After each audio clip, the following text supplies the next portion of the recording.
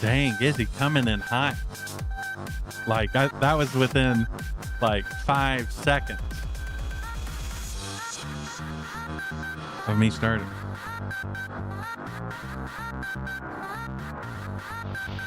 Things might be a little scuffed. The brain is not braining today, as usual. That's no one's surprise. And I was busy yapping with some peeps about some things. So I kind of just raw dogged going live, which is a very me thing. Nothing is set up.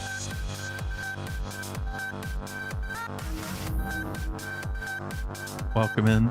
I heard someone, I can't see it right now. My tabs are all crazy. Oh, welcome in, Grant.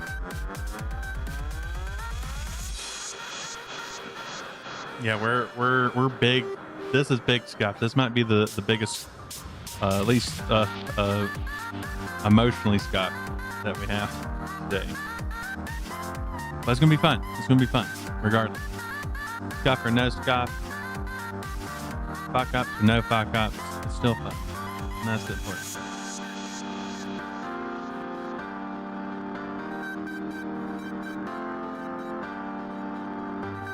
But I need to do the going live post. Let me check the YouTube. The YouTube is going well. Oh, I should go ahead and do the pin message before I forget anything else. Where the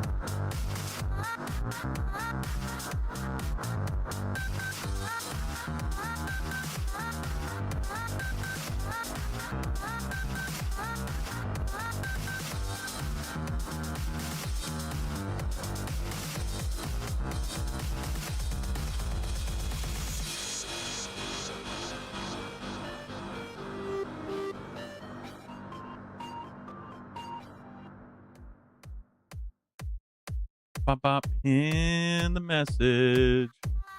Can you pin messages before stream starts? I'm pretty sure you can't, because once you start the stream, it'll like reset. I'm pretty sure.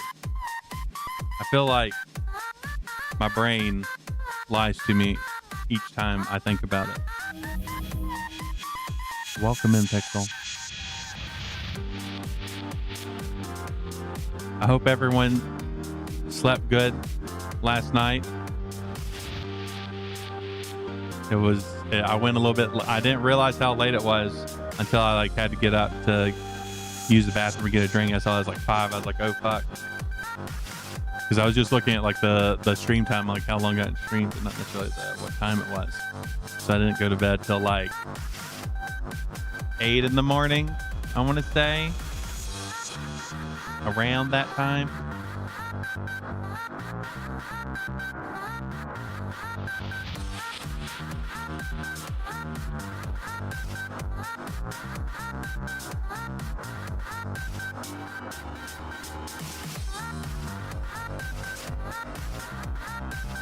But gonna make sure I got all the things set up how they're supposed to be set up. Make my go live post so I can be the pro streamer everyone expects me to be. Because God knows the one day I don't do the go live post, Hime is going to be on my ass. They have waited.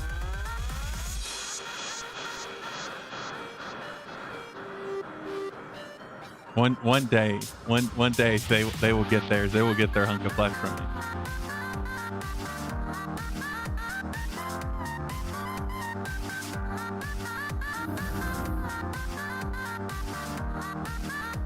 Yeah, exactly, Killer. Welcome in. Oh, Killer, you're so close. You're so close to the magic number.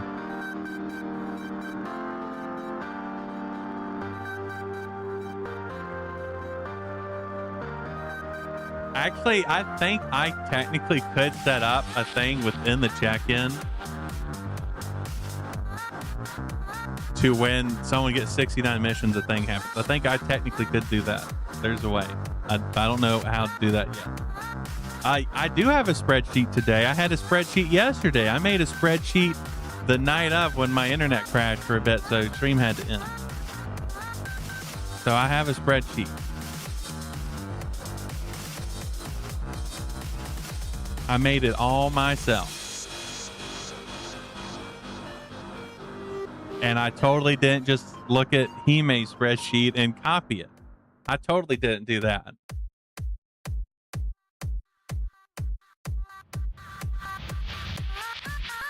Uh-oh, I forgot something. I think I can do this now. I knew I was forgetting something, y'all. I need to turn off that thing because it's borked.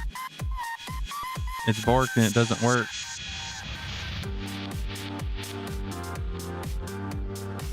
I need to turn that off. I need to figure out why it wasn't working. We're good. It's turned off. Shouldn't be an issue right now. Twitch being dumb as usual. That's true. We appreciate the spreadsheet help. Spreadsheets are hard, when you stream, you don't have a lot of brain cells.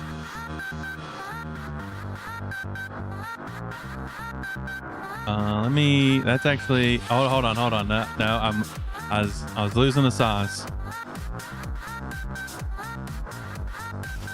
I need to finish the go live post, y'all.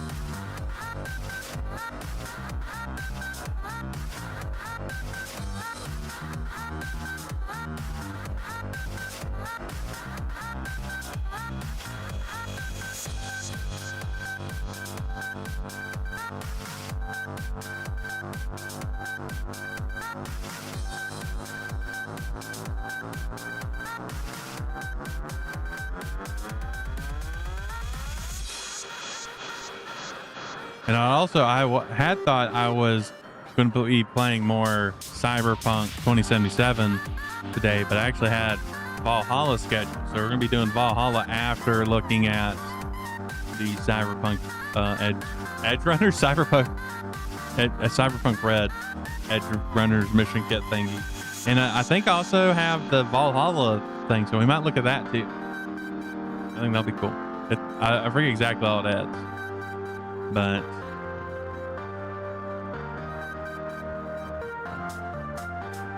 I hope everyone's having a good day today outside of the heat. It is pretty toasty over here.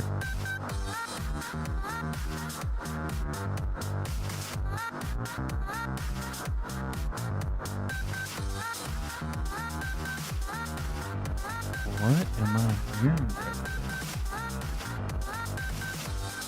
Is someone sawing?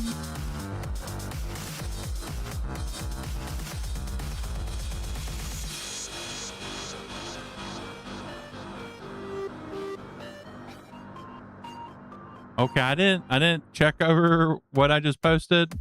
I think it's good. Yeah, it's good. It's good. We're good.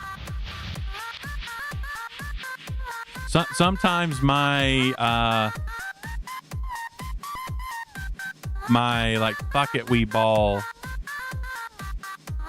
Your body's like bubble wrap. That's not. I don't think that's good. As much as I like bubble wrap and popping bubbles, I'm not sure a body's supposed to be like bubble wrap. Make sure to rest up as much as you can. Come get in your dog bed under my desk.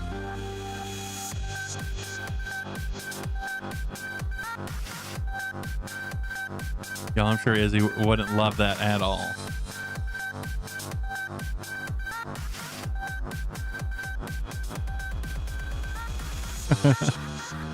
Okay, what was I doing? Oh yeah. Need to make sure that is set up. I feel like I don't have to prove much right now.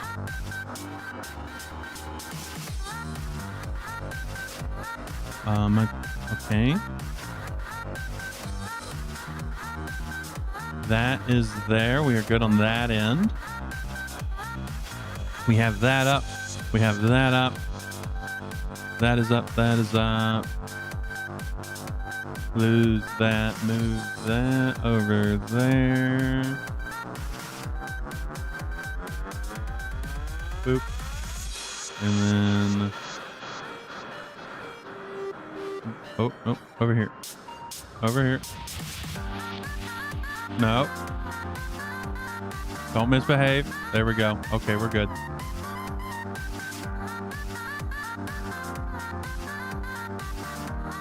I guess it. I bit my tongue. Ow. I guess I can have that up there. Oh, should get music ready because with TTRPGs, there's not going to be any background. We'll keep rocking the Astro Prisma soundtrack.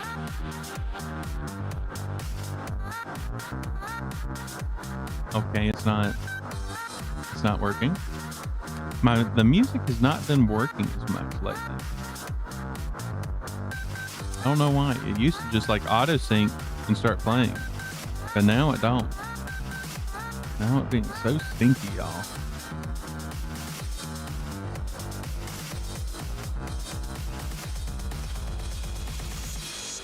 Oh, I should have my PNG model up.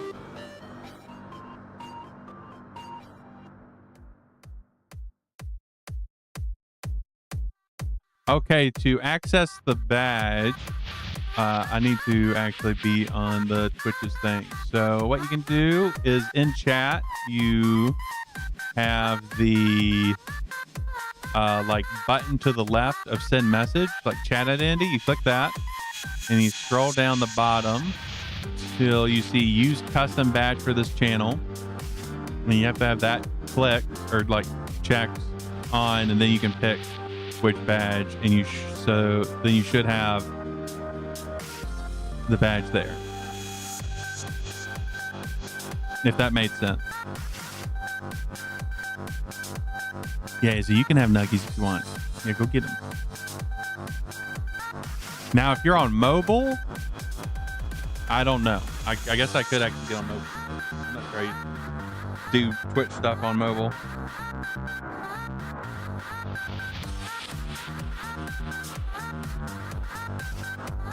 Let me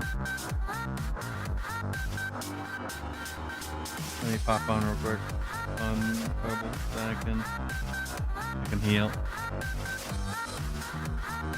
Okay, Killer's coming in. Appreciate you, Killer. I should definitely use the Twitch mobile more just for troubleshooting stuff.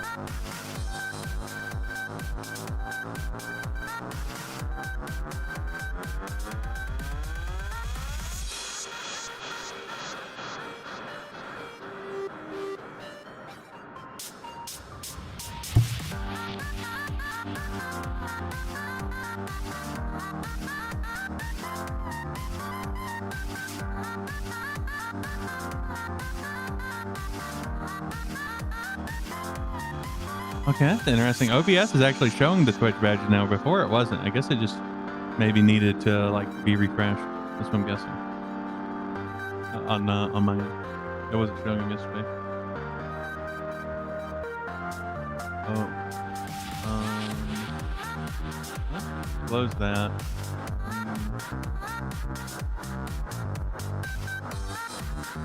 Hell yeah, let's go. Ooh, I just closed that on accident. Oopsie. Wasn't anything important, but let's go. Look at all those cyber summers. We're cybering so hard now. That totally doesn't have other meaning. Totally none at all.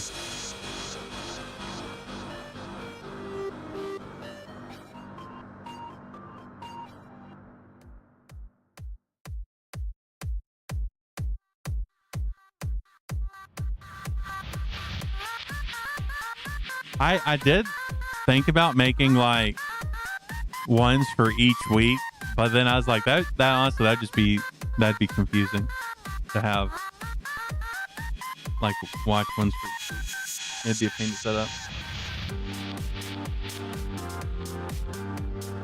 Hell yeah. Yeah, people would miss out. It was mainly an urge for me to make stuff because I like making stuff.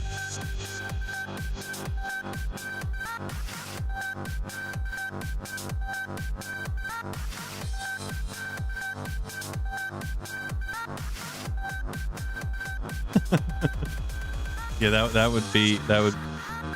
be very cruel for Killer. What? We can switch over now. We're gonna see if anything's. Wait, hold on. Did I leave that thing open? I did leave that open. Okay, that's very good that I checked that before I switched over.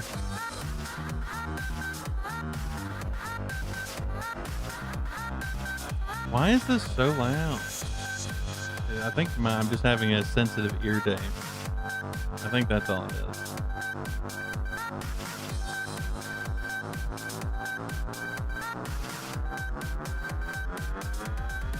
It'd be like that. Okay, we're switching over. Hi, hello, it's me, your dog, Coyote, the Backstreet Chimera from Stray City. We're back again with day 3 of Cyber Summer.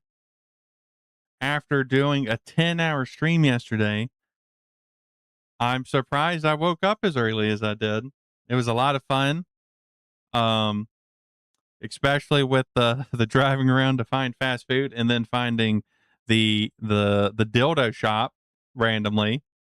I did not know that was something that Cyberpunk did, and apparently, what was funny is I like lay down in bed and I was on like YouTube Shorts, and one of the very first videos I get was someone talking about the dildo weapon in Cyberpunk. So apparently, there's a dildo weapon in the game.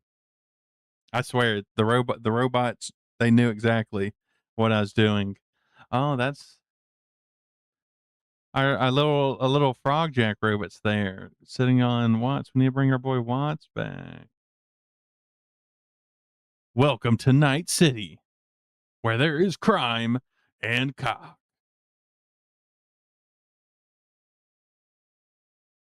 Oh God, I'm clicking on so many things accidentally right now. But welcome in, everyone. Izzy coming in again with first.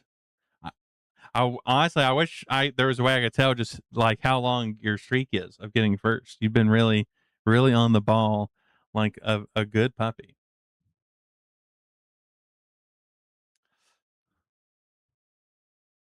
But then also getting closer to 60 missions. Fuck yeah. Gretchen's getting closer to 10. Still amazes me seeing the numbers go up like that every time. And because normally I only stream like three times a week, streaming pretty much every day for the month. The numbers going to be big. We're going to end up seeing 100, maybe not on the missions themselves, but on the streaks, which that will be fucking insane. But yeah, my brain. Oh, you know what? That's so right. You will have a chance. People have more chance to earn the juicy bones. And then once the event's over, I'm going to make a like living legend lore repository thing. I tried to get it done before this because I knew there would I'll be a void in what I can do for a month, but unfortunately I had to work on some stuff because the scuff always coming for me. But yeah, I'm excited to look at the Cyberpunk mission kit today. I when I ran the one shot I ran, I kind of just went over the basics. Like I skimmed the like sort of I guess starter rules that comes with it, and so I didn't give it a hard look, and it's been a while. And I didn't go over any of the lore because it comes with like a lore book that explains like the bare bones history of Night City. So I think that'll be fun to go over. And plus, look at all the cool Edge Runners art. Did I forget to get a drink? No, I think I'm good. I'm good. But since we gotten through a bit more of Cyberpunk, we're actually surprised with all the like random references, like the fact that it just had a GLaDOS reference randomly was really surprising. Or like that has Co Carnage. I'm not sure why Co Carnage is in the game. Like was he put in after like during like a Cyberpunk update? And like Jesse Cox is in the game. I knew about that when it first came out because he talked about it a bunch about his, dick being on fire. So it's just interesting to see all those random references. Or I guess in sort of a similar thing, like the dildo weapon I was talking about, that's apparently in the game.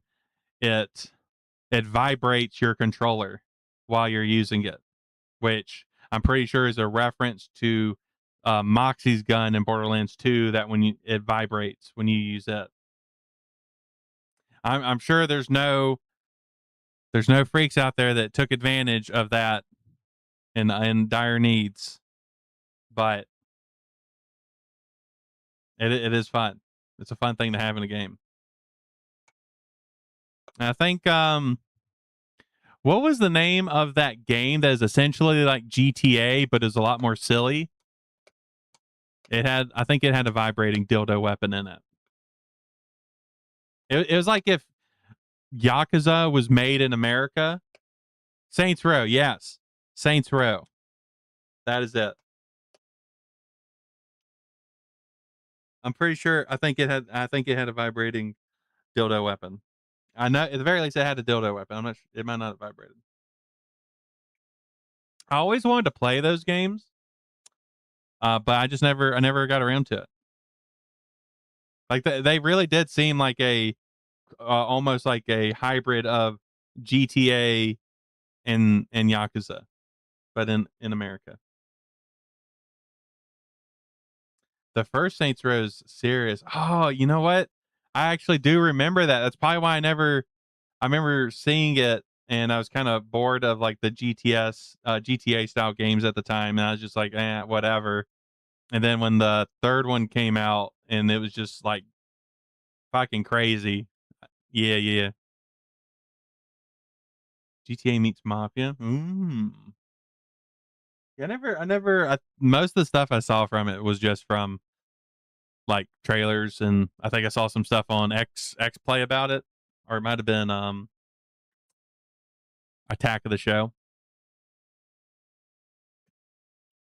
Maybe maybe should look at that at some point. Let's see. I would be surprised if it's not on Steam. We'll see. Saints Row 3. Wait, it's actually I don't oh, it's called Saints Row the Third. Wait, real? It's only $2.50 right now.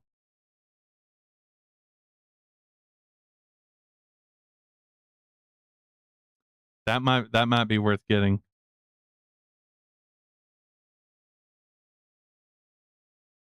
Wait, comes with all the. I'll look at this later. I'll add it to the wish list.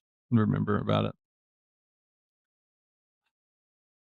The summer sale is very dangerous. I've been very well behaved. Very well behaved. I've resisted the urge to. I mean, like when you buy a game like 90% off, you're essentially being paid to get the game. You know, like they're giving you money to pay the game because just how cheap it is. It's kind of it's an unfair tactic.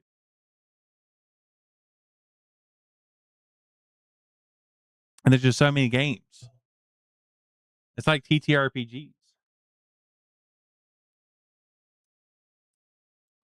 And then I saw today, I think it was today, like there's a Humble bundle for Clip Studio Paint that's like only $25. And I'm like, these bastards, they know me. They know me. They know how much I like a good deal.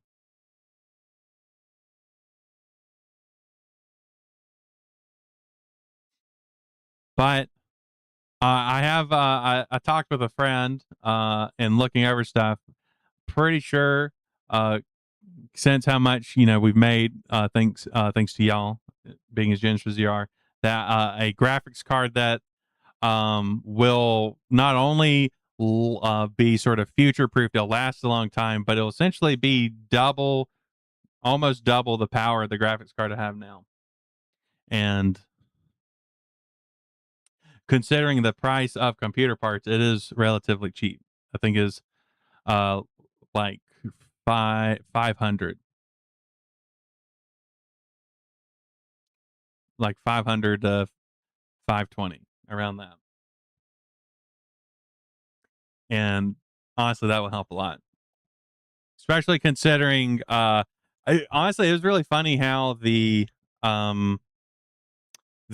head pat redeem was the thing that was lagging. Like the other redeems seemed to be working fairly well, but that one specifically is like computer is bottleneck too much. We must give slow head pats to not make the VRAM explode.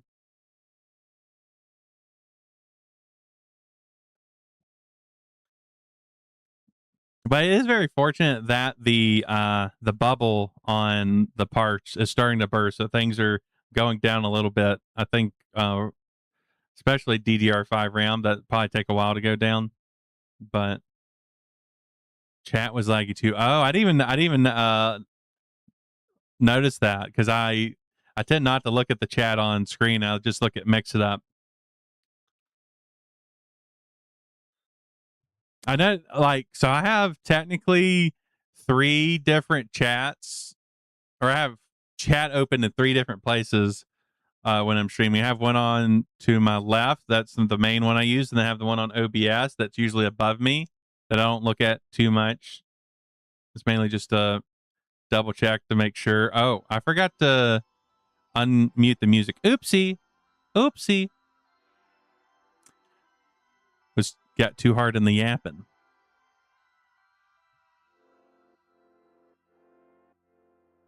That's good to know. It's good to know the chat was laggy too. I usually, after I stream, I tend to go like check the VODs a little bit to see how things were, but I was so fucking tired. I was like, ain't no way I'm doing that. As soon as I ended stream and like made the like ending post, I was out. I went out. And then I watched, what did I watch?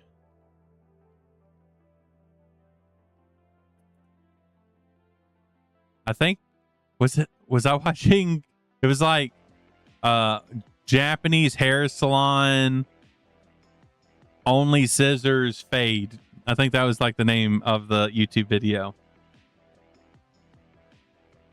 Which honestly, even though I wasn't looking at it, I was just hearing the very faint snipping sounds of hair being cut. It's honestly really impressive to be able to give a motherfucker a fade using only scissors. Like that's next level dedication to the craft.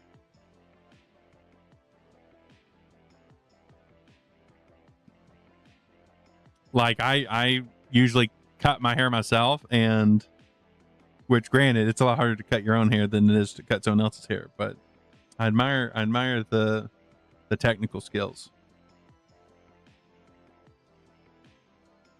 And then one thing, the reason why I kind of like having like ASMR on YouTube when I go to sleep is because when I wake up, I'm always in some weird ass place. Like I ended up, the video was like the camera was angled at a girl's like thighs. She was cosplaying with like a skirt that was like sort of slightly pulled up to show more thigh, and that was the only thing that was really showing. It was like the mic, thighs, and then cosplay dress outfit, and she was making these weird sounds. It was like I don't even think it was mouth sounds. I honestly, I couldn't tell, and I didn't hear any like noticeable like scratching on wood or anything like that. It almost sounded like there was a creature in my walls. So when I woke up, I was kind of like shook, like what the fuck, what's going on? And it was just this ASMR girl making weird sounds. And honestly, that tends to come up, or VTuber ASMR,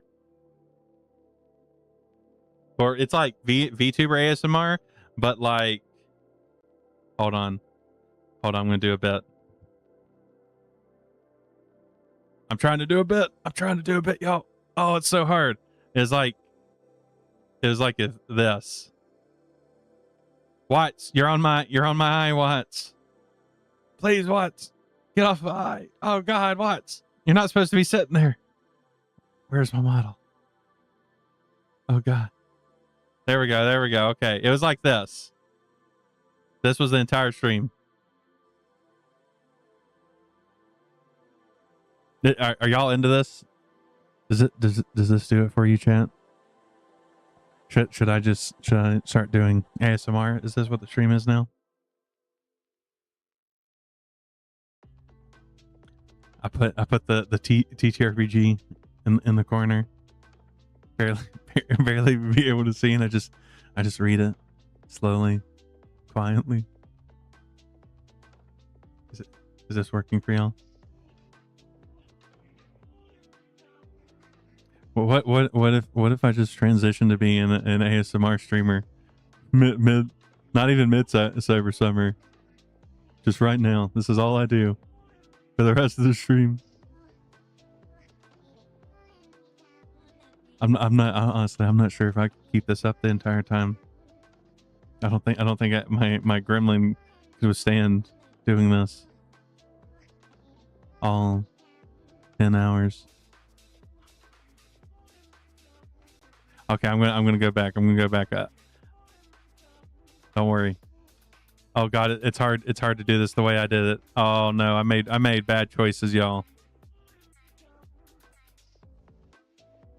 I made many bad choices.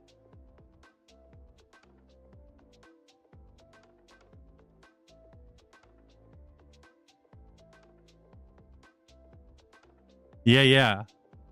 I get all the niche content creation, all of it. Okay, now hold on. I need to test the head pats.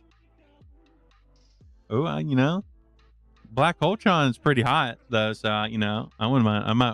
I wouldn't mind going to Black Hole, Dami Mommy. Okay, I need to test where the head pats is now. Oh no, I made a mistake. Where the fuck? No. Oh God. Channel points. There we go. I'm head patting myself. It's fine. Fine. I almost had it right on. I'm honestly impressed with myself.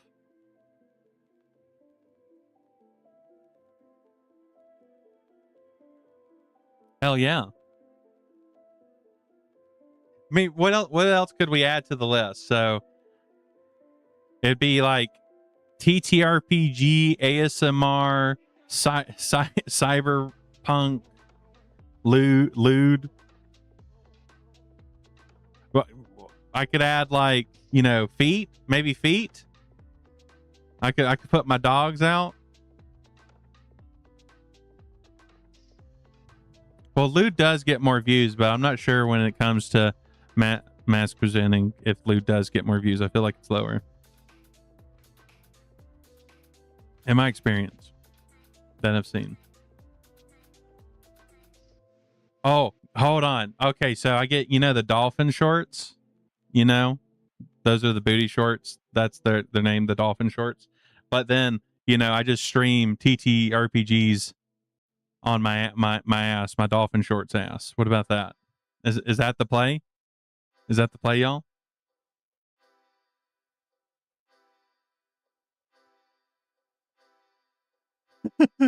Welcome in, Eddie. Yes, exactly. That's what we're doing right now. We're in the sewer.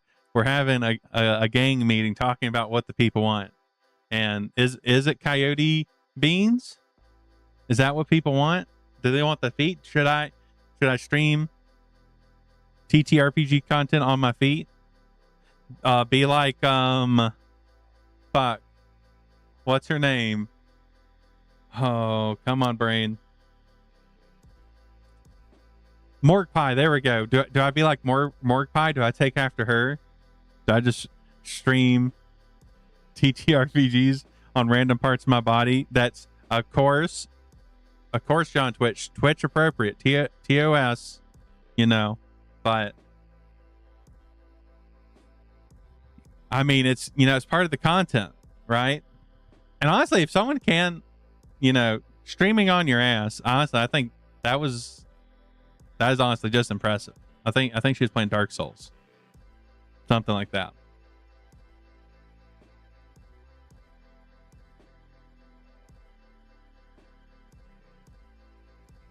Oh my god. I don't know. And I already know how to do that. I grab stuff with my feet all the time. Now, obviously, riding with my foot, that would be different. Hold on. I'm gonna try it. I'm gonna try it right now. I'm gonna try to write my name.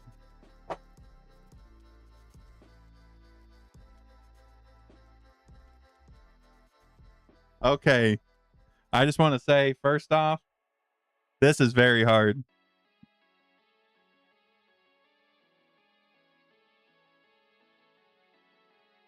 Okay. I got one line done. You know, this is great. This is great VTubing content. You know, y'all just get to hear me in wonder trying to write my name with my foot.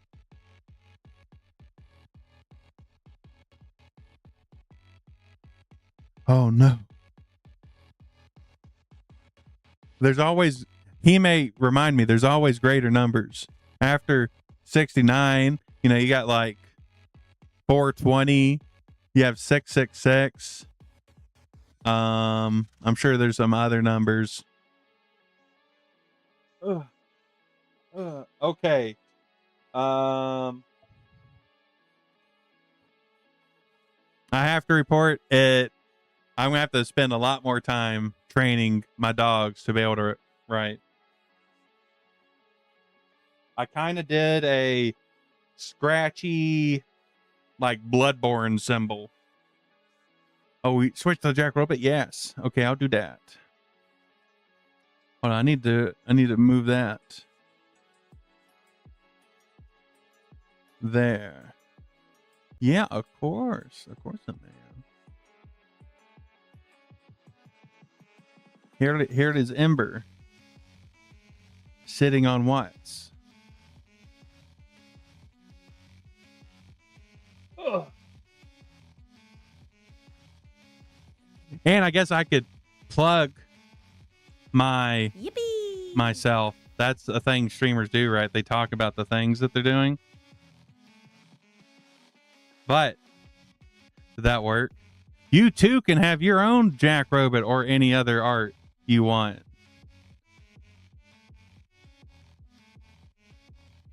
But I am pretty happy how this turned out. They're very cute.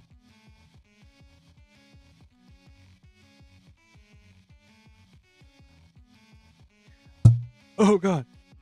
I kind of barked up my pen riding with my foot. I gripped it. I gripped it too strong.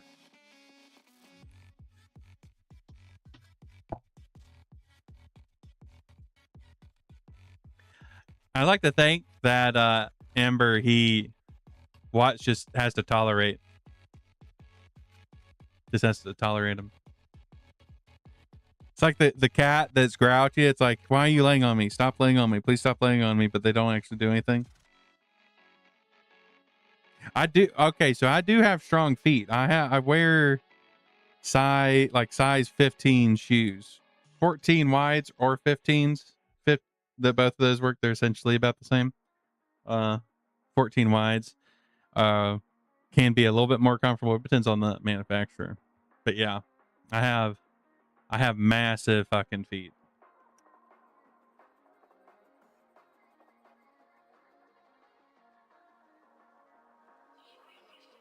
and it feels amazing, man. Oh my God. I mean, I guess if you're into feet, having, really, really big feet, that's probably good for people. Yeah. I heard that one a lot when I was in my youth. I was like, well, there's only one way to find out, and no one was brave enough. Granted, I was a lot more shy when I was younger, like a lot more shy, and a lot more of like a loner. I just wanna be in the corner and play video games. Why are you talking to me? Yeah, I know. Well, I don't have that issue anymore. Palu? Is that how you prefer to be called? Palu? Or I could call you my lady, if you would prefer. But yeah, there's plenty of people brave enough now, I think. I've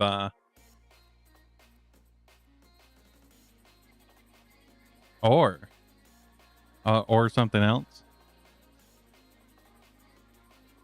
I did say I would get on my knees for you earlier. So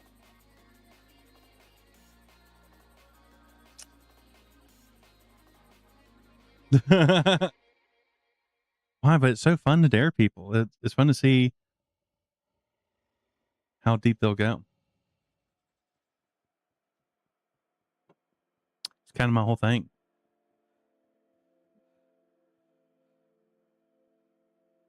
I'm just I lost my shame and cringe a long time ago. Now I'm just a wild animal.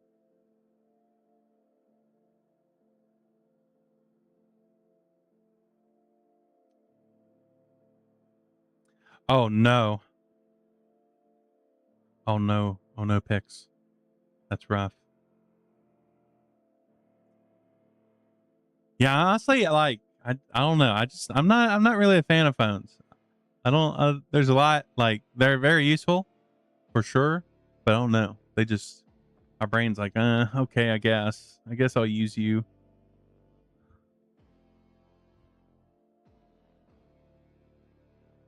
But it is useful for taking pictures of my cat when she deigns for me to,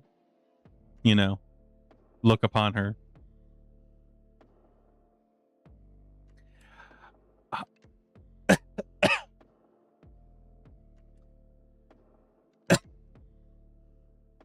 Oh, yeah. Actually, that's a good reminder, people. If you haven't ate yet, you should eat. Even if it's just a snack. I ate a bunch of turkey sliders earlier, so hopefully I won't have to like leave constantly to go like snack on a little thing over and over.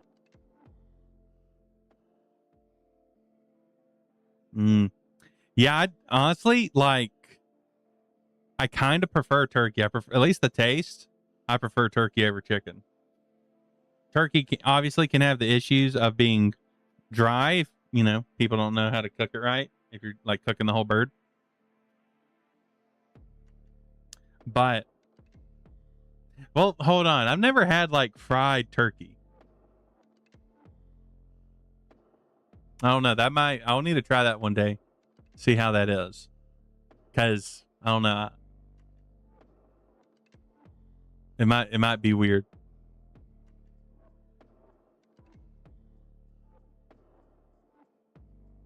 I mean, I do love chicken. Don't get me wrong. But I'm a trash dog. I'll eat a lot of stuff. Like fish. I eat like tilapia, which a lot of people often consider like the worst fish to get. Like, I eat it, love it. Smoked turkey is really good. For one Thanksgiving I had, we one of my family members is like a cook, and so he, or I guess I should say a chef, and he cooked everything, he spent like 2 fucking days cooking stuff before Thanksgiving, and you could tell the effort that man put in. The smoked turkey was. I would have done things. I would have done things for that turkey. I mean, you know, granted, I'll do things just for the love of the game too, but you know, I think the point stands.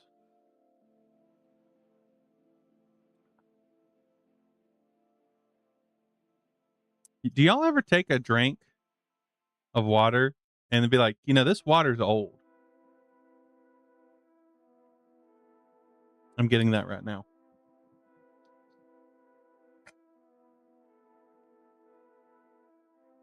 Like, this is some old water I'm drinking.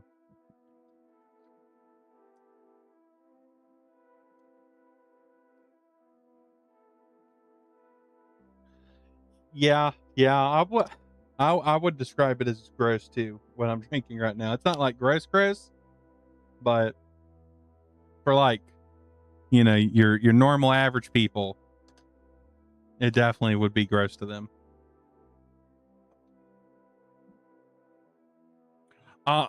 Fuck.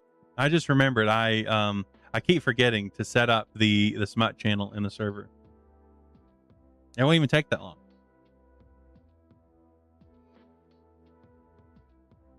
Yeah, it does just not taste right. It's like water to the left. It's like the mold people or whatever or the not people in back rooms. That's what it tastes like. Yeah. I was going to make like a read only smut channel so I could post whatever smut I write, and then peeps can, you know, they can have the roll so they can peruse it at their leisure if they're into that stuff. Because I have wrote some mini smuts recently, and I'm just like, I don't necessarily want to like put it on AO3 or whatever, like a hassle, but yeah, I'll probably have to put like a beware if you read this type thing, because for the people that have read what smut I put out, it's you know, it leans a little on the hardcore side.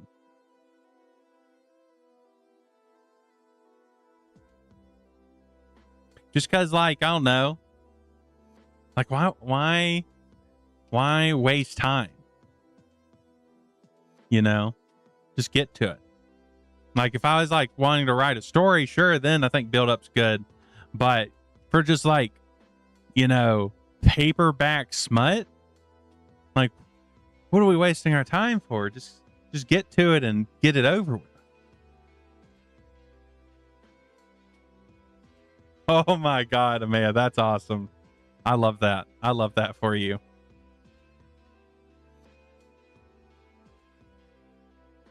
I approve of that. That's the type of spirit. You know what? Fuck it. I'll do it right now. That way, I'm held accountable by chat. We'll do it. Okay. Let's see. Where do I want to put this?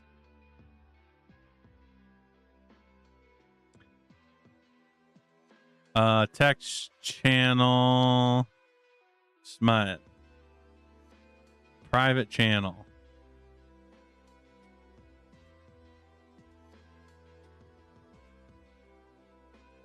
Put it at the bottom. Oh, okay. I see where your mind is.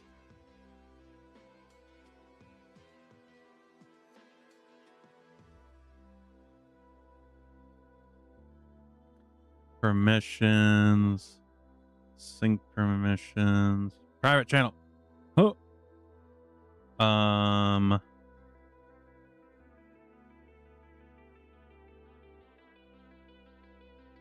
That would be mean.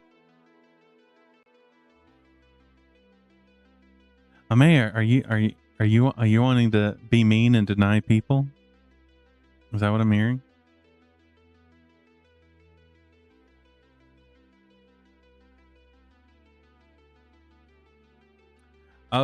Okay, channels, roles. This is peak streaming content right here. Oh, I have to go in here. Oh no. Yeah, it takes a long time to build those up. Create role. New role. Smut. We'll make it a soft pink. That feels right to me. Oh.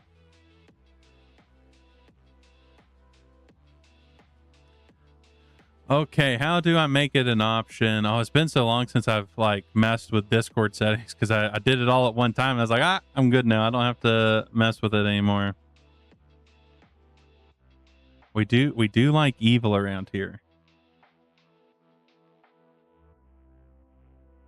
Add a question.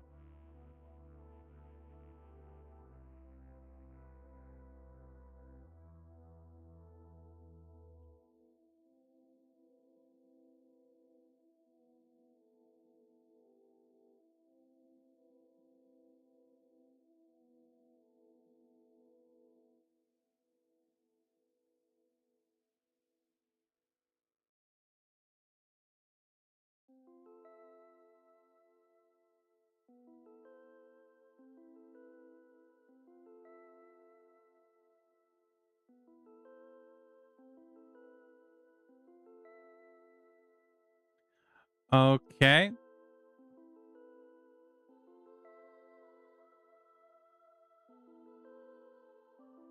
Okay, so if you're on the server, you should be able to access it now. I think. Oh wait, hold on. Oopsie, I didn't. Okay. There we go. Now you should be able to. I think.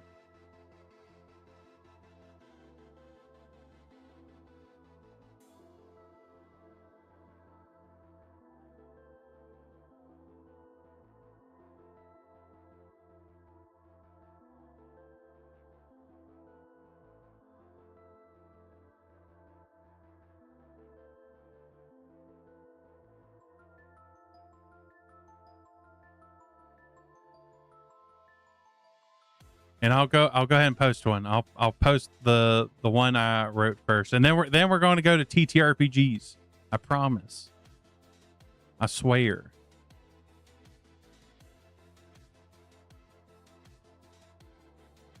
Oh god, I have to remember where I saved it, y'all. And just so you know, I raw dog wrote this one in Discord itself, so it was separated. Oh, I see people joining.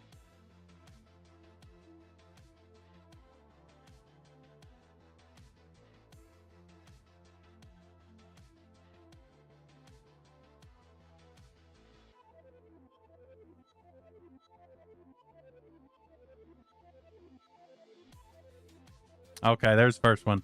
Actually, I should probably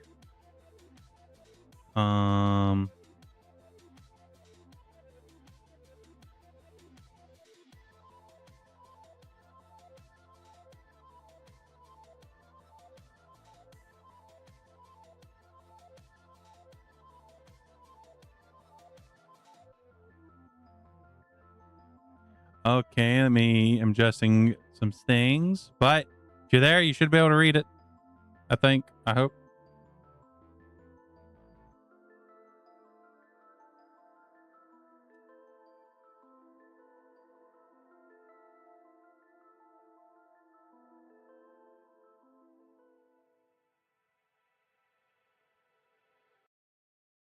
Okay.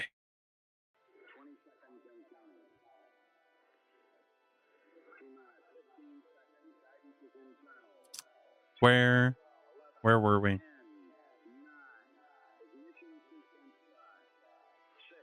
But yeah, I am proud of the smut I have written so far. I haven't written a whole bunch. I think a total of less than 10, but I'm happy with how they turned out, especially with, you know, the vibe I was going for, being, you know, very low class, raunchy smut.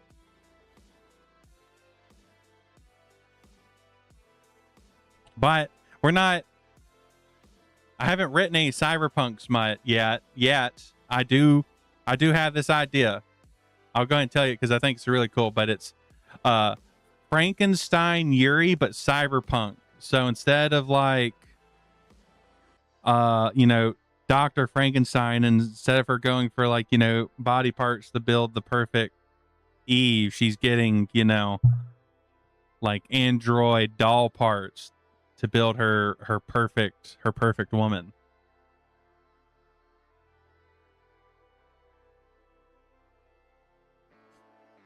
And I think that'd be hot. And obviously this perfect woman's, you know, like big, strong, buxom, you know, like what people would imagine, like a Nordic god or something. Like if Thor was a lady Thor. Well, I guess technically there is a lady Thor now that I think about it.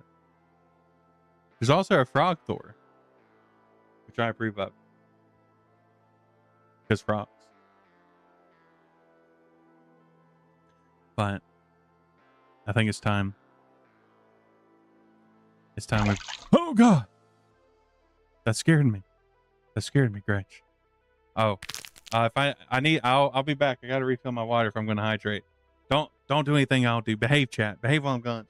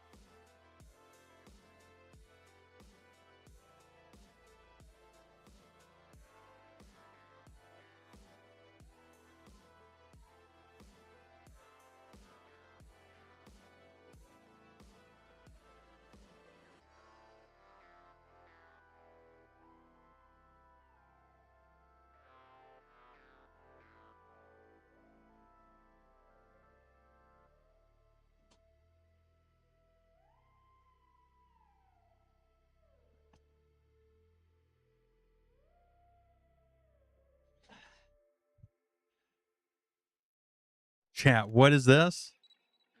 Riot? Don't tell you what to do. I don't know. I mean, I think I might be able to change that attitude. But I did squirt myself in my face when I was getting the water. It the type of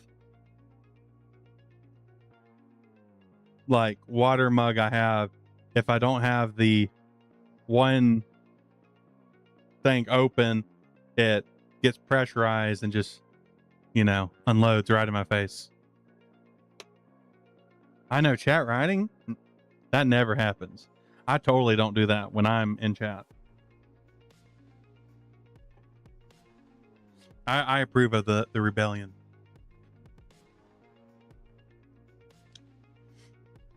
I guess a little bit like Satan in that way.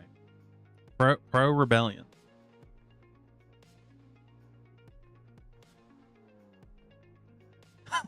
Like, oh my God. Hold on, I could change it. Amaya, I always look at the squirt. I'm a dog. Oh, okay, Gretch. I understand. Okay, you like being covered up. Understood. I respect it.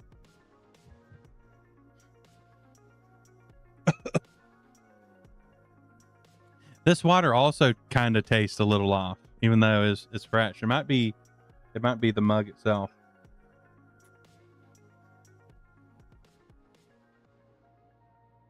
Yeah, don't worry, I'll cover anyone. I'm a cool dog like that, you know.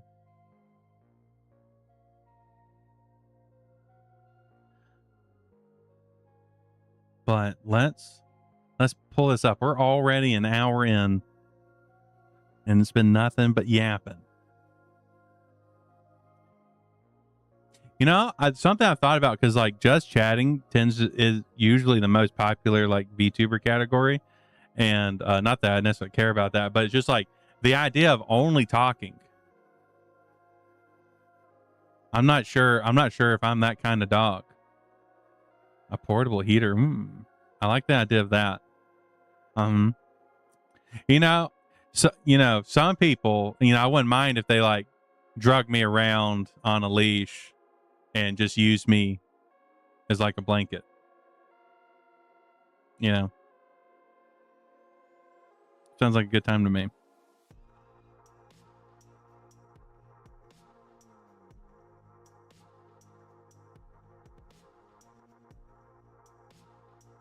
Edging? Me edging people? No way. I would never do that.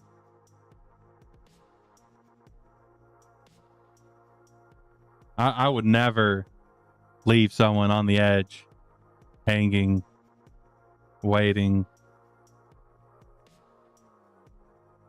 for my words to come out.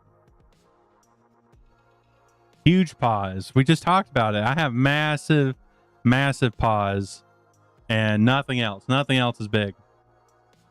Totally not. Definitely not my ego or other things. Definitely not.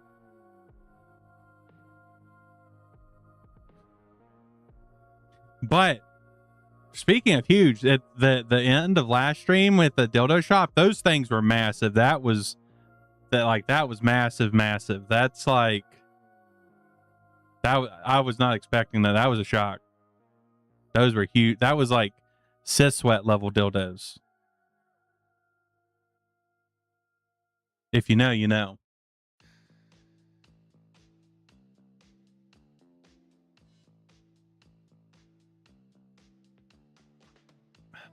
I like to bring her up sometimes just to see if I get an eye raise out of people if they know who I'm talking about.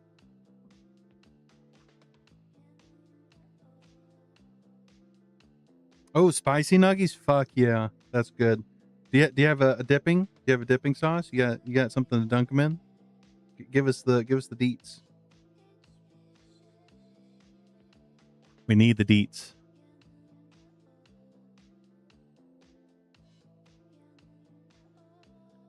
May, are we sure about that? You literally just talked about, what was it last stream, or it might have been the stream before, you talking about the club you used to go to with the people not wearing clothes? Come on. Just honey mustard. I mean, honey mustard's good though. I'll be honest with you. I don't dip. I usually don't dip my nuggies. I eat them. I raw dog them. It's a tism thing. I don't necessarily get it, but my brain's like, if it doesn't taste good by itself, why the fuck am I eating it? And my brain's just hard locked. Slurping the sauce as a chaser is wild, but I love the attitude. I'll try that next time. Next time I get nuggies, I'll have the sauce as a chaser. Just slurp it down. Just grab the packet and just squirt it right in my mouth. And they usually don't come in packets. They come in the little cups, and that's a little harder to, be cool with it. The new badge, that is for watching for a total of 8 hours through the month of July. I think that's what you're asking about.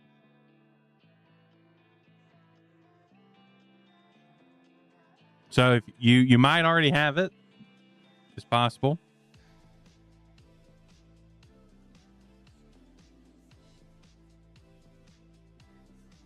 The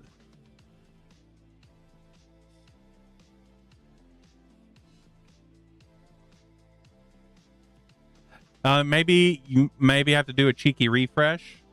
That might be it. I'm not sure if you can look like be like how many hours or have you watched into this event for to get this badge. Yeah, mobile be stinky. It really do. Twitch really need to do better.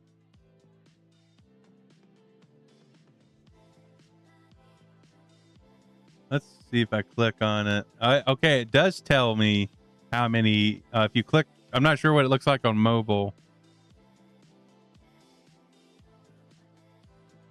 What? I don't think that's right. Stream Elements. Stream Elements. Are you drunk? Oh, you cannot check badges on mobile. Amaya has the one for doing a sub. Either subscribing or gifting a sub will get you the other one.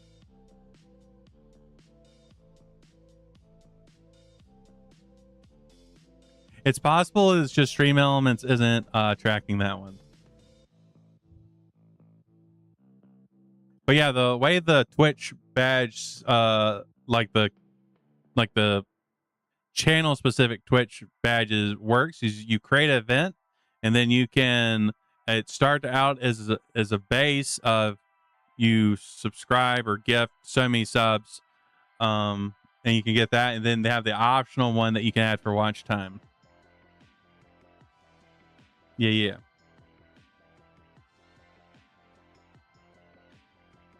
But I think Stream Elements is just, I think it's just borked. I think it's borked up because it's definitely not.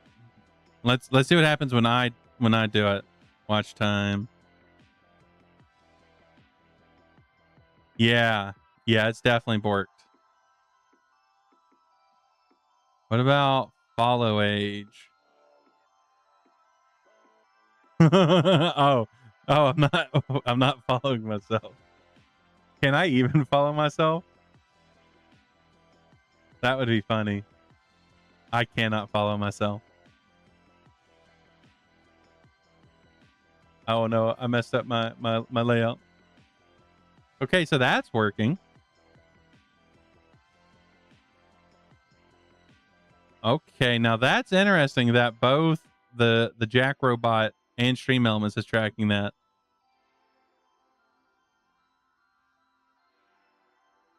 Yeah, let me go into the Stream Elements.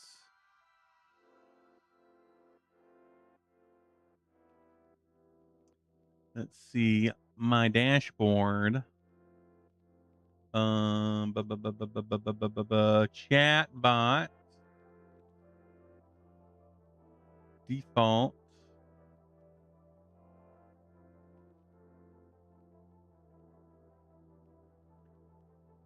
Yeah, at least on the Stream Element side, it is registering that. Let's look at Mix It Up. I'm not even sure how you would pre-made commands. Watch.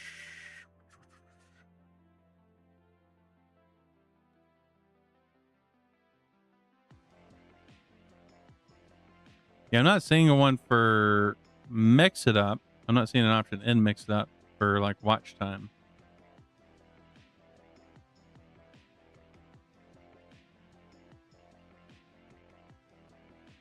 But at the very least, if Pixel has that one, and I believe Pix, you've been on mobile for the thing, so at least seems like mobile is working for tracking the time. But Twitch has been real fucky about like what counts as you watching, what doesn't count as you watching, because they're like trying to solve the botting problem, even though there's way better ways to actually do that. But oh, ooh, oh, that scared me. I almost clicked off a thing that I don't think I can click off of. I think that has to stay up. I gave myself a mini heart attack. Just a tiny one.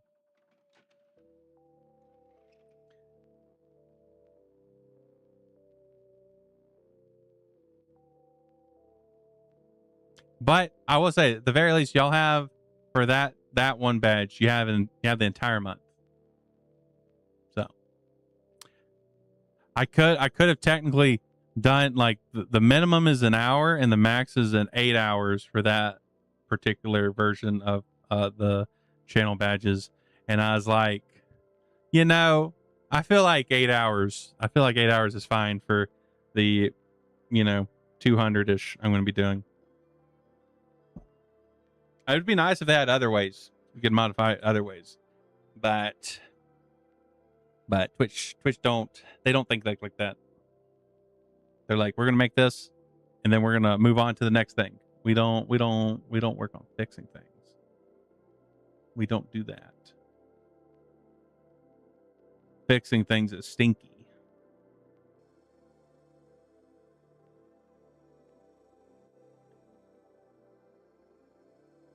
But I think it's time, y'all. I think it's time for TTRPGs.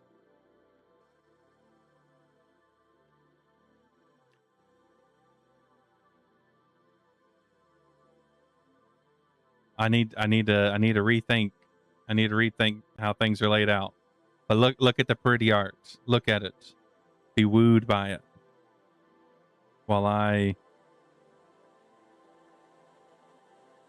work on moving things. Oh, hey.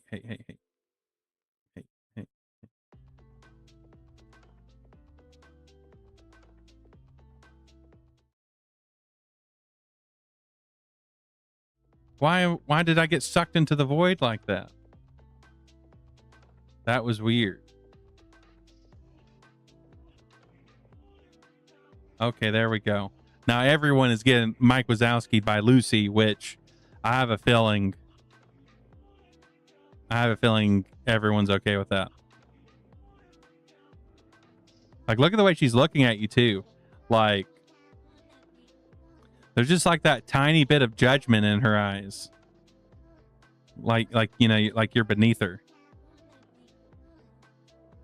Probably both physically and socially.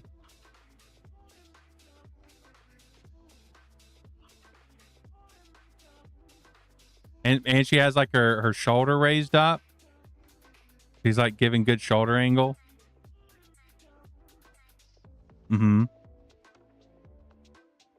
It's just sometimes I'll just like look at a shoulder and be like, damn, that's one sexy shoulder. I don't know what that is. What part of my like lizard brain, monkey brain is having those thoughts.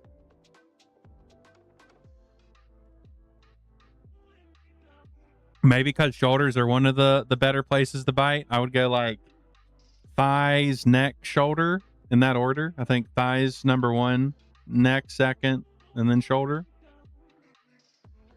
Oh no, wait, hold on. I'm gonna say like the hip region in general. So like, hip, love handles, thighs, like that is number 1, and then neck, then shoulders. Which, granted, I guess you could consider the neck and shoulder area as one area.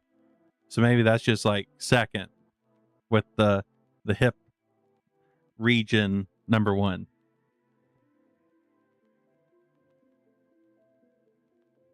Then I guess what would be third?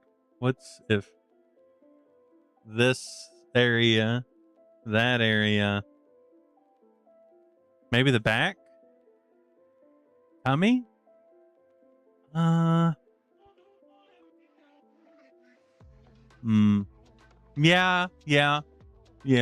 I don't necessarily think tummy is that's not one of my go-to places, but it's not a bad place. It just feels like, tummy is like a transitional period because, you're either going up or down it. You usually don't stay at it, you know? It's the road to the fun places.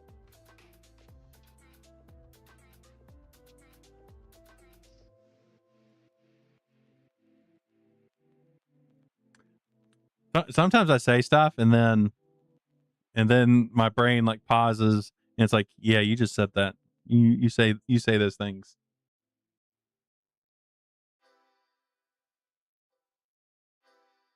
Okay, but there we go. But I think butt is number 3. Which granted, the butt is kind of just the back of like the hip zone.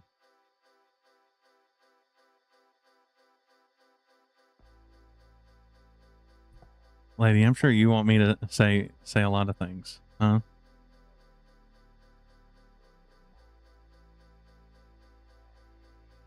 But yeah, that's my final answers. It's the hip zone, then the neck zone, which includes the shoulder, clavicle, and then butt.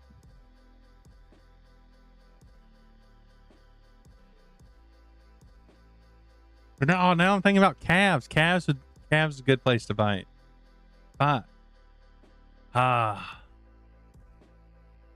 don't think I can go any deeper into what's I think everything else is top 3.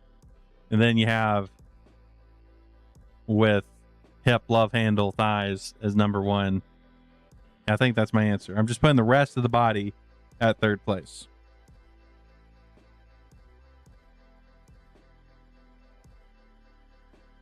Like ears are a good place.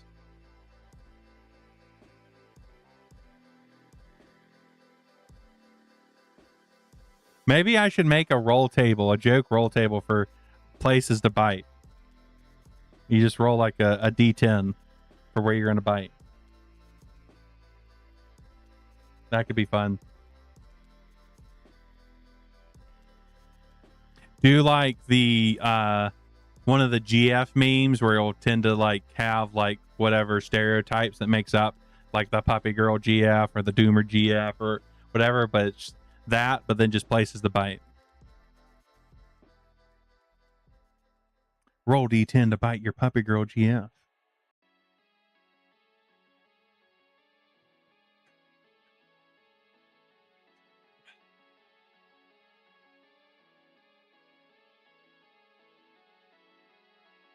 You don't need more temptations to spend your points.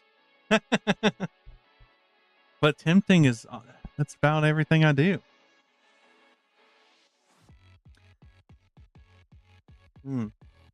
This song is hitting. This might be my favorite one in the Astro Prisma soundtrack. I definitely need to add some more point stuff. I hopefully by the end of this month, going into the next month, we'll have more temptations to spend points on.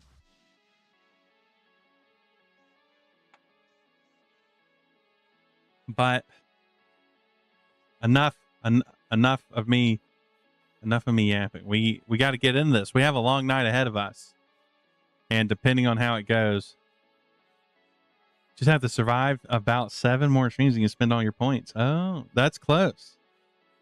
That's very close. Another so close to another living legend. And then the grind will grow higher.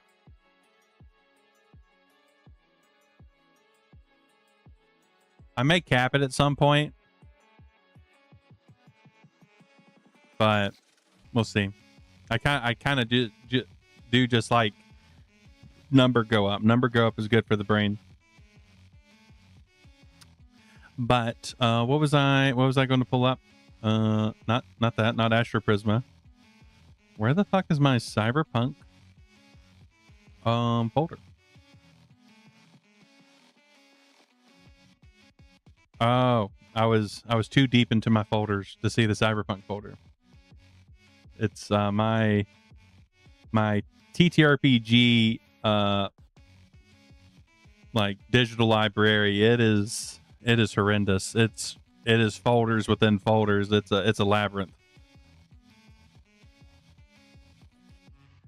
But I do also have the Cyberpunk Red single player mode, so that's to play it as a solo TTRPG. We might look at that depending on the time, because mainly just because I'm not sure how late I can go into just reading TTRPGs, because I do need to use my brain and reading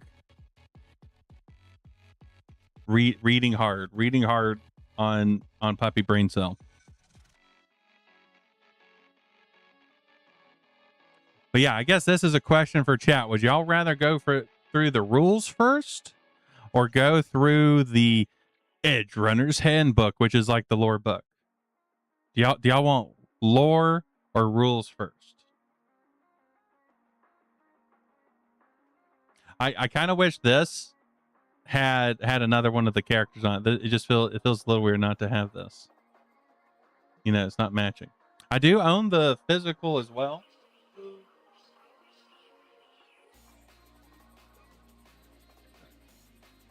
Oh, that was heavy. I just grabbed like a giant stack to grab that one. Where am I going to put this? I'm just gonna drop down the floor for now. There's nail polish. Okay, on top. Okay, we'll do the lore book unless the other side proves stronger. My desk space. Where? Oopsie. That actually did move a tiny bit. What was that? Oh, gun. What? Why did it disappear? What's happening? Cat, there's scuff afoot. There's major scuff.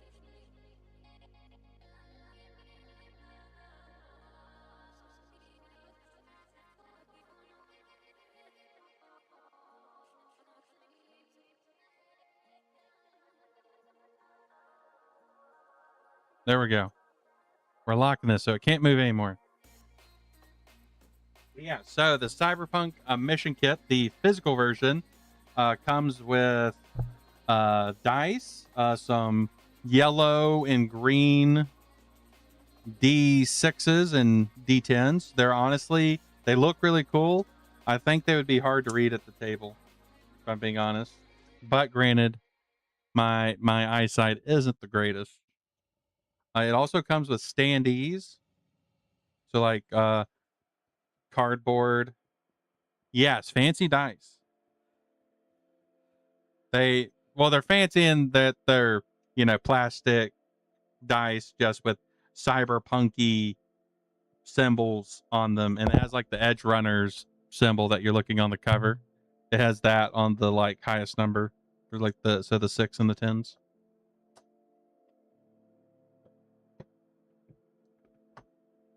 Oh, this is dangerous. Oh, I'm trying to get all of it out without accidentally destroying everything on my desk.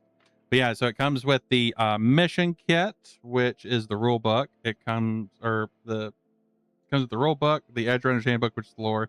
It comes with a adventure that is tied into the anime. That comes with a bunch of pre-gens with custom art from the I guess the main artist of the Edge Runners anime.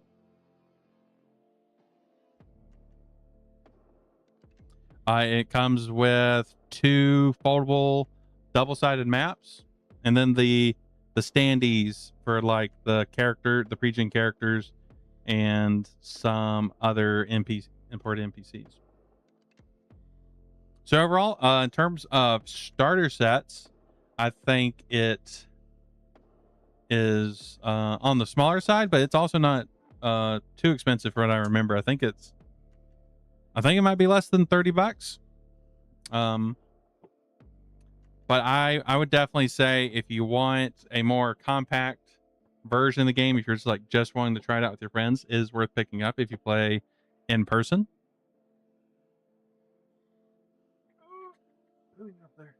Oh. But I would still rate Dragonbane as the best starter TTRPG starter set on the market. Yes, we're edging. We're edging so hard right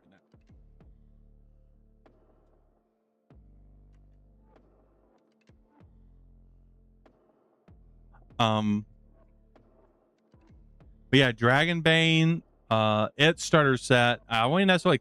I'm not sure if it would actually be classified as a starter set. It is more expensive. I want to say almost nearly double the price of what the Edge Runners one is, but it comes with the full like core rule book, just in paperback form, and then it comes with standees for I believe every monster in the game, as well as like PC standees and cards like item cards, treasure cards, initiative cards. It comes with a 15 adventures. It's the Dragonbane one. It is probably will remain my number one like TTRPG box set that I've seen currently.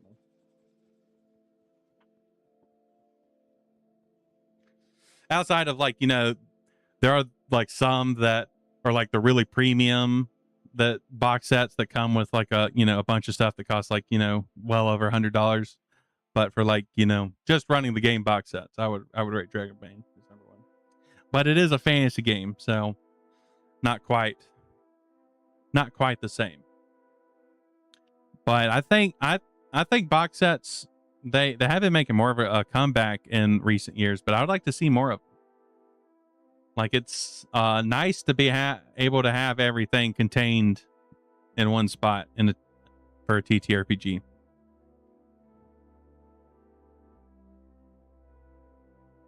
And like, if you're doing like, miniatures, you want that stuff at the table. I think the flat minis, like especially like the flat plastic ones, I think are really good for space. Like miniatures can take up a fuck ton of room. And this room I don't have. I don't even really have room for that box set, but that's because my desk it's crammed with streaming stuffs.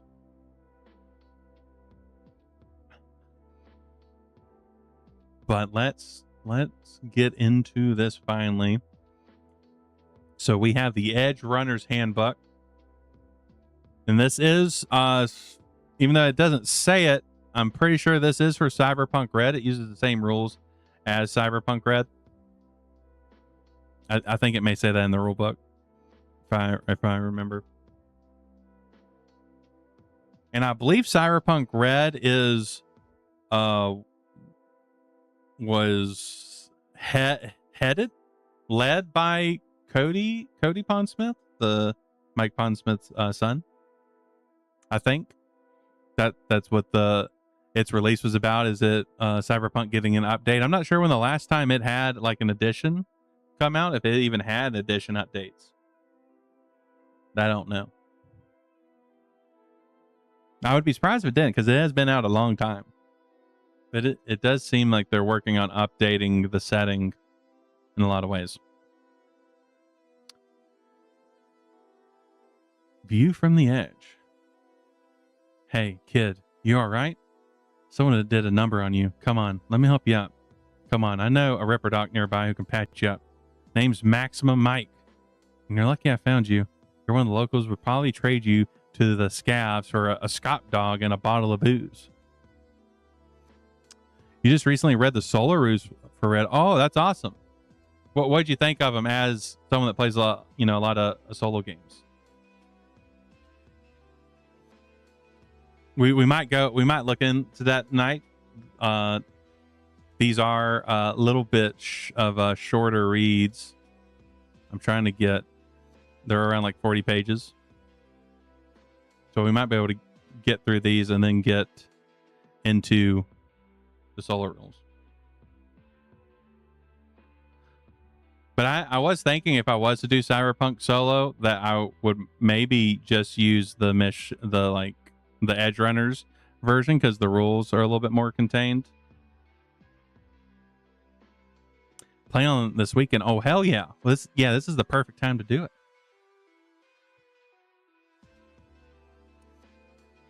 Is it? It's fine to be biased towards Cyberpunk.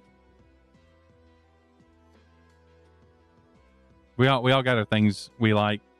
Like I think fantasy will always be my home, just because I feel like, you know, fantasy's like, you know, the like grandma's like sort of like home cooked meal, you know, where it's just like has that nostalgia baked into it. But I have grown to, obviously the reason why I'm doing this Cyberpunk event is because I have grown to like the Cyberpunk genre more and want to get into it more.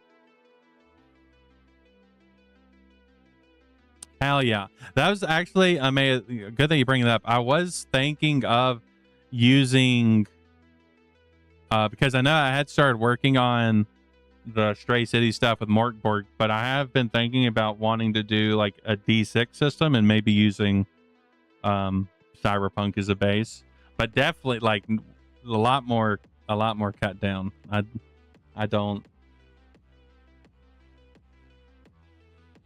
just can't. I don't have the brain for all those rules. I don't. But that's gonna be a future thing to worry about.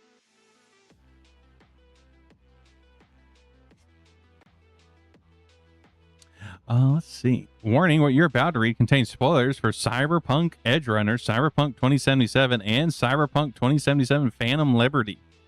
Oh no. I think everyone has seen Edgerunners. We're going to be watching it in the Discord server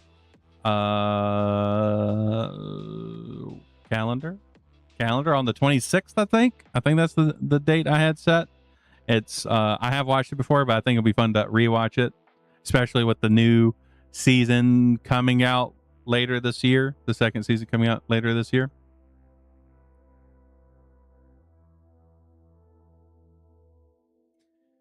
You want to be an Edgerunner, don't you? Yeah, I can see the hunger in your eyes, even the one swollen shut. I recognize it. After all, I've been doing this longer than almost anyone. While we're walking, I can give you the lay of the land. Focus on what I'm saying. It'll keep you from passing out. You've heard of the stories about the legends, Morgan Blackhand, Boa Wayland, Rogue, the Cyber Six, David Martinez, Edgerunners, all burning bright and proud. And you want to join them? You've got big dreams of eddies in your pockets and mega violence in the streets. Well, listen up. If you're going to run the edge, you need to know the score. Being an Edgerunner means more than packing up budget arms carnage and chatting up the local fixer. You need to cram some knowledge in your dome if you want to survive. Only gonks stay ignorant, so pay attention to what I'm saying. Learn the history, learn the city, learn the world, learn the players, and maybe, just maybe, when the shit hits the turbine, you'll live long enough to enjoy the eddies you earned from your first gig. Let's start with the rules, memorize them, live them, and you'll always take it to the edge. So this is what I was talking about while playing Cyberpunk 2077. Like a lot of the stuff they use is very sexualized. Like we're edging, people are being fingered. Like they know what they're doing.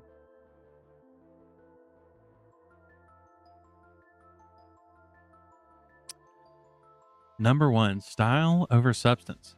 It doesn't matter how well you do something as long as you look good doing it. If you're going to blow it, make sure you look like you planned it that way. See, now we're blowing. I'm telling you. This is intentional. It just started out with people fingering each other. And we're now all ready to edging and blowing.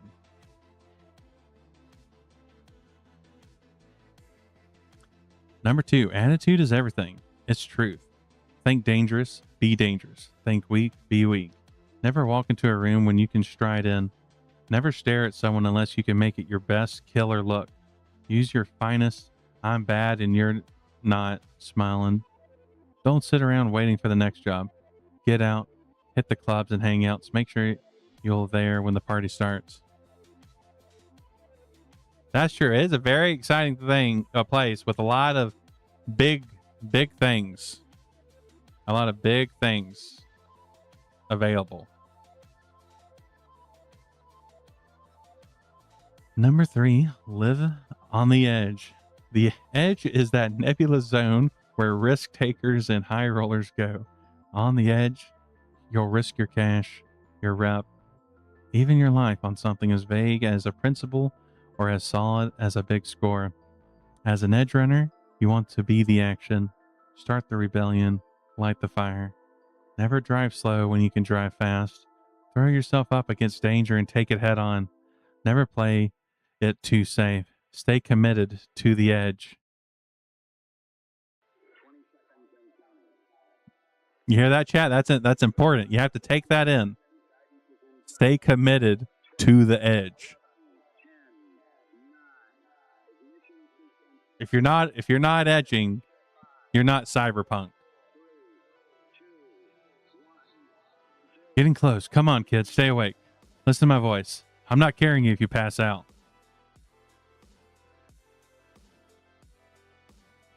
The roles. When most people think about edge runners, they picture cybered up street mercs doing illegal jobs for shadowy fixers in the back alleys and combat zones. That's not all what an edge runner is. That's not all an edge runner is, though. It's in the name, edge runner. Someone who runs on the edges of society and refuses to live by the rules force-fed down their throat by megacorp marketing. Yeah, those cybered up street mercs are edge runners. But so is the musician on the corner belting out songs about megacorp atrocities despite the last beatdown she got from the cops. Hell, so is the fix-it guy down the street who mods your ride with parts no corporate shill ever approved. When you're dealing with a fellow edge runner, it helps to know what type they are. We call those roles. Fixers, the deal makers, organizers, and information brokers on the street. The biggest names run small empires connecting chooms who need something with chooms who can provide it. But most do smaller jobs, moving merchandise, trading information, making deals. Examples are Faraday, Padre, and Wakako. I'm familiar with Padre. We, at least in the game, we encountered Padre at the beginning. I believe that's the same person. Medtechs. Once upon a time, healers were as much artists as they were scientists. Today, they're technicians, patching up meat and metal alike. Medtechs run the gambit from the sketchy Ripper Doc working out some dirty basement to the shiny trauma team surgeon flying high in the sky. Examples are Doc, Gloria Martinez, and Victor Vector.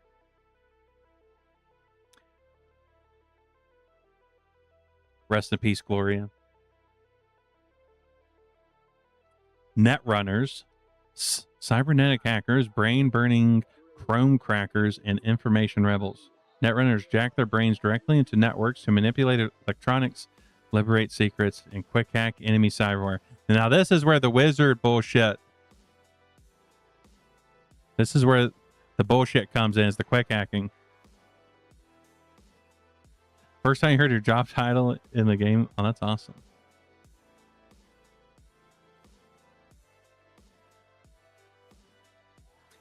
And Netrunners are Kiwi, Lucy, and T-Bug. But honestly, having played, at least the TTRPG one time, that's where a lot of the I guess what slowed down the game was when the quick hacking came about. And in the game itself, it's fucking busted. And I understand why it's fucking busted. Because, if you're good at hacking in a world where anything can be hacked, you're gonna be able to do a lot of bullshit.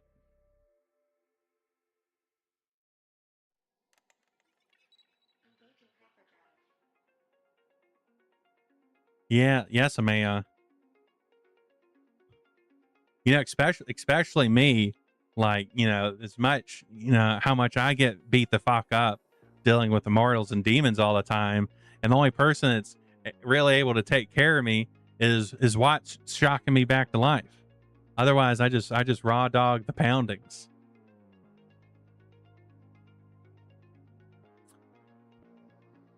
Nomads, the ultimate road warriors and pirates. The nomads left the urban decay of civilization decades ago to forge their own mobile path through the world.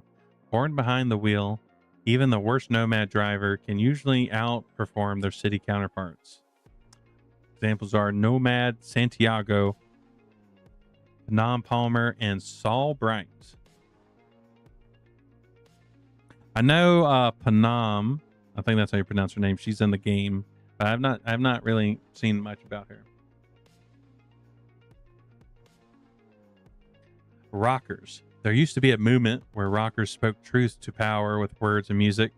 That's long since dead. Today, most rockers come complete with minders to ensure their message is megacorp approved. Only a rare few dare rebel against the sanitized media to scream their message to the void. Examples include Johnny Silverhand, Carrie Eurodyne, and Lizzie Wizzy. You know, it's kind of interesting that they speak about sanitized media, considering all the ads that are in the game are very sexualized. And I think that says a lot. That says a lot about like the world, and it's, you know, especially poignant for the world we live in. Which I guess is a bit ironic considering how lewd and down bad I am on the internet. Solos, the classic mavens of mega violence. They are the assassins, bodyguards, killers, and soldiers for hire in the world where everyone's armed and real skill still wins a firefight. Examples are David Martinez, Maine, and Rebecca. I'm assuming not Resident Evil Rebecca. So I guess she would technically classify as a solo.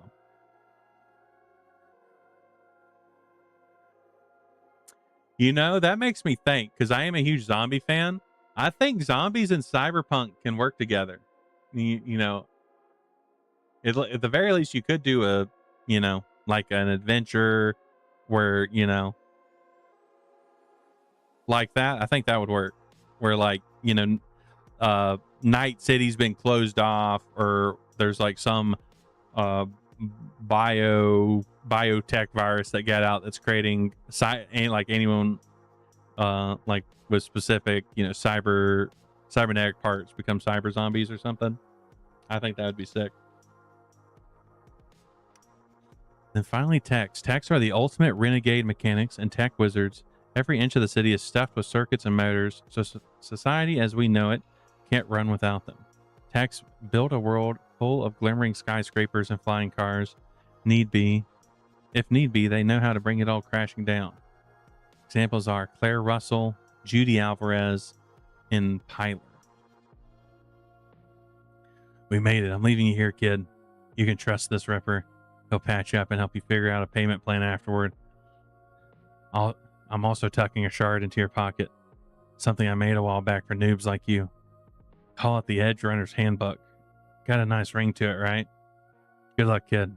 I hope you're breathing next time I see you. Yes, bring it down and then dance on it. Bounce on that world crazy style.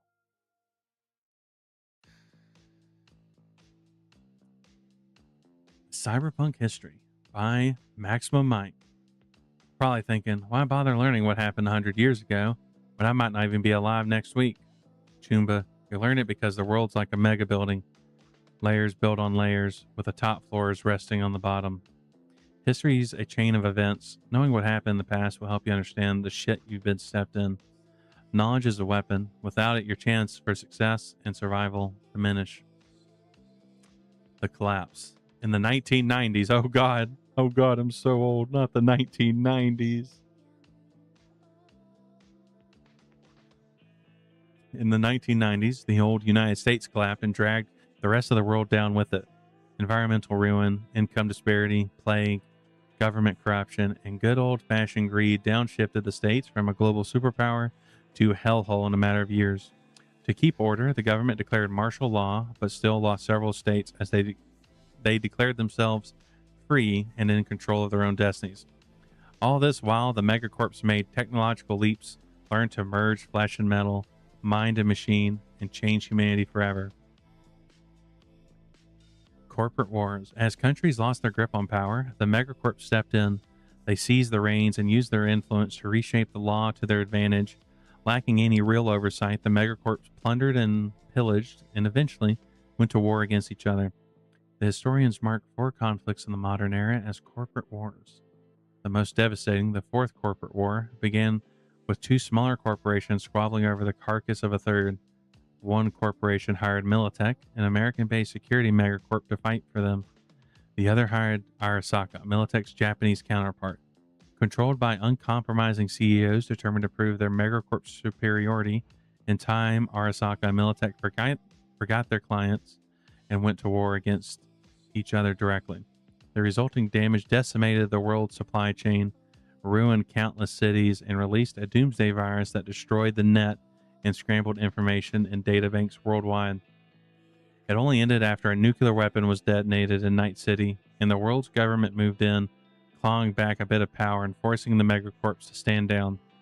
The United States nationalized Militech, while the Japanese government restricted Arasaka, banning it from operating outside of Japan's sphere of influence. The time of the Red. For years after the end of the Fourth Corporate War, atmospheric particles from the nuke, orbital weapon strikes, and massive firestorms and wartime burning cast an eerie red pale over the skies. The color led to the naming of the era, the Time of the Red, aka the Red Decades. As the world tried to rebuild, it took decades to restructure supply lines and return to some sense of normalcy. In the United States, President Elizabeth Kress declared martial law, although the government's reach didn't extend much farther than the Mississippi. Meanwhile, NetWatch failed to recover the net and blocked it off with the Black Wall, a virtual barrier between the newly established city nets and the now AI-dominated old net. As time progressed and the world returned to some sense of normal, Kress stepped down. A new constitution was written, and the new United States of America was born. Elections were held, and the scream sheets prompted them as a new day for democracy. Funny, though, how the first president of NUSA, David Widham, came from the megacorp ranks, and so did the woman who followed behind him. Meet the new boss, same as the old. The Unification War. Elected in the late 2060s, NUSA President Rosalind Myers put forward a plan to extend federal rule over the free states, intending to bring all historical territories of the United States together under a single government. The new United States declared a war on the free states, building a military bolstered by nationalized Militech forces.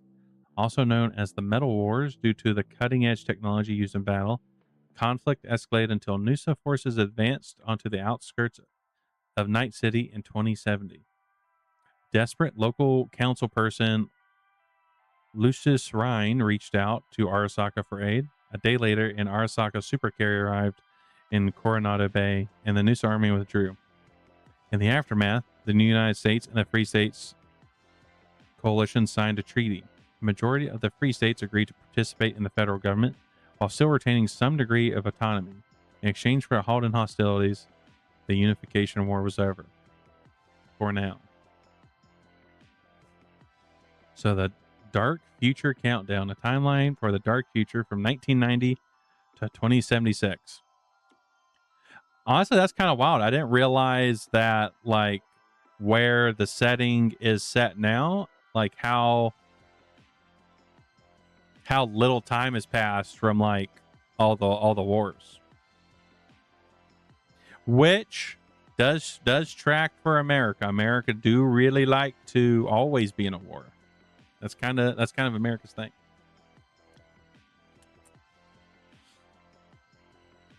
In 1990, the Gang of Four, a coalition of government agencies led by the current vice president, launches a secret coup, effectively ending federal democracy in the United States. Many states begin ignoring federal authority, declaring themselves free states. Start of the first Central American conflict. American imperial ambitions, justified as part of the war on communism, terrorism, and narcotics, kill hundreds of thousands. Oh, this sort of remind me. I've been sort of watching more stuff about, like Mike Pondsmith talking to me, and he's like I forget, he has like a degree in psychology, I believe it was. Like he's I'm not sure if he's like, has the doctorate or whatever.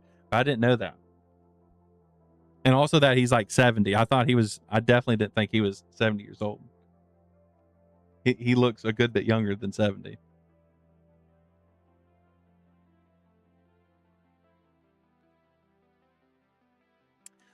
In 1991, Biotechnica develops a new biofuel called Cho 2. Artificial muscle fibers developed in a research center at Stanford, paving the way for more advanced cybernetics. In 1993, the first nomad packs form the Al Aldecados.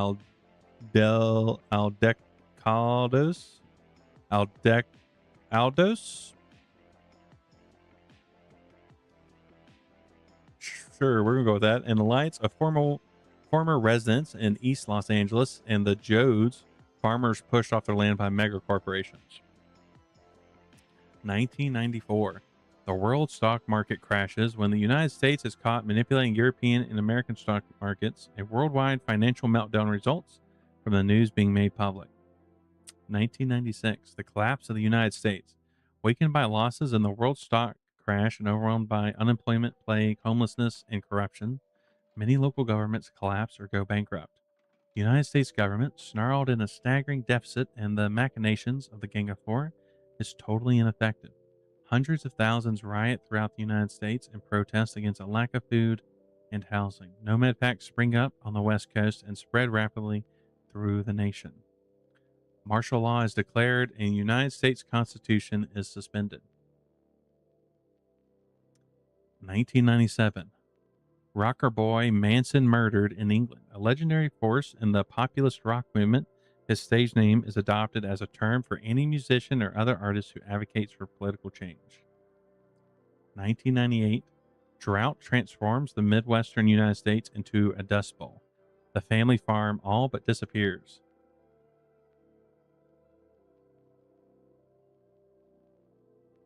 Yeah, I agree. The timeline itself actually makes like a lot of sense. And I like that obviously it makes sense that, he's, they've put a lot of thought into this stuff because they've been working on it for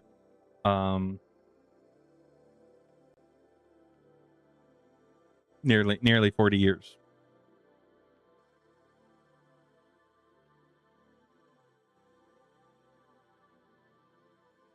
And I imagine now that it's after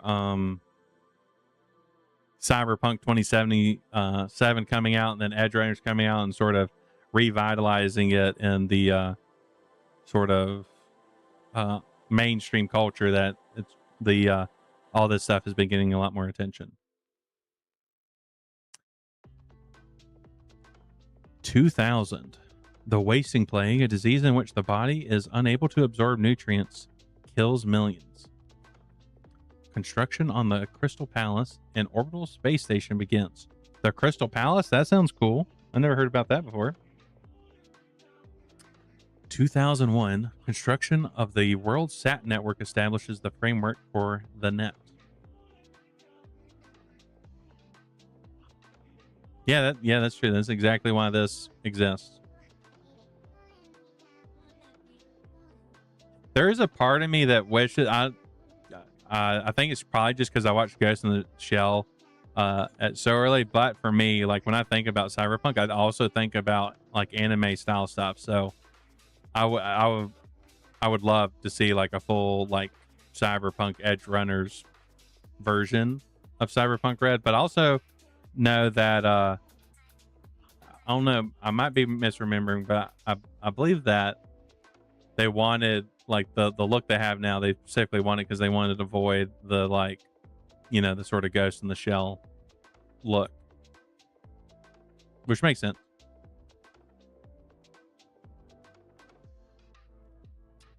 2003, start of the Second Central American War. The United States invades Colombia, Ecuador, Peru, and Venezuela. The war is a disaster and leaves thousands of American troops stranded in the region with no way home. Martial law ends and elections resume. with politics heavily influenced by the megacorporations. 2004, first corporate war begins as EBM in orbital air battle for control of a third failed corporation. Commando raids and cyberspace attacks between the two introduce the world to the age of direct corporate warfare. 2005, cyber modem and cyberdeck invented, allowing the human brain to navigate the net directly. 2006, the first corporate war ends when orbital air commandos capture EBM CEO Ulf Grunwalder and force the European company to surrender. 2007, researchers in Santa Cruz, California developed brain dance technology, allowing a human experience to be fully recorded and played back. 2008, second corporate war begins. Sav Oil and Petrochem negotiations over newly discovered oil fields in South China Sea collapse, and the two megacorps began blowing the hell out of each other. Even cynical observers are shocked by the level of violence. 2010, second corporate war unofficially ends. After significant losses in Petrochem, the conflict transforms into a Cold War that lasts for decades. 2011, construction on the Crystal Palace is completed. 2013, Soul Killer virus developed, originally designed by programmer Altiera Cunningham of ITS, is a way to implant recorded personalities into cloned bodies. The transfer technology is a failure, but Arasaka spies learn of its existence and kidnap Cunningham in order to force her to develop it into a weapon.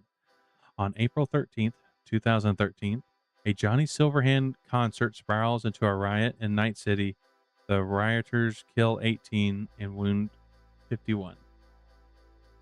2016, third corporate war begins. Cyber terrorists attack the network of corporations worldwide, causing billions in losses.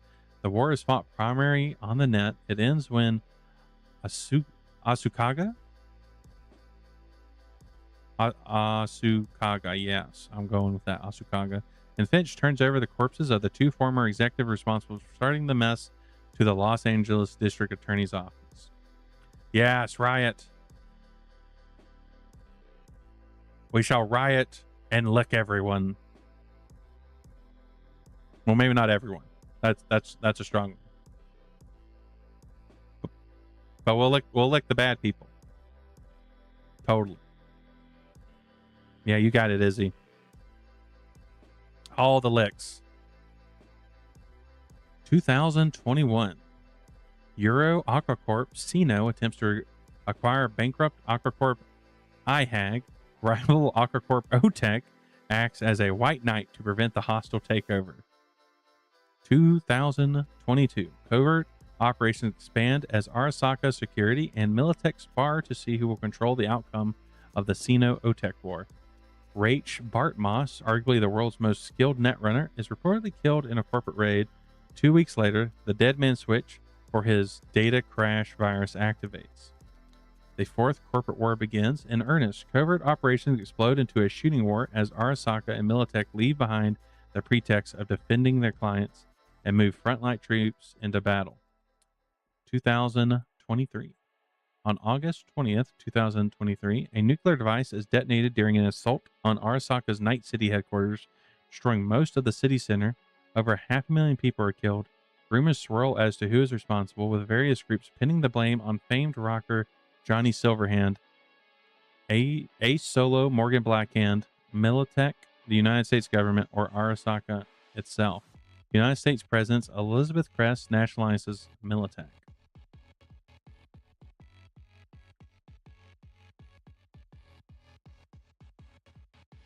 Honestly, I do like that. Just because oftentimes when stuff like that happens, when you have a government or whatever thing that has control over thing, they use it to enact more control, and then people tend to go along with it because it's propaganda. 2023 continued. Beginning of the time of the red, aka the red decades, named for the red tinge in the skies, take on for the next several years. 2025, end of the fourth corporate war. According to some scholars, the world's supply chain infrastructure is severely impacted and global trade slow to a crawl. NetWatch declares the net officially down thanks to the data crash. So we're now in the future. Honestly, that would be huge. Like thinking about because we're pretty much in that timeline right now. Like if the net just like actually completely went down, that would be crazy.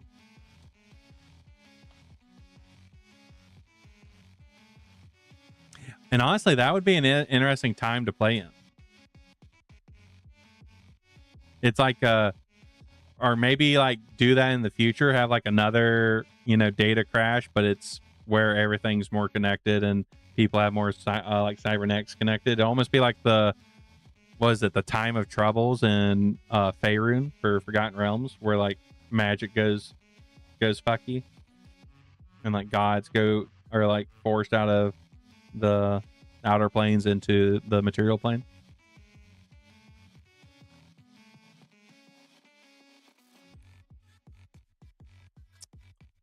In 2030, the reconstruction of Night City begins. Ziggurat, a new corporation based out of Night City, builds the first CityNet.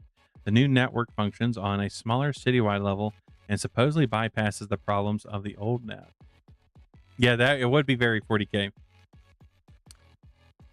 Wait, so that makes me think. So CityNet, it's a citywide level internet. So does that mean in Cyberpunk that internets are sort of localized? So like, it's harder for other internets to like other cities' internets to interact with each other. Is that a thing?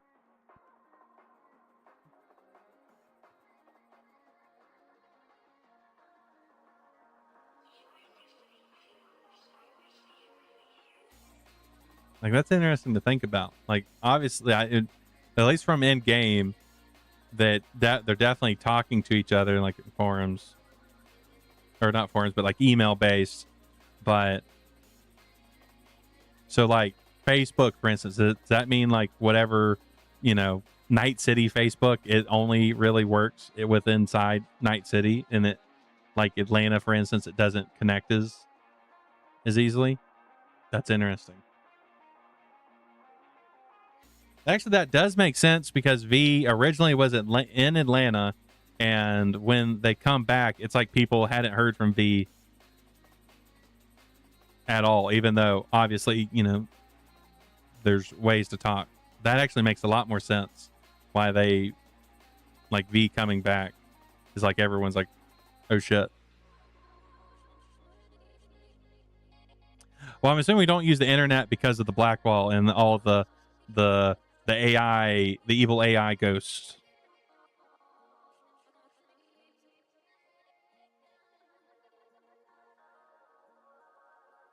That reminds me, it's a very small TTRPG made by John Harper, who made Blades in the Dark.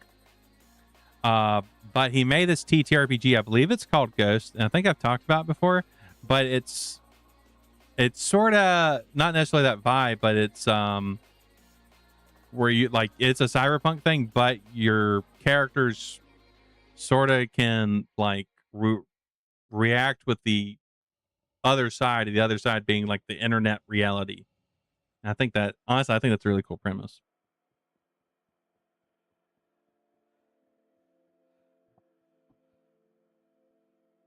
And that's definitely something I want to interact with in Stray City, where the internet, because in Stray City the internet is pretty much controlled by the one like super AI that also acts as like a nuclear weapon device for the immortals. I want there to be like the hint of spirituality or like otherworldliness, but is because I like that's the idea when I say like demons. Like I don't mean like necessarily demons from hell. They're like cyber demons that come from the sort of reality, what's the word I'm looking for? Like where Stray City was isekai'd into this new reality, and that sort of energy is like at the fringes of Stray City, and the internet is fused with that reality. They're kind of like one and the same.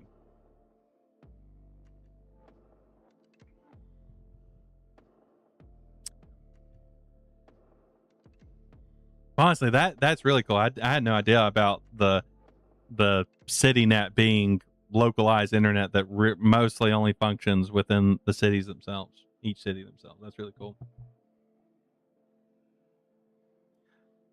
2035, rebuilding of old factories by corporations and other groups begins to replace lost technology as nomads reopen ports, reactivate railways, and facilitate regional trade. 2040, construction begins of the first mega buildings in Night City, financed partly by corporations looking to house their expanding workforce. 2044, NetWatch attempts to clear rogue AI from the old net but fails. Construction of the Black Wall begins as old nodes are permanently sealed off. 2051, the outbreak of the bird flu kills 70,000 people in Night City. A second, even more deadly outbreak occurs in 2059. In response, the city government works to eradicate all birds inside the city limits. Big buildings also have their own net for protection. So like the apartment like mega buildings that have like all the stores in it, those have their own internets.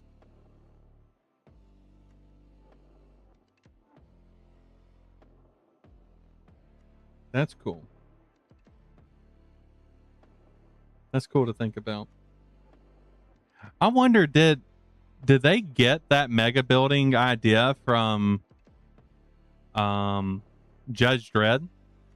Because I know Judge Dredd is fairly old. I'm not, because I think Judge Dredd predates the original movie with Stallone by a good bit. I feel like that was a big thing in Judge Dredd, was those mega buildings. I wonder if that comes from something else. Because I honestly, I really vibe with the idea of mega buildings. Mega structures are, I don't know, I find them interesting. And there's a game that I want to play at some point that's about mega structures. Really cool. But also, it's a very government idea. Instead of, curing the virus, it's better to just kill all the birds. That seems like a very, like, CEO, where we're at the meetings, like, it would just be a lot cheaper just to get the drones to shoot all the birds down rather than, finding a vaccine and delivering it to everyone. He-May, please watch out. Night City's dangerous for birds. 2052, with the radioactive rubble of the hot zone caused by the destruction of the Arasaka Towers in 2023 finally cleared away, construction begins on a new corporate center. Megacorps across the city make plans to shift their headquarters to this promised land. 2053, United States Constitution is ratified after over 3 decades in office. President Elizabeth Crest steps down and new elections are held. David Wilhelm, a Biotechnica executive turned political operative, is elected the first president of the new United States of America. 2062, the Caribbean exodus begins as residents of island nations flee rising ocean levels. In 2065, Rosalind Myers, former CEO of Militech, is elected the third president of the new United States of America.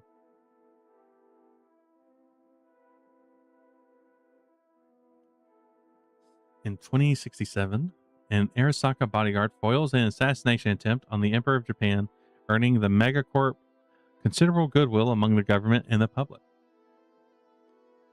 Oh yeah, I definitely think that's it. most people definitely couldn't afford whatever cure there would be.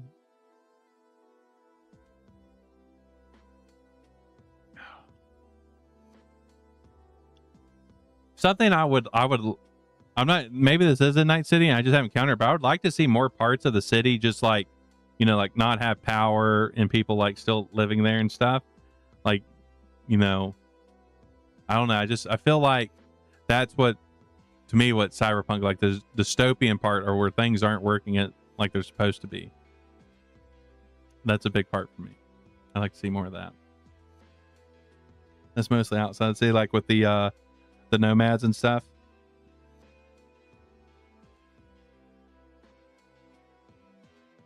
So does that mean that like you could do I'm blanking on the name of the series, but the Fury Road is a part of it. Mad Max. That nomads are essentially Mad Max, but cyberpunk.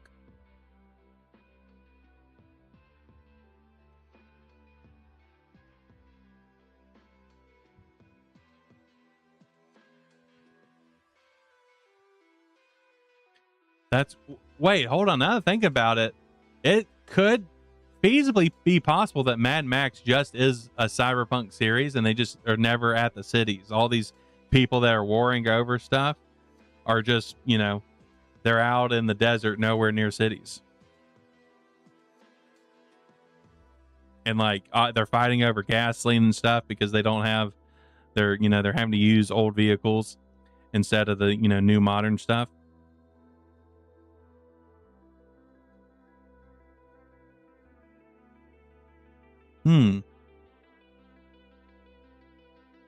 That's something to think about.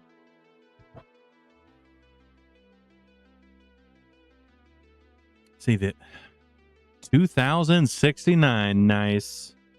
The unification war begins as the NUSA attacks the Allied Free States in an effort to reunify America. That is not so nice. How could they desecrate a year like 2069 by starting a war?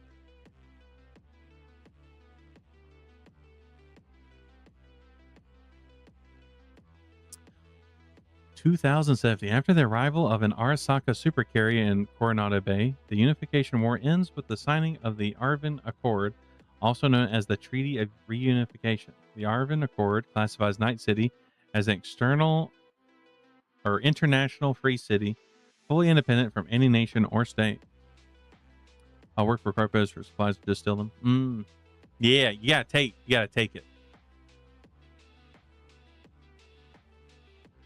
Like if you're really craving an all meat pizza, you just gotta sneak in the city. You gotta go to like Joey's Pizza. You just gotta take it.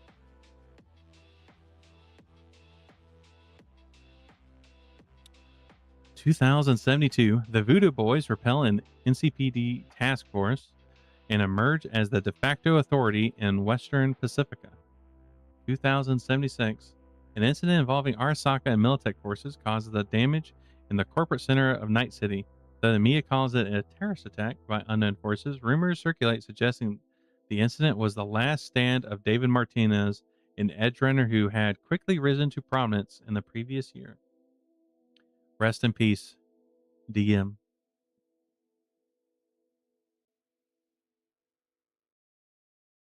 Yeah, that's what we're gonna do, Izzy. We're gonna break out of Stray City, go into the weird reality soup, and we're gonna steal pizzas.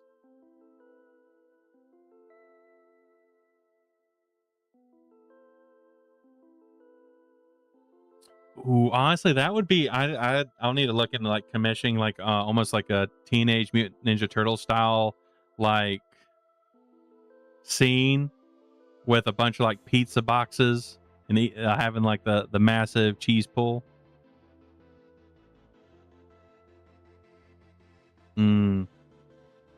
That'd be good.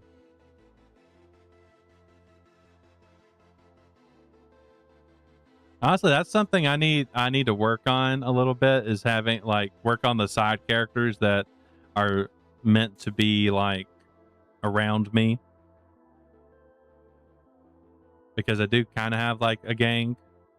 That'll be fun to do one day. And I will say, like, in setting, my character is not like a hero. That's not really what their story is meant to be about.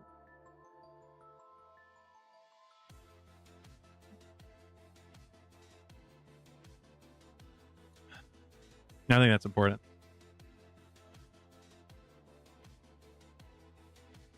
Though they like they kind of like rough up against the idea of even being thought as a hero.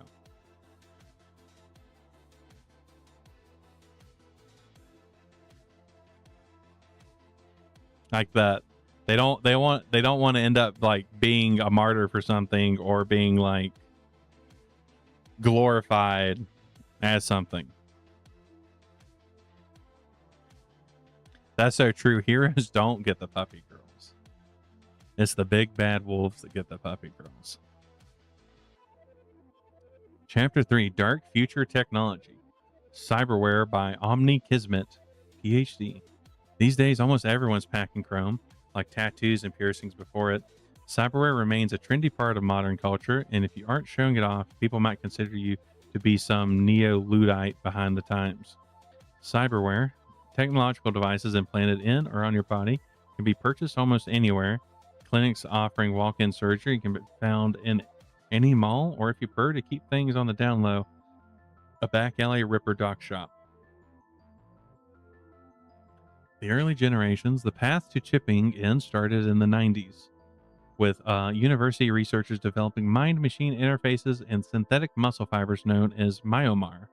As often in the case, militaries pioneered the technology, outfitting their soldiers with Generation Zero cyberware. Active military units in South and Central America served as real-time test subjects, showing megacorp engineers back home how to improve the technology and make it viable for the mass market. As a result, commercial cyberware offerings blew right past a first generation of cyberware and into a second, while soldiers suffered from after effects ranging from discontinued support on their Gen Zero Chrome to cyberpsychosis. The corp-backed celebrity showed off sleeker Gen 2 models on runways and in films, creating a whole new cultural zeitgeist and driving up demand. While Johnny Silverhand mentioned falling for a woman with Technics 2350s because her eyes were like crystals of lace in an interview, sales quadrupled. Cyberware developed reached a frenzied peak during the Fourth Corporate War as the megacorps hawked implants as the answer to every problem. Everything could be replaced and upgraded, even your entire body if you had the eddies. Orgs, also known as full body conversions, FBCs, became the solution for any hazardous labor condition, from walking through fire and radioactive wastelands to working in the vacuum of space. Perhaps the greatest example of how ubiquitous cyberware had become, however, was the cyber pillow, an inflatable cushion you could install in a cyber arm for those occasions when you needed to sleep but just couldn't find a bed. The time of the Red saw a noticeable decrease in implant production, but a rise in cybernetic innovation. For a brief shining moment, the chrome-coated grip of the megacorp's over-research and development loosened, and the street techs rose to the occasion. As the old saying goes, the street finds a way. Of course, as the megacorps clawed back their power, they either squashed, bought, or forcibly appropriated all those innovations, leading to the third generation of cyberware. Gen 3. Gen 3 cyberware changed the game with the innovation of the Neuroport. Before Gen 3, each piece of cyberware operated independently from the others unless a specific need existed to link them together. This resulted in disconnects as, for example, the frame rate of a cyber eye. And the reflex processors of a cyber hand sent conflicting signals to the brain, resulting in a general clumsiness requiring hours of maintenance on both implants. The Neuroport changed everything by upgrading the older Neuralink technology to create a central operating system for all cyberware implanted in the body. This promoted communication, making upgrades, firmware updates, and maintenance readouts quicker and easier. It also allowed for cheaper miniaturized technology, as most cyberware could draw supplementary power from the Neuroport's internal battery, freeing up space for other components. The Neuroport began as an idea proposed by Jacinda Hidalgo, the CEO of an American cybernetics corporation known as Rockland Augmetics. Obsessed with transhumanism, Hidalgo directed her engineers and designers to push the boundaries of human existence. Her obsession with creating a gestalt human being, multiple bodies with one consciousness, proved untenable without a central control system. The result was the Neuroport, an idea soon copied by larger and more affluent megacorps. The Neuroport proved so useful it became a key part of everyday life as the vast majority of people implanted one. The benefits extended beyond the utility of a central cybernetic control system. The Neuroport hooked into the body's nervous system, the brain, and the optic nerve, allowing for various upgrades and uses. The megacorp competed with each other to offer the best option packages at the cheapest prices. Today has become standard for Neuroports to come equipped with shard slots, optic and brain connected holophones, and heads-up displays and interface plugs, aka personals. These days, you won't find much cyberware capable of functioning without a Neuroport. Even regurgitated Gen 2 Chrome, made as part of cheap product lines by megacorps or knockoff companies looking for a quick eddy, is retooled to work with them. Gen 4 and beyond. Of course, that's just the present. Engineers are already hard at work creating a fourth generation of cyberware. As always, you'll see the bleeding edge Chrome like this either in the hands of the ultra wealthy who can afford it or the piss poor who ended up being used as test subjects. Either way, watch out. More than a few early adopters have ended up full of holes thanks to Max Tech. In other words, it might be best to stick with what's tried and true if you want to live to see the sunrise. So I'm assuming that's referencing cyberpsychosis, that the specifically like the test subject people, when they're being used for this new tech stuff, that's what's causing the uprise in cyberpsychosis. I'm assuming.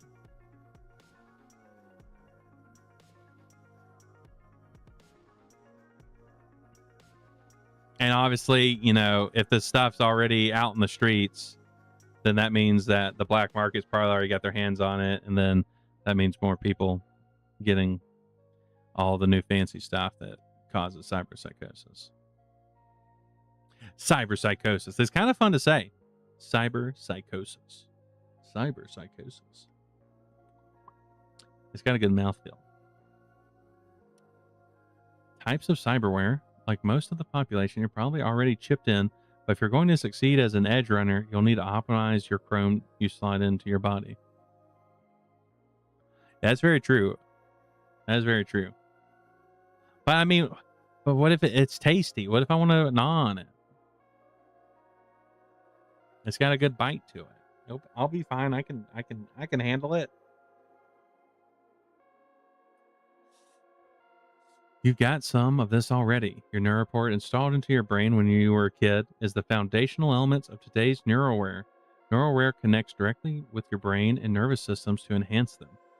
Your Neuroport is an all-in-one tool. Unless you've got a really cheap model, chances are it can't do at least the following. That's true. That's what Watts is for. So now that I'm thinking about it, so if I had to guess, there's probably a reason why you'd want it installed when you're a kid. So your body, as it's developing, will develop around having a Neuroport. Like, I imagine if you were like, already a fully grown adult getting a Neuroport for the first time, the transition period would be a lot longer. And also, if it's incentivized to get, Neuroports when you're young, that means you're more locked into whatever corporate desires. Because eventually, like, your Neuroport, it'll need to be, it needs to get updated. It needs, new batteries, stuff like that. That's very, very dystopian.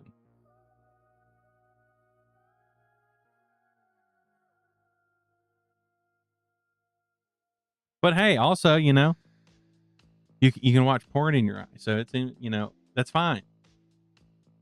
It's fine. Worth trade. Worthy trade.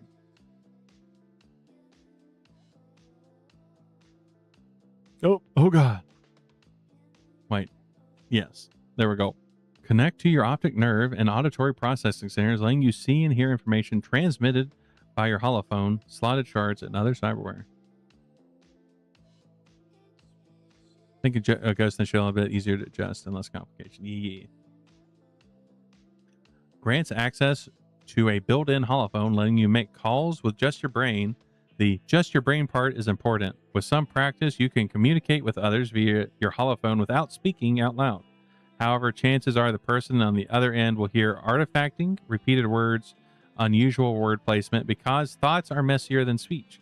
Your holophone can be used for limited CityNet searches, simple photography, basic task management, scheduling, and text messaging.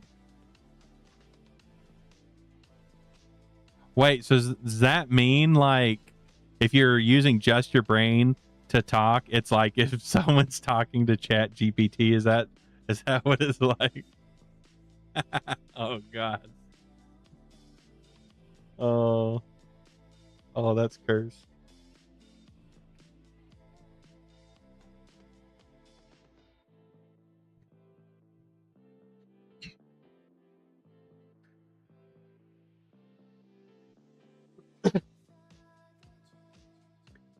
Head's called me, but all he just keeps saying is butts over and over.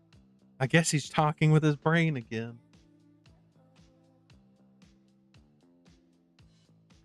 Project a customizable HUD over your field of view. The HUD interfaces with loaded databases to label important objects and people, push status updates, and keep track of consumables like ammunition and drugs, show you the time, and even provide subtitles for videos, text translations for other languages. Honestly, that would be really cool. Not the necessarily how many bullets you have, but to have like built-in subtitles into like your your field of view, or like when people are talking other languages, it would just auto translate. That'd be cool.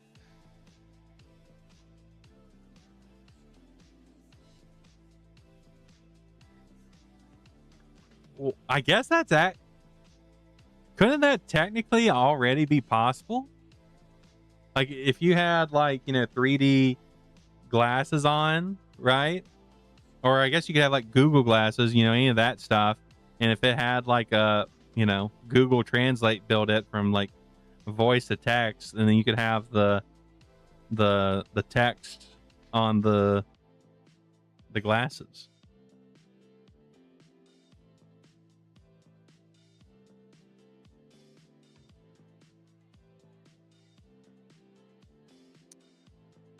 Let's see. With the addition of a biomonitor, you can monitor your health feeds and feeds the information as you need it. If you're a trauma team member, your neuroport will even contact them in emergency.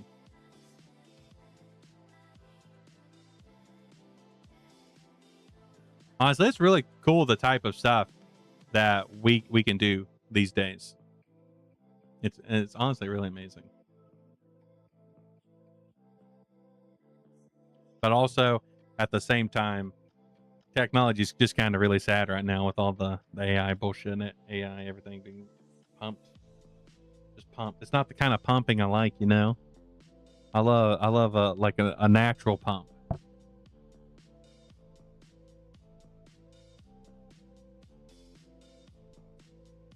Interface with computer systems, some wirelessly, some through your personal link. The interface plug you yank out of your wrist and connect to devices. Ignore doomsayers who talk about how airports leave you vulnerable to malicious netrunners. The manufacturers build security into every model. Besides, according to the NCPD, random quick hack attacks were down by a whole 5% last year.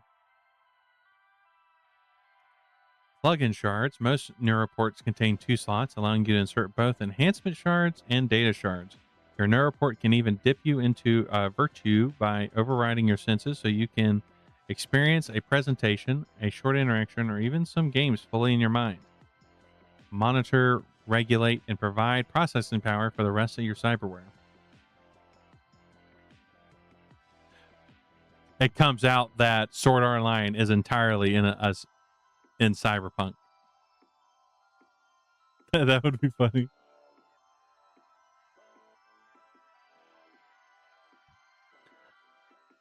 Monitor, regulate, and provide processing power for the rest of your cyberware. You can build your neuroport, adding other neuralware. Netrunners love plugging their cyberdecks directly into their brains. Solos boost their reaction time with speedware like the Karazakov or the Sandivestin. There's a neuralware for every occasion. Want to be the next big detective? Plug in some neuralware to enhance your senses of taste and smell. And if you need to know something you forgot or never learned, just plug in a skill shard and you're an expert. Side note, your eyes shine with specific colors when you're distracted while using a function of your neuroport to let others know you're busy. Blue for transferring data or money, or when you're accessing a computer system. Gold when you're on a phone call.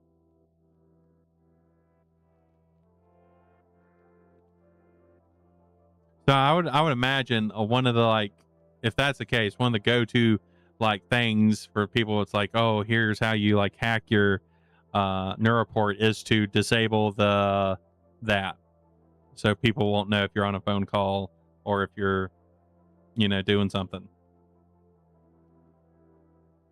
so no one knows.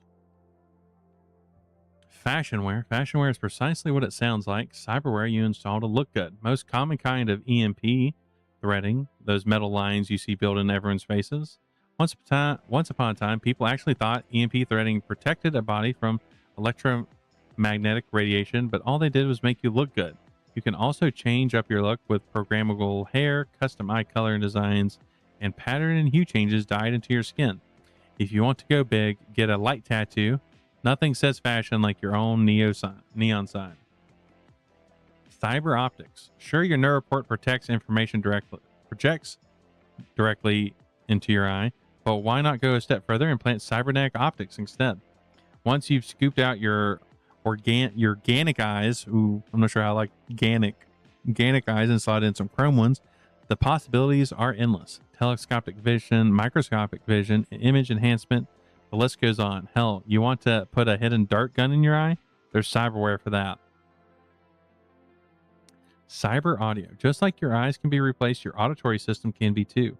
Ever wanted to hear a conversation from across the room clear as day, or run voice stress analysis to see if someone's lying, or be able to follow a homing beacon from across the city?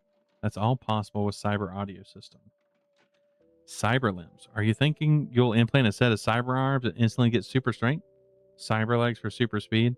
Sorry, but it doesn't work like that. Sure, cyber arms and legs provide advantages, but by themselves, they don't make up for the rest of your organic body's inherent limitations. Try to lift a motorcycle with just a pair of cyber arms, and those arms might not break, but your spine probably will. Yeah, I'm not a fan. I'm not a fan of the eye. I'm not a fan of that.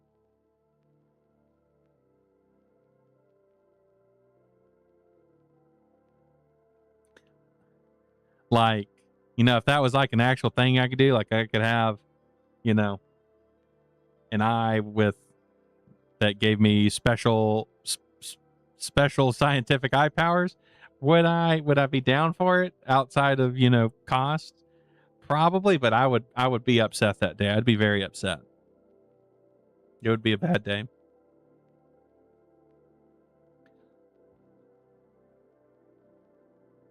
Hope you enjoy your time in traction. That's why you need a cyber spine too, so you can then lift the motorcycle. Your cyber spine won't break. Of course, you can cheat with the right enhancements. Gorilla arms apply force multipliers, letting you push, pull, pry, and punch like someone twice your size. Jump boosters propel you through the air farther than any old school Olympic athlete could ever dream of.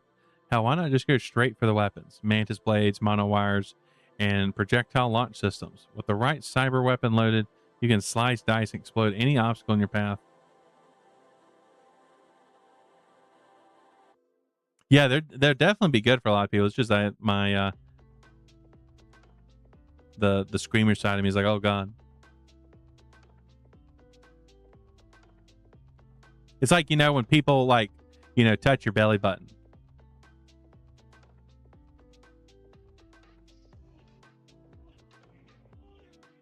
I get the same reaction. Though some people are into belly buttons. Internal and external cyberware. This is reminding me of Repo, the genetic opera. Oh, it's been so long since. It's been so long since I've watched that. It's got Giles in it from Buffy. And he was also in the Rocky Horror Picture Show.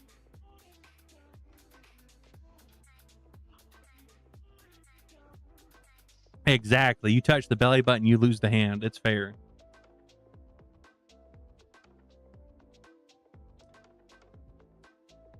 Internal and external cyberware. These are catch-all terms for the various chrome you slot inside or attach to the outside of your body. There's a wide range of possibilities here. Audio boxes make your voice as smooth as cream.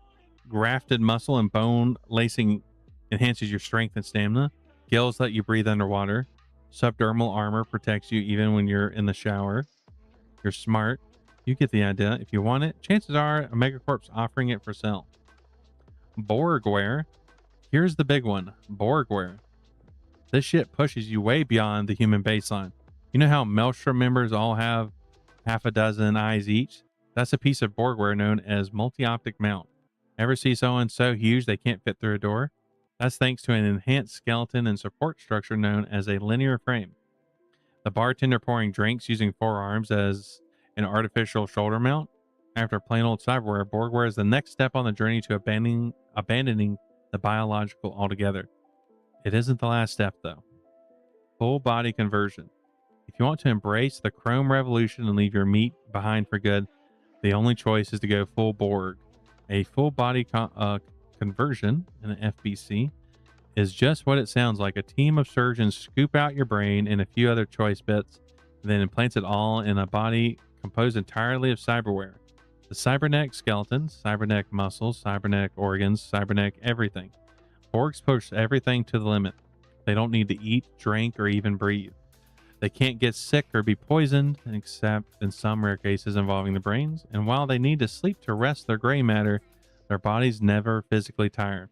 Even better, they can switch bodies. One body for fighting, one for partying. Sounds good. Wondering why we aren't all living inside robot bodies? That's because of the downsides. Going full Borg is expensive, and it isn't cheap to maintain either. Plus, Borgs risk falling into cyberpsychosis faster and harder than anyone else. Just existing puts you on the MacTech watch list. No wonder they're still rare, even decades after the technology was first invented. Not me being more excited about the girl from Spy Kids being it. Wait, like the main character girl? She's in Repo? I didn't know that. I didn't recognize that.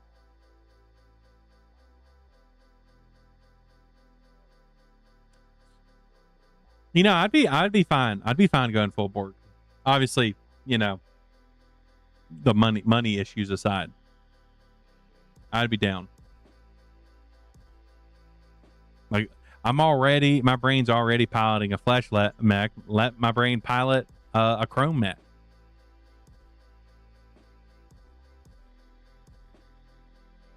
Exactly. I can't be cyberpsychosis. I'm already crazy.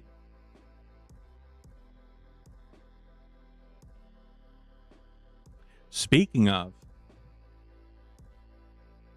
cyberpsychosis, let's chat about the elephant drone in the room. Cyberpsychosis. Chances are, if you somehow made it through school, you saw one of those educational videos. You know, the one, too much chrome drives you crazy, be careful. The truth is, we're no closer to understanding cyberpsychosis now than we were when soldiers began displaying symptoms during the first Central American conflict.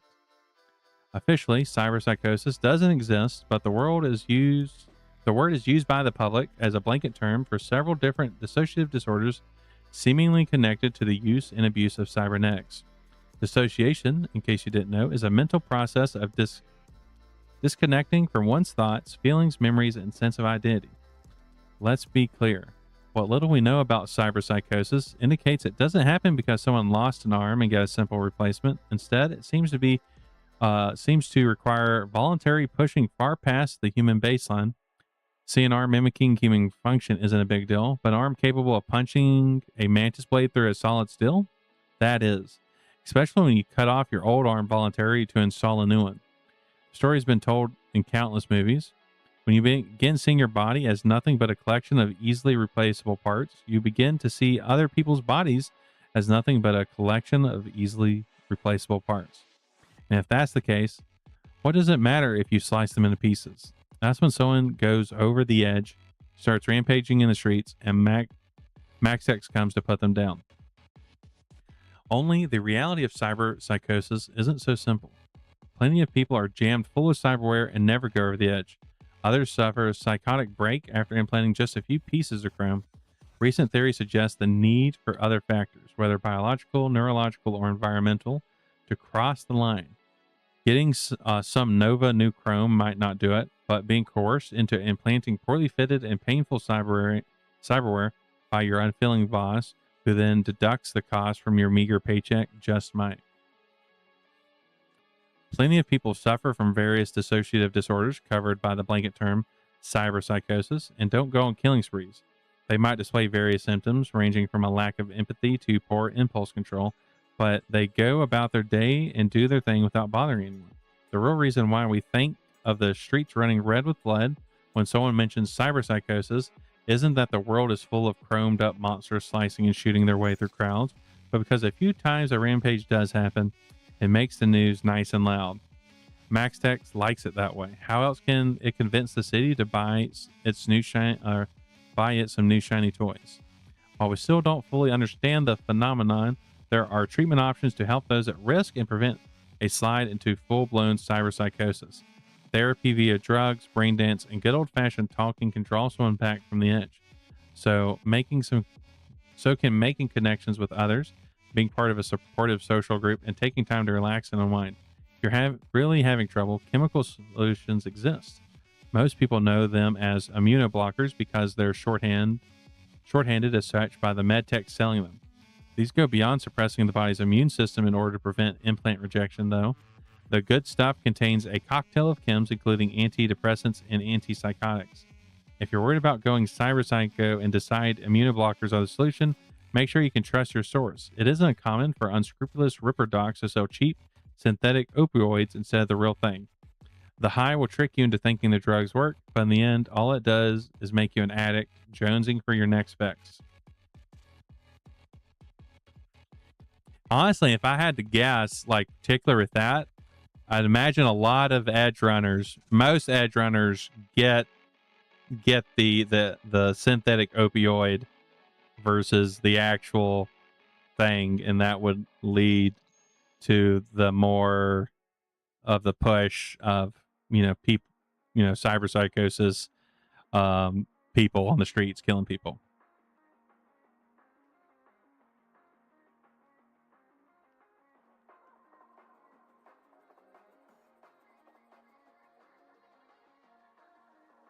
The Net by Omni Kismet, PhD. I will say, I think they're doing a good job with like the sort of character that's writing this stuff. Like within the framing of this, the person talking about this being like a PhD, it actually, I feel like it does a good job, at least at a, in a communication to someone that isn't like, doesn't know a lot about mental illnesses, like the reader, them describing it. I think they do a good job on that.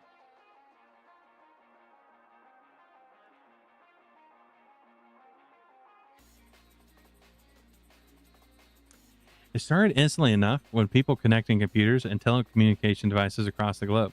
Then some brilliant minds figured out how to jack their brains directly into the net, and everything changed. A whole new substructure of net runners emerged to explore this strange new virtual world, but soon encountered a problem. None of it was standardized. What worked in one part of the net wouldn't work in another. One person might view virtual reality as a dungeon, while another would experience it as the 1920s Prohibition City. The differences in protocols caused glitches and threatened to destabilize everything. The problem was solved in 2014 when Nobuhiko Ihara and Janice A. Grubb released the Ihara Grubb transformation algorithms. the IGTA, acting like the world's most complex and benevolent virus. The IGTA infected every portion of the net and everything connected to it, stabilizing and standardizing it all. If a netrunner in Night City traveled virtually through the net to Tokyo, they knew their software would work and their perceptions of the digital reality would match what their local contemporaries experienced. Everything was great. Except it wasn't. In the shadows lurked Rach Bartmoss, the most brilliant netrunner of them all. Bartmoss ate, slept, breathed, and lived the old school hacker philosophy. Information wanted to be free. Oppression should be fought at every turn. No one should control the digital frontier. Rach knew the megacorps would move in and try to dominate this brave new world. So she snuck in and planted a failsafe inside the IGTA, the data crash. The concept was simple. If Rach didn't check in with the correct codes every so often, the data crash would seek out corporate information and begin meddling. You know how all data is made up of ones and zeros? The data crash swapped those ones and zeros between files. Think about it. What happens when parts of Militech troop deployment schedules are swapped with lines from some granny's cookie recipe? Or when even a single line of the nuclear reactor carbon rod control codes is swapped with a few words of digital poetry? Rach Bartmoss held the end of the world in his hands, and no one knew. So when Arasaka or Militech or some random edge runner, no one knows for sure, killed him during the Fourth Corporate War, everything went to hell. The data crash was released. Maybe Bartmoss intended it to affect only Megacorp systems, but his virus worked too well and infected almost everything. Worse, it also released roving autonomous Bartmoss interface drones, Rabbids, into the net. With personalities modeled after Bartmoss himself, these guardians of the data crash proved extremely unstable. Traveling through the net became something akin to swimming through piranha-infested waters. To protect the world, the organization responsible for monitoring the net and keeping it safe from threats, Netwatch, was forced to shut down every possible access point they could find while they tried to clean out the infestation. Why not just power down the entire thing, you ask? Good question. Many servers were shut down or destroyed, but others remained online, quietly humming away out of sight in cities abandoned by war or plague. Maybe Netwatch thought it could salvage the old net for the good of humanity. Maybe they didn't want to lose so much valuable data, or maybe the AIs living in the old net made a deal. Spare our home and we'll help you. We may never know why since neither Netwatch nor AIs are talking. Whatever the case, for most of the world, the old net was dead. Following the data crash, something new was needed. In Night City, a new corporation, Ziggurat, stepped in. They created the first CityNet, a smaller scale, more limited version of the old net built on the backbone of the old public data term connections. It didn't take long for the concept to spread to other cities across the globe. These new city nets were localized, with each city processing its own. Communication between them was limited to quick data bursts, and everything was carefully regulated by Netwatch. Netwatch also monitored the development of artificial intelligence to ensure nothing like the data crash ever happened again. Eventually, Netwatch gave up on reclaiming the old net and launched the Black Wall, a complex and protective firewall separating the old net from the new city nets. It turns out the city nets weren't quite so isolated from the old net as Ziggurat promised. Points of connection existed, allowing AIs to interact with our world and vice versa. Whether the connections were intentional or not isn't known, and the truth may never come out. In the 2050s, Netwatch shut down Ziggurat, took control of the city nets, and classified all of the corporation's files. Damn. The average person has grown used to the more limited city nets, accessing them through holophones and data terms to communicate and share information. The old net, however, remains a dream for many. Megacorps seek ways past the Black Wall, hoping to recover lost technologies and projects. Netrunners use the Black Wall as a tool, sliding along it to deep dive from one point of a city net to another without leaving their homes. Mind you, what they're doing is incredibly dangerous. One wrong move, and they won't be surfing along the Black Wall. They'll be yanked inside where their brains get eaten alive. As for the AIs on the other side, who knows what their goals are? They don't think like us. They don't perceive the world as we do, and we can't know for sure if the Black Wall truly keeps them at bay. Think about it. How could Netwatch have built the Black Wall so quickly without their corporation? Maybe, just maybe, the AIs want the Black Wall in place. Maybe they have plans of their own.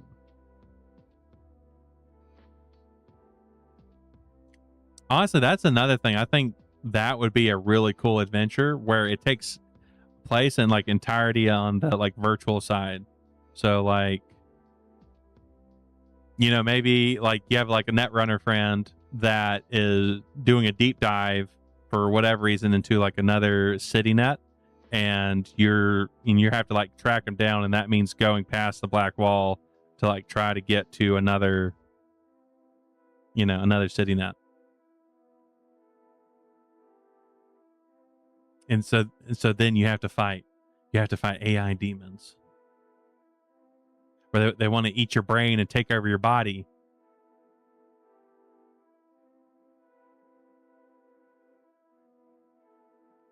And then you have an AI possession. So you have like the Exorcist, but it's like AI. AI exorcist. I think they'll need to be workshopped.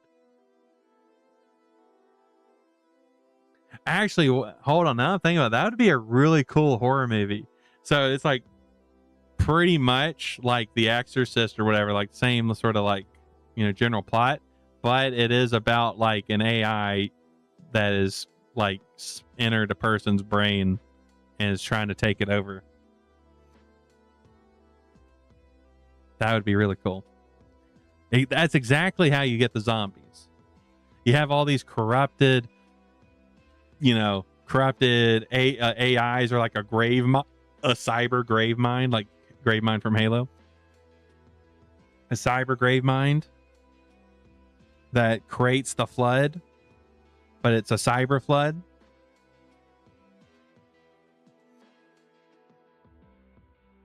And if like, you know, if they touch your neuroport, or if they touch, you know, something that's connected to your, you know, your stuff, they're able to infect you with it, and then you become a cyber zombie. So really, then it'd almost feel like it would be like a story about people that don't have as much cybernetics. Like maybe you have that one old guy that's a bastard, but he's like, oh, I never put any cybernetics in my body, and you don't really like him because he's an asshole. But it is very stereotypical to have that one guy. And at the very end, he redeems himself. Still an asshole, but you know, at least he did something good.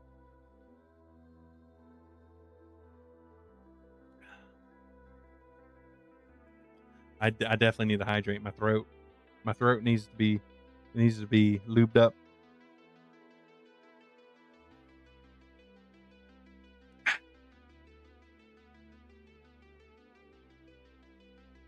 Yeah, Blaze of Glory. He's got like the machine gun. There's the like sea of zombies, and he's just like, you know, doing the classic like 80s machine gun shooting while screaming. Oh, did lubing up my throat, did that get you? Was that a trigger word for you? Get your ears to perk up. Other Technology by Maximum Mike. That name gets me. Honestly, it sounds like a porn star name. Maximum Mike. With my maximum cock. Just say you're only as good as your gear. If that's true, especially you know some of the tech out there, it might just save your life. AVS, or Aerodynes. Take a ground vehicle, stick on some jet engines, and now you've got an AV. Known to engineers as Aerodynes. Yeah, there's more to it physics-wise, but that's the core concept. AVs are basically flying cars or vans or trucks, easier to control than commercial aircraft. They make for an excellent urban transport if you're rich enough to afford a ride.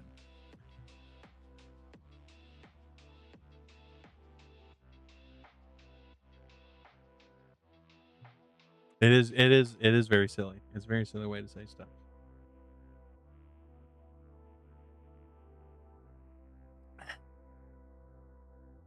all this talking definitely does make me go through the water fast, which is strange. Oh my gosh. Imagine someone streaming and talking. That's so weird.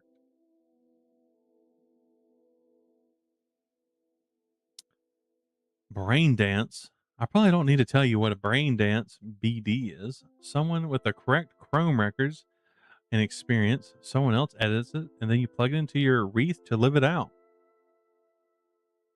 Yes, I will get a refill probably once we finish going through this book. Though granted, I I I thought it'd be going at a faster pace, but we are doing a lot of yapping in between the reading, which is totally fine. We got all the time in the world. I've got like another 7 hours.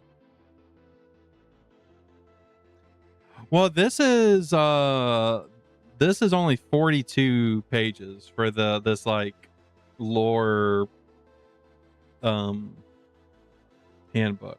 So overall not that bad.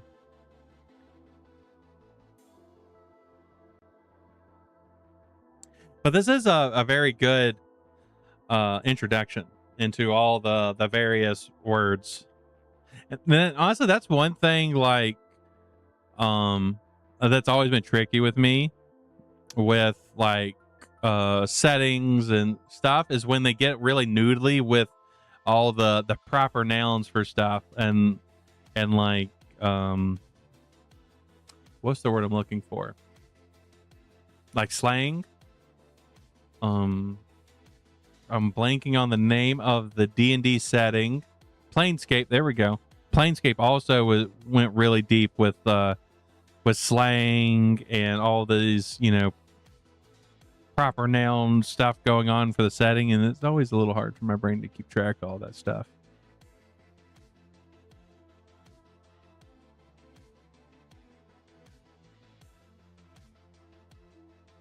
Where was I? This isn't some vid either. You can feel it. You can feel everything the person recording felt. If they orgasm, you feel the rush of pleasure and the joy. If you get shot, you feel the pain and the fear. Want to know what an actual cut out of a cow steak tastes like? Brain dance might be the only way you ever get a chance. Yeah, that is true. It's a good thing I am playing the video game. And I'm going to be playing it a lot. A whole lot.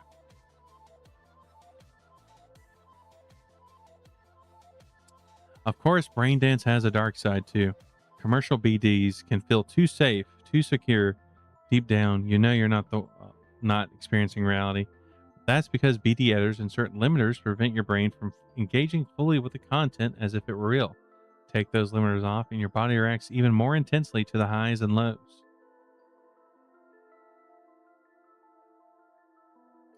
If you go to the right parts of Night City, you can buy XBDs, illegal black market brain dances, with the limiters turned down or even off.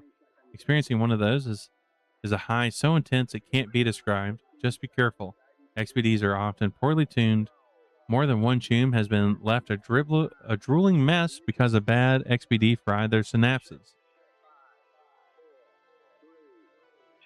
Hell yeah, take a break, Izzy. You deserve it.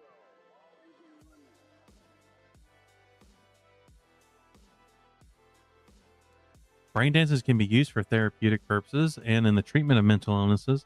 They also be used to pacify, brainwash, or even torture people, a common sight in some prisons. Cho2, the most common form of fuel in the world, is Cho2, a biofuel developed by Biotechnica using a genetically modified form of wheat. Triticum vulgaris megasavis. Biotechnica then licensed the technology out to other companies for manufacturing. Yeah, you definitely need to take care of yourself, Izzy.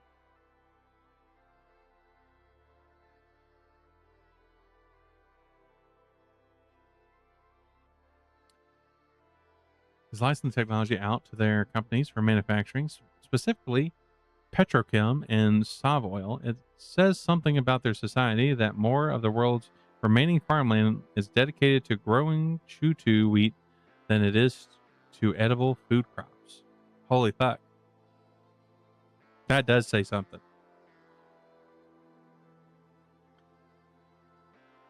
But honestly, that tracks. That does track. Weapons. If you're going to run the edge, you'll require a weapon. Even if you don't do wet work, you'll eventually need to defend yourself from some gonk who thinks they deserve to take what you've already rightfully stolen.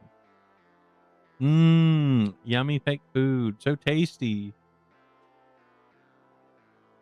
Now, I haven't had a lot of like tofu and stuff, even though I wouldn't necessarily describe that as fake food, but like I'd be down. I'm down with, you know, food substitutes. Just gotta know when to put it. Kibble makes me chuckle. Yeah. You would like kibble, wouldn't you, puppy?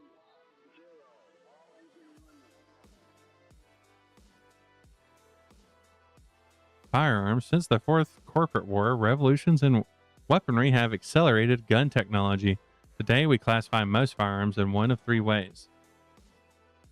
Power weapons, the least advanced technologically, but reinforced to handle the increased firepower of modern munitions. Power weapons do more damage than other firearms of a similar type, and skilled shooters can perform trick shots by ricocheting bullets off walls and other surfaces. Examples include the Arasaka HJSH-18 Masamune, Budget Arms Carnage, and Militech Crusher.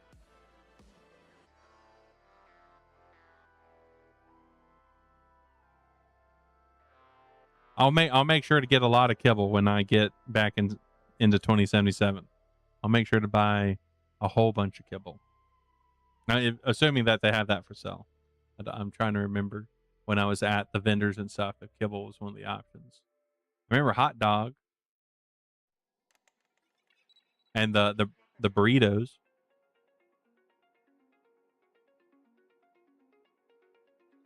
Honestly, I would fuck with a vending machine that had burritos in it. I would fuck with that. Or like pizza in a can. I forget what that one like YouTube series was that had the pizza in the can. Yeah, I'm gonna learn all the puppies. Every single good pet. They're all gonna be locked up in a cage. And get all the head pets they want.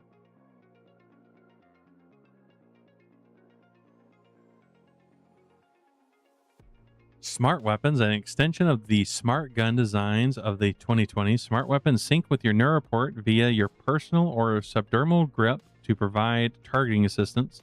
Smart ammunition will even track an enemy using gyro jet technology, swerving mid-flight if it calculates the bullet will miss. As you can imagine, this makes hiding in smoke, mist, and even darkness a thing of the past. Examples include the Arasaka HJKE-11 Yukimura, the Arasaka TKI-20 Shinjin, and the Kang Tao L69 Zuo. Tech weapons. The powerful weapons incorporate railgun technology to magnetically propel projectiles toward their destination. The rate of fire is slow compared to other weapons, but the extra oomph provided by the electromagnetic propulsion allows tech weapons to fire through walls and cover. Most tech weapons come with built-in sights that transmit faint outlines of targets obscured by thin obstacles to a user's neuroport. Examples include the Militech M76E Omaha, the Rostovik DB2 Satara shotgun, and the Tsunami Arms Nekomata. Melee weapons. Plenty of gonks arm themselves with the old favorites, ordinary blades and blunt trauma weapons. After all, they're cheap, easy to use, and always available. The truly enlightened edge runners know the real actions in mono weapons. The edges of mono blades and wires are a single molecule thick and combined with rapid vibrations to slice the enemies into ribbons. Night City.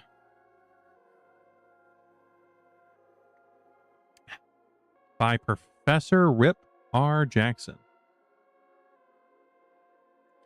The story of Night City begins with Richard Knight, a man with a dream. Concerned with the violence and disruption plaguing the United States, Knight planned a new city, engineered to be self-sufficient, defensible, and a shining beacon of enlightened capitalism. He took advantage of a massacre in Morro Bay, California, to buy up land on the cheap. Then he lured a mega corporations like Petrochem, Asukaga and Finch, and Arasaka to help clean up and finance the building of what he called Coronado City. Night falls on Coronado City. Coronado City was a miraculous feat of engineering, as the surrounding hills were leveled and used as fill by dumping the reclaimed earth into the bay to create a new landmass.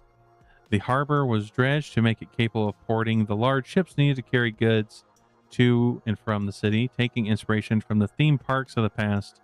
Knight planned every section of the city as a neighborhood, each with a different architecture style and ambiance.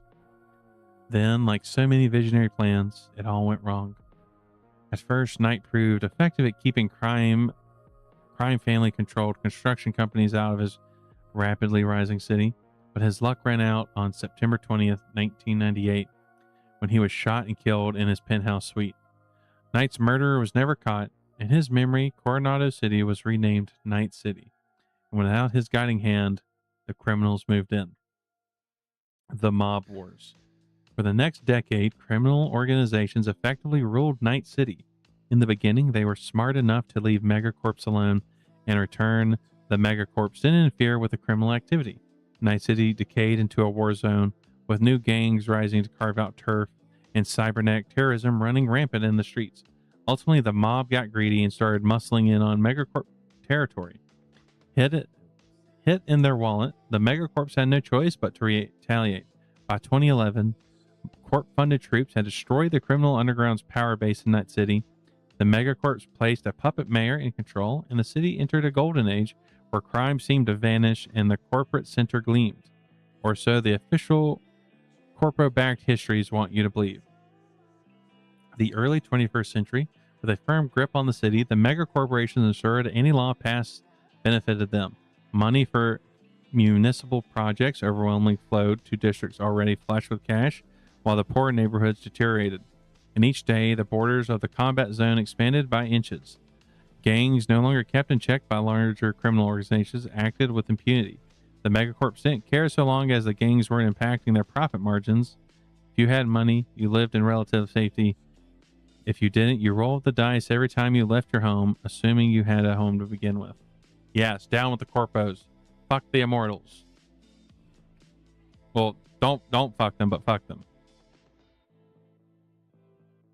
Unless she's really hot, then maybe you do.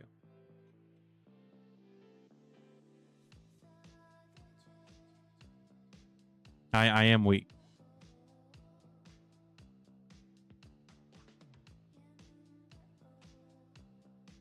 Besides the rich, another class of people benefited during the first few decades of the 21st century: edge runners. While the megacorps cooperated publicly for the good of Night City, they plotted and schemed against each other below the surface. Hiring edge runners to carry out missions of sabotage, kidnapping, theft, and murder gave corpos plausible deniability should something go wrong. The classic flow of work, client to fixer to edge runner, was established at this time, and it continues to this day. Awkward. Oh no, what happened to Maya?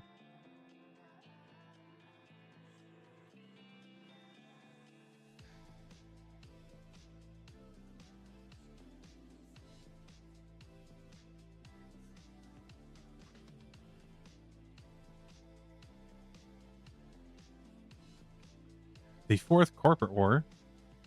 Then Arasaka and Militech decided to go to war. The Fourth Corporate War wasn't kind to Night City since the two megacorps used it as a battleground. Thousands fled and other megacorps pulled out. Oh, oopsie. Well, Amaya, it's fine because like you're hot, right? So it's fine, right? That's the thing. If you're hot, it's okay. That's the rules.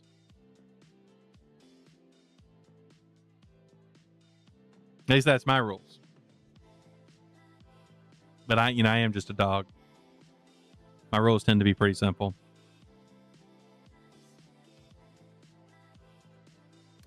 Thousands fled and other megacorps pulled out their resources as street-to-street fighting became a daily occurrence. The war, at least as far as Night City was concerned, ended with a small nuclear explosion that obliterated Arasaka Towers and devastated the corporate center. The explosion sent ripples through the city, l- lu- lucuf- liquefying to fill it was built on. In effect, Night City experienced not only months of war and a nuclear explosion, but a devastating earthquake as well. Will fold for a head pass. That's so true of you, Izzy. So true. All the head paths until you're just a mindless puddle. Just who set off the bomb remains a mystery to this day. Ask 10 people and you'll get 11 different answers. The Nusa maintains that Arasaka caused the explosion as part of a denial strategy. Arasaka blames Militech and Nusa backed terrorists led by famed rocker Johnny Silverhand. In the background, rumors of other players involved in the incident propagate from the legendary solo known as Morgan Blackhand to a squad of elite I still can't say that word, Al Decado warriors known as the Lobos. Ultimately, we may never know the truth since most evidence of what happened died the same day Arasaka Towers did. The Time of the Red, aka the Red Decades. They called it the Time of the Red, the time post-war when the skies were tinted bloody by the detritus of the Fourth Corporate War. Following the war, Night City struggled to rebuild, with manufacturing and shipping disrupted worldwide thanks to the damage from the war and the collapse of the old net. Obtaining the materials and labor necessary seemed impossible until the nomads came along. They came en masse, taking on contracts and hauling their own supplies, having attained expertise by helping to rebuild Los Angeles, Chicago, and Mexico City in the past. The nomad families, led by the Aldecados, proved vital in the initial reconstruction effort. In time, the corporations began to recover and contribute as well. By 2045, large swaths of Night City were either mostly recovered or in the process of rebuilding, with huge mega buildings rising up to house the population. By 2052, the megacorps began building new, gleaming towers to proclaim their glory proudly. Dreaming once more. As the megacorps recovered, they also seized their power back. The nomad families, instrumental in the rebuilding process, were pushed out of Night City. Megacorps literally bought seats at the table of the city council and maneuvered matters to avoid electing mayor.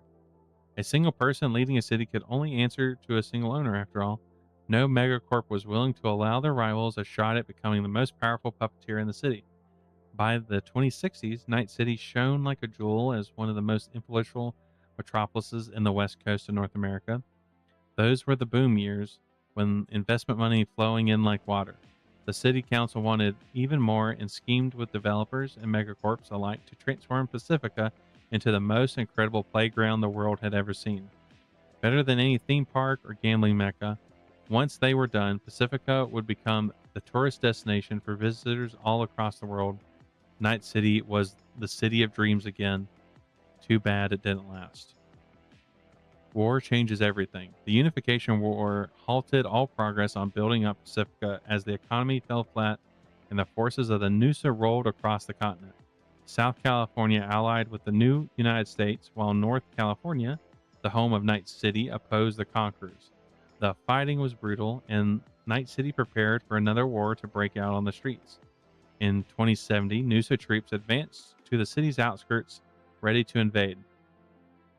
In desperation, Lucius Ryan, then a member of the city council, made a deal with the devil. Ryan reached out to Arasaka for aid, and the Japanese megacorp sailed a supercarrier bristling with weapons and troops into Coronado Bay. The Nusa forces withdrew, and soon after, the Arvin Accord was signed. As part of the agreement, Night City was recognized as an international free city, part of neither North California nor the Nusa. Lucius Ryan was elected as the mayor of Night City by popular acclaim, while Arasaka rolled in openly dominate the political landscape once more. The landscape of Night City has changed dramatically since its founding. Districts have risen, fallen, and even moved as war and changing demographics have transformed them. The city center. The heart of Night City's economic power, the city center is home to the most prominent players around. Megacorps in the modern era, it serves as the city's showcase, highlighting Night City's rise from the ashes after the nuclear devastation that ended the Fourth Corporate War. Corporate Plaza, aka Corpo Plaza, home to the skyscraper regional headquarters of the multiple megacorps, the Corporate Plaza symbolizes the true power of Night City. Few places are more secure, with swaths of NCPD officers and corporate guards on patrol. Outside of the corpos who spend most of their time here, the most common visitors are tourists. Notable locations: Arasaka Academy, a primary education facility dedicated to molding the next generation of Arasaka executives. Most students come from within the Arasaka corporate family, but the academy does accept notable students from other backgrounds. The Arasaka Memorial, a memorial to the victims of the 2023 nuclear explosion located beneath the current Arasaka Tower. Empathy, a club specializing in hardcore brain dances and live stripteases. Okay. I like that that's a notable location. Megacorp HQs, the Night City headquarters of multiple megacorporations, including Arasaka, Biotechnica, Kangtao, Militech, and Petrochem. A memorial park, a roundabout park at the center of the plaza, honoring the victims of the Fourth Corporate War. The View, a shopping mall located on the boundary of the corporate plaza, offering beautiful views and luxury shopping. Downtown. Following the Fourth Corporate War, an effort was made to rebuild the area along Western European architecture lines. Necessity and budget concerns soon began to outweigh planning, and the area quickly transformed into a riotous blend of entropic and neo-militaristic styles. Downtown is a district of two worlds, bright and gleaming on the broad avenues, but riddled with dark alleys where the rich and poor mix in glorious chaos. Welcome in, Raiders. It's good to see you, Zach. Appreciate you raiding in. I see you just doing tabletop RPGs. What were y'all getting up to? And if you need a raid and run, because it's late, need to eat, do what you got to do. Right now, we're going through the Cyberpunk Edge Runners mission kit. We're reading through the lore, the juicy lore. I am Coyote, the Backstreet Chimera of Stray City. And this is Cybersummer, so there's a lot of Cyberpunk stuff. But yeah, Zach, what you playing? Were you doing, I'm assuming solo? Oh, working on your JRPG anime inspired world. Oh, hell yeah. I remember, I think it was last week. My brain's a soup on what time means right now. But yeah, it was looking really cool. We was talking about the cats, the cat peoples, and various cat people. Yeah, I'm excited to see how that progresses.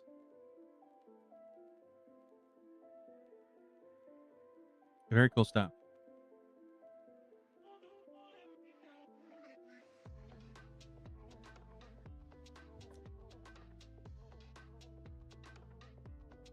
I'm fine with there not being cat people. I just remember we was talking about cat people. I was talking about like EverQuest or something.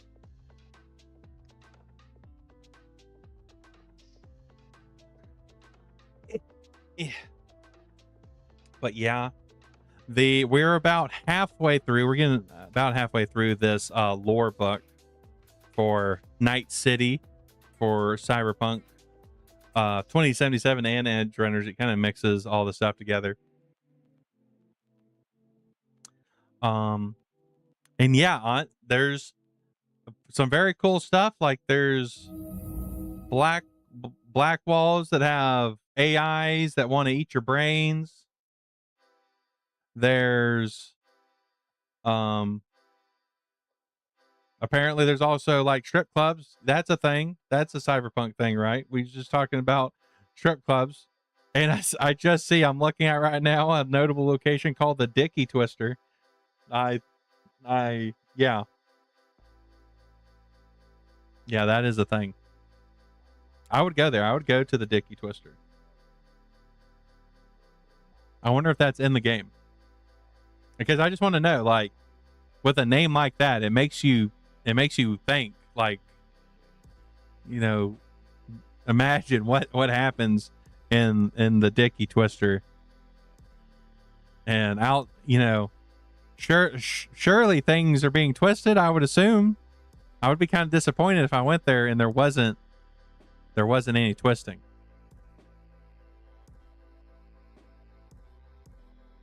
But you know, I'm a feral dog, so it's probably not surprising.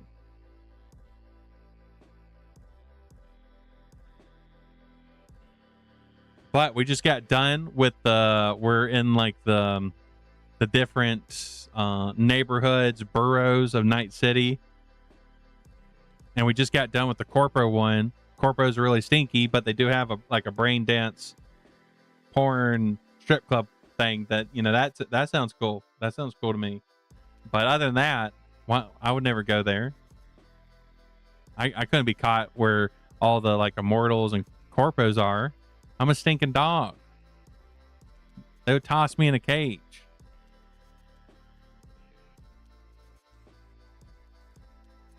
Let's see, where were we? Notable locations. Seventh Hell, a nightclub owned by former edge runner Jack Mouser.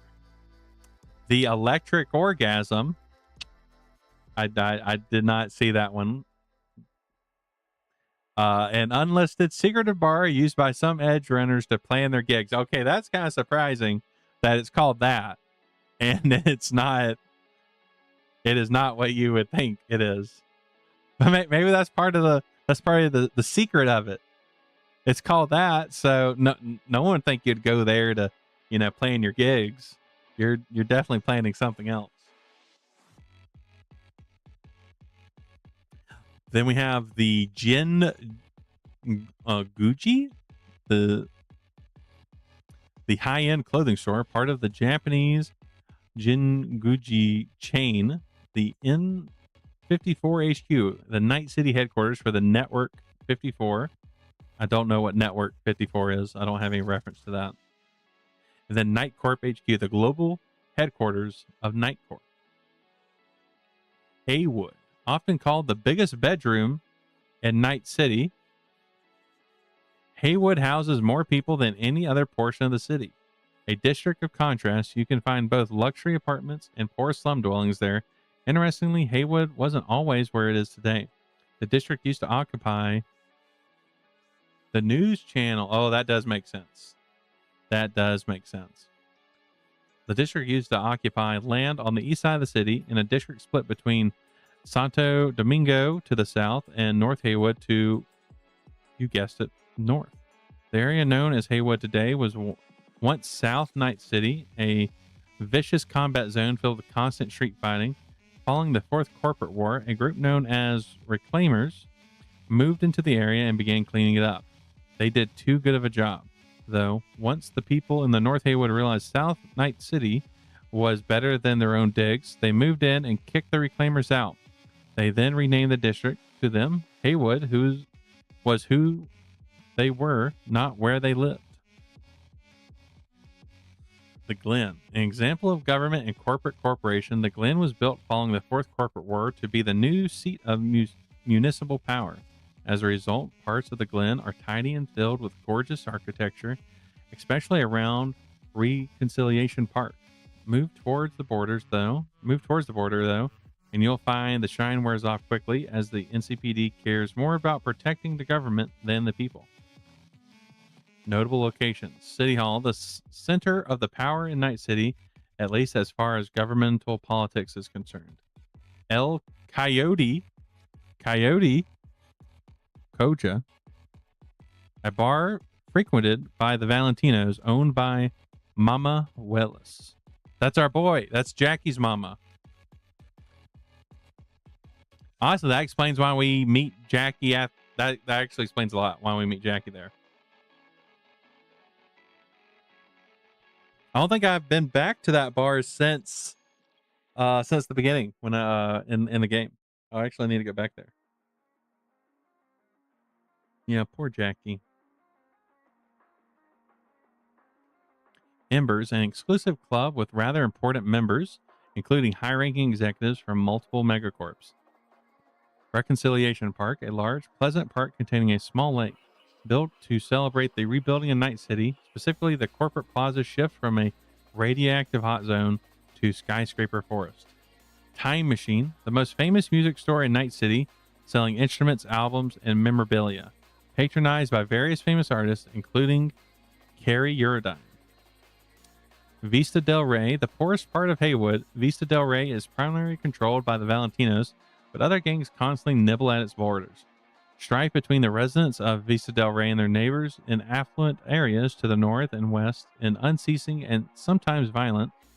Many wonder how long before the megacorps engineered gentrification of the area for the good of the city.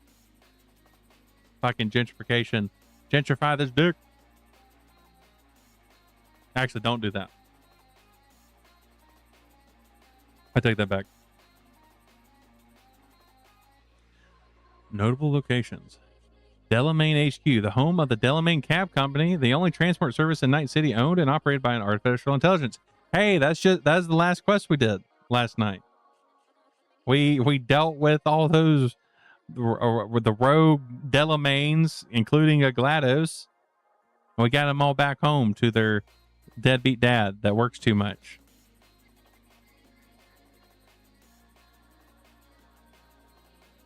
That was a fun quest, though. It was a little annoying because it involves driving, and driving is pain. But actually, no, that's something I didn't think about. So AI, right? AI are considered like, oh, scary. They're bad. They're behind the black wall, right? That's a thing. And AI are like the newer ones are more heavily regulated compared to the older ones. So that makes me, and Delamain themselves mention that they have to be careful or otherwise they'll be considered a like an illegal citizen in Night City. So that makes me wonder, is Delamain like an AI that came from the black wall, behind the black wall?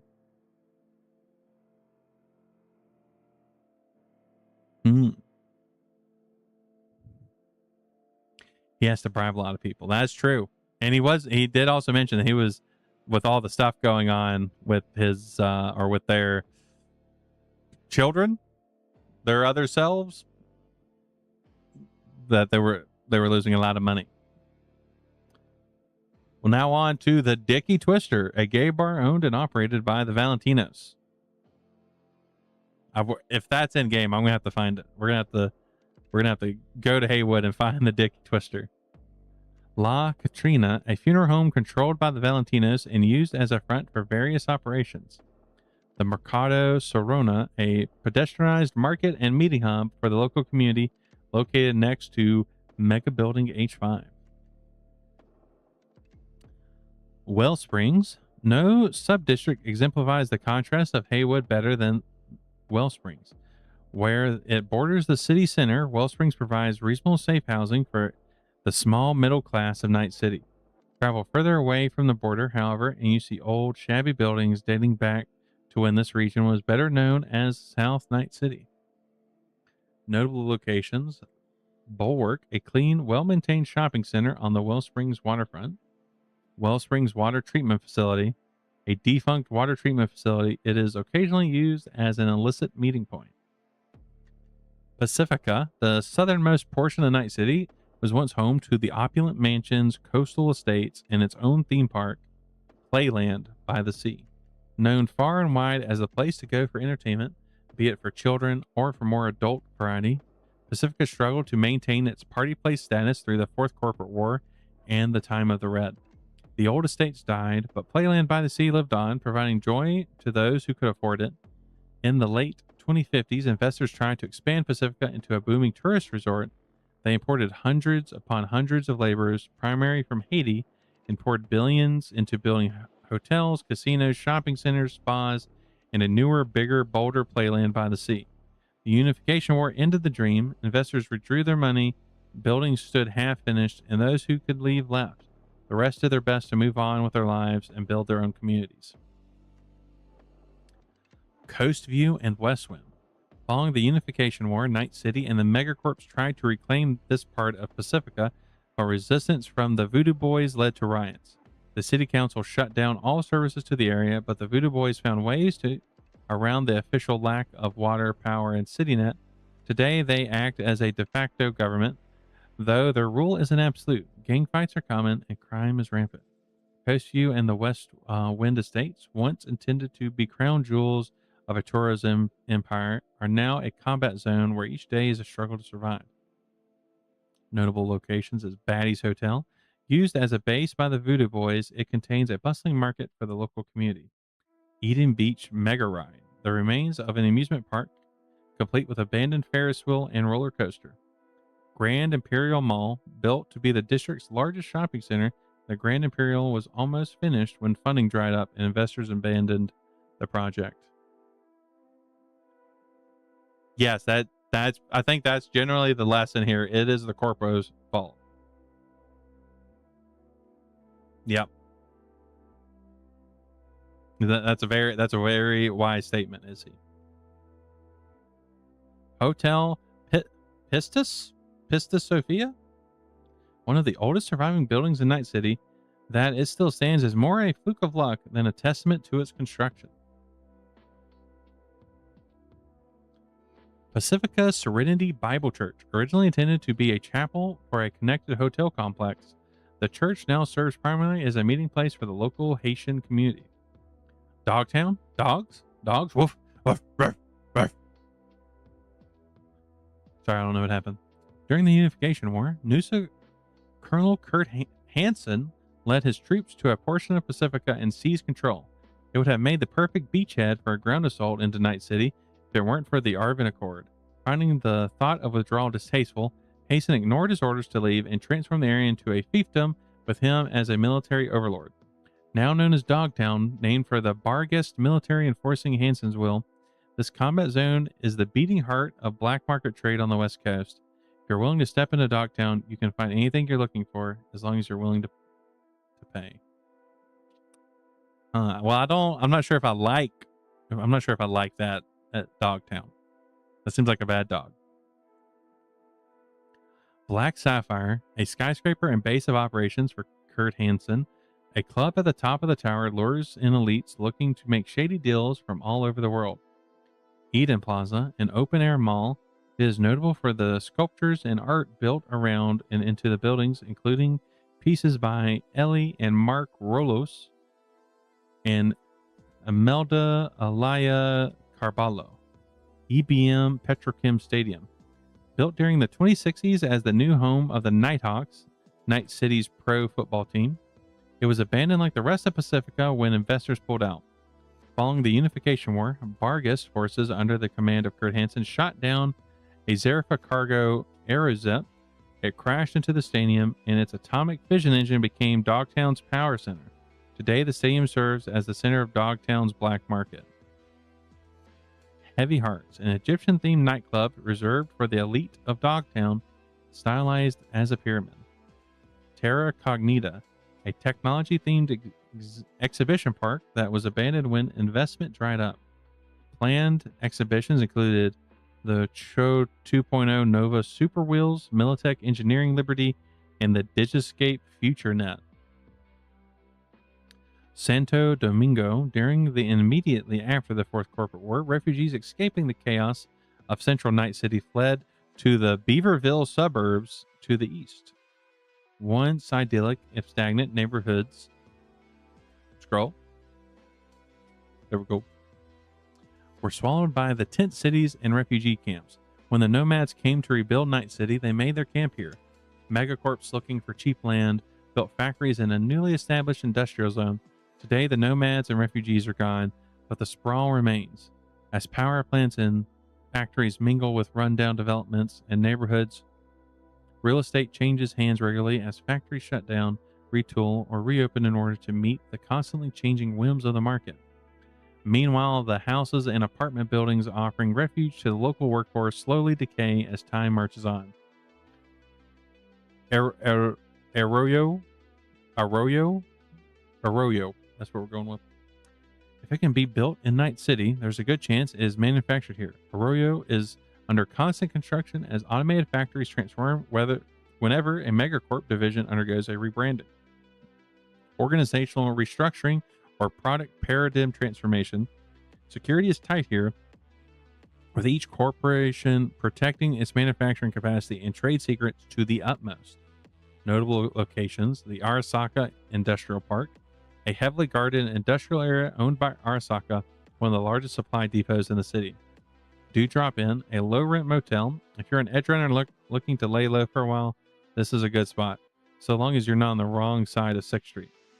Night City Prison, a penitentiary where convicted criminals are housed and punished. You don't want to be sent here. Trust me on this one. Red Dirt, a small bar. It is best known as an early venue for Samurai, a band led by the infamous rocker Johnny Silverhand. Rancho Coronado.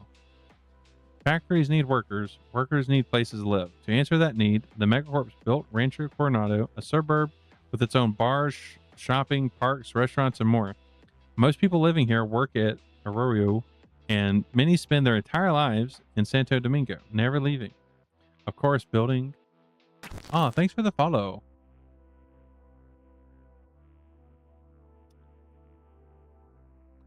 Of course, building community is different from maintaining one. The megacorps care less about the upkeep of Rancho Coronado's infrastructure than they do about the regular retooling of Arroyo's manufactories.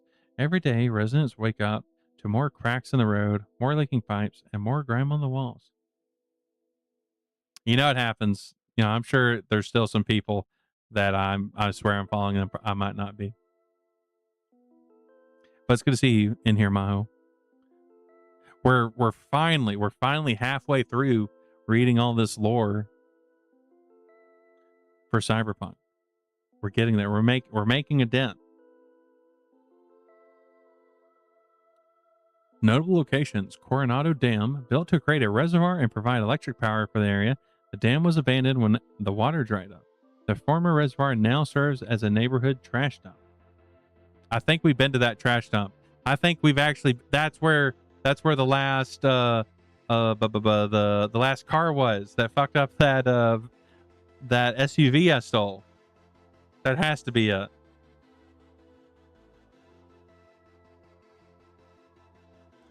Night City Center for Psychiatric Health, a facility for the treatment of mental health issues, including cyberpsychosis.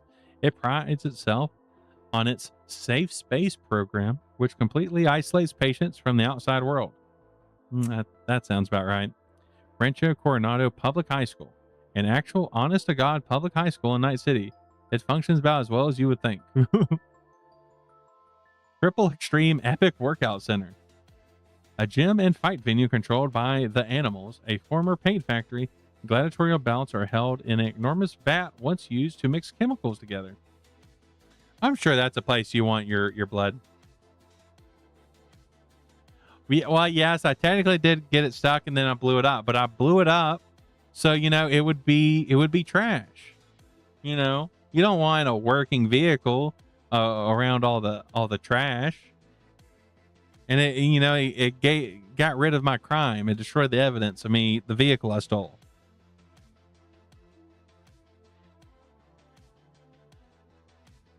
Watts? Name drop? Watson? Even though we have Ember. We have Ember right now. Actually, Ember's covered up. We don't have anyone right now. Though you could technically still head path them from behind the screen. Ember is... Hold on. Ember is right here. Bloop. Yippee! Oh, the timing. The timing was so good. We were synced up right there.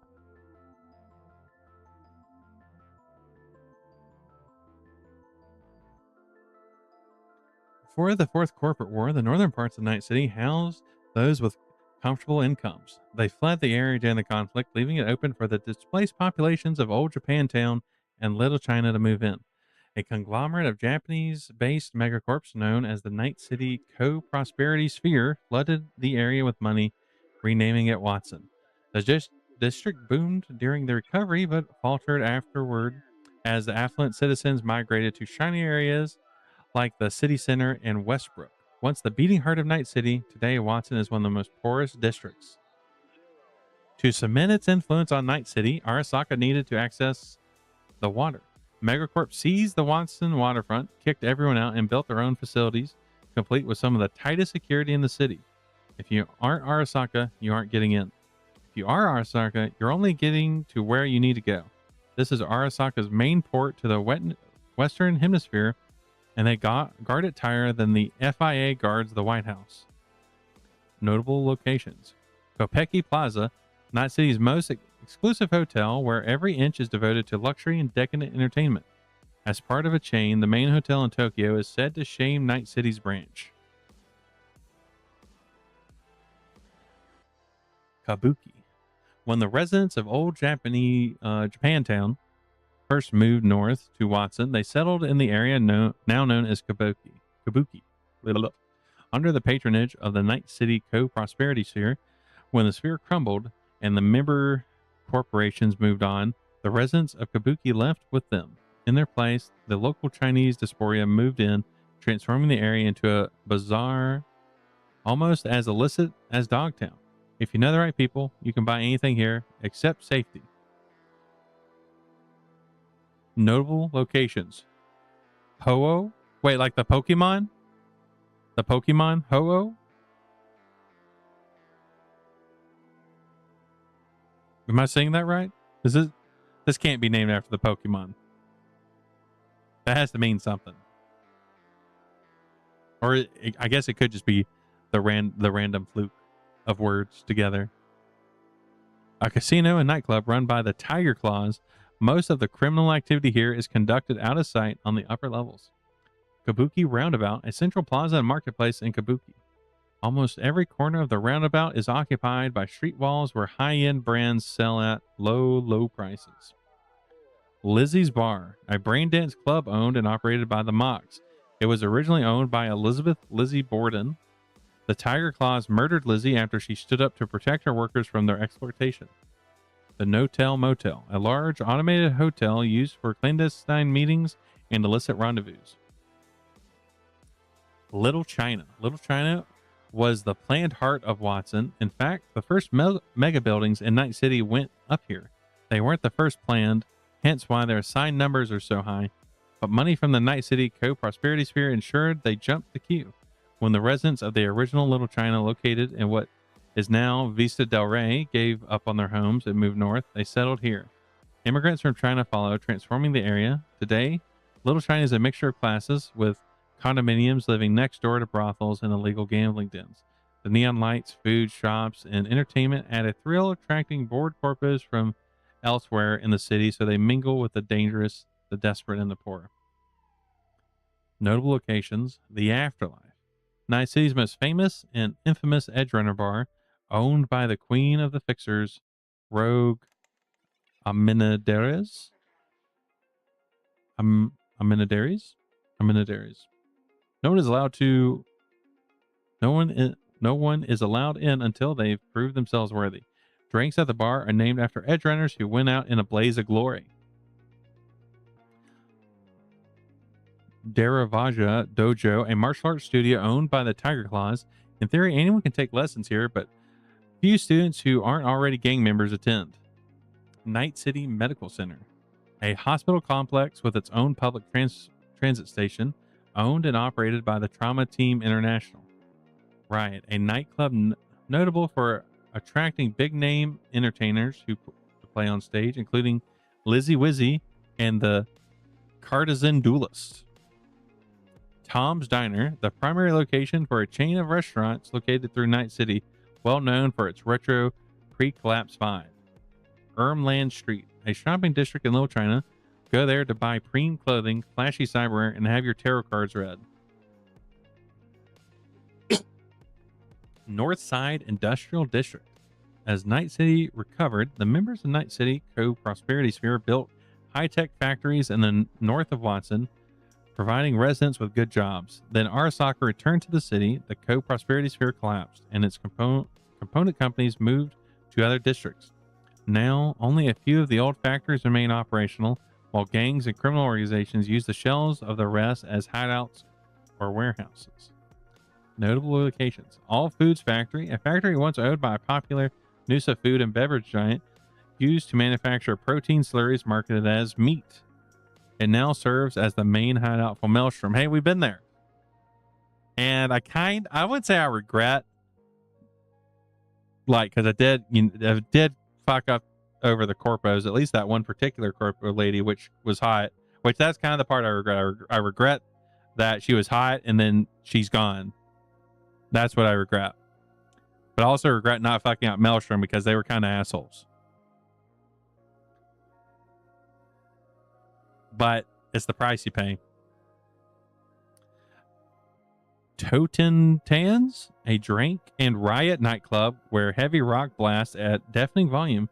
Gangs from across the city are welcome as long as they acknowledge Maelstrom's authority while inside the club's walls.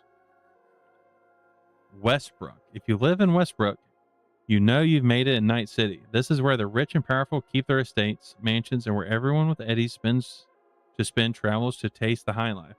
A triumph of gentrification, Westbrook housed more refugees following the Fourth Corporate War than any other area in Night City, and the squalor surrounded the city's most prosperous walled community.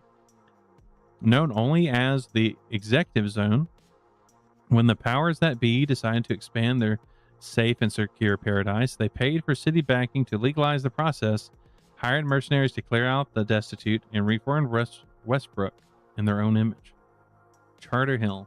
Those who have clawed their way to corporate ladder but haven't quite reached the top need to live somewhere. For many of Night City's lower upper class, that place is Charter Hill. Reasonably clean and safe, and address in Charter Hill is proof a chum has climbed out of the gutter but not yet reached the golden gates of ultimate success. Notable locations: the Dynalar Complex, regional headquarters of Dynalar, a cyberware manufacturer. They are well known for their sexually provocative advertising and slogan, "It's all about the touch. You've got the touch. You've got the power." I think I've seen a lot of their ads going around. The Kiriyoshi campus, Kiriyoshi, manufacturers of the world's most popular high-end cyber optics, maintains a presence here. Red Queen's Race, an invite-only brain dance club. The elite of Night City come here when they want luxury but don't want to be seen drooling. That's unfortunate. No one should be ashamed about drooling. Japantown. Benefiting from its position as a nexus point for the city's northern districts, Japantown serves as entertainment center for Night City. It's a vibrant location full of life and many bars, fancy restaurants, gaming parlors, and markets make it a must-visit destination for locals and tourists alike. Just be careful. The Tiger Claws control this district, earning a cut of every eddy spent there. Super Lake is by one of the go away. Ember's. Yes. Amaya. Ember is Amaya's baby.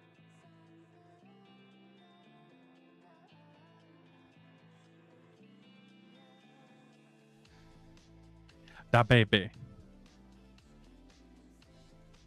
And he is currently sitting on Watts' head behind the tablet that is housing this TTRPG. Notable locations: Cherry Blossom, a market covered by a glass roof. The ever-changing lineup of vendors offers an eclectic selection of goods available elsewhere in Night City. That's true. He is a menace, but we love menaces here. Clouds, an esteemed venue known for high-quality brain dances and dolls custom programmed for each customer. Oh my. Dollhouse? Anyone?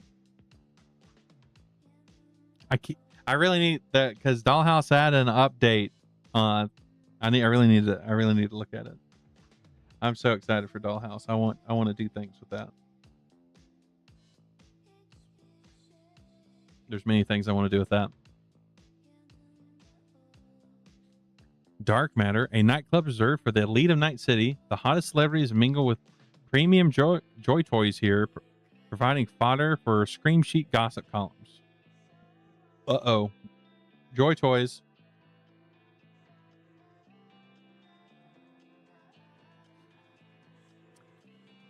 Fourth Wall Studios, a blockbuster producing brain dance studio always looking to push the envelope. Their latest hit is Foreign Body. If y'all had an option for brain dances, would you do it? Like, say experience a movie where you're in the character's skin and going through the movie, or other things.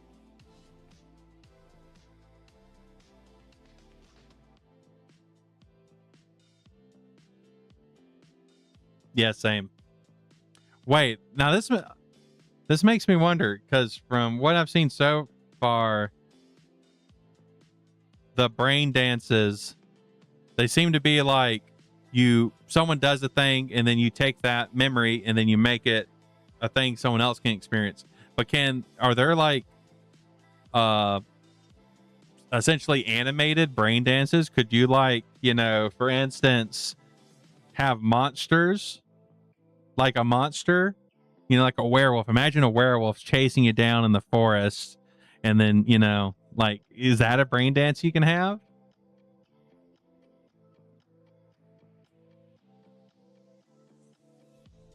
I would be upset for all the monster fuckers if that was not a thing that could happen.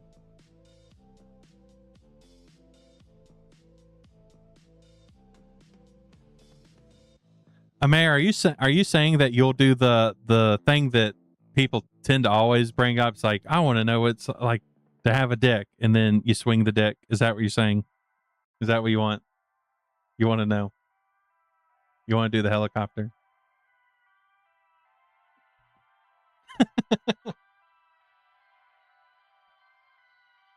Well, one day I believe you will be able to helicopter as much as you want.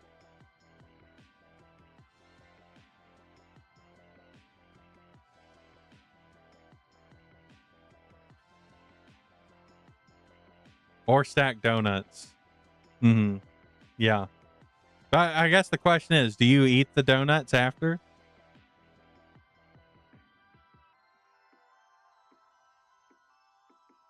It's fine. You can still stack donuts on it.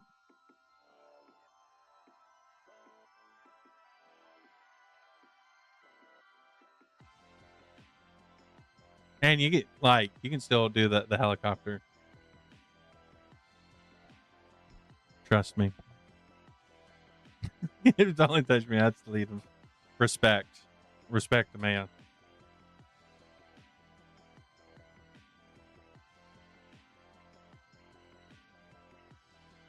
I won't say whether I have or have not done that. It'll remain a mystery. The reddest of red light districts in Night City, the best place to find love by the hour, illicit BDs, and drugs of every variety. North Oak. North Oak contains more concentrated wealth than anywhere else in Night City except Corporal Plaza, but also has the city's lowest population density. If you live in North Oak, you live in an estate complete with a mansion and actual land. This is an enclave of the super rich, each with their own security team guarding their homes 24/7. The guards here operate on the principle of shoot first, ask questions never. So be careful if you're visiting. Outsiders aren't welcome here, outsiders aren't welcome here without an invitation. Well, I mean, you could still stack donuts, maybe just not that one specific way. There's always a way. You just got to get a little bit creative.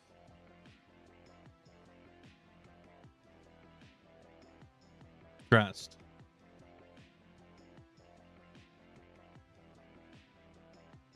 Arasaka Estate, a temporary home used by members of the Arasaka family when they visit Night City. It is heavily guarded by elite Arasaka agents, all armed with the best weapons the Megacorp has to offer. Charm Dinya Jinja? a Shinto shrine dedicated to the kami of the chrome, night, and electricity, a popular tourist destination and one of the few areas in the district open to the public.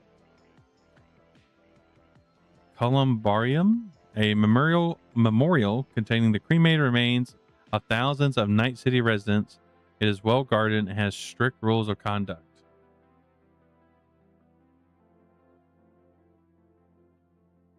Oh no, man, I'm sorry. There's still trust.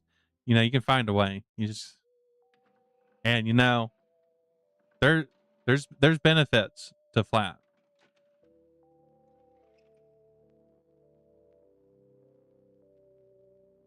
Not outside of just, not having back problems, or at least back problems for the weight.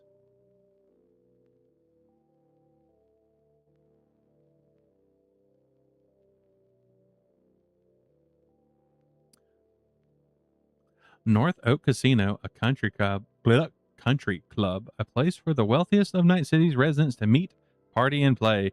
It is only accessible via AV. And earlier, AVs were mentioned to be like flying cars. They're essentially cars where they take the wheels off and put turbines.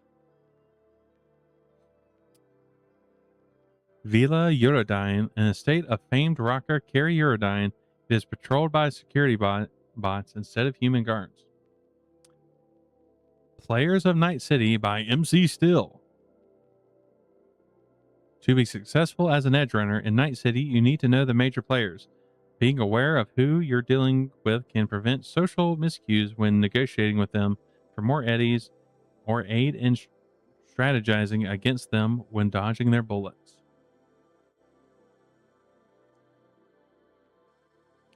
Megacorps rule this city. They own the politicians. They pay for the infrastructure. They manufacture all the gear you own. Hell, we're all branded with their logos, whether we like it or not. Just walking advertisements to their glory. Arasaka. Saburo Arasaka stepped up as CEO of Arasaka in 1960, and he's still in charge over 100 years later. That doesn't tell you something about how powerful Arasaka is. Nothing will. This is the longest operating megacorp in the world, and it's got its fingers in everything with hundreds of subdivisions and client companies across the globe. It exists. Some subdivision of Arasaka makes, imports, and sells it. Arasaka's biggest moneymakers are banking and security. The company is known for its top quality and extensive training of the forces it employs to protect not only its own assets, but those of its clients. If you're facing an Arasaka guard, you know you're in trouble. Arasaka has shaped most of this century. They were one side of the Fourth Corporate War and helped plunge the world into a new dark age. Later, the arrival of their supercarrier in Coronado Bay helped end the Unification War. Today, Arasaka reigns as the dominant force in Night City and its largest employer. Biotechnica. Biotechnica is responsible for the food you eat, the drugs you take, and the fuel in your car. If there's been an advancement involving biotech over the last century, chances are Biotechnica has been behind the innovation, or they bought out the company that was. The company owns a staggering amount of land to the south of Night City, where their protein farms mass grow the worms used as the primary ingredient for most of today's food. Huh. Worm-based food. I'm not against that. I'd eat a worm.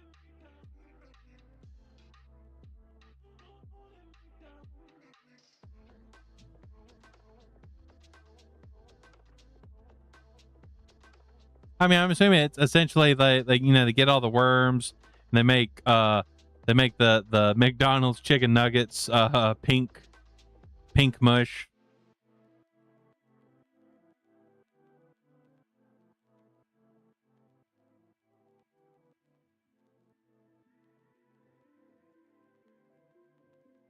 I wouldn't want to see that part, the mushing.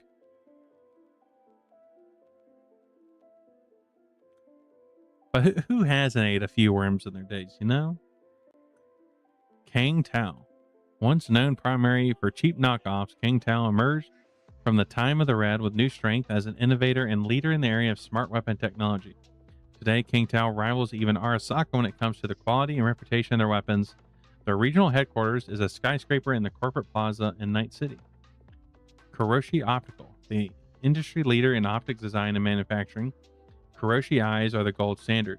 If your eyes aren't Kuroshi's, why did you even scoop out your own Ganic orbs, Choom? Kuroshi's sponsorship of Japanese pop group Us Cracks has won them the affection of the youth market across the globe.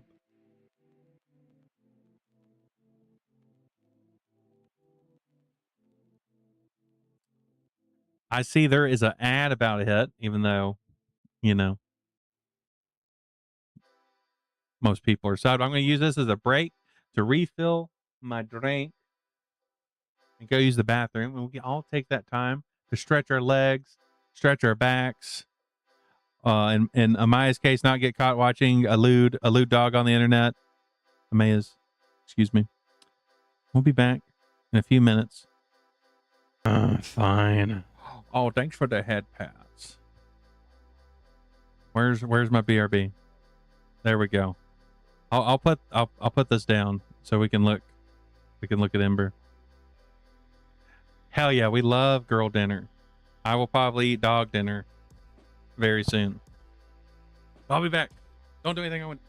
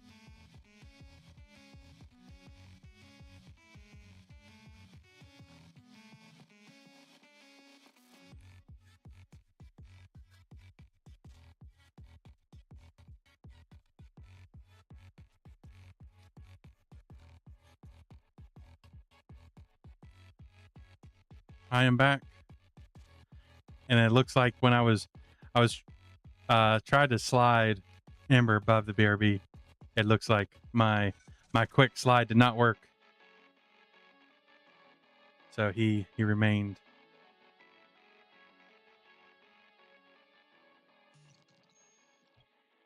Puppies.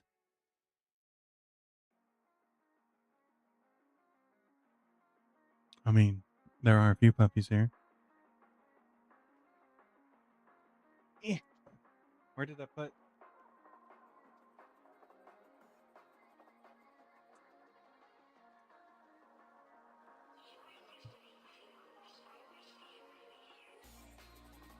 I wonder how he would feel being called a puppy.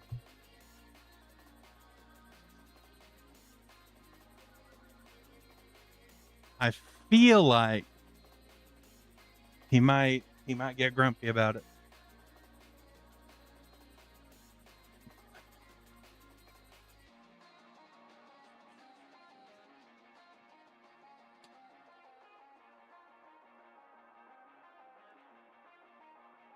But I got me some homemade salsa and chips.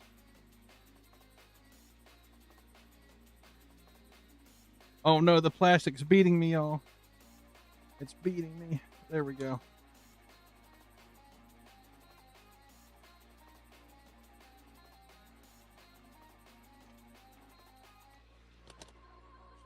I have technically eaten before today. So I'm not like full raw dog in the trash dog lifestyle.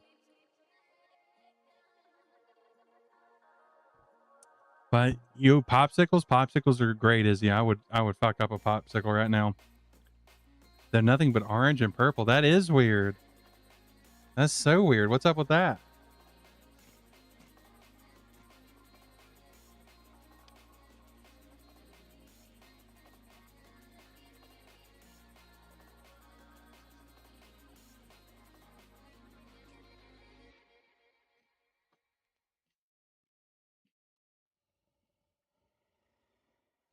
Yeah, this salsa is really good too. The brand is it's not like an actual brand. It's like oh no, I guess like almost a farmer's market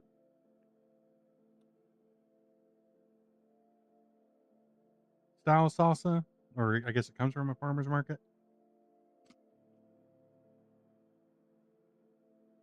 That is true.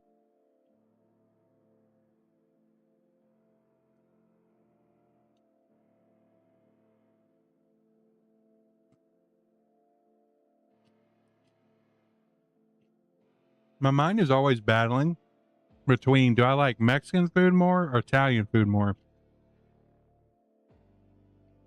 And it's a tough battle.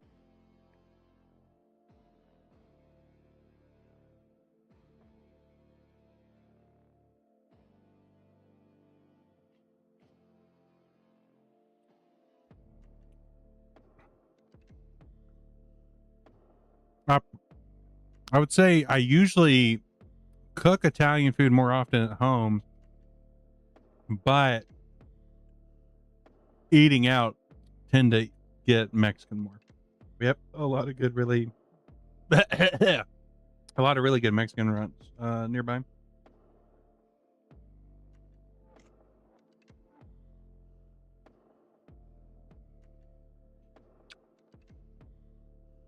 I do like a lot of Asian food, but I also like I haven't tried a bunch just because we don't have a lot of local Asian restaurants nearby.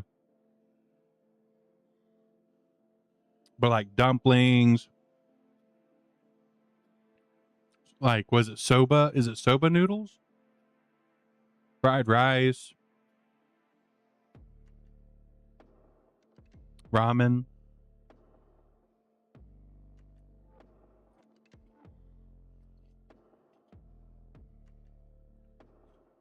I keep forgetting I need to get the rice paper stuff so I can make that one dish Hime told me about a while ago.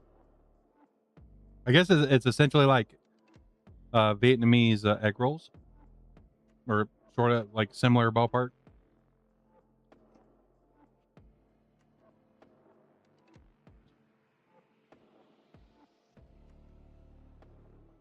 Yeah, summer rolls. That was it. Yeah.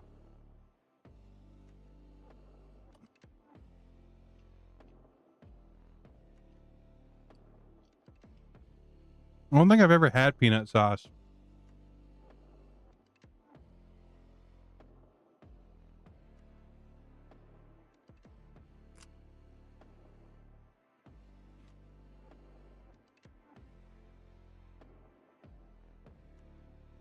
Instead, you have girl dinner. But we got to make do.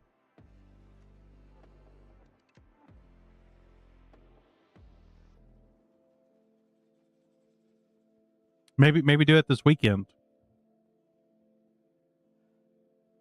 I imagine some rolls would be pretty affordable to make.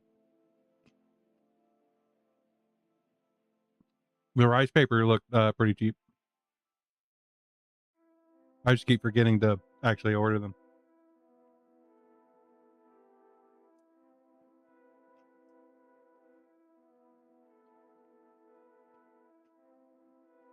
Mm.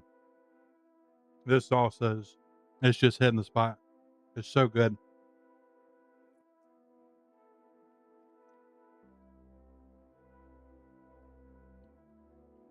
Like it has just that, like the back end of spice. Oh, that sounds so good. I wish we had stuff like that around here. But it also has like, it's the back end of spice, so it's not spicy at all, but it just has that like little mouthfeel of spice while having all the tasty salsa stuff.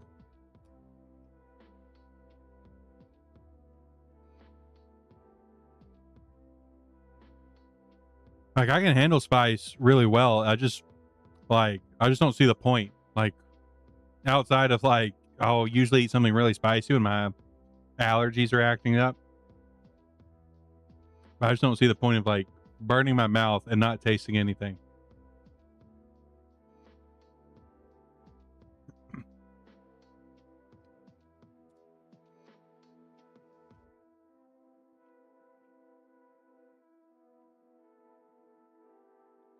Like I love some Cajun food. And Cajun food tends to be pretty spicy.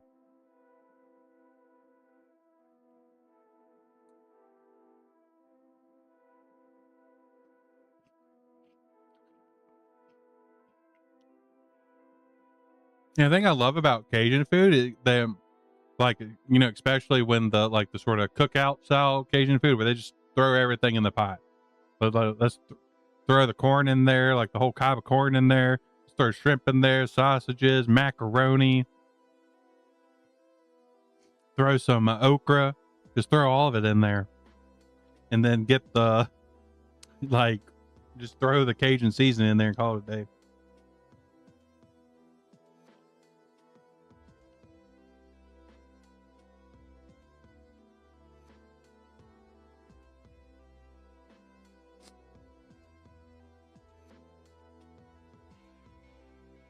Honestly, that's something I love to do is just watching people cook from like different cultures.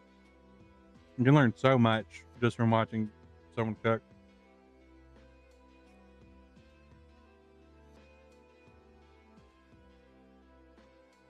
Especially like if you get like a, you know, like a grandma or something,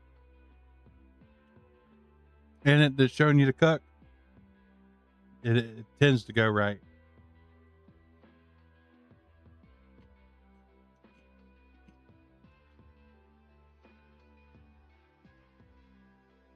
I usually cook by, I guess, filling it out. Like I tend not to measure stuff, and that's partially why I suck at baking. Because baking, you kind of do have to, for the most part, unless you're cooking the more easier stuff, you kind of have to get the measurements right and stuff. And I'm kind of just like I'm going to toss I feel like that's enough seasoning, and then I'll move on to the next thing and be like, ah, okay, I think that's enough.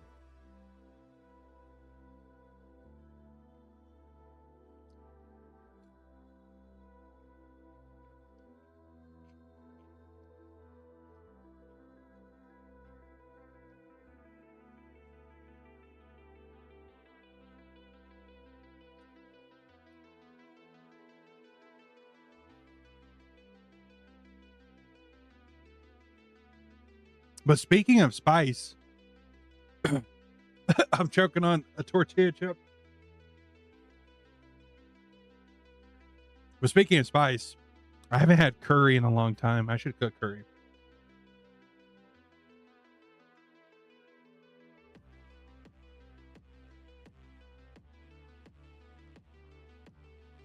Last time I cooked, it was, I'm not sure exactly what type of curry it was. It was a chicken curry, but it tasted so fucking good.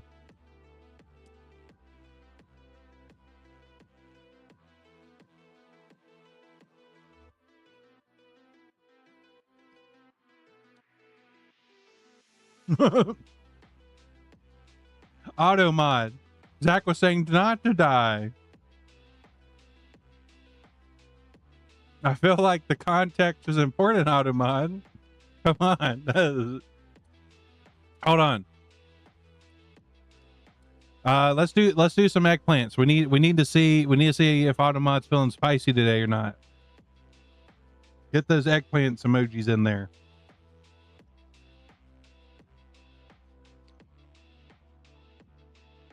Look at all those aubergines. I guess Automod was just having a bit of a moment.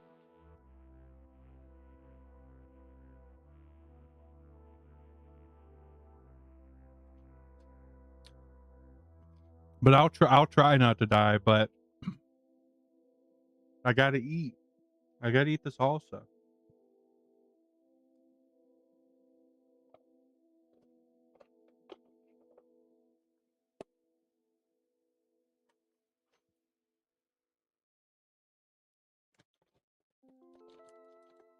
It's like, this may be offensive, I'm not sure, but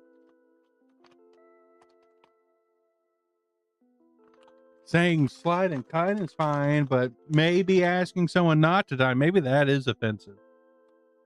Like, how dare you want this person to live? Have you seen the way they eat?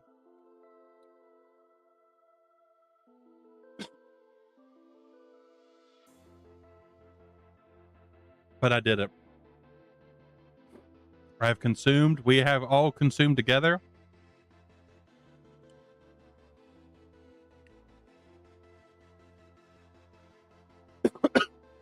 Oh God. It's coming. It's coming for me, y'all. I need to wash it down. That's the issue.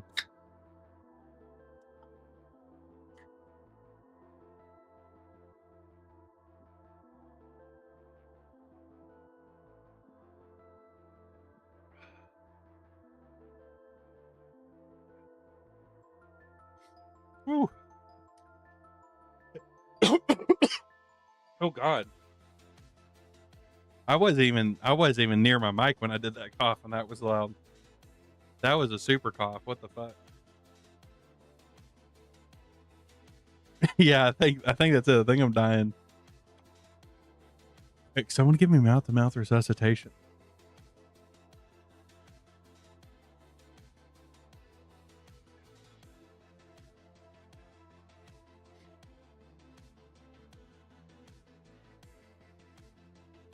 Goodbye, Ember. You're being covered up again.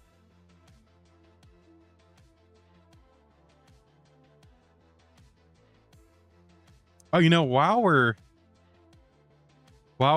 taking a break, I can post the other smut in the new smut channel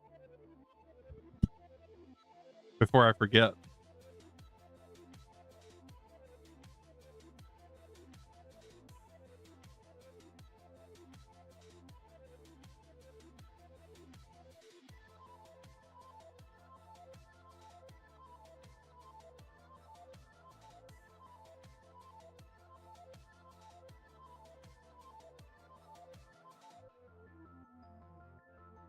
the secrets might.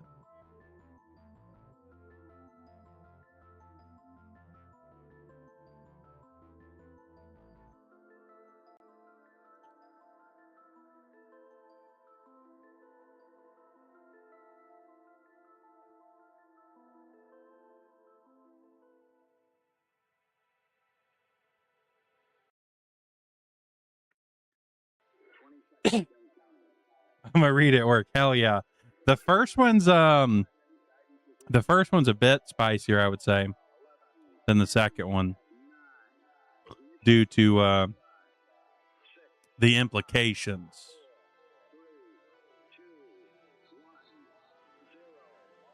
But I both do leave them on the hanger because I want people to be left wanting.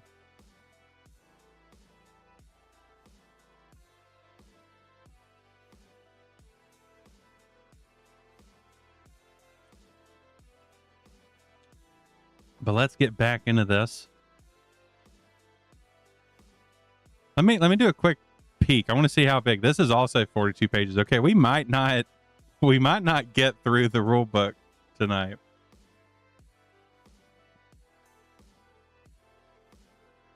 Oh hell yeah, Maya. I'm happy it worked out. You got both the badges now.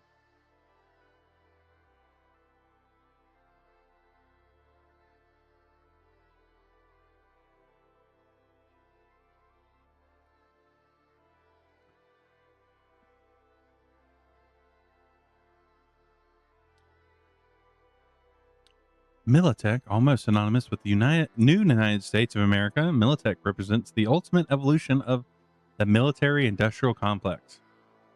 The current president of the NUSA is a former CEO, and Militech troops often work in cooperation with American military forces domestically and abroad. Militech is one of the world's largest manufacturers of weapons and military vehicles, with facilities on every continent. It products range from personal firearms to missiles. In fact, most of the gear used by the NUSA military is branded with the Militech logo. The Megacorp also provides private military forces for anyone willing to play. Militech battled Arasaka during the Fourth Corporate War and seemed prepared to burn everything to the ground in order to win. The Megacorp only stood down when the then President Elizabeth Crest nationalized the company. The war ended with Militech acting as a privatized arm of the American government. In time, the relationship reversed as Militech gained more influence over the NUSA than the NUSA over had it. Blah blah words. Today, it operates nominally as an independent megacorp, but everyone knows Militech and the NUSA government are two sides of the same corrupt coin. Knight Corp. After Richard Knight's death, his widow, Miriam, transformed his foundation into a corporation able to play with the megacorps on their own terms. As Night City recovered from the Fourth Corporate War, it was Night Corp that brought in the nomads to begin reconstruction, and Night Corp that convinced the squabbling factions controlling the city's various districts to cooperate and form a new government. Night Corp is ubiquitous in Night City and essentially runs the city's infrastructure. Despite this public visibility, little is known about the company. It is particularly secretive about its internal structure, operation goals, and resources. Employees only know as much as they need to know about their jobs, and little more. This has made Night Corp a favorite target for conspiracy theorists.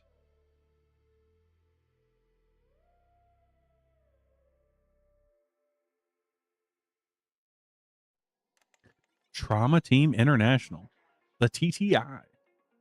When your life's on the line and you want the best to save you, that's what the Trauma Team does. If you can afford it, the level of service a client is provided depends on their Trauma Team subscription. The best is the Platinum plan, with 24/7 monitoring of a client's biometer via their Neureport, biosculpting on demand, free checkups, deep discounts on prescriptions, and a guaranteed 3-minute response time to injuries. Trauma Team plays the public relations game better than anyone and hypes its employees as heroes via advertising, public relations stunts, and sponsored programming. People thrill at the sight of a Trauma Team squad, convinced they'll swoop in and save them during a medical emergency, right up until they realize they don't have a subscription and will be left for dead. In Night City, Trauma Team operates out of Night City Medical Center, which it owns. Something else I saw, which I thought was funny. I've been getting a lot of Cyberpunk shorts lately. I think YouTube is like, oh, you're streaming Cyberpunk, you must want to watch more Cyberpunk. But the arcade game that we played at the very beginning, the Trauma Team arcade game, apparently if you beat it, you get a Trauma Team like robot pet inside your apartment, and you also get the Trauma Team outfit if you're into that.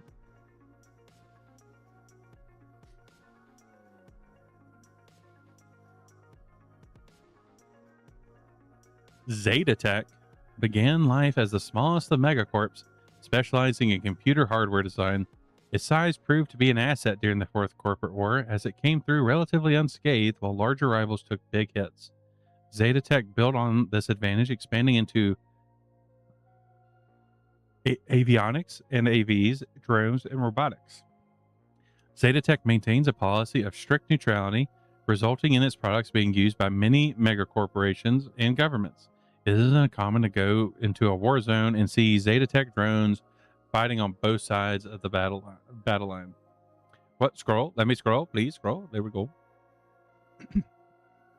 The gangs, the megacorps may control the city, but the gangs control the streets. If you're going to run on the edge, you need to know whose territory you're running through. 6th Street started out with good intentions, gather a bunch of veterans and do the job the NCPD was unable or unwilling to do. Unfortunately, they discovered doing the job required resources, guns, money, access. Their slippery slope began with taking bribes to look the other way on occasions, charging locals protection fees. From there, it became easy to dive into the other criminal rackets. Today, 6th Street is just another game wrapped up in military traffics. Their main turf is Santo Domingo, but they have some influence in Charter Hill and Haywood. My throat, the salsa is killing me, y'all. I guess actually what it is because it was just a little bit spicy. It has decided that my sinuses shall be cleaned. That's probably it. It was so tasty though. The salsa was so tasty. Animals. If you see someone with muscles so large they look ready to burst through their skin, that's probably an animal. Purists, the animals eschew strength enhancing and combat cyberware in favor of genetically tearing growth hormones, ultra testosterone, and the juice, a secret chemical concoction that increases the user's strength, size, and speed. For the animals, the term concrete jungle is literal, as they respect strength and ability above all else. Even internally, disputes are always handled via trial by combat.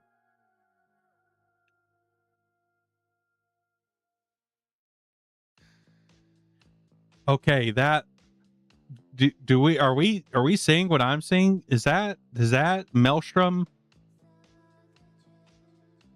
Does that Maelstrom lady have 3 tits?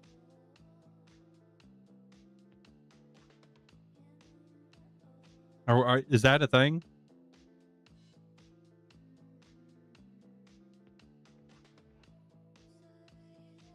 It's a thing. No, don't vacate the sinuses. I don't think I can zoom in right now with the what tags I have on. Hold on. Actually, let's read this barcode real quick, y'all. You know, I want y'all to be able to see the barcode.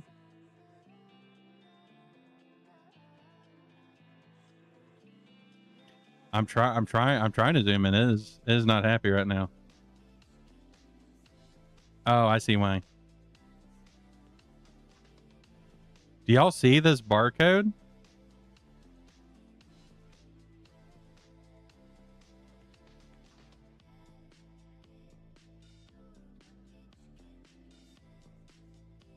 Yeah, the barcode is really interesting. It gives a lot of information.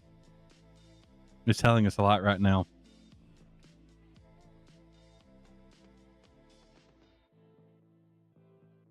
But you know, think about this though. If you have 3 boobs, that means 2 boob jobs at the same time.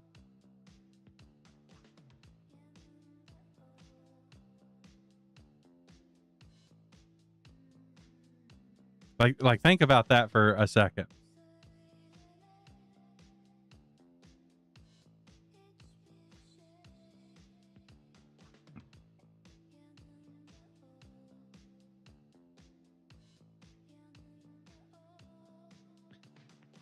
But I would like, if some, I would want to talk to someone. I want to see like a video essay on the benefits of 3 boobs. I mean, obviously, just more boobs is better boobs. That is a plus. But like, if you look at the rest of these people, wait, hold on. If 3 boobs is a thing, that means double dick is a thing. You know, one of them's packing 2. They gotta. Oh, this actually has a description of the image. That's cool.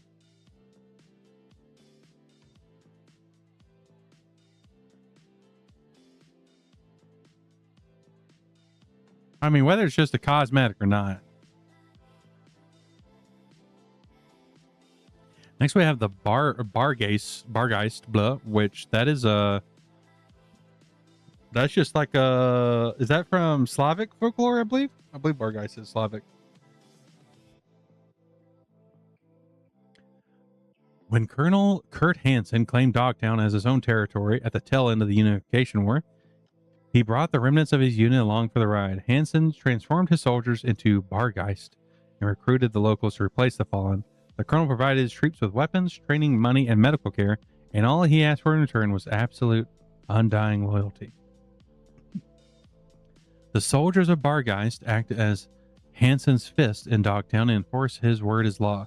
Don't do what one tells you, and at best, you'll be ejected out of the district. At worst, your parts will end up for sale on the local market. Oh no.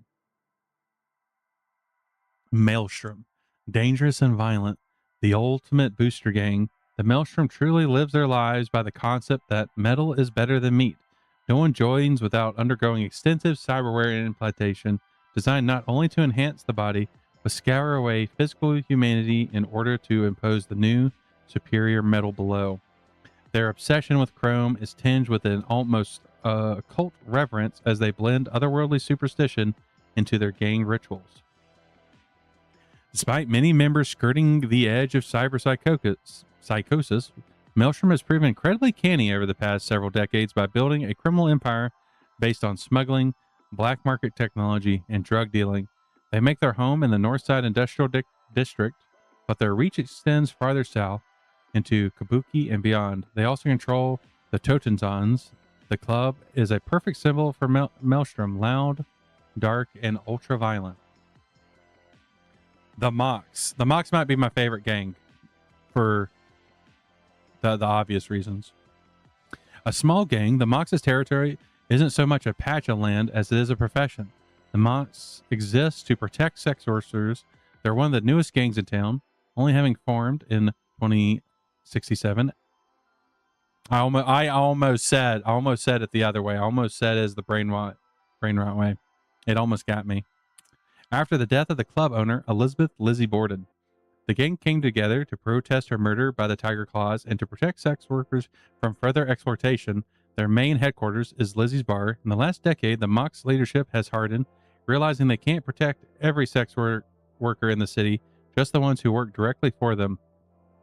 As the Mox grows more cynical, some worry they're becoming the oppressors they were formed to fight.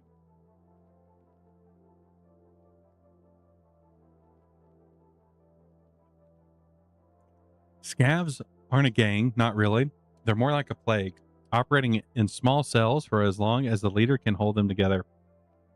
All they care about is profit, and they earn it by ripping the cyberware out of people's bodies and selling it to disreputable ripper docs and fixers across Night City. They've got no honor. What they do have is a keen eye for implants and organs they can offload as a profit. If you're packing chrome, watch your six if you walk down a dark alley at night.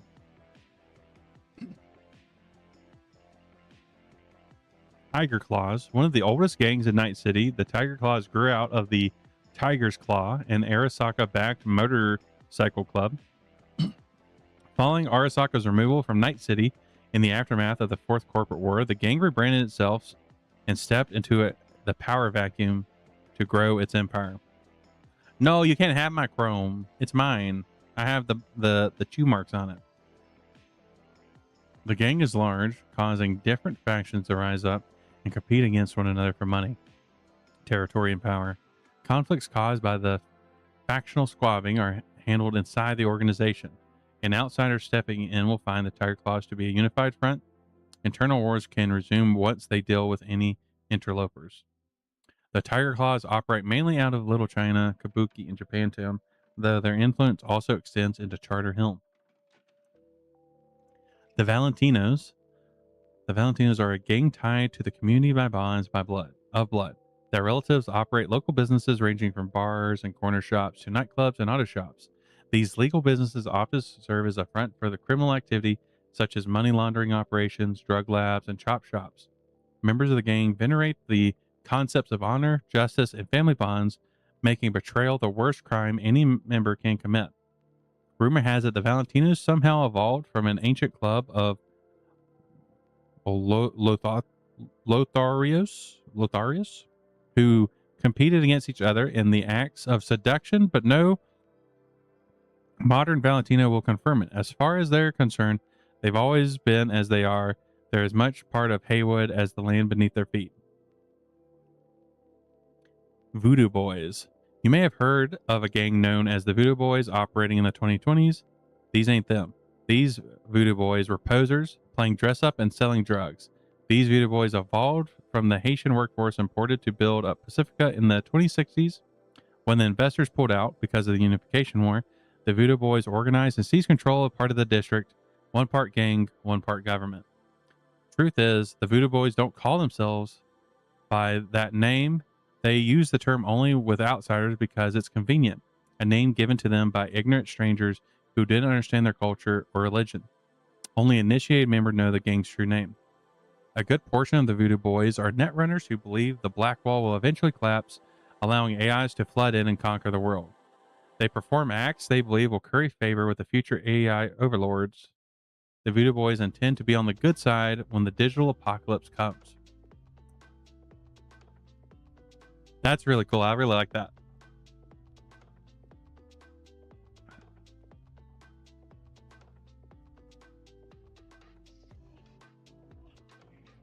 You know, because they're working on a second Cyberpunk game. It'd be cool if, like, you know, if you pick to be part of, you know, a gang or whatever, like even character creation, you could pick like where your background is. If you could pick specific gangs that you're a part of.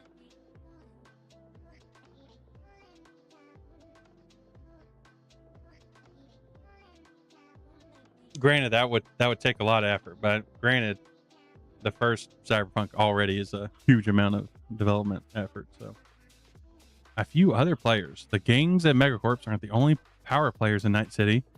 Since you're going to try to make it as an edge runner, here are a few more you'll need to know.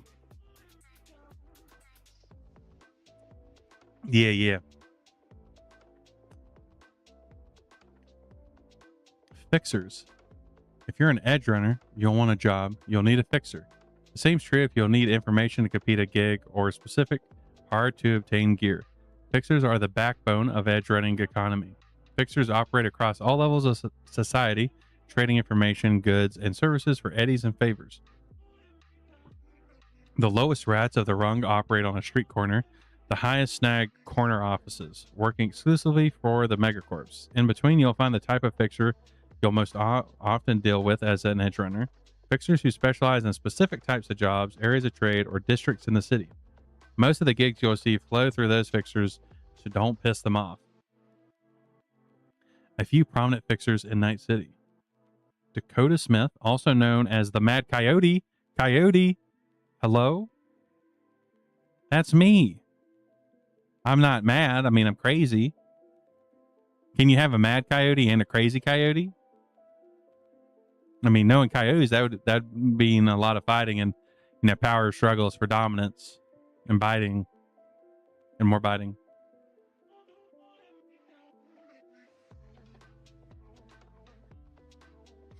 Dakota isn't technically a Night City. She operates out of a garage in the Badlands and specializes in nomad-related gigs. Most packs stop by and pay Dakota their respects when they visit the area. Muammar El Capitan Reyes. While Muammar offers multiple types of gigs to edge runners, his specialty is cars. He's been known to put out bounties for specific makes and models. Once a car is brought in, he turns it around and sells it via his auto fixer business. Rogue Amenadaries. The so-called queen of the fixers and owner of Afterlife, the premier edge runner bar in the city, Rogue's history goes back decades to a time when she was one of the best solos for hire in Night City. Mostly retired from her gunslinging ways, Rogue specializes in assembling elite teams for gigs from wealthy clients. Sebastian Padre Ibarra. The name isn't ironic. Padre used to be a priest before he left the clergy to pursue what he calls a more noble calling, being a fixer. He offers a variety of gigs, but they all seem to be part of a chess match designed to keep some semblance of balance in Haywood. Wakako Okada, known as the Lady of Westbrook, Wakako operates out of a pachinko parlor in Jigjig Street in Japantown. She's well respected, or feared at least, by the community, and her gigs run the full gambit of types. Nomads. Back during the collapse, things got bad. Neighborhoods and sometimes entire cities became uninhabitable. People lost their jobs and their homes. Taking inspiration from the past, the families and small groups banded together, forming nomadic packs and wandering across the continent in search of work. Over time, more joined them until they numbered in the millions and formed nations of their own. For the dwellers of the cities they visited, nomads were a necessary evil, vilified by the media, being thieves, raiders, or worse, yet necessary to fill the ranks of the depleted workforce. They acted as construction crews, ran carnivals, circuses to entertain the masses, and smuggled goods for the black market. During the time of the Red, the nomad nations saw their power increase. They knew the roads and seas better than anyone else, allowing them to keep goods and services flowing between disconnected cities. Their experience in construction proved key to rebuilding cities devastated by war, while their traveling shows distracted people from their worries for a brief time. Of course, nothing lasts forever. Construction companies began outbidding nomad contractors, and mass-marketed media proved a more seductive lure than carnivals and circuses. Worst of all, one of the nomad nations, Meta, betrayed the others. Able to speak Corpo, Meta's shipping company, DTS, undercut other nomad groups and locked in exclusive contracts until it was the largest transporter of goods in North America.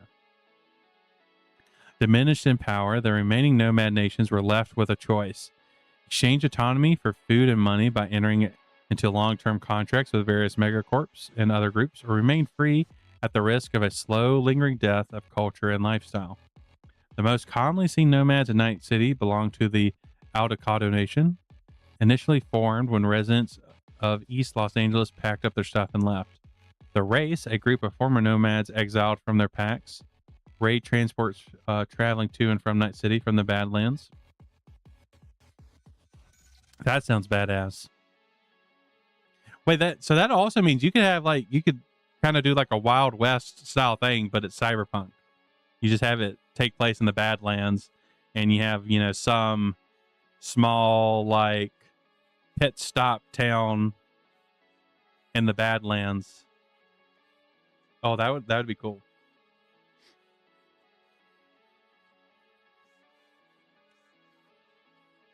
The Night City Police Department.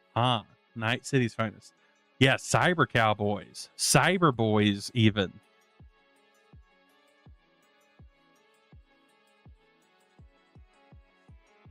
Now, that makes me imagine there being country music, but it's cyber country music.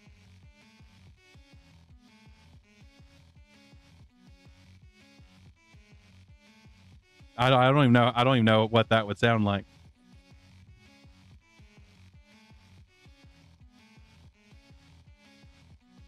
I'm sure it exists. There's at least one band out there that specifically does like futuristic cyber country music.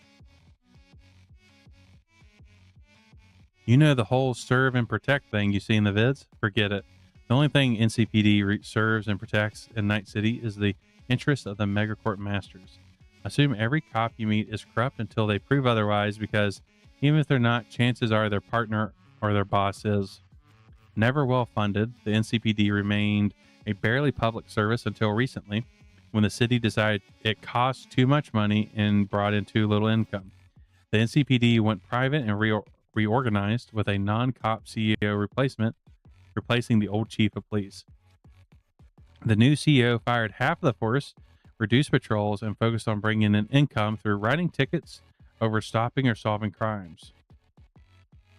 It also began charging the citizens of Night Cities 5 eddies per minute to make 911 calls and asking for donations from citizens to solve specific crimes. In other words, if you want to find out who murdered your dear auntie, you better be ready to help fund the investigation. Don't be fooled by the downturn in NCPD's ability, though. Even underfunded and understaffed, the cops still have the resources of a small army. That includes armored vehicles, AVs, and all manner of firearms and ammunition. Plus, there's Max Tech, the militarized force specializing in elimination of cyber psychos. Max Tech's funding remains a priority since its visibility and reputation makes every action it takes a win for public relations. As the rest of the force grows less capable, Max Tech has begun responding to crimes outside its mandate. In other words, even if you aren't a cyber psycho, if you land on Max Tech's radar, their troops will put you down. Rio Meatwagon. Rio Meatwagon is a cut rate, no frills emergency medical service contracted by the city to handle cases Trauma Team won't, which is most of them. Unlike Trauma Team, Rio Meatwagon stays on the ground in ancient ambulances held together by duct tape and good wishes. Half of the patients their paramedics pick up don't make it to the hospital alive. Some don't make it to the hospital at all. Rumors of connections between Rio Meatwagon and scav groups are widespread. Now, that isn't easy to say there isn't some good paramedics working out there, the Rio Meatwagon. Just don't count on them being in the ambulance when you're picked up after a job gone wrong. Damn.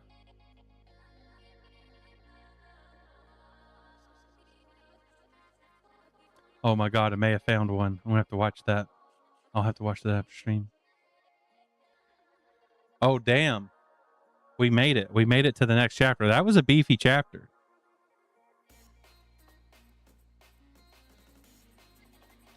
Oh, there's David.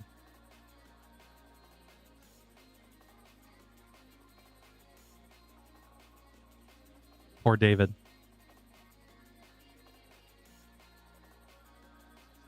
By Maximum Mike. Most people in Night City go about their day to day without thinking too much about it, but knowing how you and other people live can prove crucial to a job success. Pay attention. It all begins where you live. You're down your luck, you're living on the street. Isn't easy in a city that's hostile to the homeless. NCPD violently clears out squatter camps on the regular, and Night City's government fumigates the sewers as if the folks sleeping there were vermin instead of people. That's fucked up.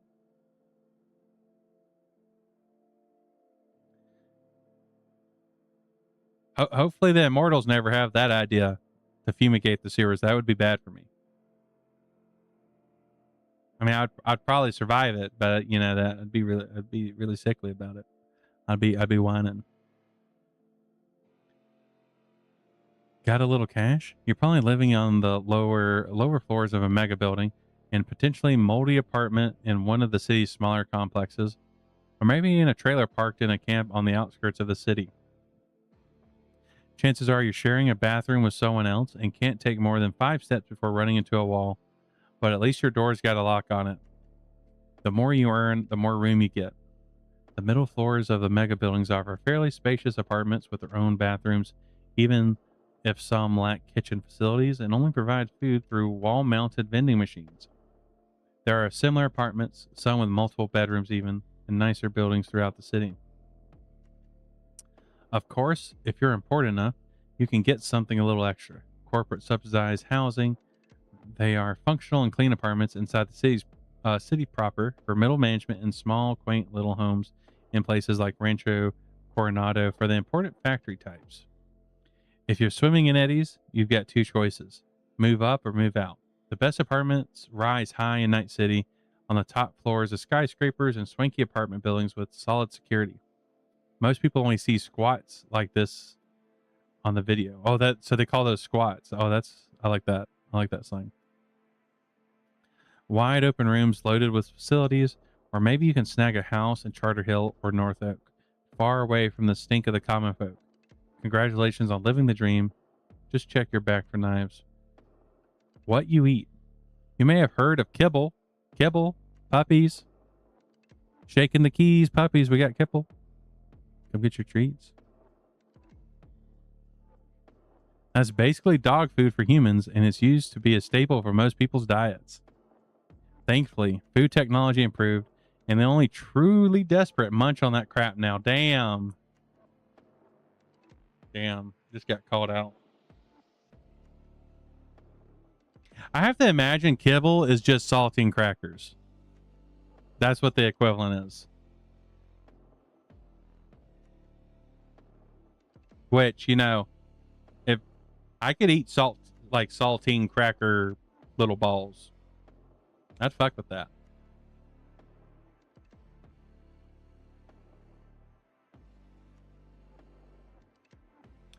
Today, most of our diet consists of artificial food. I don't mean what you're eating is plastic or something. It's just isn't what it pretends to be. Let's take the burrito you had for lunch. The meat didn't come from a cow. It was farmed down in Biotechnica Flats, south of the city, in the form of worms ground down into a paste called scuff, then molded, flavored, and dyed into a shape of vaguely resembling meat. The beans and other veg are algae and soy pushed through a similar process. The cheese is made of chemicals mixed in a vat and left to dry. Sure, there's some cloned fruit and vitro-grown meat out there, but your diet mainly consists of worms, flavor enhancers, and soy chumba. Off-brand ramen. I would also I eat dry ramen sometimes. Like if I want like a crunchy little snack, just get the ramen brick and just eat it dry.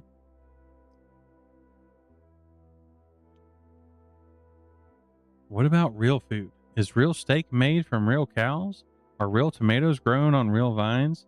Those exist, but you'll pay a pretty eddy for them. Every year, the world loses a little more farmland, and most of what's left goes to growing the wheat needed to make chew.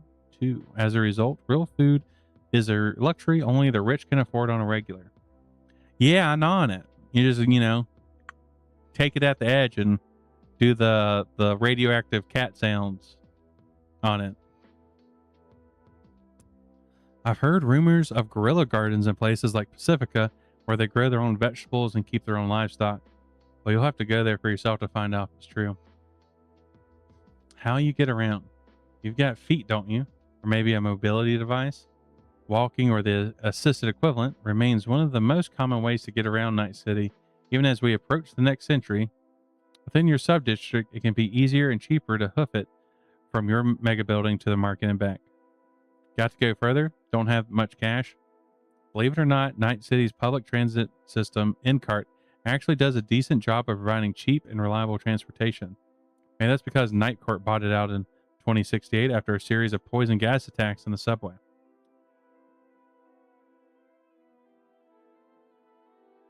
So that makes me wonder. So Night Corp essentially is like the out of all the corporations, it's mostly like humanitarian organization, but it's all secret. So I wonder if do they have like a Night Corp book out or something that talks about the secret stuff that's going on in Night Corp?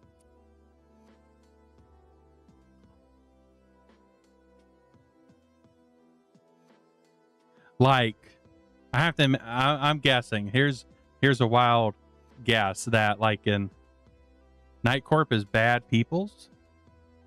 Oh.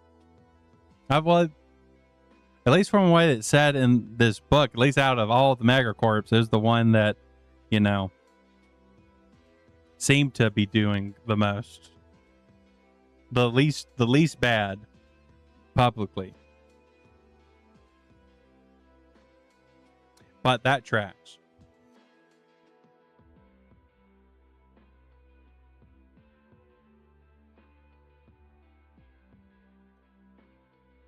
Biotech. I actually, you know, you're right. That does make sense.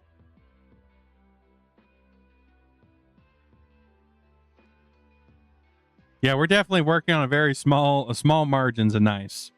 It's like the fine print of them doing nice. If you're lucky, you own a motorcycle or car. They work the same as they always did. Make sure the fuel tank's full, turn it on and drive. Off you go. Some people plug directly into their car's computer via their personal and drive using only their brains, but the NCPD insists hands-free driving causes more accidents and frowns on the practice. Of course, if you got a few spare eddies in your account, you can let someone else do the driving by hiring a service like Combat Cab or Delamain to taxi you from point A and point B. Or you can skip the ground altogether and take to the sky, flying through the canyons between skyscrapers like a fighter pilot in an old vid. AVs provide aerial transport for the wealthy, allowing them to bypass ground-based gridlock and literally enjoy the high life.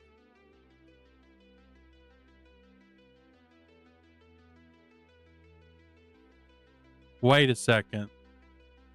It just hit me. Fifth Elements is a cyberpunk. It's a cyberpunk movie, essentially. Cyberpunk with aliens. I don't know why my brain just went there. I was just thinking about the flying cars, and then I thought about Fifth Element.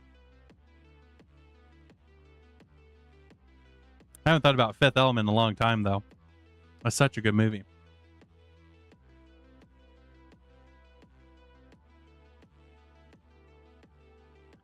Multipass. How do you get the word? Everyone wants to stay informed, or at least they think they do. Most of our news comes directly from two sources, N54 News or WNS. They control the flow of information, wheeling and dealing with the other megacorps on what to cover and what to bury. Most news sources not directly owned by N54 or WNS buy packaged content from them, sometimes supplementing it with their own, more sporadic coverage of local events. By hopping on the CityNet via your holophone or data term, you can access information provided via net sites. These tend to be dry, boring collections of text and images meant primarily to inform and not to entertain. The old timers remember when the CityNet was a bright, vibrant place where everyone could share their own video, audio, and text on something called the data pool. But those days are long since gone. When NetWatch took direct control of the CityNets, they scaled way back down. Much data could flow at any given time. They say it is to prevent another data crash, but funny how it always concentrates the most accessible forms of entertainment into the hands of the megacorps again, isn't it? If you don't own a holophone or you're trying to exchange information without being traced, you can use a public data term. These armor-clad computer terminals can make calls and access the CityNet for a per-minute price.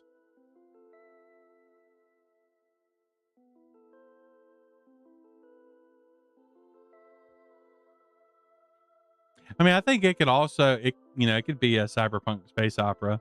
Because, I mean, there are, like, while most cyberpunk stuff tends to be very singular city stuff, like Citizen Sleeper, the Yesterday, it takes place on a space station and, like, nowhere near, like, Earth or anything.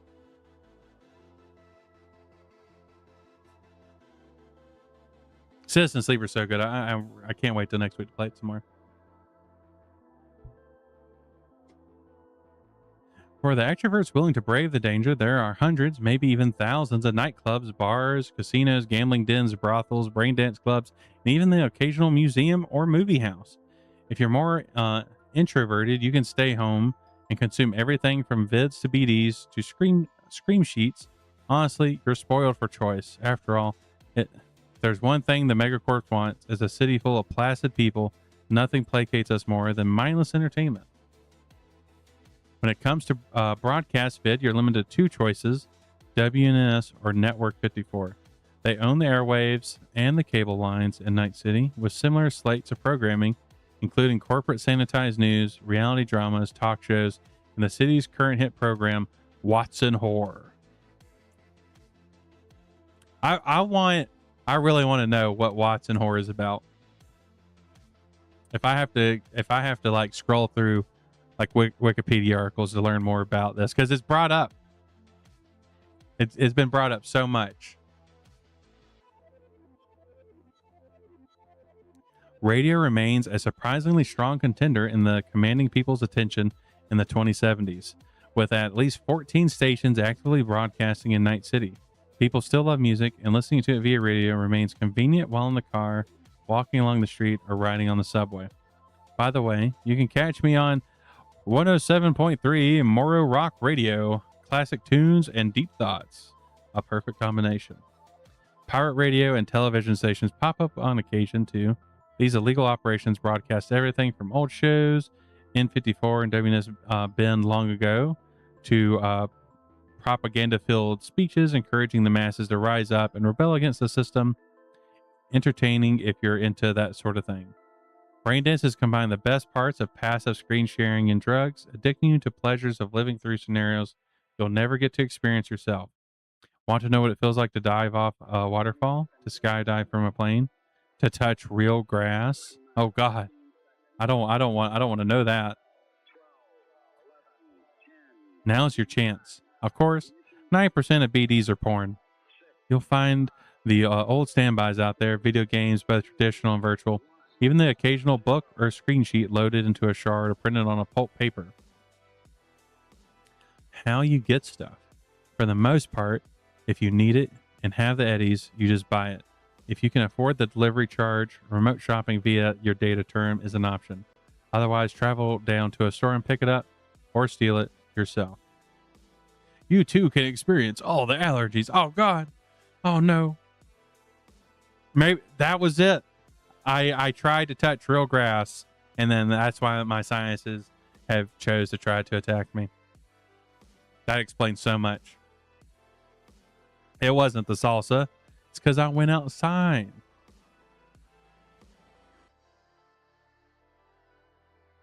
There are plenty of chain stores willing to serve your needs, from all foods for eats to the local curiosity outlet for cyber optic needs. If you prefer a more personal but potentially dangerous touch, try shops located in the outdoor markets, dark alleys, and back streets of Night City.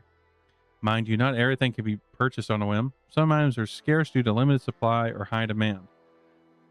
Some are outright illegal, even in Night City. When you need something you can't find on the shelf, you've got two options. Find a fixer who can procure it for you, or travel to the black markets in Kabuki or Dogtown. Oh, that's actually a good point. That's interesting. Like, you know, so like, you know, you have a partner and they go out of their way to get an actual flower,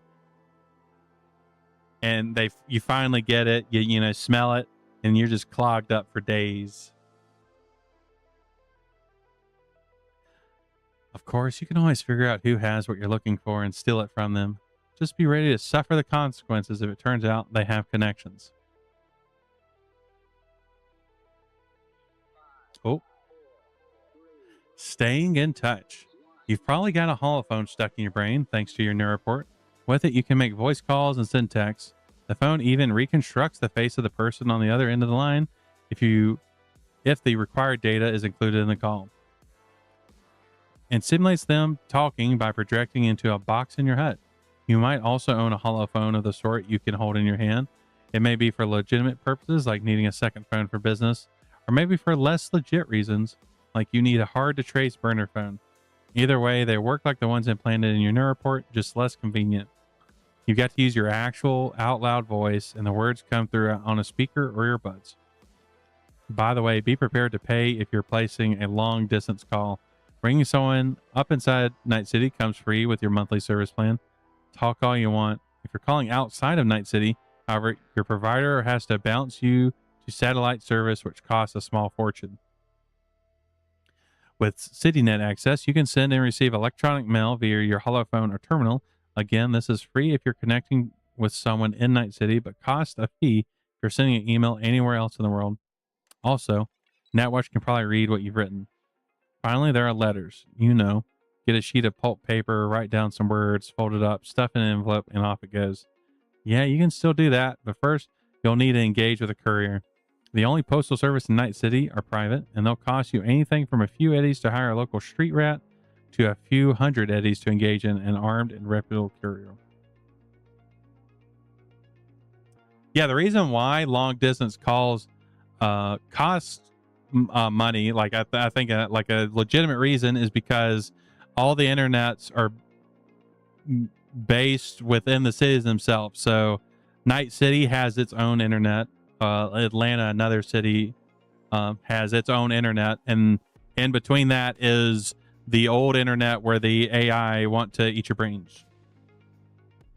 So they, as far as I understand, they can't actually interface with the other cities because of the black wall. So they have to use satellites to bounce it between. There's not like hardline connections anymore. Or I guess at the very least, NetWatch, I believe it's called. I guess they could maybe access it and send data if they wanted. I would assume so.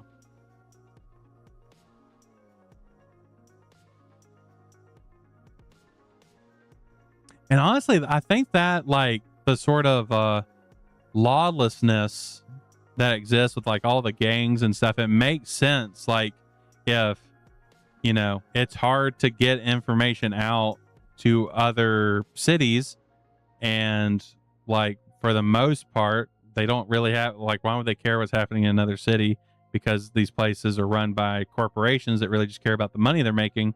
Like if, you're a criminal in one place and then you leave that place, you travel the Badlands to another city, like you're probably not going to even be known. You're like a new person. It's dangerous even for NetWatch. Okay. So yeah, so satellites are kind of the only way. They're the only way to access other city nets. At least reliably. And honestly, like the world building, actually, it makes a lot of sense. You can tell there's a lot of thought been put in. Street slang. If you're going to spend time on the street, you need to know how to talk the talk. Oh, they actually have pronunciation. Let's go. Pronounced AV, an aerodyne vehicle, a flying automobile-like vehicle powered by ducted jet fans. AI, artificial intelligence. It can be used to refer to both non-aware systems and truly sentient artificial constructs. Badlands, the desolate space outside of Net City. Decades of climate change and resource exploitation have transformed this area into a desert. Black Wall, a mysterious construct allegedly created by NetWatch to block access between the old net and the new. That's interesting because they have that open question of, did NetWatch actually make this? And they also talked about like the AI, like the sentient AIs, like cutting a deal or doing something to help this along. My sort of thought is like, what if the AI is the one that built the black wall, and then NetWatch just took the credit for it.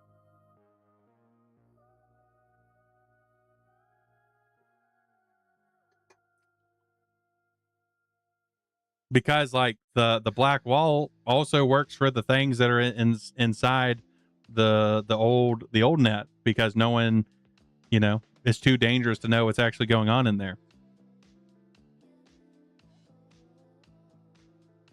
Booster, a type of drug that enhances physical or mental performance.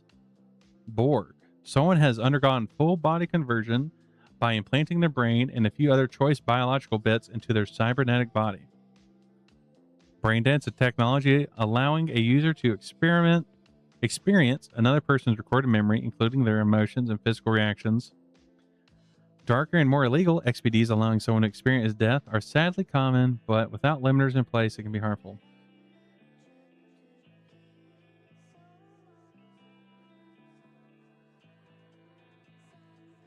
Yeah, if I was to run like a, proper like cyberpunk like campaign or something, I'd definitely want to do a lot of Blackwall stuff.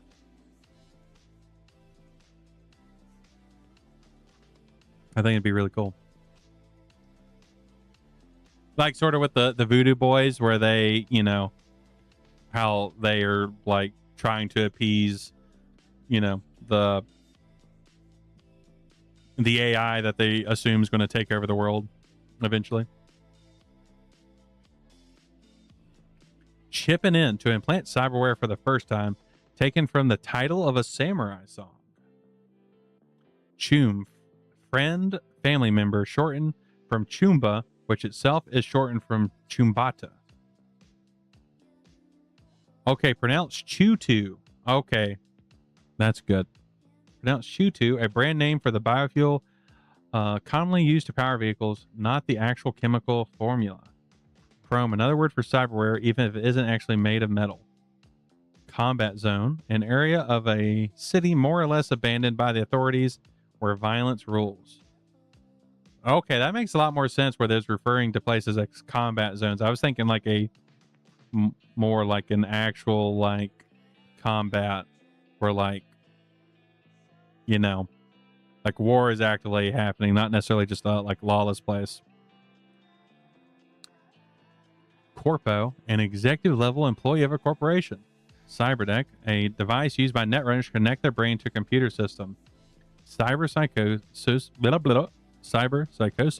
a popular term deriving from an idea that too much cyberware will transform a person into a rampaging monster, aka a cyberpsycho. Cyberware, a device implanted into or onto the body. Data crash, the event leading to the collapse of the old net, orchestrated by Raish Bartmoss. Delta, to leave a location quickly. Eddies, slang for Eurodollars, the most common form of currency in Night City, also called Eds. Ennies, a minuscule amount of money. Wait, Ennies, any award-winning game break? Oh my gosh. Just coming out of nowhere. The Edge, the fringe of society outside of the borders of the legal. Edge runner, a street mercenary, someone who chooses to live outside of society's normal bounds.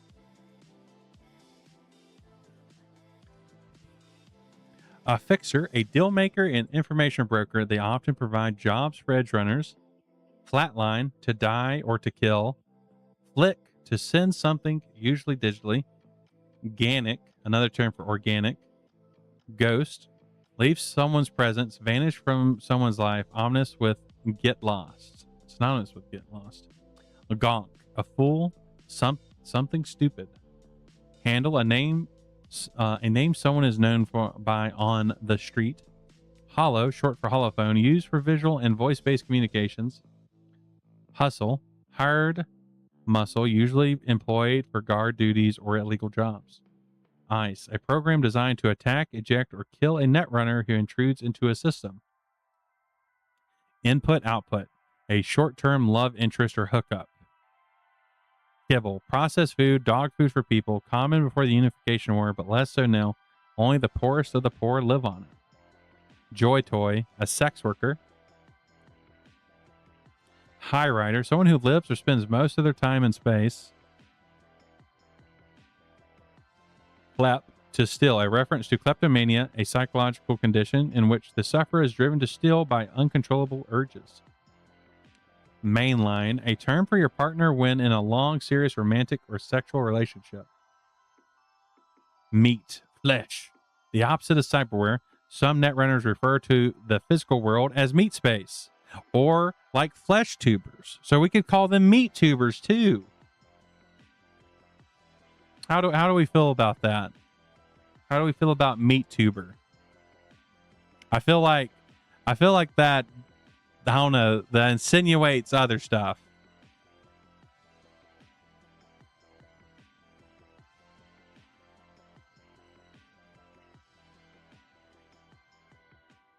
like, because meat tubes, and if you're like saying, oh yeah, you know, I'm getting on stream with my webcam on, you know, to meat tube.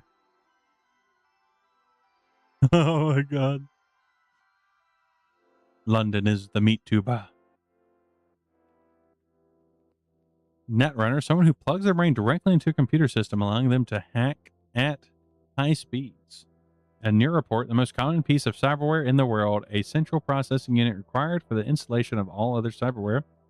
Nomad, a member of one of a number of wandering nations. The most common nomads in that city belong to the Autocado nation. Nova is awesome. Preem, derived from the word premium, cool. Proxy, someone controlled by an external entity such as an AI or another person via an implant known as a doll chip. Proxies employed in sex work are known as dolls. Ripper Doc, originally a term referring to a medical professional who specializes in installing cyberware, it has expanded to include any surgeon. Sandy Veston, a form of cyberware that enhances reaction time and slows perception of reality, also known as a Sandy. Scuff, a form of moldable protein used in many foods. It originally referred to a single-celled organisms grown for the purpose, but the term now includes all processed imitation foods, informally used to describe any low-quality foodstuff. Scroll, to record a brain dance. Scroller, someone who records a brain dance. Shard, a chip containing data or programs, can be slotted into an external device or a shard slot of a Neuroport. Solo, a mercenary who specializes in combat and fights for cash. A solo who works primarily for Megacorps is sometimes known as a samurai. Static, a somewhat derogatory term used by nomads to describe non-nomads. The street, the underground subculture of violence and illegality. Wreath, a device used to experience a brain dance. Virtu, an abbreviation of virtual, used to refer to both brain dances and virtual experiences stored on shards. Zero, to kill or murder. The final word. Hey kid, looks like you read through all the shards I shoved into your pocket. Good for you. And honestly, I doubted you would. Most new edge runners are like teenagers. They think they know everything and ignore the wisdom offered by their elders, which is why most don't last long enough to become old edge runners. I hope you'll be different if you live long enough to make it into the afterlife. Drinks are on me. There is that saying, fear an old man in a profession where men die young.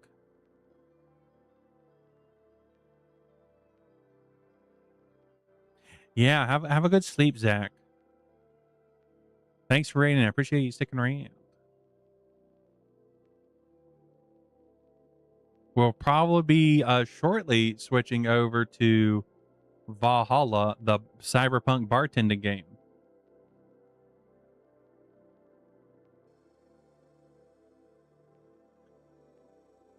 On here is the Cyberpunk Edge Runners crew. Let's see. Honestly, like, you know, it said there would be like spoilers and stuff for like Cyberpunk 2077 and Edge Runner stuff, but honestly, I didn't really notice that much spoiler stuff for 2077 outside of just being like this is the world, like just knowing what the like people are and like how they connect with the world.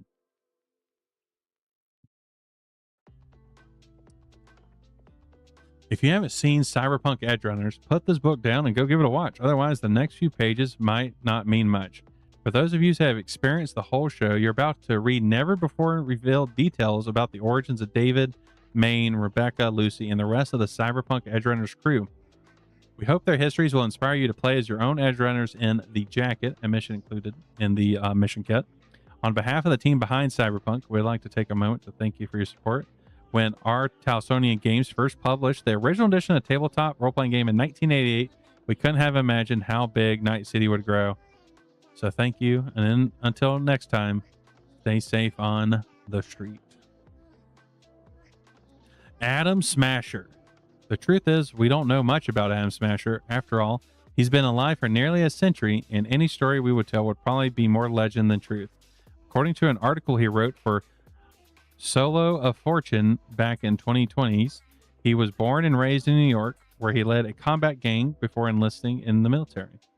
Adam spent 6 years in the Marine Corps before they kicked him out. Afterwards, he went full edge runner, specializing in nasty and destructive jobs. A couple of rocket-propelled grenades ended that career, but began another when Arasaka found him, stuffed his brain into a Borg body, and signed him into a lifetime contract. We know Adam was active up to and during the Fourth Corporate War. He specialized and took joy in leading strike forces to slaughter communities full of not only enemies, but their families as well. Rumors place him in Arasaka's Night City HQ when the nuke went off. If so, the metal bastard survived the blast. Then he fell off the radar. For the next few decades, stories of an unstoppable metal juggernaut running ops circle the globe. How much is true remains a mystery to this day. All we know is for sure that he is currently back in Night City after years away. Or someone claiming to be him. Maybe the real Adam Smasher died during the nuke and Arasaka brainwashed some poor FBC or more than one into believing he's a genuine article. Weirder things have happened. Wait a second. That's actually a good point. Now, I'm assuming, like, you know, because what they did with Johnny Silverhand with the Soul Killer, it could technically be possible that they just have an actual clone of Adam Smasher. It's not actually him with one of those, even though I guess, not thinking about it. If he's that's not the actual Adam Smasher. He died in the nuke. There probably wasn't a brain or whatever they used to do the Soul Killer thing to make a clone of Adam Smasher.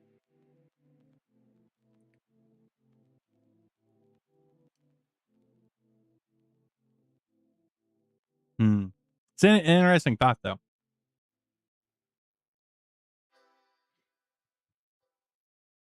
David Martinez.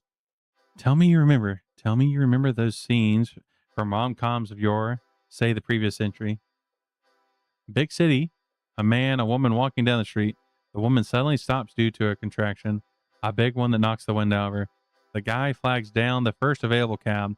He and the woman clumsily tumble into the back seat, and the cab speeds off to the hospital.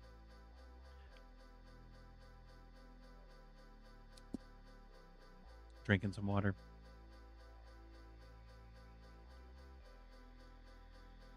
David Martinez came into the world in the somewhat similar circumstances. Somewhat.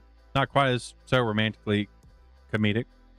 David's mom, an EMT named Gloria, felt her water break while she was in the back of her speeding ambulance trying to reattach the arm of an edge runner who had gotten it shot off.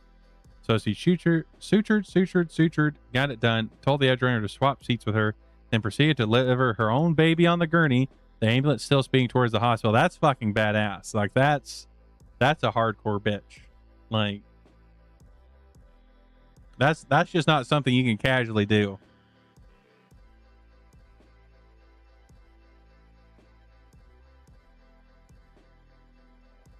The edge runner alongside her cut the umbilical cord using the mantis blade in the arm Gloria had just salvaged. Brutal, yet somehow poetic. It was at that moment that Gloria and David were bonded in the awareness that she would do absolutely anything for him, and he would never let her down. Life in Santo Domingo was no rose garden. Exact opposite, actually. Trash, filth, dwarfers, psychos, and death at every corner. Gloria did her damnedest to shelter David from all that manner of danger. Thing is, David just never liked the peaceful, mundane side of life. It bored him out of his skull. Yeah, David liked to have lots going on. Liked it when shit went down because as long as he could remember, he had the feeling he was destined for something bigger. So he's scoped and kept tabs on anyone and everyone in around Mega Building H4. And any edge runner he had not seen before, David would talk his ear off. Soon as the local Ripper Doc had new chrome, David would be in his clinic, Googling it. With all that curiosity bursting out of him, there would be times where he'd get his ass kicked, but the curiosity wouldn't die, and David never thought to curb it. This one time, the son of the 6th Street Gangoon, pissed off at David, found him, pinned him down, and started punching. He kept punching until he finally broke his own hand and promptly started walking like a little bitch with everybody watching. David, covered in blood, laughed all the way through the beating and for an hour after, which pretty much meant no one in the hood would touch David ever again, and David was assured that he was special, that he would go on to do great things in life.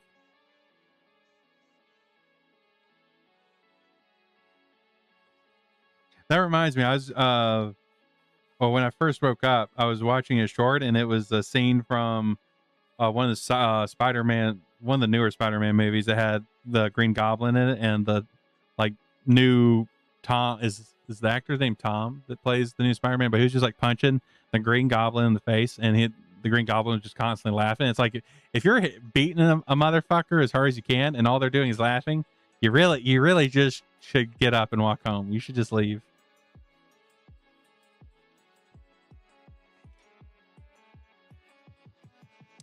Dorio Gunnar's daughter, born in Iceland, if you can believe it. Only natural, then, that some mythological accents of the Norse variety appear in her background. Mom and Pop were both accomplished athletes. Dorio's childhood and youth were a blur, training in gyms, consuming the uber healthy meals, living out of suitcases while traveling from one weightlifting or track meet to the next. Her parents were essentially grooming her to be a world-class athlete, until, that is, a Night City turned out to be a stop along the winding path of Dorio Gunnar's daughter and her rents. The fam arrived in Night City for a track meet, a West Coast Grand Prix circuit event, and it was at this meet that the proved transformative of Dorio's Pop, though her mom said outright that it had broken him. He emerged as the event's top hammer thrower and collected solid, if not overwhelming, prize money. He then realized that what he had in his hand was peanuts, because he could make so much more by winning a single punch up on the underground fight circuit run by the animals. One night he signed up for a tournament. It was a hard slog, because anyone vying for membership in the animals is close to be a world-class athlete. But Pops came out on top. Ka-ching. The animals paid out and took him on as a member.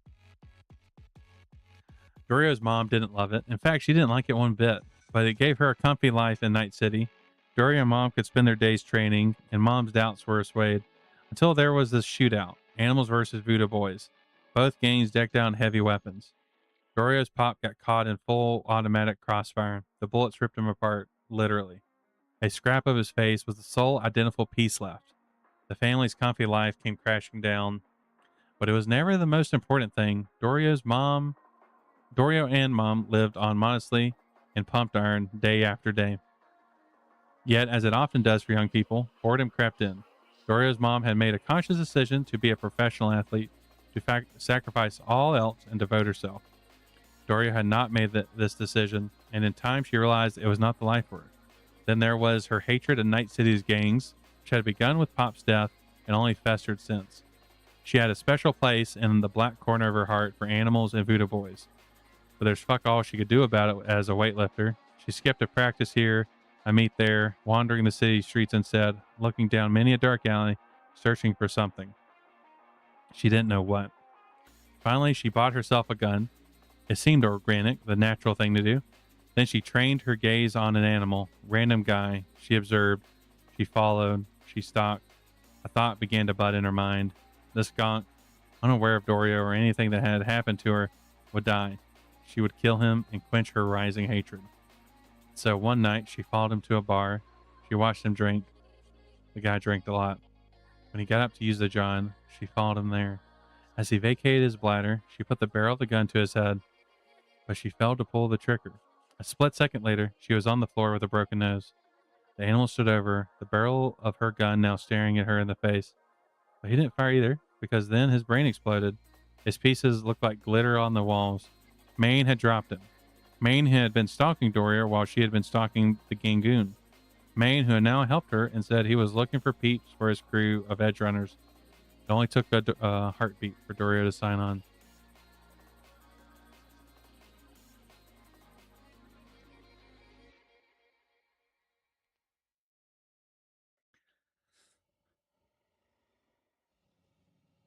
Dang, it's also kind of, interesting, like, because the animals are all about,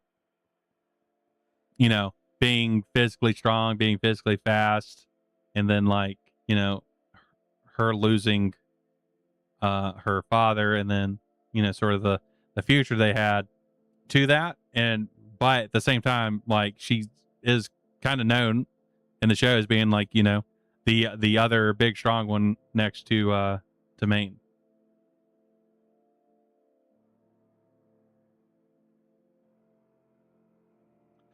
Falco. Born in the free state of Texas, Falco's parents owned vast swaths of land that they cultivated in close collaboration with Biotechnica. Falco was due to take the reins at the farm, but his favorite bit of work there involved driving tractors. Not quite as prescribed, though. He loved to hit the accelerator and keep it down, sending the big machine zipping across the fields at speeds unimaginable to any other tractor drivers. It wasn't that his tractors were better or that he tweaked their engines. It was just about having the cojones to do it. Falco swapped his tractor seat for one in a stock car and began entering races on the local circuit. He turned out to be talented. Not only would he open the throttle wide, he also possessed the cool head that allowed him to smoothly execute even the riskiest moves. Pretty soon, he had conquered the local circuit and began thinking globally, which took him onto the pro racing circuit. He reigned supreme there as well. After winning an unprecedented dozen-plus races in a row, he started hankering for a new challenge. The search for one took him to Night City, where he could street race the craziest drivers from around the world on some of the hardest, most dangerous urban courses in existence. He didn't always win, and he liked that. Yet he was among the best, chalking up night race wins against Night City's racing greats, Rearview and Jeremy Taylor. It was Rearview who first got him his first paid gig. He collected a couple of edge runners, and together they pulled a heist at an orbital air warehouse. The crowd at the Afterlight got to know and like Falco, and he came around to liking the kind of tension that came with the gigs he got from fixers. It was satisfying life, and he mostly dropped racing, only hitting the occasional course as a special guest. Kiwi. Kiwi has no recollection of her parents. Likely when she was not much older than a toddler, she was sold to a cork factory where her small hands proved useful in the production of implant sub-assemblies. She worked alongside the other kids and machines. The factory foreman took a liking to her. He protected her, helped her when she needed it, and befriended her. When the time was appropriate, he promoted her, gave her raises, and ensured some level of comfort. And then the time came for payback. He propositioned her, framing it as a debt Kiwi owed. Then Kiwi refused, and the foreman sold her off to a den of inequity. But Kiwi was no Ingwin. She came equipped with tech knowledge from the factory, savvy about some assemblies, microcontrollers, and shards. She built a gizmo that injured her to sensations and cut off all emotional responses to the work she had to do. It was a way to survive. 2 years in, a British client used his gorilla arms to tear away part of her jaw. She concluded she would not have it reconstructed. She was done with her jaw, and the cat has as well. Kiwi had been a quick learner for as long as she could remember, so while recovering from her encounter with the gorilla arms, she delved into net running. She found the satisfying challenging while kept her motivated. Soon, she used her newly acquired abilities to cause multiple short circuits at both the cat house and her old factory, causing both buildings burning down completely, the proprietor and foreman inside. With all accounts now settled, and a mask covering her lower half of her face, Kiwi decided to embark on a new life path. She headed off to Night City, where she took on small net running gigs, and then she met Rebecca, who in turn brought Kiwi into Maine's edge runner crew. Okay, that's fucked up. That's probably the most fucked up that we've seen so far. At least she got hers in the end. But at very still, like, holy fuck. There's no way, like, I don't remember her bringing up that much about that during the show. Granted, it's been a while since I watched it. But damn.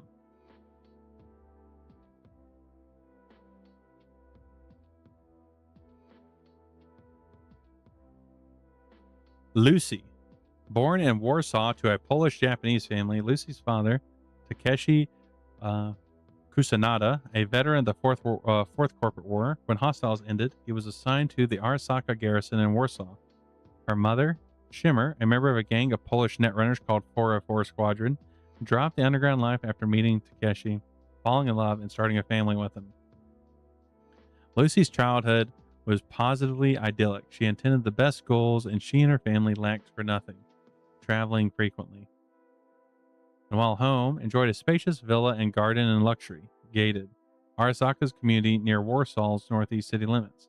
The first blemish on her family bliss appeared when 7-year-old Lucina hacked into her dad's computer and found info on his achievements during the Fourth Corporate War. What she saw shocked her. She knew him as a wondrous father, but the files proved him to be a brutal beast, a monster who happily murdered mercilessly whenever his supervisors ordered him to. The revelation planted something sour in Lucy's chest, a stinging, a burning that commanded her to rebel, to run away from home, to spend more and more time on the net. She proved to have talent for net running of the highest order. Her father, after recovering her from her latest adventure, decided to couple this talent with her penchant for running away. He forced his daughter to take a skills test at Arasaka, after which she was promptly assigned to the Corp's Netrunner outfit. Lucy's task was recovering old, lost, or archived info and data resting somewhere in the depths of the old net. Arasaka was drooling for info of that sort, but the kids from Lucy's division started dying, dropping like flies, and Lucy, once again, decided to run. She made it out, but thought it best not to go home, fearing what her father would do if she returned. Instead, Lucy skipped across Europe, sometimes trying to settle down. Only whenever Lucy dared to rest, she could sense her mother, who had rejoined 404 Squadron, zeroing in on her. Uncertain of her mother's intentions, Lucy's packed up and fled again and again, till she finally found herself on the other side of the Atlantic. After roaming a good number of states, Lucy wound up in Night City, thinking that no place on Earth was destined to be her safe harbor, so she promised herself she would amass the funds needed to flee to Luna. She started with petty thefts, rarely, if ever, training her sights on fatter loot, until that is, she met Kiwi, another netrunner, who gently folded Lucy into Maine's crew.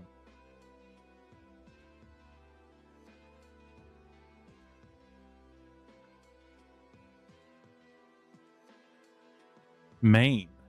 The son of a jazz singer, a woman who traveled around what used to be the lower 48, singing in bars and lounges, hoping that some talent scout for a big promoter would hear her and sign her on the spot, which never happened, but something equally, if not more momentous did. Namely, the morning after a concert in Portland, Maine, she puked and promptly figured out she was pregnant. Math was never her vibe, and she made a point of forgetting any lover she took, so she could not know who the father was. What she did know, though, was that she liked Portland, and the state of Maine had been good to her in small ways, so she decided to settle down. She signed on as a waitress at a local diner and kept at it for 10 years while she raised her son, who she named after the state. Maine was a puny and sickly boy who got his ass kicked regularly by peers and older kids alike, so he promised himself he'd be stronger, bigger, and stronger than anyone around. He started packing on size and strength and fighting an underground boxing circuit. With his first prize purse, he bought his first piece of chrome, titanium metacarpals and phalanges on his right hand, so as to knock his opponents out on the first solid contact with their jaws. And knock them out he did. After his mama passed away, Maine took jobs as a bouncer at clubs, but he'd rather stay long in any one place.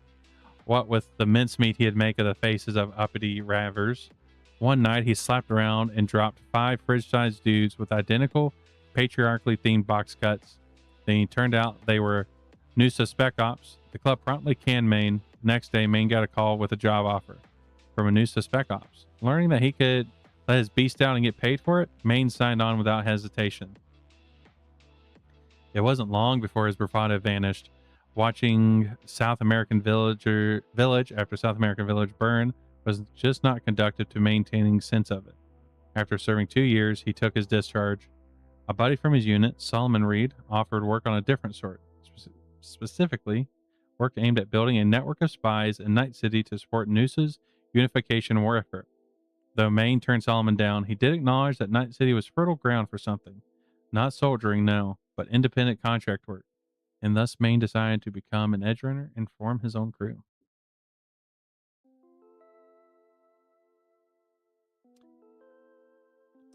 Pillar. Becca's big bro and probably the biggest fan ever of their dad, the edge runner Papa Sunrise. Pillar saw his dad as nothing short of amazing. It was Papa Sunrise who inspired Pillar and trained him in his early years. Pillar took some hard shots and it pained his dad to see it, but they stayed the course. and then Papa's sunrise up and disappeared. Was someone that impressive? Well, no way he went down easy. No way it was even fair. Pillar fervently believed his dad was dropped and dissolved. He pledged to find the killers and to murder them even harder than they murdered his dad. But first, he had a little sis to take care of. Did we mention life was tough? The family's pad was quickly repossessed to settle Papa Sunrise's alleged gambling debts, and the eddies from the family account evaporated mysteriously. So Pillar and his sis hit the streets to live there in their dad's broken down car. Pillar promised Rebecca to get him off the streets fast. He'd get them off the streets fast, no matter what. He'd just show the town just how solid a merc he is, and he'd be a well-known edge runner in days, maybe weeks. But some, or even most of his dad's friends and acquaintances turned their backs on the kids. Only a few, Wakado, who Pillar called Auntie, chief among them, proved willing to help, giving him gigs and recommending him to others. Still, the going was tough. Something always seemed to get in the way of bagging the big score. After a while, Pillar realized what his problem was. His chaotic sister Becca sank every mission they went on. He needed help to rein her in. So Pillar signed on with Maine and his Edge Runner crew, and finally he was on the path to realizing his dream, becoming a Night City legend. Night City born and bred, Becca, a true daughter of the town, having ventured outside city limits a whopping 2 times in total. She is the daughter of Night City royalty. Her father, Papa Sunrise, was one of the city's best known edge runners until one day he vanished, as if the ground had opened beneath him and swallowed him whole. Now orphans, Becca and her big brother Pillar were forced to fend for themselves in the big city. Their mother was already gone, vanished when Rebecca was a mere 6 years of age. Papa Sunrise never liked to talk about her except to admonish Becca for being like their mom. Emotional, unpredictable, and too compassionate. Emotional, unpredictable, and too compassionate. That was Rebecca in a nutshell, and it harmed her budding career as an edge runner. For example, she was once late to an important meetup with Wakado Okada because she stood up for a defenseless waitress accosted by a crew of animals. On another occasion, she just had to stop and cuddle a painfully cute pup, thus garnering the attention of a group of passing scabs. Another time, instead of blowing a target's brains out, she spared him and took him home, gave him a roof over his head. Had such a sad eyes, the poor gunk, she said. Yeah, I would agree. Rebecca is my favorite of the series. And see, she likes puppies. That's how you know. Papa Sunshine always believed that Becca's zaniness and her excessive compassion could lead her to an early grave, and those traits formed a rift between her and her brother as they embarked on their edge running careers. For a time, Rebecca wasn't even sure she wanted to be an edge runner. She spent months soul searching, and for a minute there, she was leaning towards no. Then Pillar introduced her to Maine, and the rest is history.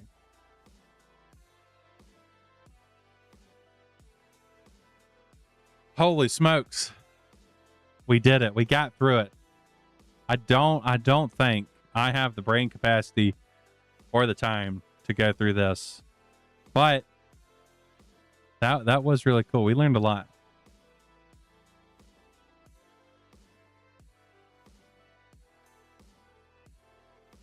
Honestly, like out of those two, I felt like we knew the least about them. Like outside of just how they act.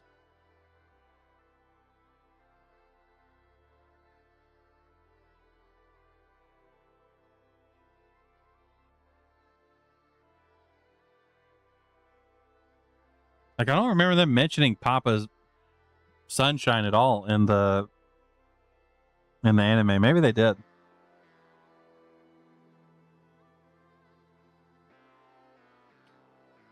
But I do like how they both have the big hands.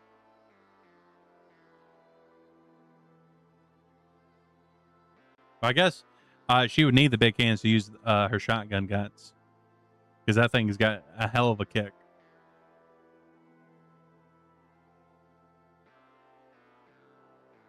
Okay. Let's see. That reading all this almost makes me want just to play more Cyberpunk, but I do want to play Valhalla. The temptation is strong to just keep playing Cyberpunk for them. It is very strong.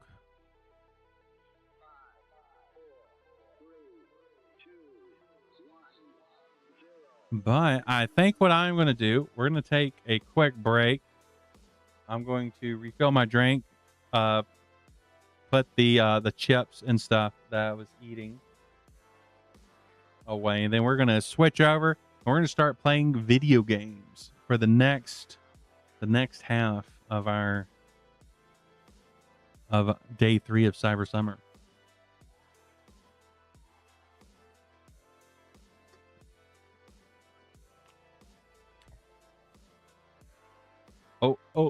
Oh, tabs. There we go.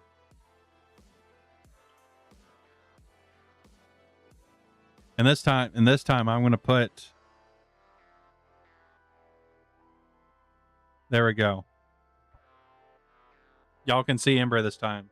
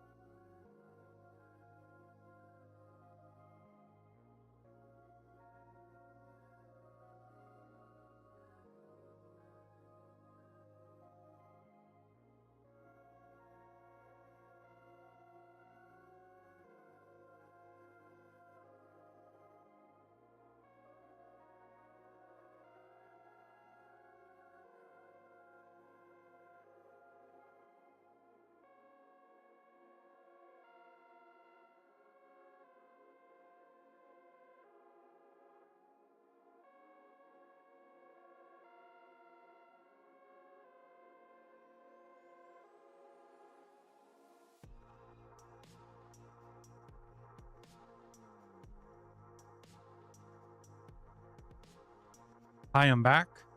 Hello. Howdy. I was trying to think of another word for hi. But there's nothing there. There's nothing in this brain right now. But I need to get us set up to play Valhalla.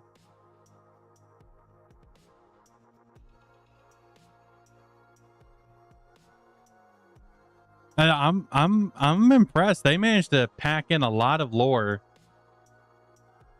and information in those 42 pages. Well, they did a good job. I probably will forget a lot of it, you know, just because my brain cell, it you know, you can only really hold puppy girls, you know, and who could blame me?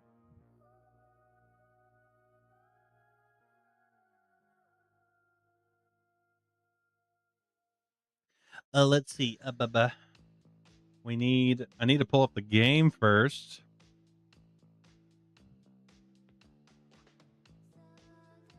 That will be a good start.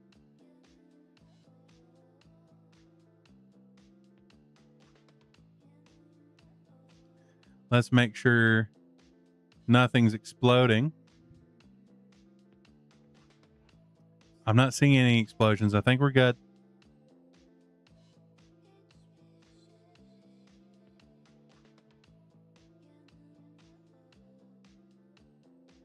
But oh yeah, I need to change the stream information to Valhalla.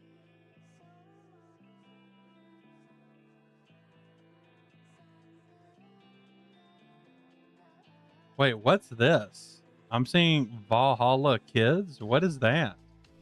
I've never seen that before. Is there like a Valhalla Kids game?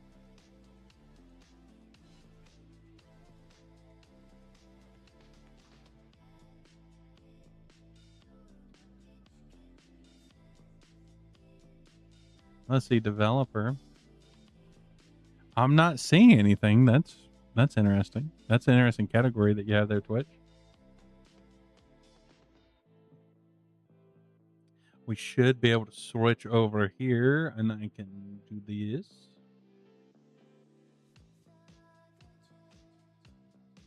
There we go. Oh, Valhalla's a mature game. Oh my.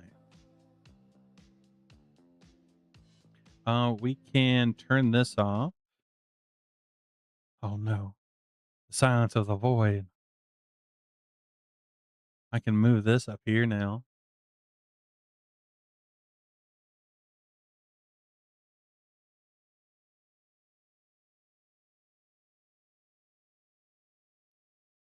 But Chad, I hope y'all are doing good. We have hit.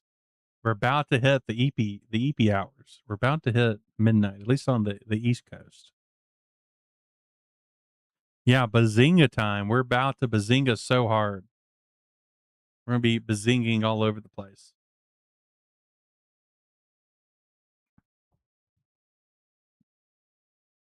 I just need to close some things. We can close that.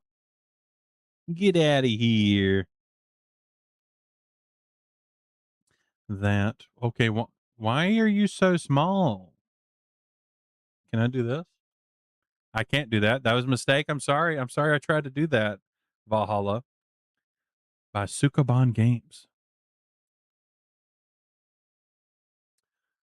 At least on my oh god. Oh, how loud is this going to be? Oh, please don't just send me into a cutscene where it's so loud.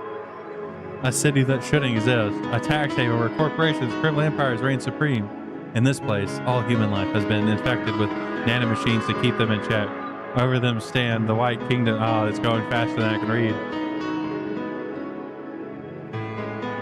Here, brutality in all forms is everyday reality.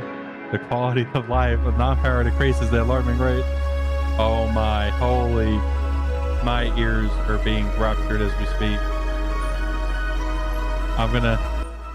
Okay. That needs to go lower. We made... At the very least, the game should have only been so loud for you because I have the sound gated where it can only get so loud. But for me, I could not hear myself talking.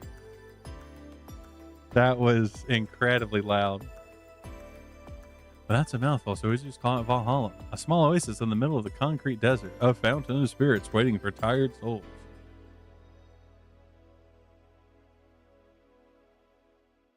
And here where the story unfolds.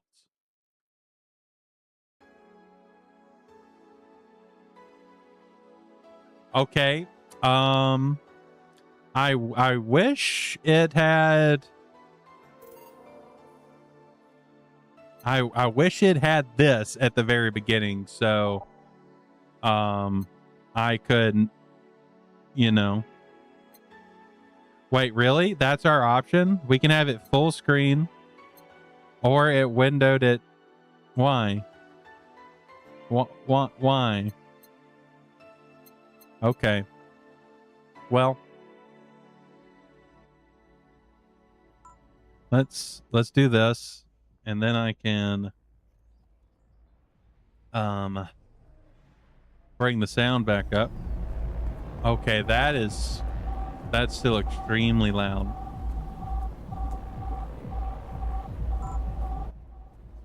Okay.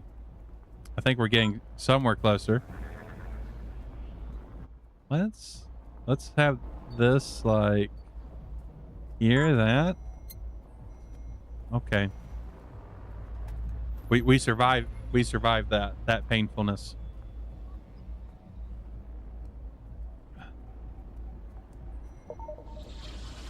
I guess I shouldn't expect too much considering it's a visual novel, and visual novels tend to be pretty light on settings and stuff. And what's up with this? The Ballad of the Gay Ghost?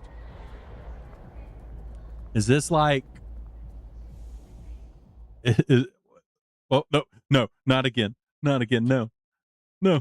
Oh. Okay. Interesting choices being made right now by the game development. If you don't start playing the game soon enough, you get thrown back into the unskippable cutscene. Okay, I deserve this.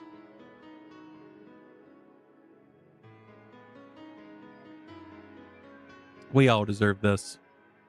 This is our punishment. Isn't that right, Ember? I deserve this. I've been a very naughty dog.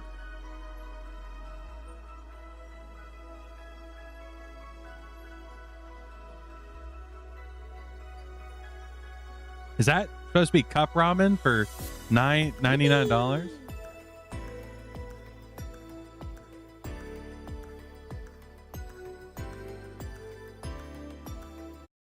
Okay, now it lets me skip.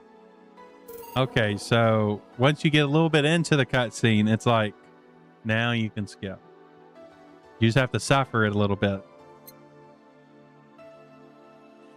Thank you for playing Valhalla. This game is best played, getting comfortable, grab some drinks, some snacks, and enjoy. So sit back and relax. We hope you have a good time. You hear that, chat? Are you relaxed? Do you have a blanket? Are you snuggled in? Do you have your popcorn? The game says we have to do it. We can't. Yeah, need water. We can't start until everyone's ready. Like, you know, I'll be here all night if I have to. Oh, well, I guess I'm going to be here all night anyway. I'll be here all morning. I'll turn this into a 24-hour stream until there's snacks obtained.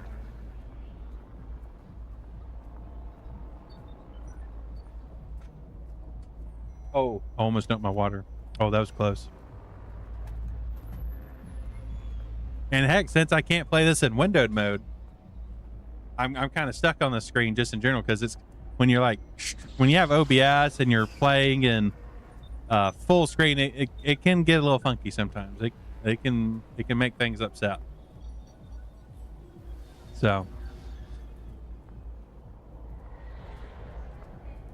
but it's definitely not as bad as that one time where OBS just like gray screened on me and I couldn't do anything in it. That was an interesting stream. It turned out pretty lucky though, considering, you know, the mic wasn't muted. It was on the right scene. So turned out pretty good. Oh, I think we found a counter to the the unskippable cutscene. As long as I stay on this menu, we're safe.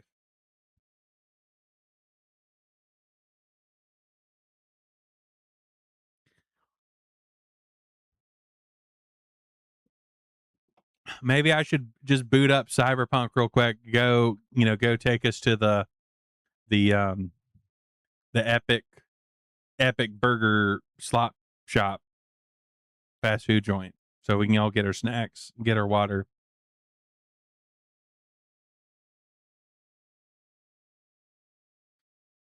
Ooh, I stumped my toe. That was bad. Oopsie. What happened?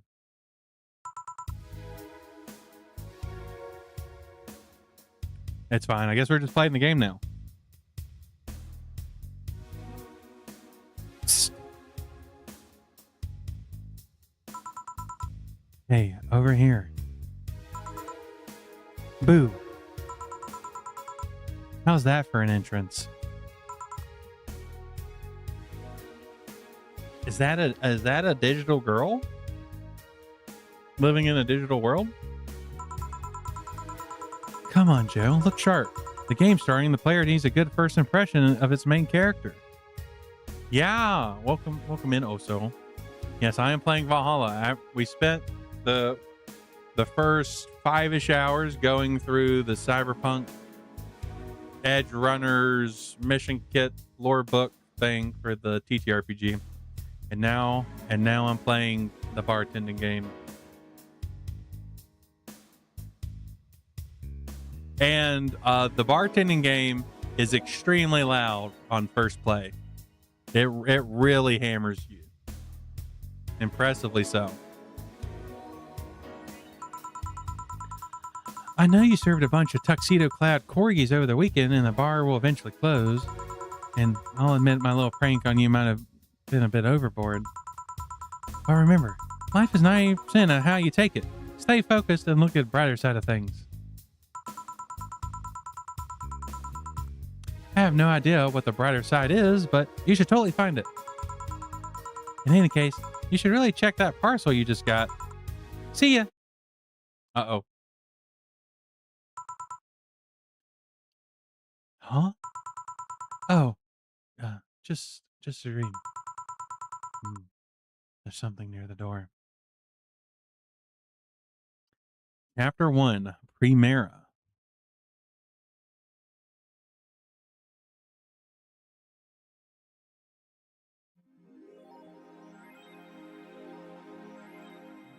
Your membership to Shining Fingered will automatically renew on the 17th. Make sure your account has at least $800 by then. Make sure to save your data using the Life Backup app. You may now browse what is with Cyberpunk and fingering? Like, in 2077 we're being fingered. Now we're being fingered here. What's going on? Is there something I don't know about when it comes to Cyberpunk and fingers?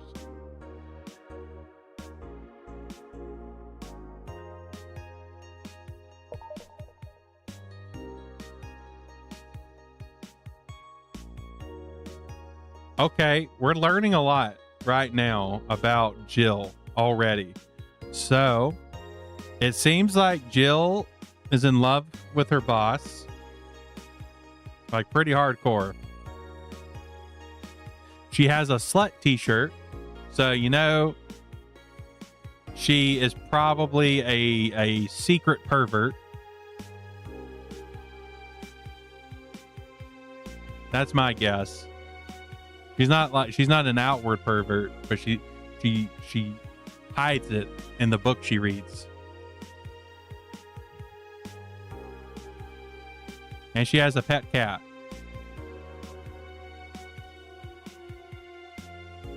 Oh, there's her panties. Okay.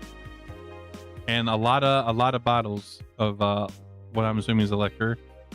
Sticky notes, so she's forgetful.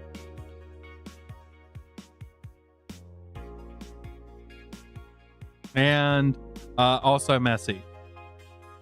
Hold to unlock.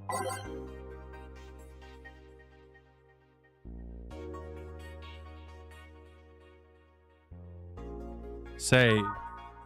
We got to get the save out of the way. Okay, add app. Add app. No. Music. Oh, so we can...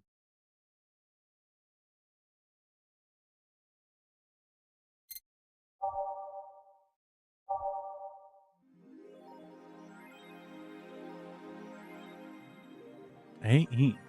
The augmented eye. Mass immigration continues as the Wonderlanders are the newest threat. Cyborg in Hills returns next year.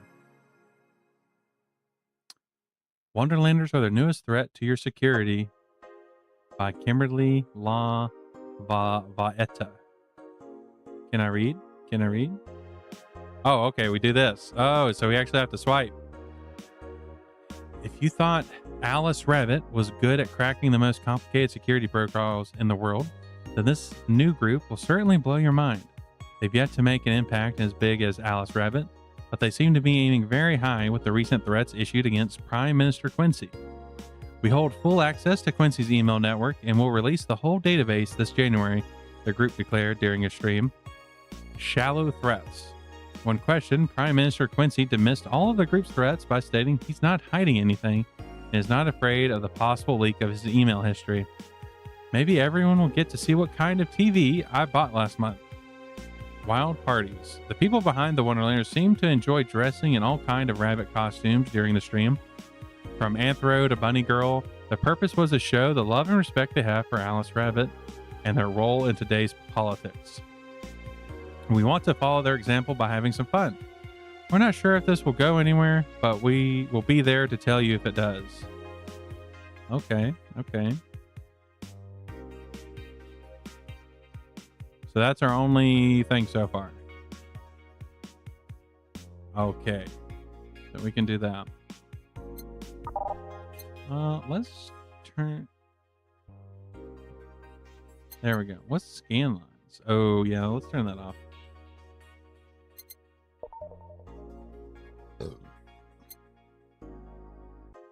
Can I... Does anything happen when I touch? Does this count? Does this technically count as petting the cat? Are we petting the cat right now?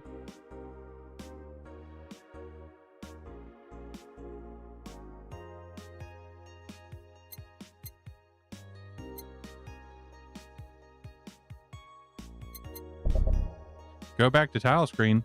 No. Oh, I see up here. Go to work. Tuesday, December 13th. Good evening. Ah, there. Hey there, Jill. Oh, hey, John.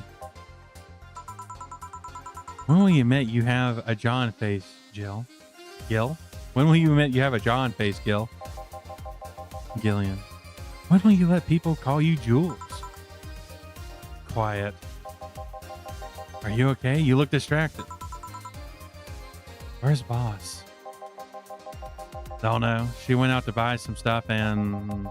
Did you hear what I just told you? You said something?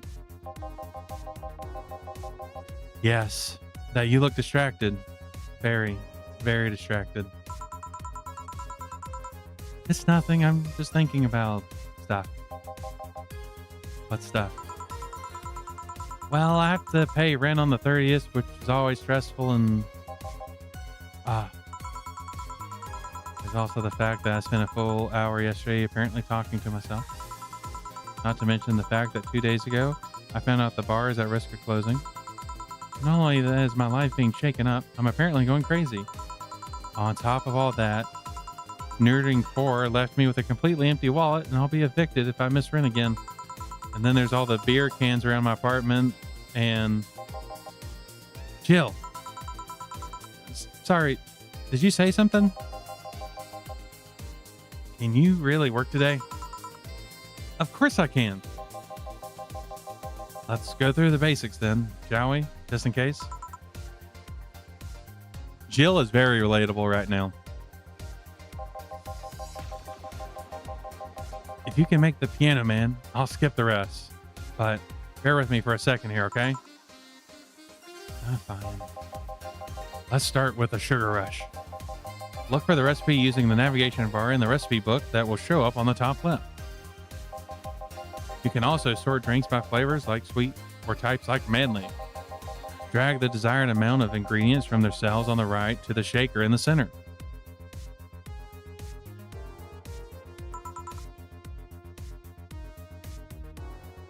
Gil? When done, press the mix button and then press it again to stop mixing. Click the serve button or the drink itself to serve it, and that'll be all. Oh, but if the drink looks messed up, you'll need to press the reset button and try again. You can press reset anytime, even while the shaker is moving. Don't be afraid to use it.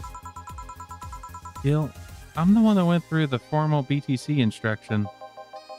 Then this should be no problem.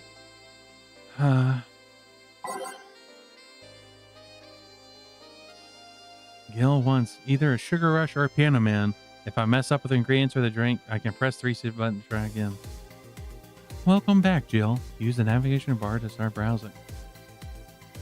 Navigation bar. Oh no.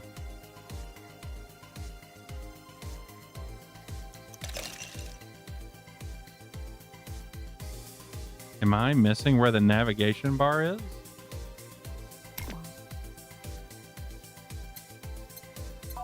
Oh, I see up here. Okay. Okay. Sometimes I like lean really close to my monitor, so I'm actually not looking at the entire screen. I like get the gamer mode. By name, we will do the Sugar Rush. A Sugar Rush is 2 aldehyde with 1 powder delta with optional carmatrine mixed all. Sweet, light, and fruity as girly as it gets. Sweet, girly half. Okay.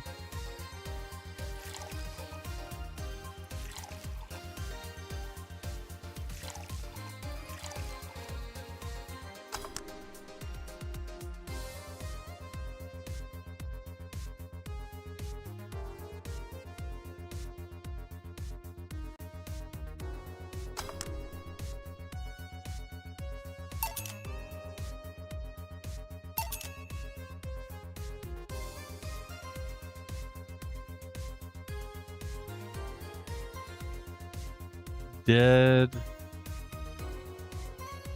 I get it wrong? Powder dough with optional carmatrine all mixed.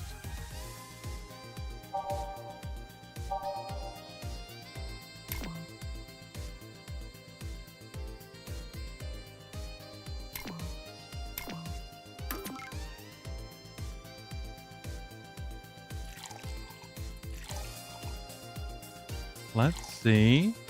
1 powder delta and then optional carmatrine all mixed. Did I just not mix it long enough?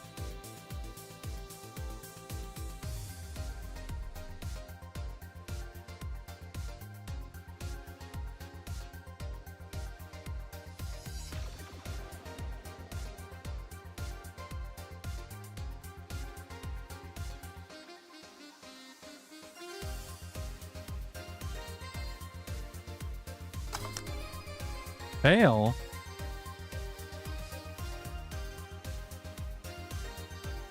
Huh?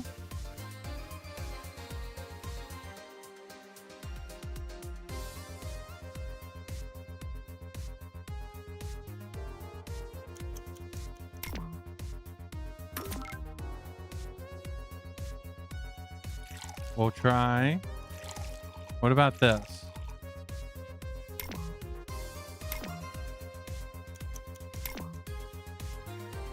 It doesn't say anything about ice.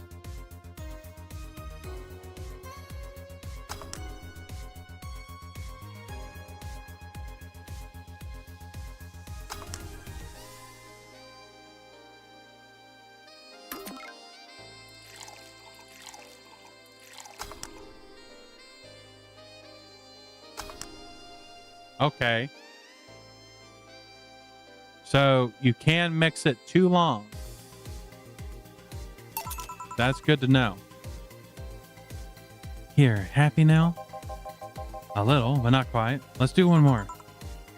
I know. Please humor me for a bit. Some drinks need to be blended. This is done by mixing in for over 5 seconds. You can tell it's being blitzed when the shaker starts moving faster. You also need to check if the drink should be served on the rocks or aged. Check ice and age buttons on the side to select the one you need. And in the case it wasn't obvious, on the rocks means you have to toggle the ice tab. It should be noted that the station will add the ice after mixing. It's not something you should mind though, just a fun fact. Yeah. Give me a moonblast and I'll leave you all alone. Keep in mind what I said. Yeah. Let's see, a moonblast is M. Okay, a moonblast requires 6 aldehyde, 1 powdered delta, 1 flanergid, and 2 chemitrine, all on the rocks and blended. No relation to the hadron cannon you see on the moon for 1 week every month. Okay, so 1, 2, 3, 4, 5, 6. 1 powdered delta, 1 that, 2.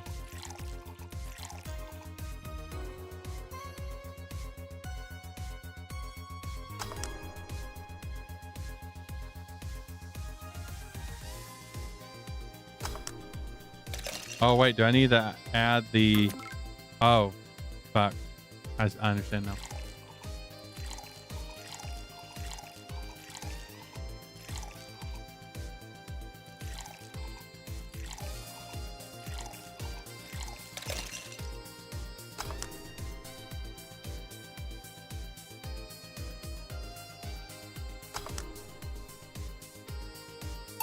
A moonblast assert. Here, did I amuse you for long enough? You did. Sorry to hold you. Let's get working. Yeah. Oh yeah, before I forget. You can make any drink big by doubling the amount of ingredients. But if the recipe already has over 10 ingredients, the drink is already big. Oh. And if a receipt says it uses optional chemitrine, that means you can use none or fill it to the brim. Optional chemitrine doesn't count towards making a big drink, of course. Chemitrine is the alcoholic factor in a drink. It doesn't change the taste, but the amount still has an effect. If you add too much of it, the client will get drunk faster, so please be mindful of that. Are you done with the exposition? Now I am, yeah. Hey guys! Oh, but, who's that? I don't know. Found her while I was out shopping. Why bring her here? Well, it's either leave her outside at the mercy of society's finest or bring her unconscious body in here. She's going to make such a ruckus when she wakes up. You know that. That's what up for you to deal with. I'll be in my office. You can't just push that responsibility onto us. We have work to do, damn it. There's 2 of you. Believe in yourselves. Do you think Chief knocked her out? That's unlikely. She'd be crowing about it or taunting us if that were the case. And it's not like her to pick on such a small girl. At least not unprovoked. Yeah, you're right. Well, just need to keep it quiet. She seems to be just sleeping soundly, not comatose. Yeah. Okay then, time to start the night. Yes, I'll start working while you go clean the bathroom. Come again? Wow, you spent the whole weekend and Monday doing God knows what. We had some interesting clients come in. Dogs, lots of them. You're joking. Gil, you've known me for how long? Do I look like the kind of woman who'd make a joke like that? Well... So, as a punishment for leaving me to deal with all that on my lonesome, you'll just be in charge of cleaning the bathrooms. Have fun. Just that. Fine. See, no problem. Where's the cleaning stuff? It's here. You brought that from home, didn't you? That I did. Fine. With that out of the way, let's play some music on the new jukebox. This model needs to have all of its 12 slots filled with songs before it can start. I wonder what the logic behind that decision.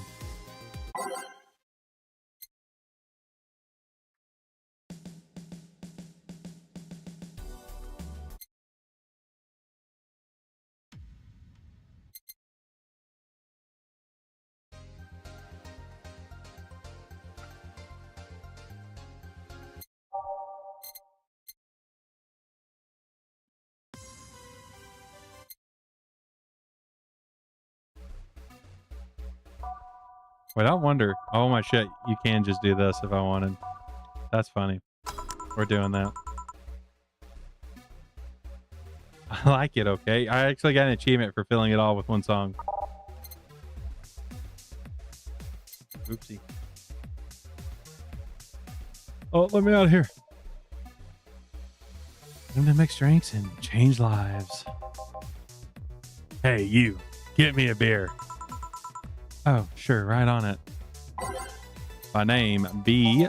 Beer. A beer is 1 Adelaide, 2 Bronson extract, 1 powdered Delta, 2, and then 1, 2, 3, 4.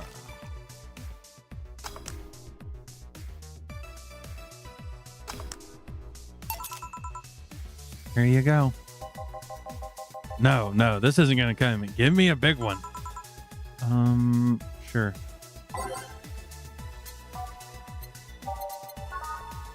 So that means they're doubled.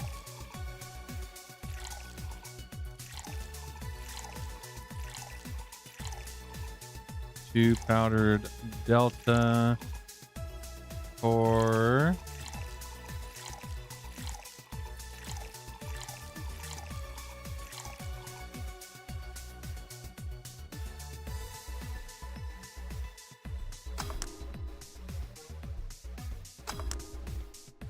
failed.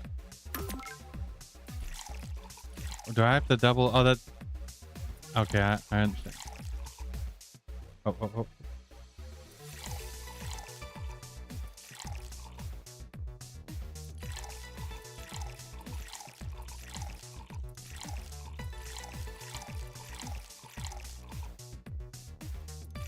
5, 6, 7, 8.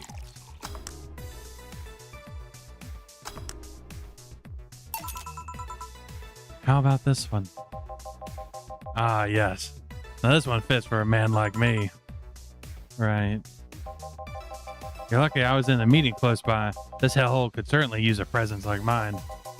Although, to be fair, work has taken me to worse hellholes, like New Jersey 3. Huh? What kind of work do you do, mister? You're talking to Donovan D. Dawson, chief editor and owner of the Augmented Eye. Nothing gets published here without my blessings.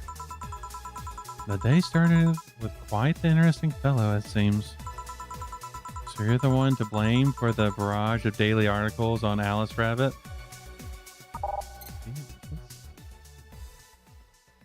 There we go. We're making the music fainter. It gets so loud right now. Hold on.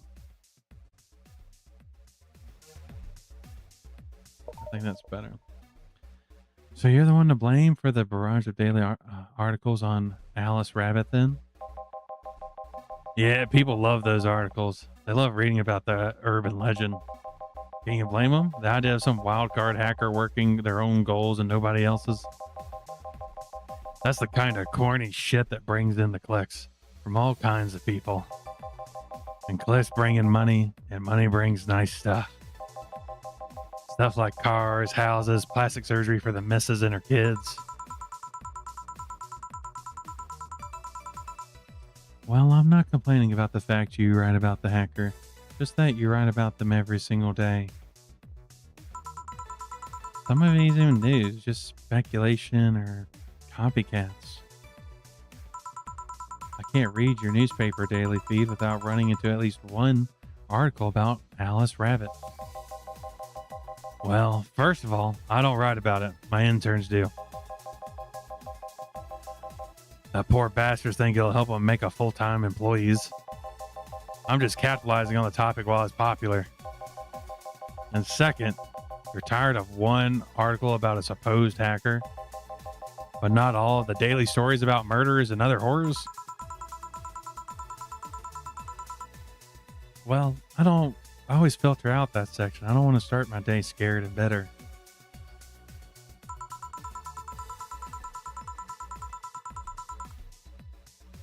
I have enough pressure and problems as it is. I don't need to add Glitch City's lovely citizens to the list.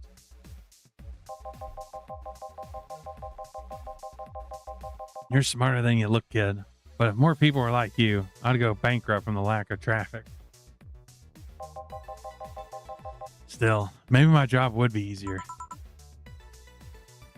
How so?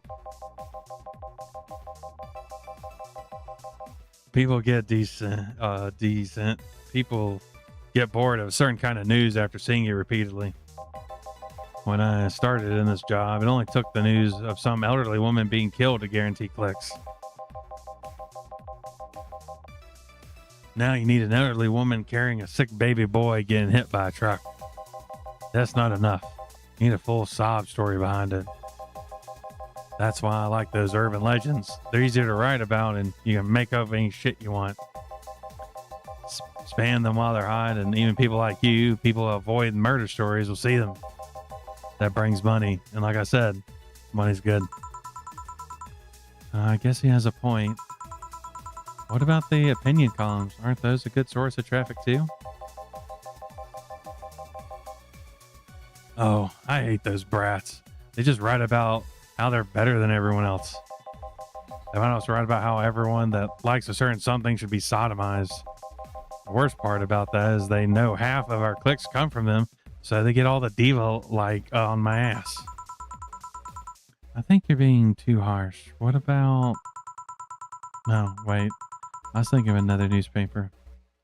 Yeah, the columnists on your page are annoying. See?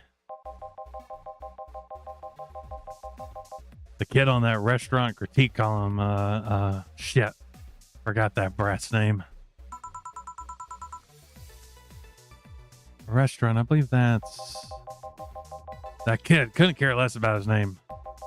Anyway, his column is the least visited of the bunch. He gets less hits than the obituaries. However, he still insists that I keep paying him for his adventures to outrageous restaurants. I won't have any problem with that if he actually wrote about half of the places he visits. How so? He rarely writes about the places the newspaper sends him to. I've even heard he tries to get free meals by proclaiming he's a food critic. Poor bastard only gets laughed at when he says that.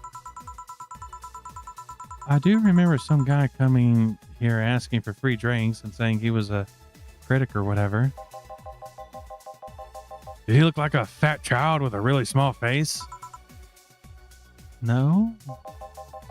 Wasn't this one then. Anyway, all this talk made me thirsty. Try to give me another beer this time, please.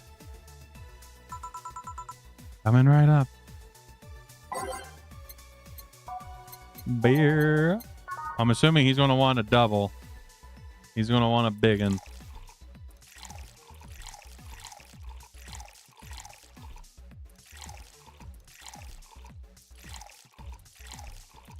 One, 2, 3, 4, 5, 6, 7, 8. Failed. Does he? Okay, so he doesn't want. He just wants a regular beer this time. Oh my god.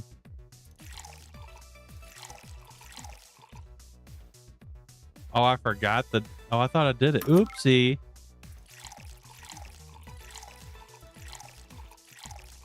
Well, thanks for the lookout.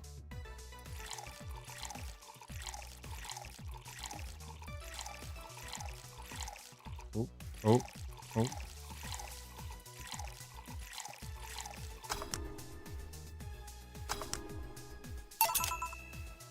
Here.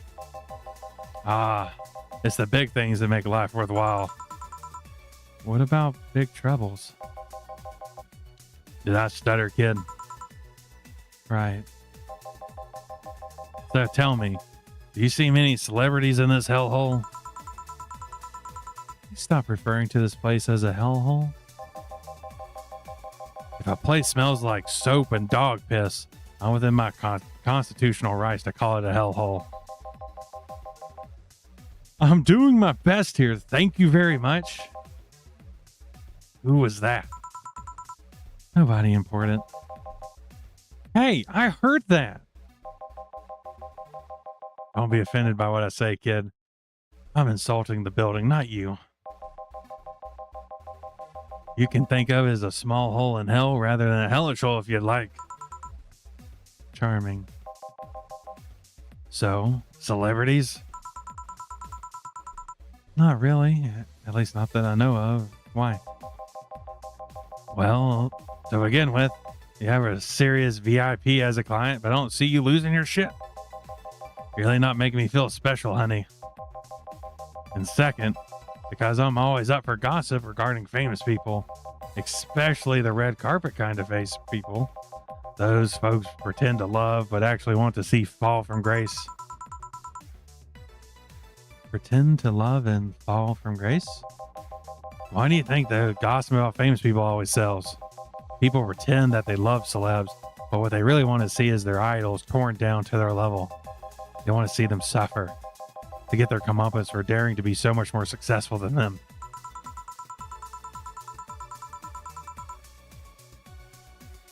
That was a bad idea. I got caught in making food and doing stuff. The Gma. Oh no. Oh no, Pixel. I'm sorry I pushed you to do that. Welcome back.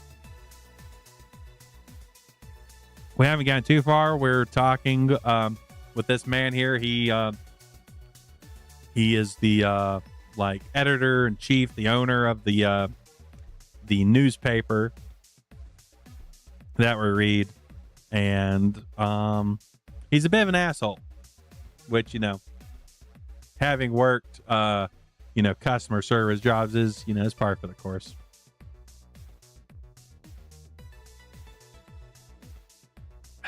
No, I think gossip is just something everyone enjoys, but nobody wants to admit to enjoying. You thought wrong, but even if you were right, it wouldn't change the fact that people love that kind of shit. They want to escape their lives by living someone else's.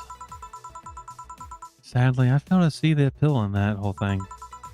What do I care if this guy I saw in some random movie was wearing socks with sandals, or if they're dating God knows who? Granted, socks with sandals is practically a public indecency. Still. Oh, please. As a bartender, I bet you have a strong voyeuristic streak. You're the kind that always loves to hear stuff. Just like hairdressers. This sounds hypocritical coming from you. But even if that was the case, I don't sensationalize what people do. I don't make it more than that person you know from TV acts like a human. Sensationalize is the key word here. Just the other day, I saw this committee judge bitching over what some girl was wearing to the store. No matter what you say, these people don't solely exist to entertain the public.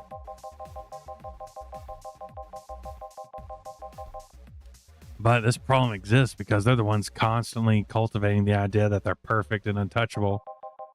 Going to exotic locales, dressing in elegant ways, indulging in every luxury they can think of. All that just leaves the public craving for those little moments they make a mistake and fall to their level.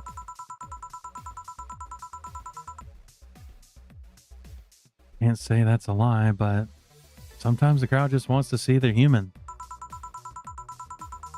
Hey, that dude that plays the nice guy is indeed a really nice guy. To be fair, the gossamers don't help, sensationalizing everything. It feels like they're just instigating a behavior that shouldn't even be acknowledged in the first place. You like your big words, eh, brat? Well, to play that game of,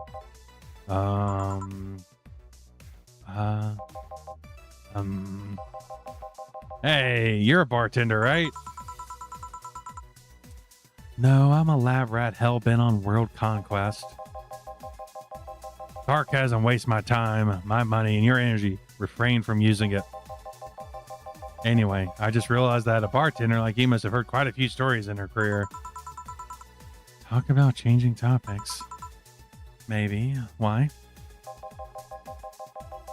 Wouldn't you like a column talking about those? I bet those would sell quite well.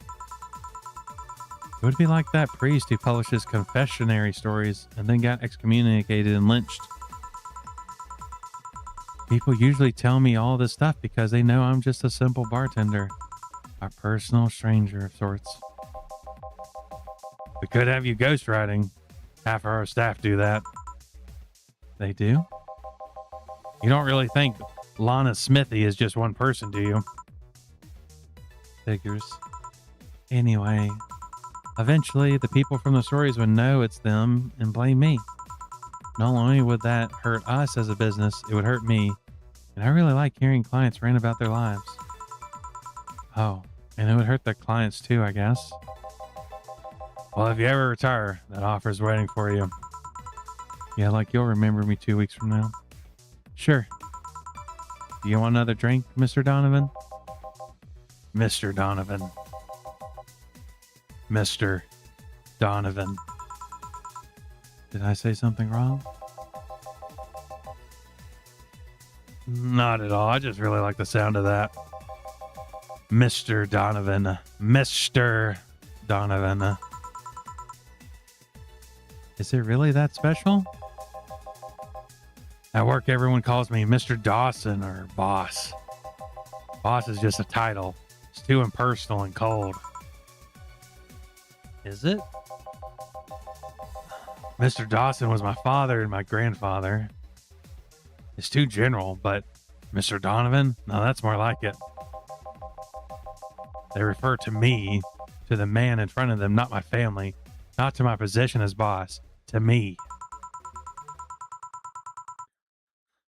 Do you want your employees to get personal with you, Mr. Donovan? Oh, gods, no. But I want them to fear me, not because I'm their boss or the name appearing on their paychecks. Welcome in, El. Hope you're having a good night.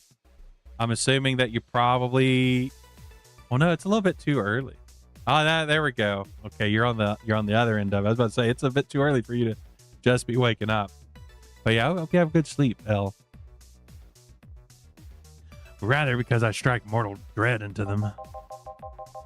Starting tomorrow, I'm going to make everyone call me that. Oh yeah, you were asking something. What was it? Drink. Another one. Do you? Yes. Oh, I hope work passes by quickly. But I need to cut myself off. I just remembered I have a night shift later. Give me something bitter and big, but not alcoholic. I need to wake myself up. I can do that. Something bitter and big with no alcohol. So we want bitter drinks.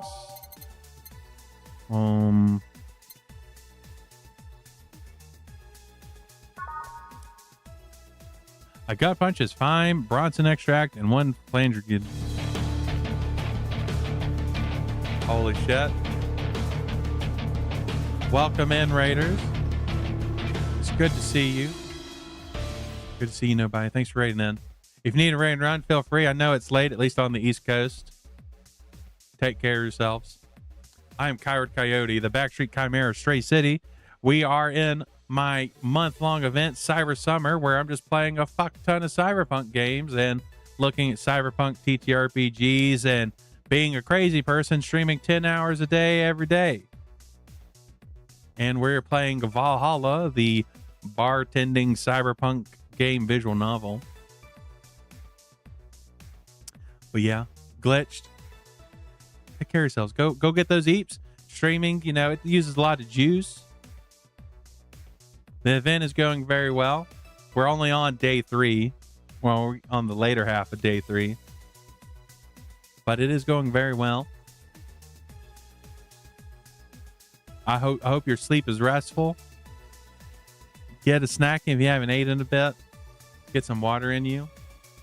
And I will keep your chat company for at least around 4 more hours, 3 more hours. My plan is to be streaming 10 hours a day, 6 p.m. to 4 a.m. every day. And Valhalla, as you can see, I need to make drinks for people while they talk. And I am talking as everyone. I am doing the voice acting because there is no voice acting in this game, as is usual for visual novels. Oh God, this game is a little crunchy. You either have it full screen or at 720p. Those are your two options. But I need to make a big gut punch. So that means 10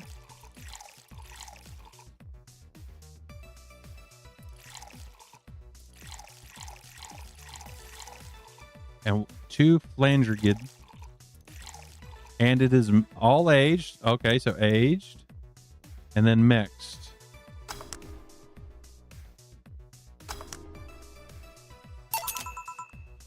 Here you go. Paint me blue and call me Sue. You actually do it. This will help me stay up late tonight. Say, kid, does this bar have any investors? He didn't call it a hellhole. There was some bloke named Sven that wanted to give us money if we stamped his face all over the place. But aside from that, no. Those bars are pretty much like any fast food chain, so there's no local investors. Why? Just wanted to let you know how lucky you bastards are. Investors suck harder than my first wife's mouth. Those bastards think they're so important because they put their money in the company.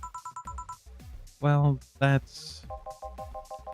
mean, you give me money so you can make more. Let me do my thing and I'll give you your money. But no, they have to stick their noses and start changing the silliest of stuff. What good is it to be the boss if you still have to work for someone else? You still have to answer to unions, the government, and those kinds of organizations, don't you? Yeah, but that's paperwork. I make someone else do it and call it a day. These losers ask for meetings. They start talking about stuff they don't like, stuff they found offensive. And then there's always that one guy or gal that says, hey, why don't you do that other paper does? Recently, they told me that they needed more clicks. More clicks. Make sure you keep stuff spicy while still keeping production quality up, but it's never enough for them. Well, you know what? They want more clicks. I'll give them more clicks. I'll show them what happens when I do what they want and they don't reject ideas. They'll know what the hell Donovan D. Dawson is. Should I be worried? Nah. Yeah, good night, Oso. Appreciate you stopping in. I hope you have sweet dreams and restful sleeps. Oh, okay. I'll stretch. I'll stretch. Oh. Oh. Oh. Oh. Doing that voice.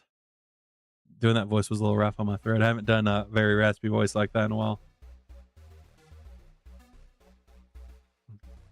For reference, that voice, that sort of like raspiness, was one of the first D&D characters I played. And I would play this character at like nearly 5 or 6 in the morning. And so I'd have to do that voice for like 4 to 5 hours every week. And I honestly think it changed my voice to be as like more gravelly as it is now.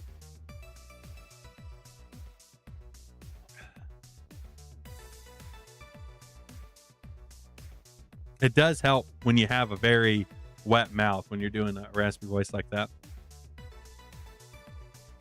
At least he paid before storming off. I wonder what happened with Sven, though. Never heard from him again. Jill! Yes? What the hell happened in that bathroom? I decided to change his voice up. That kind of mess usually requires you to have thumbs. Crafty dogs, I tell you. You'd think their short legs would hinder them. The ceiling, the sinks, the toilets, the vents. You'll wake up Briar Rose over there. I won't forget this. Yeah. Oh, a client. Welcome to Valhalla. What can I...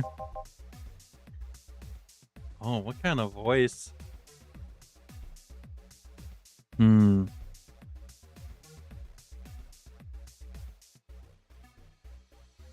Trying to think what kind of voice I want to give this person.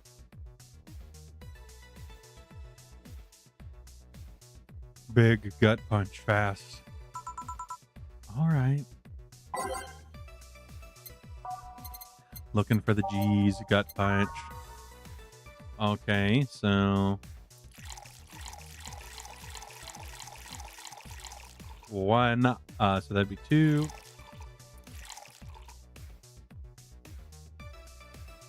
All aged.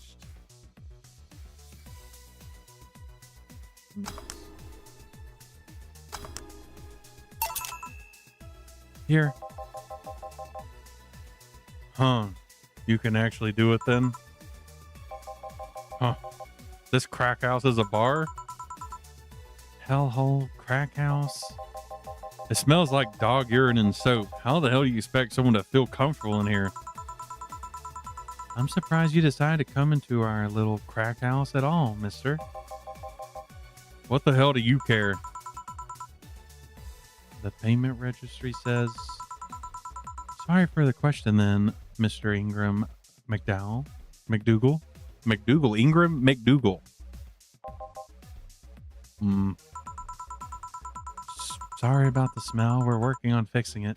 There was an incident over the weekend. But it's Tuesday. Please let me know what I can do to make your experience more pleasant, regardless. If I pay you, will you come with me to a motel for a couple hours? No. Then I have no use for beyond giving me drinks. Such pleasant clientele tonight. May I ask why you decided to come to our bar then?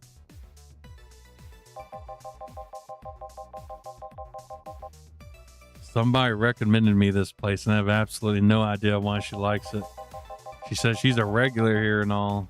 I'm starting to doubt her taste. A regular? Can I ask who? No. I'll concede one thing. Whoever picks the music at least has decent taste. Hey, Jill, where'd you put the dish soap? Jill's running out. Below the sink where it's always been. Right. Oh, a customer. Good evening, sir. Hope you enjoy your stay at Valhalla. So, any other feedback you want to provide this episode so we can enhance your customer experience? No, nothing. That's an interesting change of heart. I can't afford to slander this place knowing she's here. You know my boss? I don't know her, but I know who she is. Dana Zane, the Red Comet. The woman who fended off Mel Riders all by herself, knocked them out cold one by one. That's an achievement and a title I never heard of before. I know Boss did quite a few things before I opened this bar, but that sounds... Would you happen to know how she got her mechanical arm? I heard a couple of stories, but they sound too fantastical to be true. You've had an interesting change in attitude. I saw that woman take out armed riders with her bare hands. Once you see something like that, it's hard not to keep your mouth shut in front of them. Interesting. You can relax though. I've only seen her deal with clients personally about 2 or 3 times. One involved classified weaponry. The other one, a pickup artist. The last one had an alpaca. An alpaca? Not really an alpaca, but there's this woman who owns a textile company. She got really drunk and she started screaming she was an alpaca. She started spitting on everything afterwards. My boss had to show her the exit. I'd rather not remember that night, so let's leave it at that. Can I get you anything else? Give me a pile driver, please. Please, there's a word I haven't heard today. Coming right up.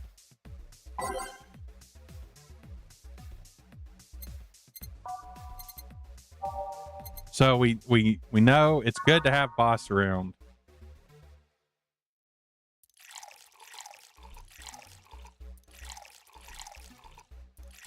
In full commission.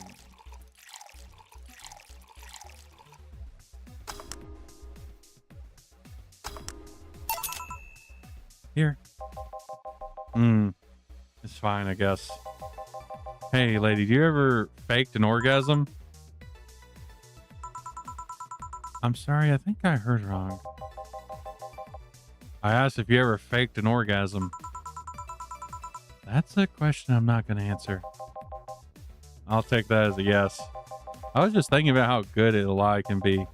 I mean, even the most sincere people lie once in a while. Lies can buy you time. Lies can make you happy. Reality will come crashing through the door eventually, but for that moment, a lie can give you meaning to you. I say lies are like your porn stash. You know they exist, but you shouldn't acknowledge them. Does that mean you really faked an orgasm? You faked orgasms? Because you look like you have a lot of experience. Well, this dude, what the fuck? I'm about to call boss in regardless. This is... No. Like, no. Come on, dude.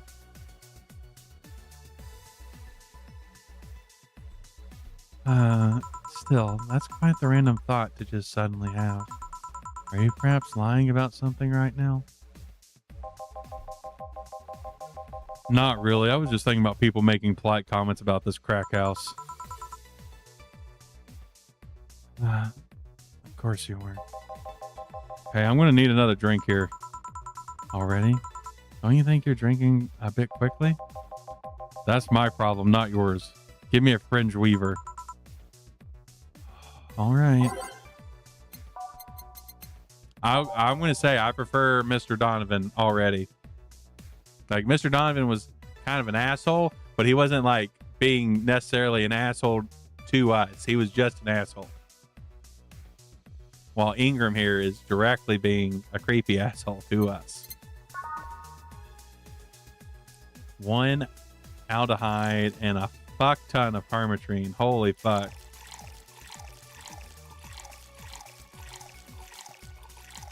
All aged and mixed.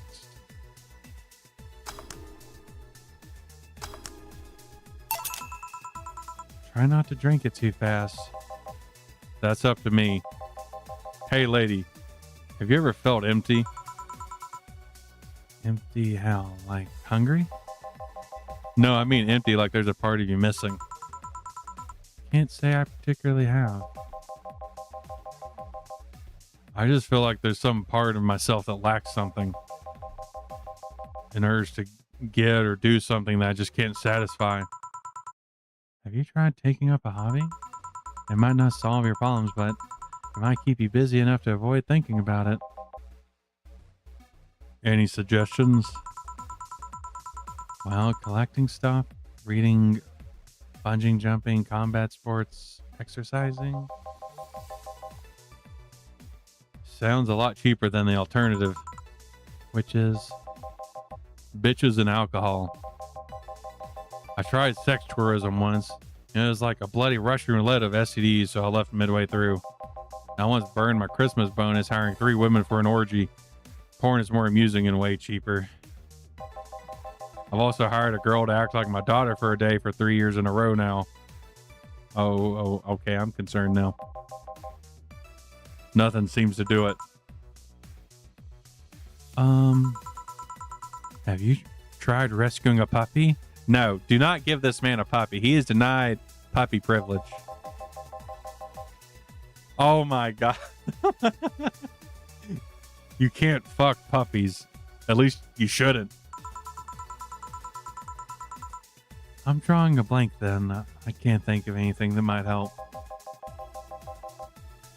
I wasn't expecting you to help me or to believe me.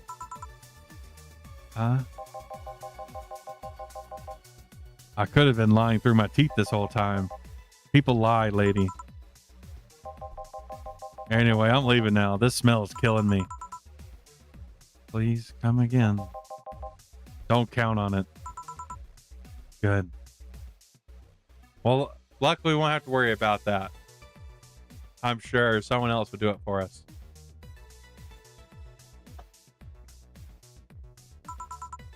Honestly, this is reminding me a little bit when before I was disabled and working. This, people like this. Phew. Boss, I'm going to take my break. All right. Oh.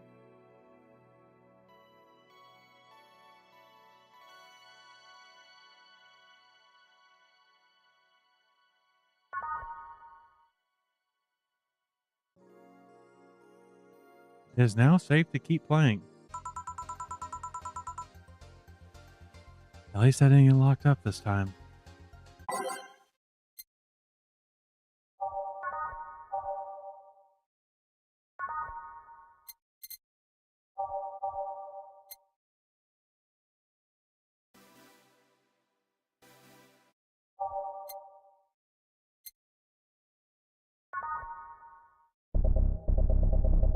Oh, that's intense.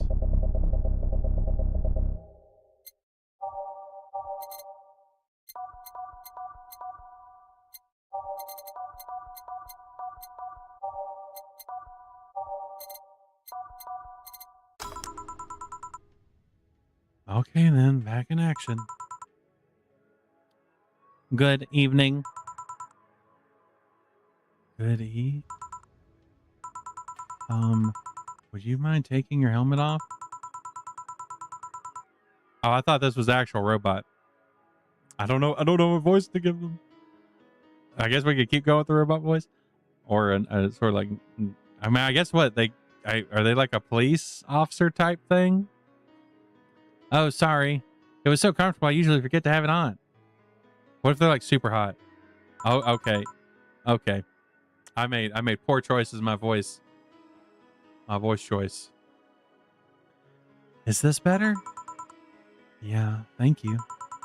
What can I get you, miss? Master Specialist CP Asagiri of the 765th Division Valkyrie Corps at your service. Wait, that's too long. Just call me Say. C? Is it Say or C? If I say, I'm going to be thinking of Say. Our Say Peony. What can I get for you, Say? Let's see. I'm in the mood for a sweet drink, but not sweet as in cool. Although a cool drink would be nice too. But not cool as in great, and especially not as in big. More so since I have to get up early in the morning. I can't afford a hangover. Sorry. Did you get that? A sweet drink, preferably a cold one. That's not too big, right? Yeah, that's it. I can do that. Give me a sec. Something sweet, small, and icy. Okay, so we want sweet drinks. Let's start with that. Is that icy? No, it's not.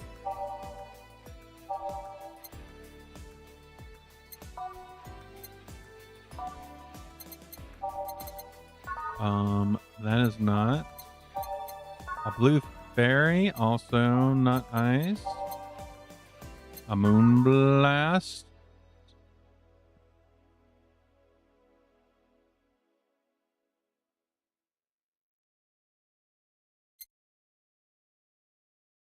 And that does have. We'll try. What's this? No. What's the piano woman? Okay, so our one option is the moon blast. So 60.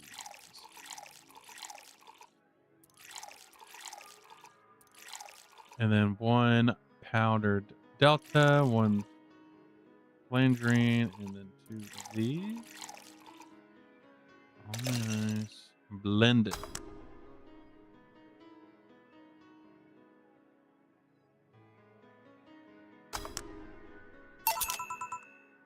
Here you go. Ah, yes, this is just what I needed. Thanks. We don't get many white knights as clients. I remember one other, in fact. You said you're from the Valkyrie Corps, right? Are you one of the guys who deal with riots and such? Riots? Oh, no. You're thinking of the Blitzkrieg Corps. That's the ones with the huge plated suits, right? Yeah, those. No, we're different people. I mean, obviously we're different people, but I don't mean we deal with riots or anything. In fact, you could say we deal with like aftermath. How so? To rescue, heal, and protect. We are the angels who soothe the suffering enemy attack. We are the light of hope in the darkness of times, the ones who assist the victims of crime. We watch, we protect. What was that? Sorry, it's a sort of our Pledge of Allegiance. We recite it every morning. But it means that our duties mostly include rescuing civilians, healing the injured, and protecting them from stuff. What kind of stuff? Burglars, rapists, car crashes, anything might happen on our watch. You mentioned Hill. Are you a doctor then? No, I know many doctors, but I'm not one. I'm more of a paramedic. I treat people so they can arrive safely at the doctor. I'm also kind of like a firefighter and that I sometimes rescue people from places. Damn, that must be a tough job. Sort of, but it's also really rewarding. I mean, I've yet to meet somebody that isn't glad to see me when I arrive. You must have seen some shocking sights. Yeah, this one time when I was saving some people from the top of a collapsing building, I looked down and I was blown away by how pretty the city was. It was like starry sky on earth.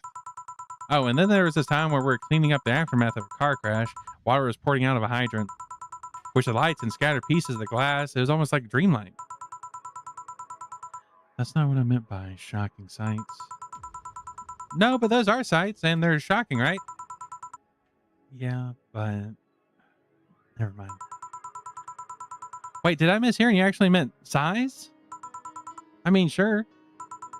I've suffered the deepest, longest, most frustrating sighs from people after everything's said and done, but don't worry about it. You didn't mishear. I guess I was just expecting a different kind of answer. What kind of answer? Don't worry too much about it. You finished your drink? I can get you anything else? Something classy. A classy drink. Can you be more specific? Don't make it too big. Does that work? Sorry, I don't come to bars very often. My drinks usually come from in a can.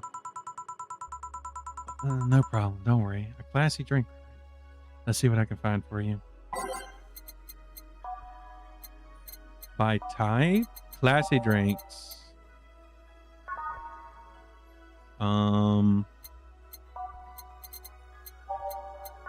I want something small.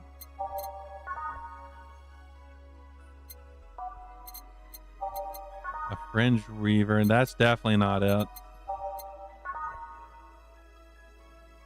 That may be fine.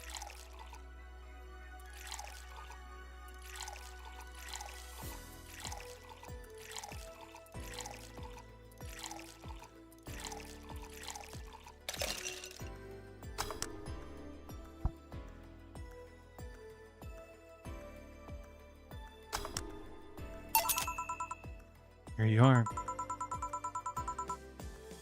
Yeah, this looks like something Stella would drink. Who? She's my dearest friend. Not that I don't have others, but she's the one that I've known the longest. She likes the kind of drink, so I want to see what it's like to be so special about them. And what do you think? I was expecting something stronger. I like it quite a bit. Say, Miss Bartender, what's your name? You know my name, now I want to know yours. Oh, sure. You can just call me Jill. Jill. Jill? Jill is short for Jillian? No, that's not right. Jillian, Juliana? Do not call me Juliana, please.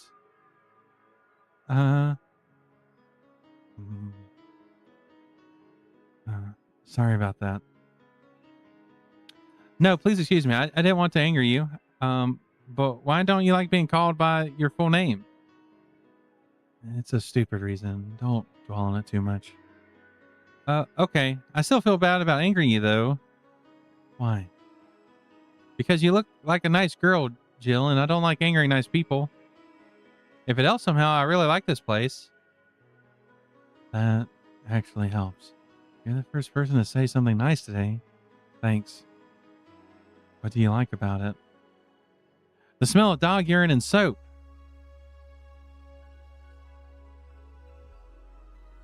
My mom used to be a veterinarian, and I used to go to the cleaner after school, so the smell takes me back.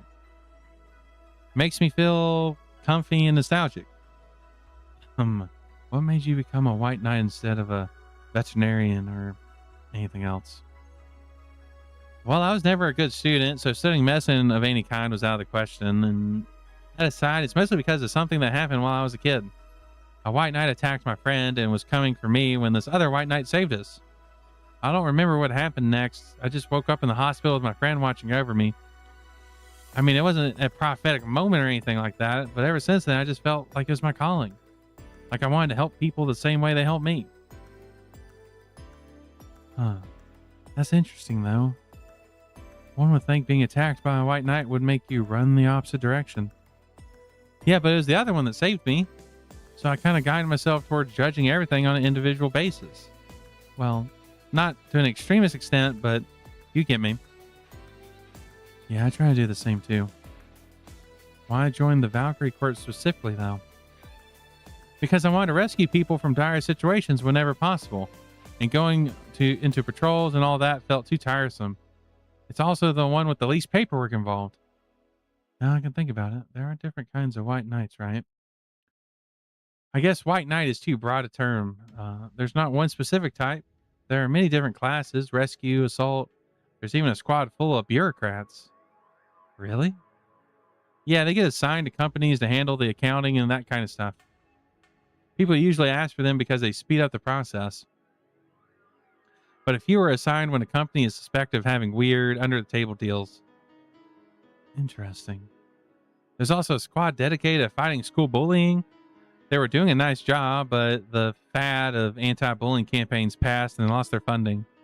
I believe some members still work in anti-bullying cases in an unofficial capacity. That'd be nice, I think. Can I get you anything else? I don't know if I should. I can't afford that many drinks, and besides, I don't really know how much alcohol I can handle. Yeah, I can see that. Oh, you know what? I'll have something else. I remember some drink called a martini. A brandtini? No, I'm pretty sure it's a martini. It's brandtini, trust me. I'll get you one.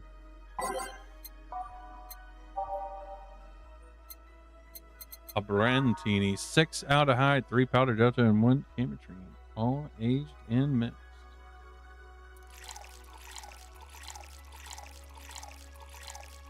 Three powder delta.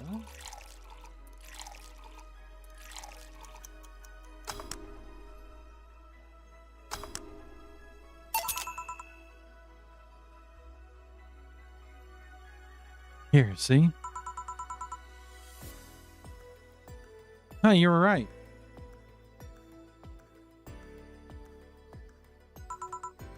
Thanks.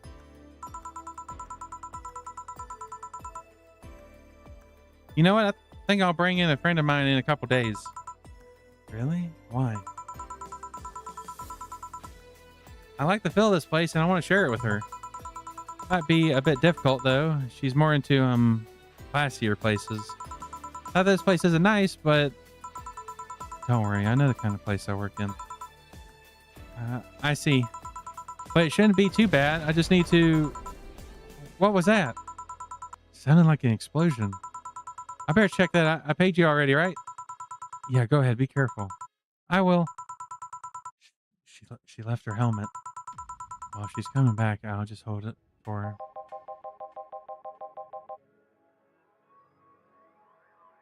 I'll go check what the ever-loving hell that explosion was. Careful. What? Oh, she woke up. Well, where am I? Where am I? Good evening and welcome to Valhalla. That might not have been the best thing to say. Valhalla, am I dead? Does that mean Uncle Ingus' ramblings about the afterlife looking like a shoddy downtown bar were true? Called it. Afterlife? I'm not dead? As far as I can tell, no. To be fair, I don't know how death or the afterlife works exactly, but you're breathing, right? All right, well then, Where the hell am I? How did I get here? Who brought me here? What were you planning to do with me? Are you organ traffickers, robbers, rapists, pickpockets? You're pickpockets, aren't you? Why aren't you saying anything? I'm waiting for you to vent your worries. Otherwise, you'll just... You're a rapist, aren't you? Rapist, the whole lot of you. You want to tear my clothes, beat me unconscious, and have your horrible way with me while brutally murder me, don't you? All the while still violating every hole in my body as I lay there twitching, don't you? Murder, murder, murder, murder, murder, murder, murder, murder. Interrupt me. Well, this is going nowhere. Let's see if I can get a drink to calm her down or throw at her face. Yeah, that she went all the way. Okay, so we want something that will calm her down.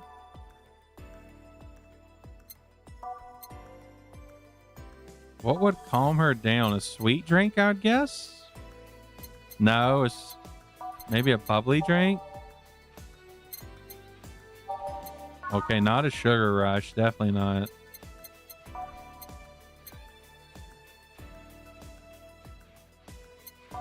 Let's see. Girly drink. Bro. Maybe we'll go to girly drinks. Sparkle Star Fluffy Dream. A couple of these will make your tongue feel velvety. More of them and you'll be sleeping soundly. Sour, girly, soft. I guess we can try this. 3 powder Delta. And then no, we're going to not put any alcohol in. We want aged and mixed.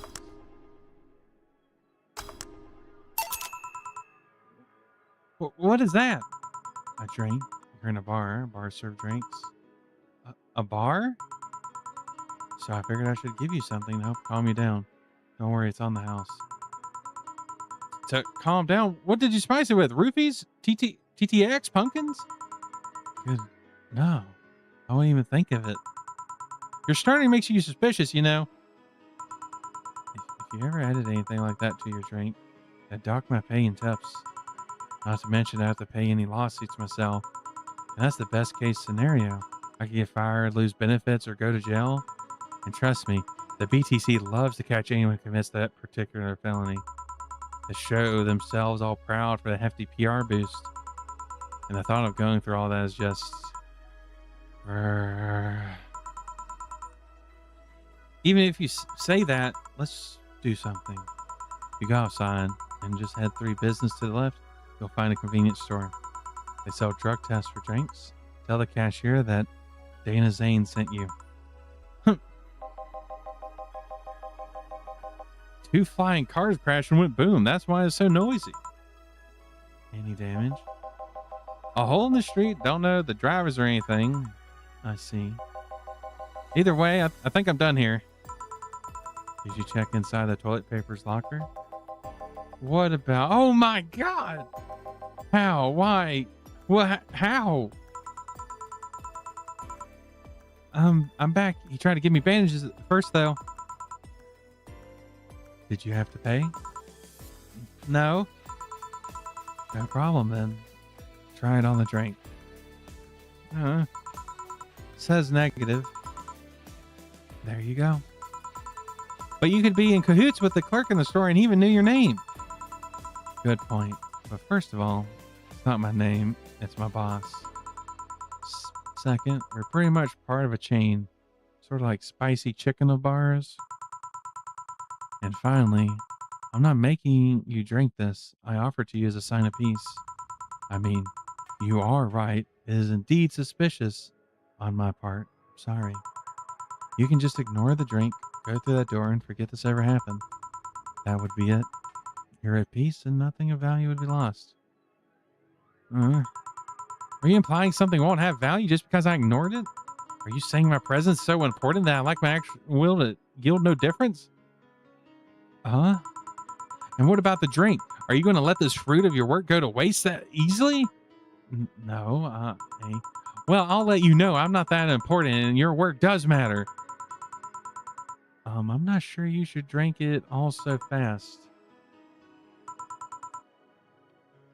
So, how was it?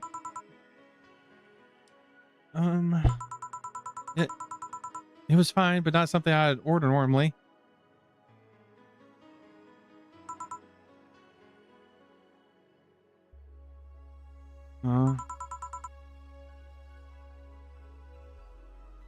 Are you all right? Yeah, I guess you were telling the truth. Sorry about that. No problem. If I were you, I'd have probably reacted the same way. Should apologize for my last comment too. Came out as insensitive. I guess I'll stay a while. I need to get my thoughts in order. Can you tell me how I got here? My boss found you unconscious and brought you here for safekeeping. And you were asleep until that car crash outside. I see. I guess it's better to wake up here than on the street, stripped of clothing, dignity, and or organs. This girl seems to think about the worst possible outcome very quickly. How did you fall unconscious? Were you tired? Sick? I guess I'm sick, but I'd rather not talk about it. Of course. I'll tell you what, your drinks are on the house tonight. Well, why would you do that? Consider an apology on behalf of everyone here for all the trouble we've caused you. Also, something tells me you not need another drink right now. Yeah, you might be right. Okay, then I'll take you up your honor. I have a piano man. Will you be fine? Yeah, I just gulped the last one, so I want to enjoy this one. Coming right up then.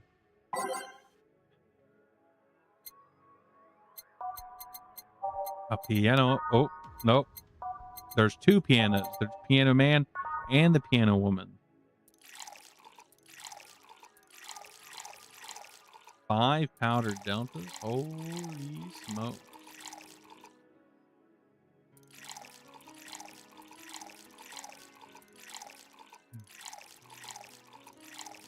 All on the rocks and mixed.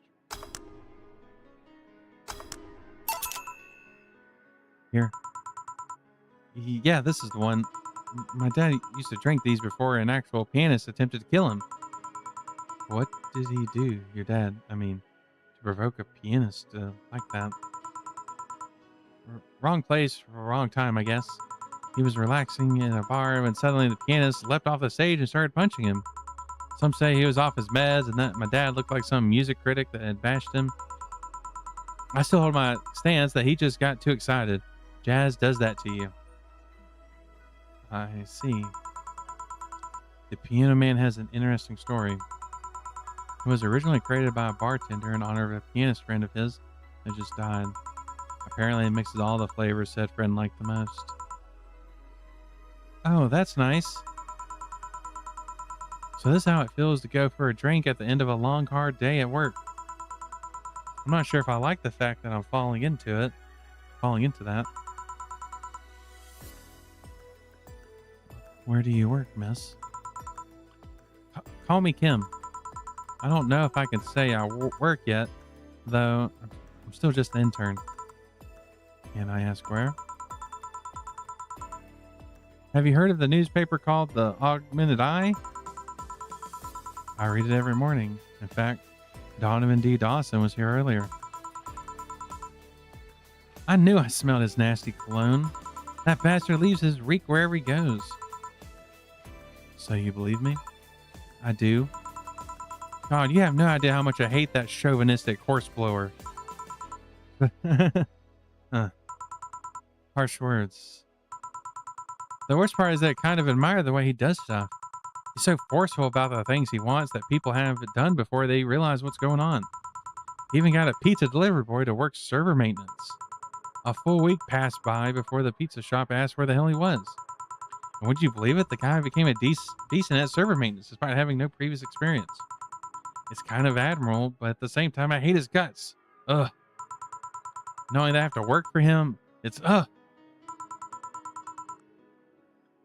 Why are you working there then? Did I ask something I shouldn't have? No, don't fret about it. I'd rather not talk about it though. Fair enough. What's your name, bartender? Call me Jill.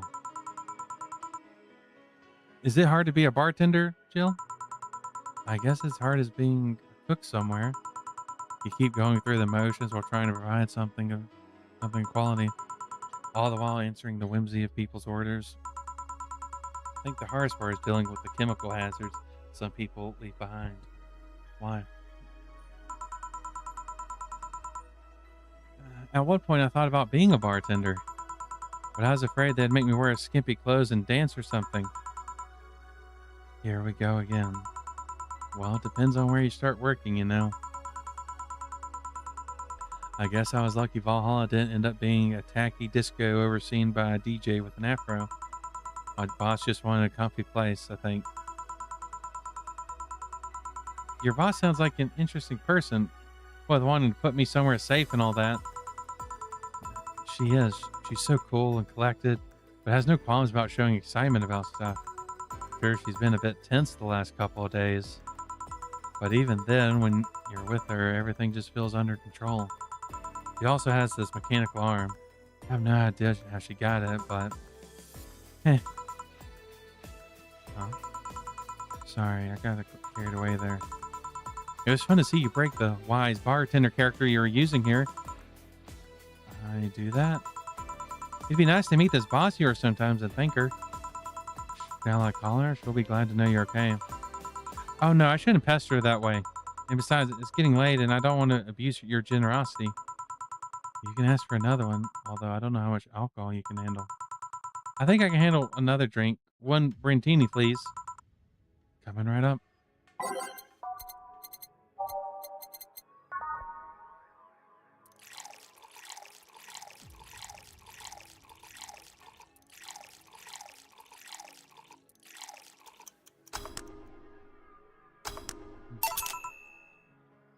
Here you go. Yep, this seems like the stuff. Cheers.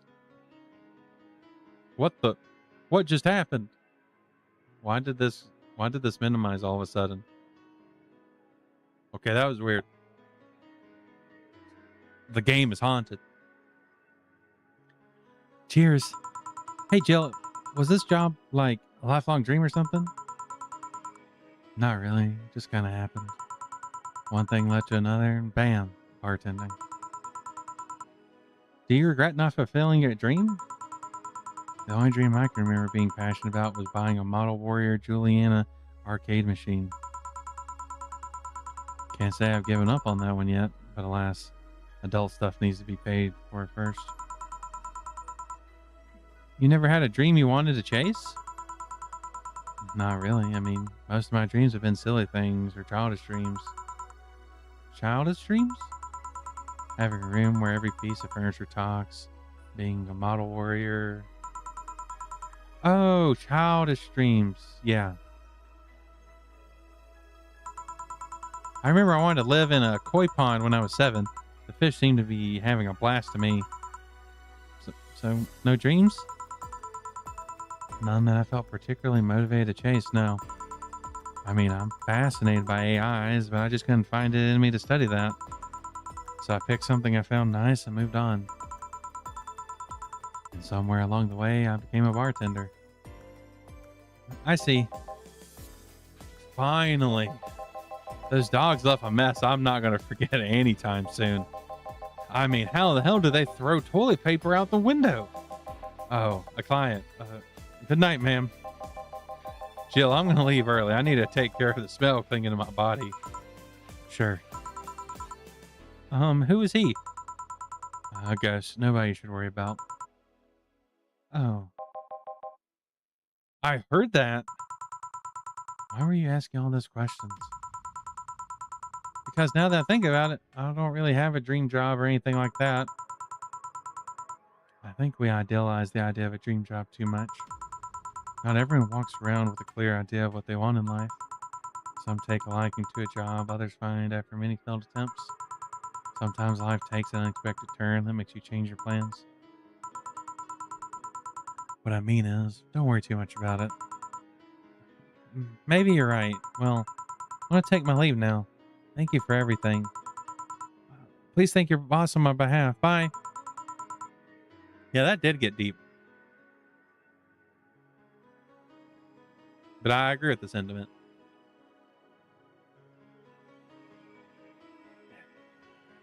Thank you. Come again. And that's it. Are we done for the night? Seems like it. Where's Gil and where's that girl that was here? Gil cleaned the bathroom and left because of the stank. Kim woke up and had a couple of drinks and left. So she's called Kim? How she looked to you? How was she? She was freaked out when I woke up, but she managed to calm down. Are you worried about her? Wouldn't you be? I don't know. Hey boss, do you feel like calling... How do you feel... Do you feel like calling you boss is too impersonal? No, not really, no. It's not like you call me that because I'm a stranger. Just out of habit. Oh. Anyway, you're free to go after finishing washing up the glasses. Let me transfer you today's payment. Maybe I'll give Gil a small bonus for dealing with that bathroom. Total earnings, 3,210. Drinks total, 2,460. Commission 30%. Today's payment 738. Tips 750. Flawless service bonus 500. Here's an extra for helping that girl calm down, another 500. Total funds. Yes, we're making the monies. Your membership to the Shining Fingered will automatically renew on the 17th. Make sure your account has at least 800 by then. Jill is lost in thought about her hollow plant. Buying it will prevent her from getting too distracted. You can now browse Danger U, and now you can visit the JCL Eltons.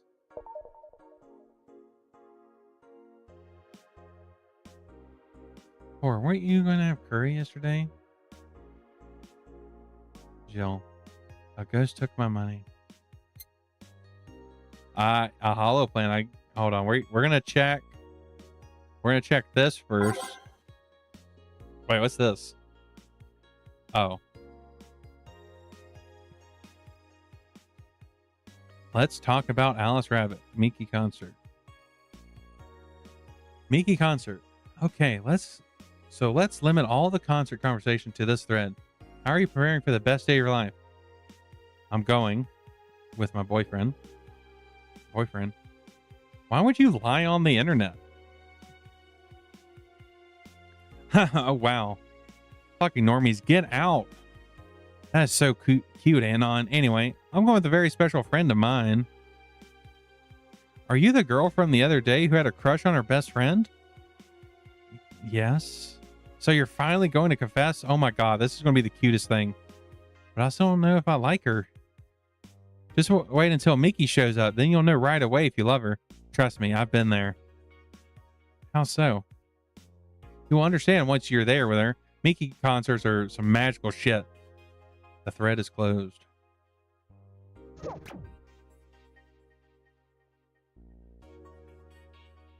Local woman, local hero. 70% of our readers consider, I think Alice Rabbit may be. 70% of readers consider shrimp ramen to be disgusting. This is not really a surprise, but a lot of people seem to hate this particular brand of instant food. This is from a survey we conducted here at the Augmented Eye last month. We asked our readers to tell us their most hated dishes. And with a total of 6,000 votes, it looks like the market for shrimp ramen is reducing. That's good because it sucks. It sucks so much. I barf a little every time I smell it. How can anyone like that? It's ridiculous. Oh, I can't even finish this article. I'm sorry, everyone, but I have to puke. Blur. I hope it's put out of sale. Damn, that's kind of rude. I like shrimp ramen. I like shrimp in general. Why are people hating on shrimp ramen? Oh God.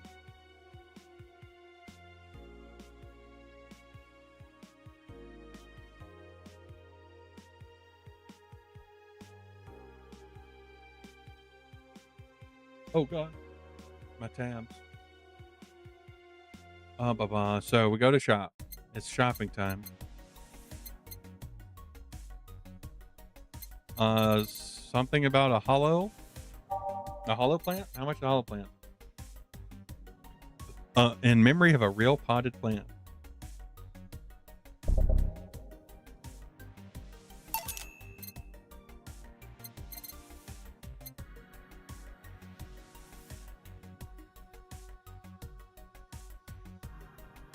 I don't think beer on discount costing $1,000 is dirt cheap.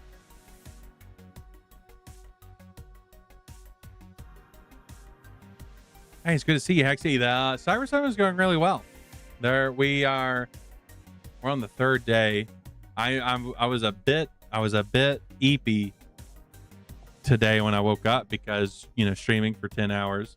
But after you know, the streamer brain activates, which on one hand makes you a lot dumber, but it did make me more awake. We need to save our money.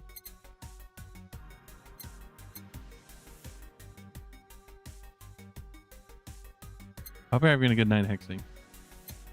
We're gonna be at this for like another 2.5 hours of playing the bartending game. The characters are actually been pretty entertaining, both in they're you know, terrible people, creepy people, but also some, you know, some normal silly people.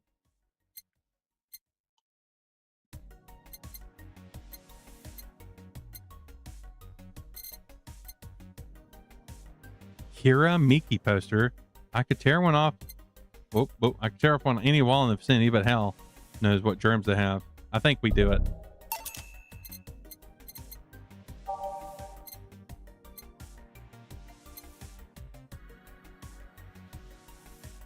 Yeah, it really was the full spectrum. Yeah, one of them did need to be shot. He was he made not a lot of great comments.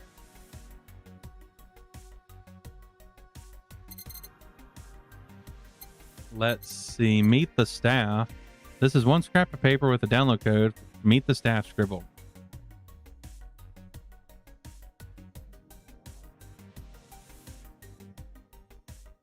Oh yeah, I'm so wet. Hey, look, I may be a pervert, but you know, especially on a, you know, a person that's working, like, you know, a waitress or, you know, cashier, something like that. No, like, come on, they're already suffering enough.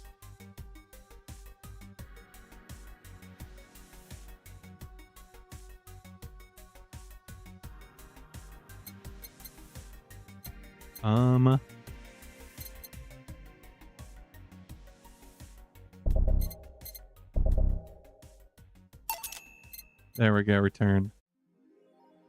Your membership to Shining Favorite will be automatically renewed on the 17th. Okay. We're being good. Oh, there's our hollow plant. We got our hollow plant now. And there's our Miki poster. I'm assuming this is supposed to be like Miku. Am I guessing? Miki's supposed to be Miku?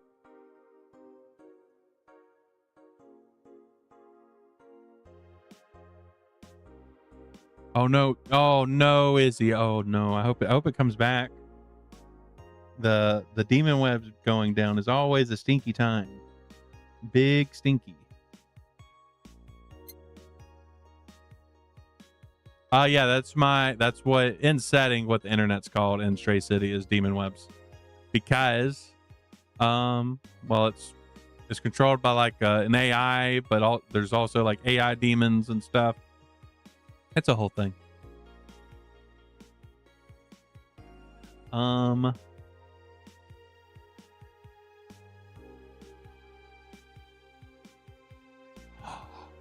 mean, that would be better, but that probably would not be better for you. That it would probably be bad for you, considering the internet in Stray City is under the control of the immortals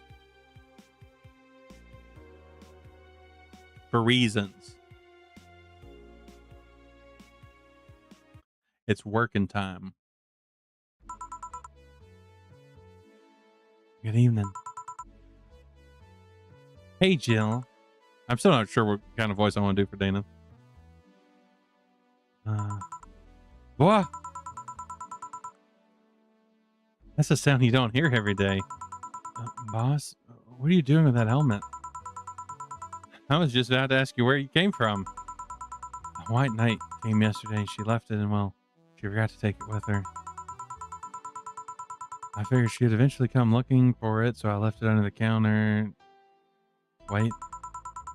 Do you regularly put things on without asking who they belong to first?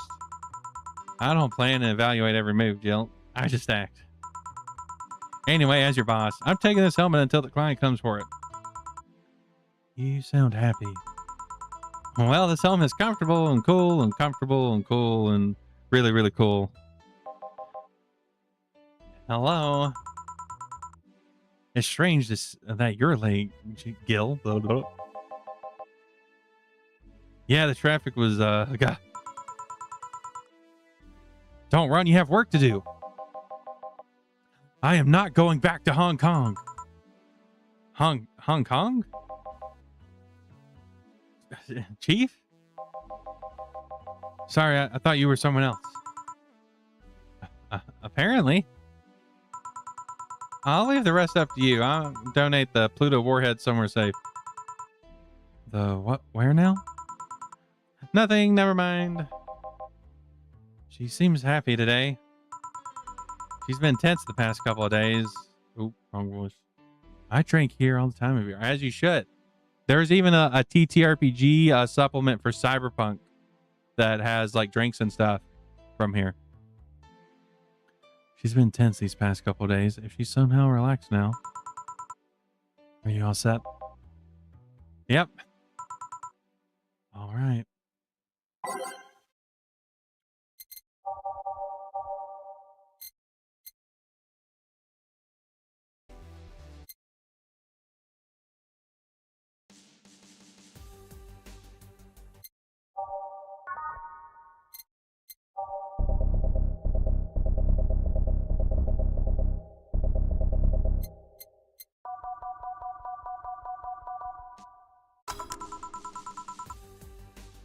Time to mix drinks and change lives.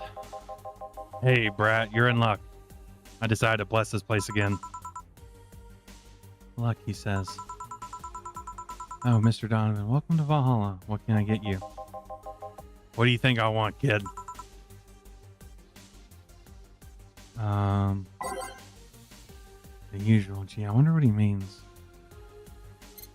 He wanted something big. If I remember. Gun punch, pile driver, suplex, Mars. What did he order originally?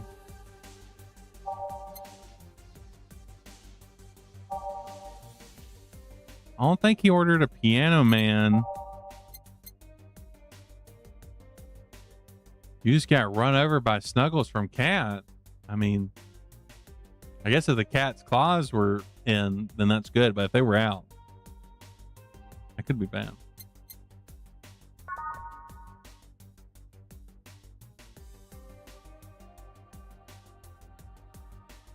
We're going to try this. Oh, run by.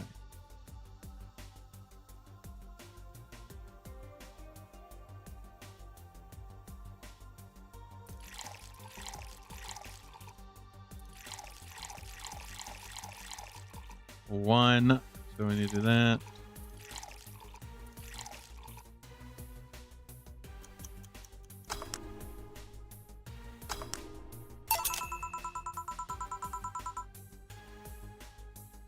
He wanted his fucking beer. How could I mess this one up? Here. I'll take it, but there's no credit for trying.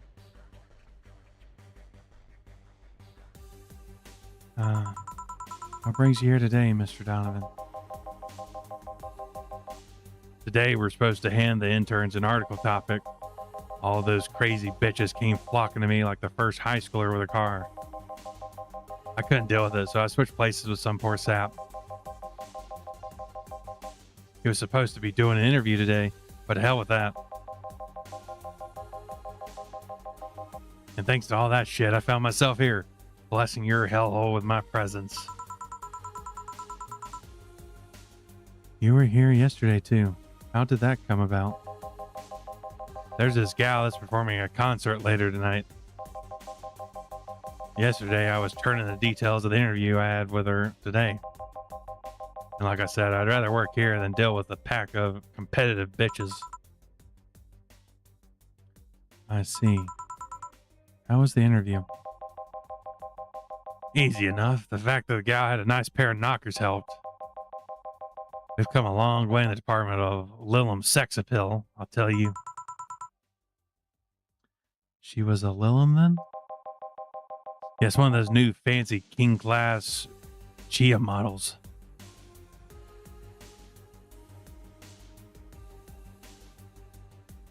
Rest in peace, Kitty. They came as soon as they left, or they left as soon as they came. That's the saying. I heard they're atomically correct in every way. I wouldn't mind finding out about that myself. Hey you, the guy with the John face. What? Me? What the hell is a John face? Yeah, you. Do I know you? I don't think so, sir. No, I'm pretty sure I know you. Wait. It was those Hong Kong riots 10 years ago, right?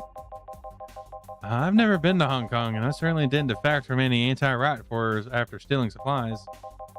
Really, that's a bummer. You look like a guy who owes me a drink. You were in those riots, Mr. Donovan? Do I look like some anarchist hippie to you? 10 years ago, I tried to start a silicone business. So I was in Hong Kong talking with some investors with those damn riots broke out. Seriously though, do they really think the laws they were trying to pass wouldn't backfire? They were really open trying to segregate people with augmentations. No matter how many they have different capabilities you put in between, it's still segregation. And once people start crying segregation like that, you're doomed. This is the PR century. If you're going to do that, disguise it a bit. That's a very laconic way of summarizing the incident.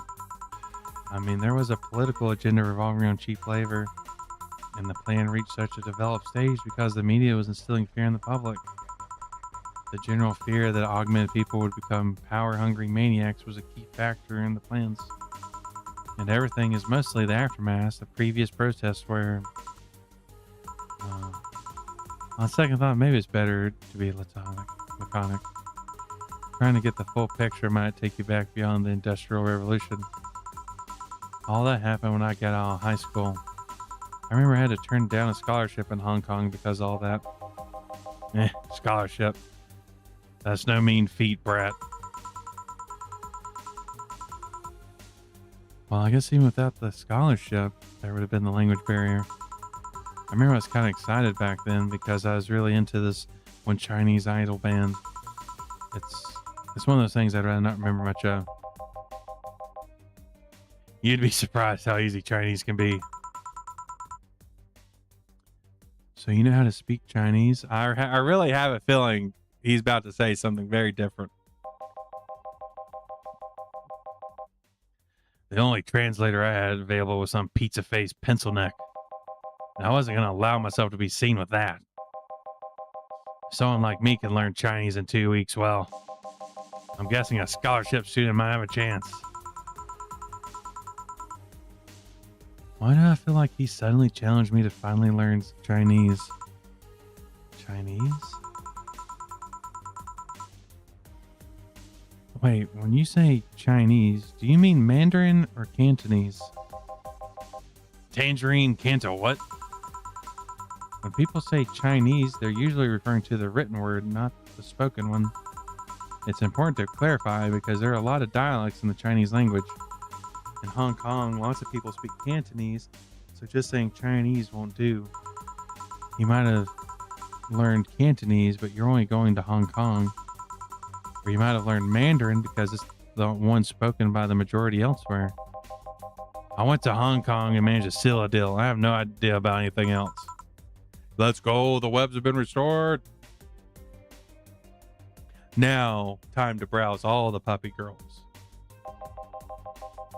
Anyway, surely a student with a scholarship can serve me a Mar Blast too, right? Sure on it. At least they told me this time. I guess if he asks randomly what he wants, I'll know it's a beer. 6. 1 powder delta.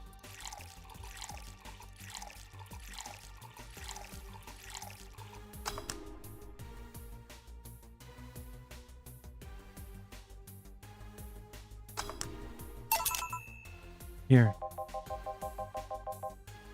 All right, I guess I'll believe your story. Right. Hey, kid, I got wasted yesterday, so there's a certain protocol here. Would you mind telling me if I said anything someone could use against me in the court of law? Unless complaining about your investors could be used as a legal weapon, I don't think so. Oh, good. Fuck those sons of bitches. What did I tell you? How they wanted unreasonable stuff, how they feel they have more power than you do, all that. Oh yeah, I recall something like that. But then again, it seems to be something I'd say a lot when I'm drunk. That and racial slurs in German. Racial slurs and what? Well, let me tell you something. There are people worse than your investors. Who? Your clients. Excuse me? Your readers. If you think clients are always right, then you're wrong. Unless I'm the client, that is. Well, even there where PR is the first and only word in anything, you can sell the shittiest of stuff and people will still buy it if you're the apple in their eyes. But make one fucking mistake and it's over for you. You're suddenly a criminal to them. No chance of appeal. God forbid you ever catch something you said out of context. A month ago, we had to clarify that we're talking about an animal in the article about cougars in nearby forests. All because we got a pack of 40-year-old divorced soccer moms crying about hurt feelings. They were having picnic parties in the same forest and thought we were writing about them. God, I hope at least one of them gets eaten by their damn namesake. Huh. Yeah, it's funny when somebody else hears it, but the smell of rosy perfume still makes my blood boil. Nowadays, nobody can take a joke. They're always out for blood. You can't win. You will always offend somebody. And while some take it graciously, many just love feeling insulted. They relish in the thought of ganging up against something. And those hypersensitive bastards are your clients. They're the ones you have to target. I run a goddamn newspaper. The whole point is to present news in the most neutral way possible. Being offended by a newspaper is like being angry at the mirror. Sure, let's go with that. I mean, it's not like he's totally wrong, but hearing it from him is kind of... this is like 10 years old. I think it's around 10 years old. Hearing it from him is kind of... Damn, look at the time. I need to get back to work soon. Really? I just finished the interview and it must be posted as soon as possible. The fact that we're posting it after the chick finished her concert is enough of a problem already. Something delayed the interview? The interview was supposed to happen last Friday. One of those interns, this meek little girl, was supposed to do it, but for some fucking reason, she just didn't. I spent 2 days negotiating something else instead. Negotiating? Did you have to pay or something? Basing, when that encore concert happens, I'll need to plaster that chick's face all over the front page. I see.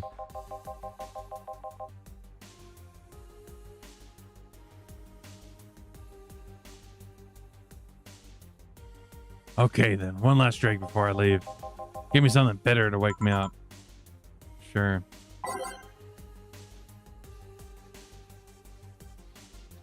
Honestly, like, despite, you know, he's obviously not a great person, but he is enjoyable. He's an enjoyable character. We want something bitter.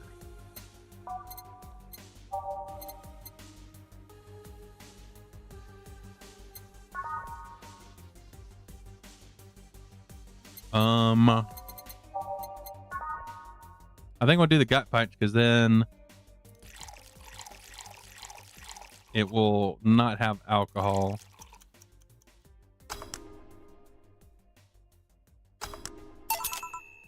Here. Yeah, this works just fine. Man, that gas producer was angry as fuck. Trying to negotiate with him was a hassle. I've had less problems dealing with SoCal Justice Warriors. Who?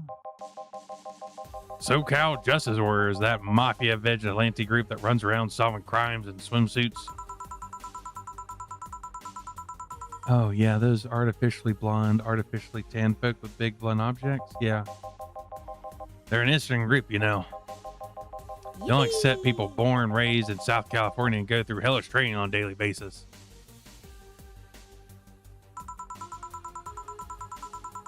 They have to. No person can run around in swimsuits in this cold weather. They have an interesting view on the world and how it works. They're pretty sensitive, too. Too many outlets have insulted them in the past, so they're trigger happy against defamation. I've had a dozen guys in Speedos talking to me about some news while flaunting their bags of butterflies or bags of batteries. And they were still more polite than that producer guy. Think about it. Watching a banana hammock move at the same time.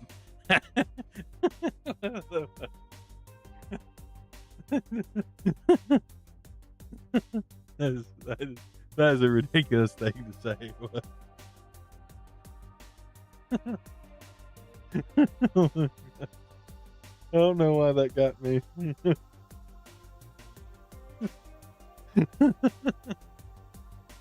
So stupid. Think about it. Watching banana hammock move at the same time as a bag of batteries was more pleasant. I'm pretty sure there's a banana hammock and bags of battery on it somewhere, though. Well, I'm out. Thank you. Please come again. Yeah. That was, tiring. Hey, Jill, I think I have a problem. Don't tell me. Yep, I can't take this helmet off.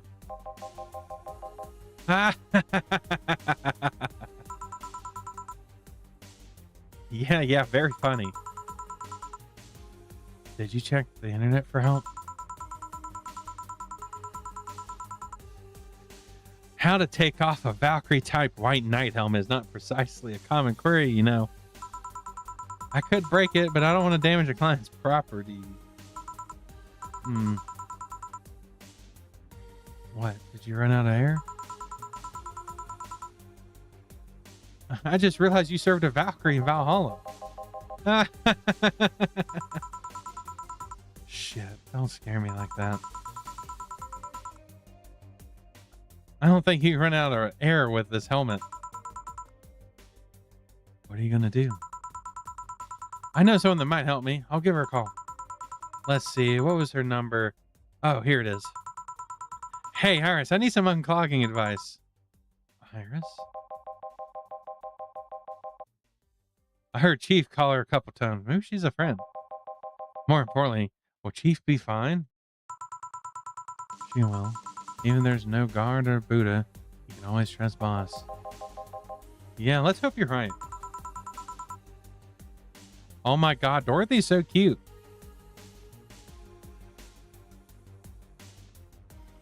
Hey, honey, can you see me? Oh, Dorothy. Yeah, I can see you. Why?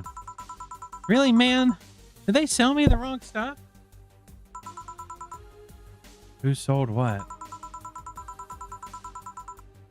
Jill, I'm going out for a bit to buy a screwdriver and bacon and... are you talking to yourself again? No, I'm not. Hello. Oh, Hello, Dorothy.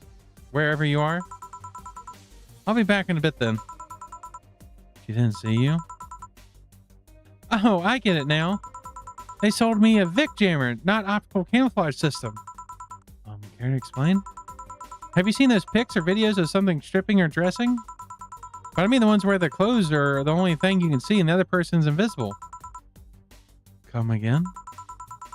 There's people out there with this fetish for invisible people, where you can only see a few articles of clothing floating around. I was trying to find something that would let me cater to that fetish, but my contract misunderstood my request. I asked him to bring me something that would make me invisible, and he did. Only invisible to cameras. Even then, wouldn't your clothes be invisible too with such a jammer or something? You have a point. Oh well, I'll work something out. Maybe I'll get a narco camo module. Nano camo? Haven't you heard of nano camo? They're a military technology company that recently branched into civilian appliances. They use nanotechnology to make fabric and other materials to take any color or texture you want.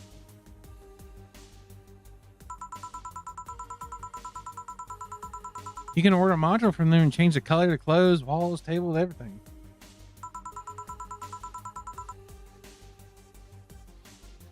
Sounds interesting. Maybe I'll look it up. Just spent 2.5 hours torturing my coworkers with dancing and singing to the entire epic soundtrack. That sounds like a very Maya thing to do. But I approve of enjoyable torture. So good job. Sounds interesting. Maybe I'll look it up. What does it have to do with what you want, though? If I remember correctly, they have a module that makes things almost visible to the human eye. It was quite pricey last I checked, though. Almost to the human eye? Well, it's not perfect. If you move, you'll be eerie surrounding colored blob. And we little see things differently, so it's ineffective against us. Still, it might be what I need. Now, what was that about talking to yourself again? Uh-oh. Nothing important. What are you having? I'm in a good mood, so give me a piano woman. Sure. Piano woman.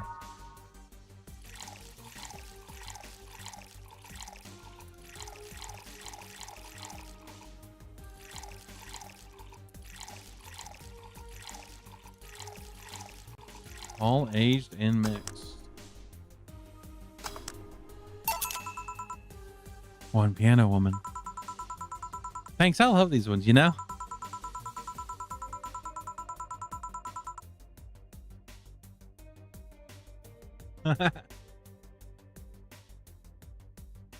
Well, eventually you'll make them get used to you. They'll accept the insanity that comes with Epic. I keep them for special occasions, whenever I'm feeling good or when I need to get out of a slump. And today? Today I feel good. That's nice. Okay, how's this for a bonus payment? Oh, the ticket from Friday? Can't believe I still remember that. That guy, he was so nice giving. That guy is so nice giving to me. Yes, break them. Break them. Too bad it is filled to the brim with dogs. I would have enjoyed the drink here otherwise. I don't think that this ticket should be valid. But then again, they were improvised. So there isn't a contract involved or anything. You know, if you're lonely enough to start talking to yourself, you could hit him with the arrangement. Keep me fed and I'll keep you company. You'll still need to pay if you want to get naughty, though. I think I'll pass. I already have a cat that does all that. Do you pay him to finish this, and I'll make sure that you become invisible. Fine. Consider standing offer, though. Oh, hey, John. Aw, Dorothy. Didn't see you here last Friday. I was dealing with some stuff over the weekend. And Monday. Yeah. Was it a girl? I wish. What'd you do? I'd rather not talk about it. Hey, honey, what did he do? Gil's been complete mystery for as long as I've known him. His past is like a nebulous mass that tries to bite him every once in a while. Nebulous? You hear so much random stuff, it's hard to make connections about what happened when. And, you know, people lie. Does your boss know about it? She said, I'm not the one to judge. Seems like she knows what the hell's going on. But I think I'm better off not knowing. Not really that necessary. It's a pain to think about. I'm right here, you know. Did I tell any lies? No, but never mind. Oh yeah, about your boss. Why was she wearing a helmet? She found it. She put it on. Now she's stuck. Oh, yeah. Randomly putting on stuff you find is problematic. Oh, shit. I mean, there's a girl that wanted to see if she could use a glass of bottle as a... it's a bit early for those stories, don't you think? Nope. By the way, it's weird that I didn't see you yesterday. I have a job too, you know. Yeah, but usually come before you start. Aw, did you miss me that much? Yesterday was a bit different. I had to work the entire day. I don't know if I should ask. Oh, it was weird, but not kinky weird. The guy paid me to spend all day pretending to be his daughter. Oh, that motherfucker. Oh my God, it's Ingram. Really? Yeah, I go to his house at 11 a.m., dress as requested, and spend all day there. Play some games, occasionally tell him I love him, and go to bed when ordered and leave.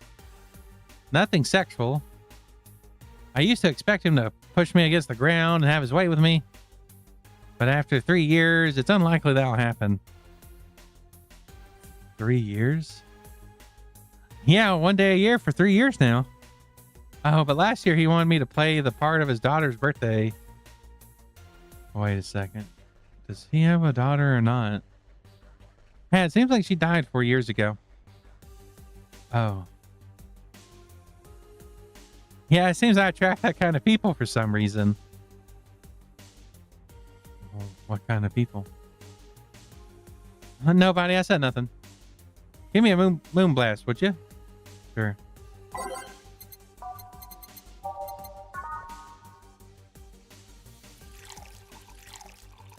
That doesn't make up for him being a creep, but understands why he's an asshole.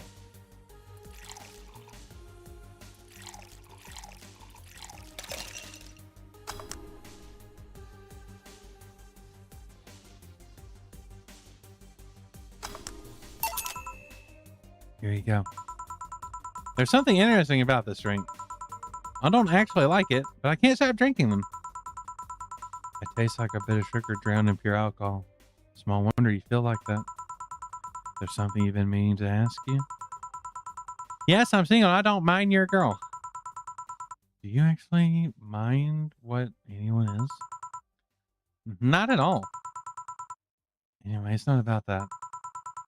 Do all DFC 72s look like kids? Yes and no. Out of factory, we look like kids because our development needs to be as close to humans as possible. Then you look like babies outside the factory? Nope, every fresh DFC 72 looks about 10 or 13. It makes it easier to upgrade later. Upgrade? Once a DFC 72 passes 3 maturity tests, it can opt for a factory upgrade. Said upgrade alters its body to something older. Some go for it, some don't. Will you go through it? I don't know. Right now, I'm a rarity. You don't find many like me in my line of work, so I have an advantage. And I really need the advantage, you know. How so? When people hire me, half the time it's not even because I'm me.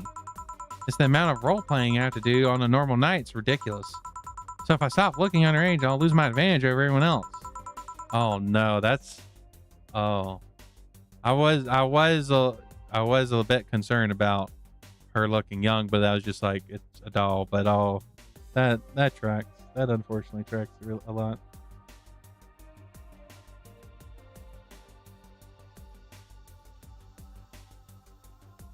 I didn't think about it that way. Did I think about it at all?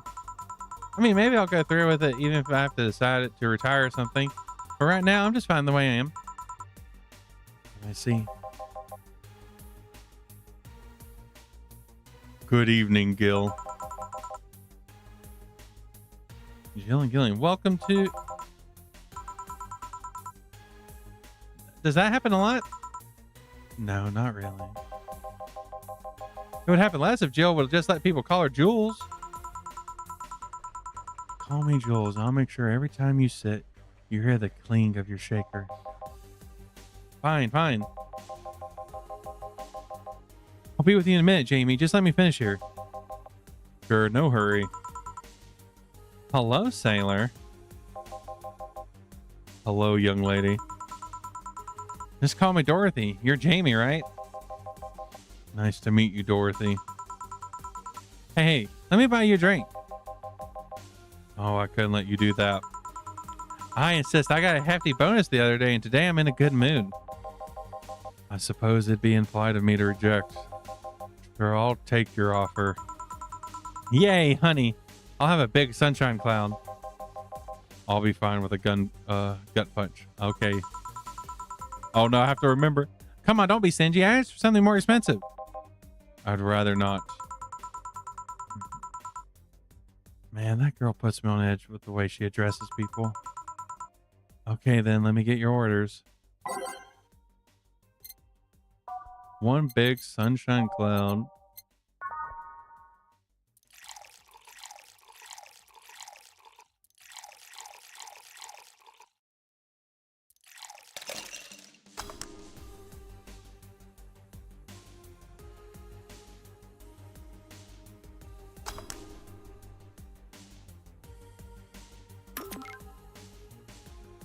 Next, we want a gut punch.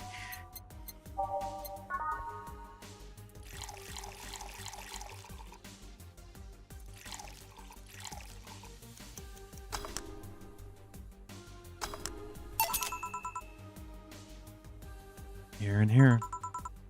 Thank you. All in order. Thank you, Dorothy. Don't mention it. And thank you, Jill. It's my job.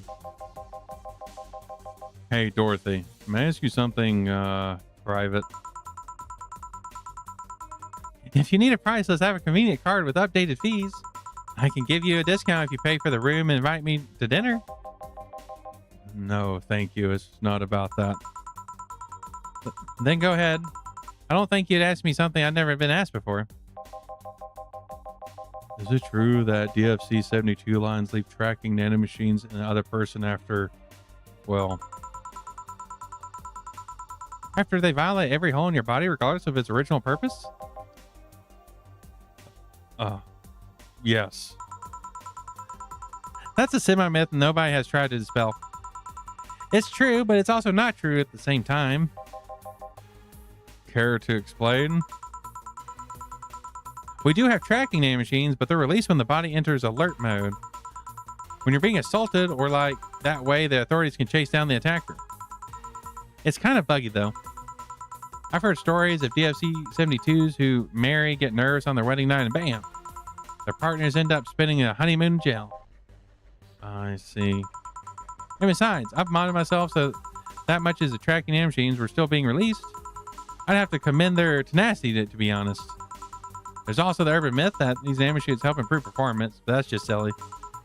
Now I get to ask you something. Sure, go ahead. How much do you use still organic? Just enough my skin still heals over time. Come on, you know that's not what I mean. I'll tell you that and nothing more, young lady. Fine. See if I care. Honey, I'm going. I'll leave you with this meanie. Thank you. Please come again. That girl's something else, huh? She's so earnest about what she does that it's kind of hard not to root for her. She also has no qualms about anything whatsoever. That becomes a problem from time to time. Okay, I'm done here. Right, I'm gonna go and take my... Gil, I need your girly hands for a second here. Coming. Sorry, can you take care of him while I help her? Sure, no problem. I apologize if I'm taking time from your break. No, don't worry. Sorry you have to deal with me. You're no problem, Jill. Yeah, but you usually seem to have a blast with Gil, the one serving you. Anyway, do you want something else? Can you make me a Mara blast? That I can. A Mara Blast. A Mars Blast, not a Mara Blast, a Mars Blast. Oop, oop, oop, oop, oop, oop, oop. Oop.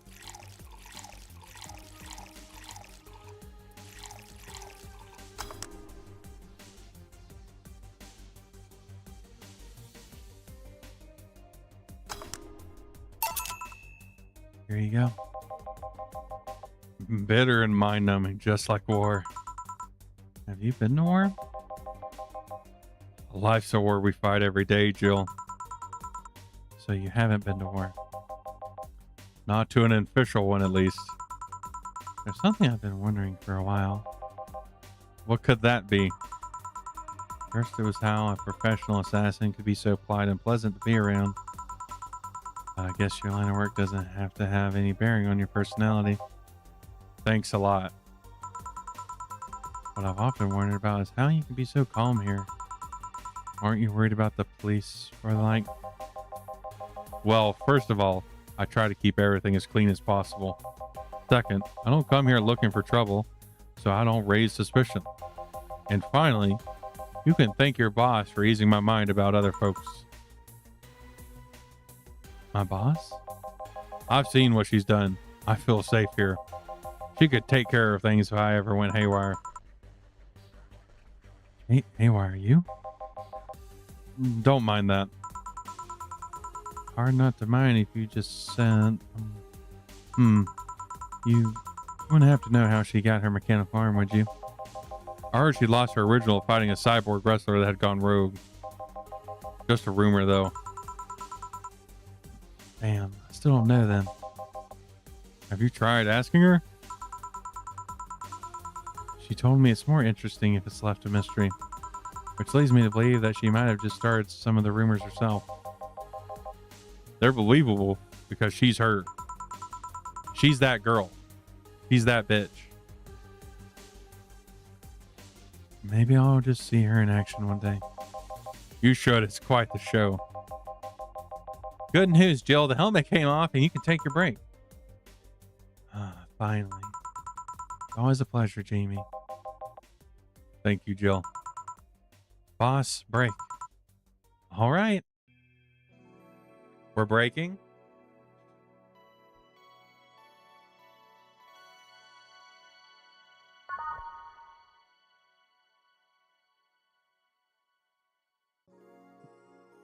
It is now safe to keep playing.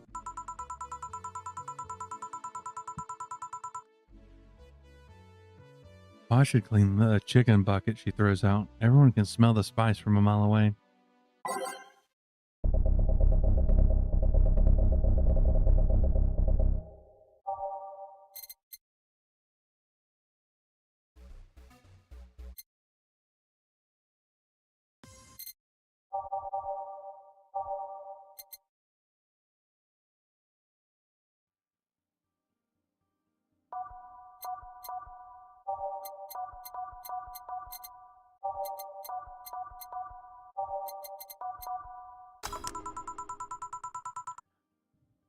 You could take a couple minutes more, you know.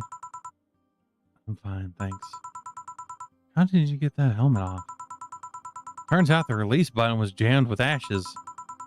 Whoever owns that helmet made sure to use it to the point of avoiding the warranty. Keep it safe in the case she comes by, okay? Sure. Now take it away from me before I can feel compelled to put it on again. Right. Yes, it's open. Great. Welcome to Valhalla. Oh, he looks badass. And also hot. Good evening. What kind of place is this? Did I step into some kind of afterlife? Do you often enter places without knowing what they are? Sorta. Kinda. Yeah. Well, this is a bar. A bar? Nice. Nice. What can I get for you? I don't know. I don't drink that much, to be honest. What do you recommend for me? What do you normally enjoy? I like tea. That's not something I can work with. What about flavors? Bitter, but not too bitter. Sorry if that's too confusing. Something bitter, but not too much. Maybe something bitter and girly? Let me see what I can get for you.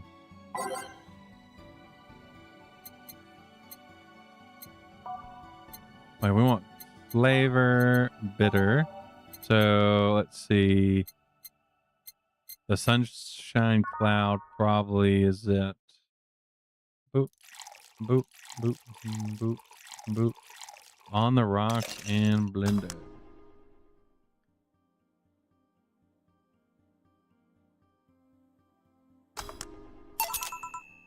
Try this. Yeah, this will do just fine, thanks. You don't look like you're from around here. What brought you by, miss? I'm the star that always shines in the dark night sky.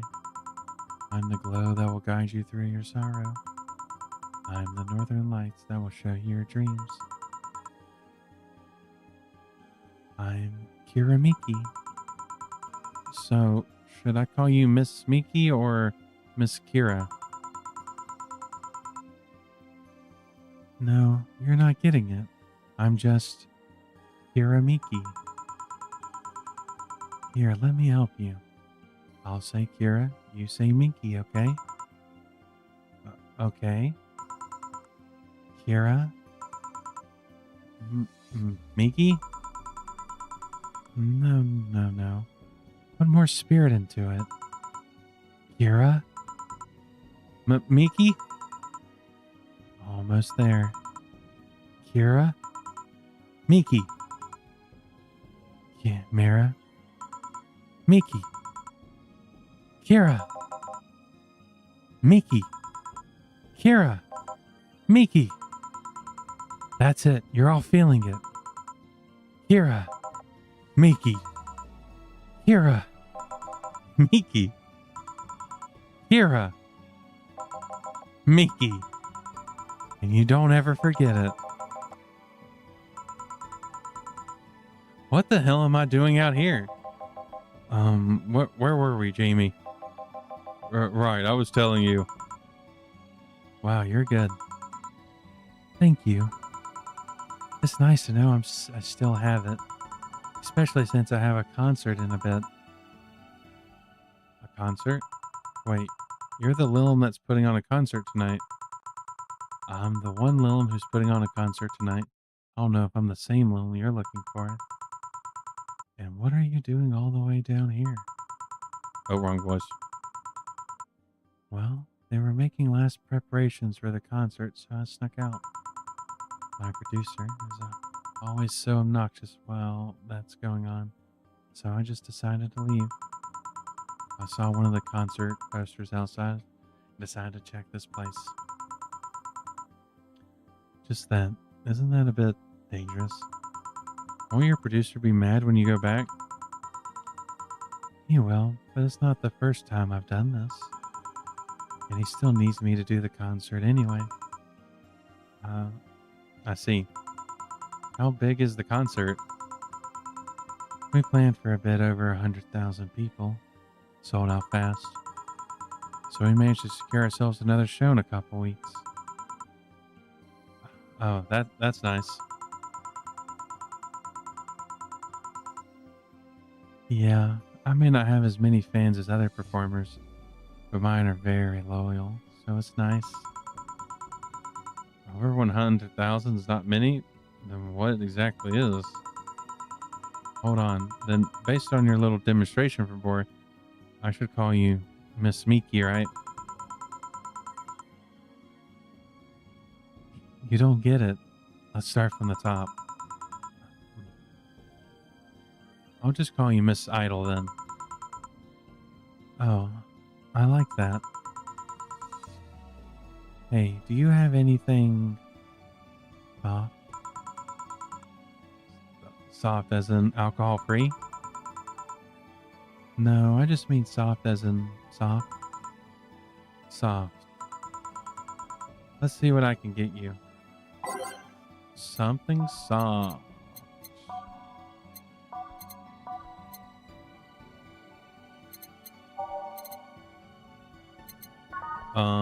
Let's see. No.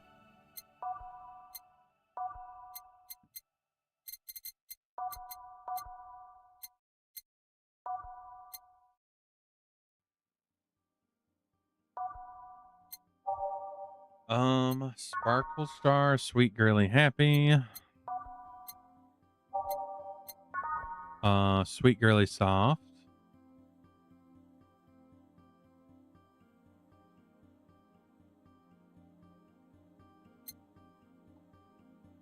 So that might be it. Fluffy Dream. Sour Girly Soft. A couple of these will make your tongue feel velvety. More of it will make you sound sleepy sounding. Maybe that. Sunshine Cloud, which that's what we gave her before.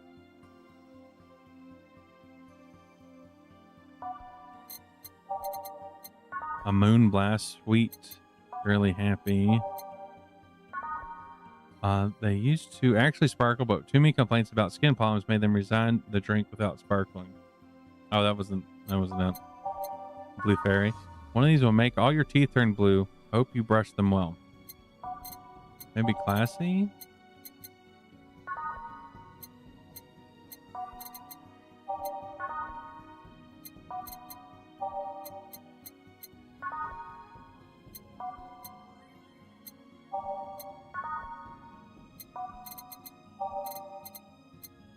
Promo Jinx.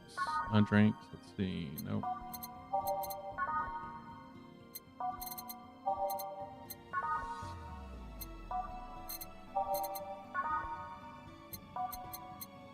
So I am leaning on the Fluffy Dream, which is 3 powdered Delta, all aged and mixed.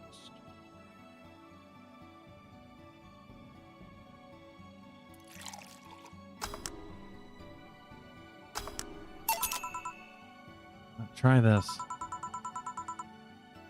Yeah, this will do. Thanks. Hey, have you considered being more theatrical when mixing drinks? Huh? Yeah, like spinning bottles and lighting drinks on fire. That kind of stuff. When I was in college, I tried going to a party once. The bartender who tried those tricks gave me a nasty bump on the forehead when the bottle slipped his hand. Those kind of theatrics usually feel pointless and seem to slow down the process of actually making a drink. Yeah, but never underestimate the power of putting on a good show. It can feel incredible and be rewarding, I'll keep that in mind. Hey, is this glass important? Depends on why you're asking. Do you want me to sign it? Oh, sure. I guess. No guessing. Are you sure or not? Yeah, do as you please. Okay, then. Who should I make it out to? Maybe for my boss? I wonder if Gil would like it, though. Your name, girl. Oh, for Jill, then. For Jill, never lose your star. From Kiramiki. Oh, that's a pretty autograph. Thanks. No, thank you. I'm guessing someone with as many fans as you has their fair share of stalkers, right? Well, there's two kinds of people that obsess over me. There are the shy ones that follow me everywhere, getting just out of sight. And then there's my fan club. What's the difference between them? The fan club follows me around a lot too, but they usually keep a distance. Actually, I think they're waiting outside for me right now. I see. They're also very organized. They make pretty good soldiers. The others, the stalkers, are a bit sneakier and don't act in groups. I'm guessing those stalkers must be bothersome, huh? Actually, they're not too bad. Stalkers are nice when you get used to them. I remember one once protected me from being mugged. There's the other one that breaks into my house once a week to make me breakfast. And she fails to see the problem. I just wish they would leave my underwear drawer the same way they found it. I take pride in how neatly I organize my underwear, you know? I take pride in my old liquor collection, I guess. It's the same. No, wait, it isn't. Yeah, you get me, Jill. Okay, one more drink before I go.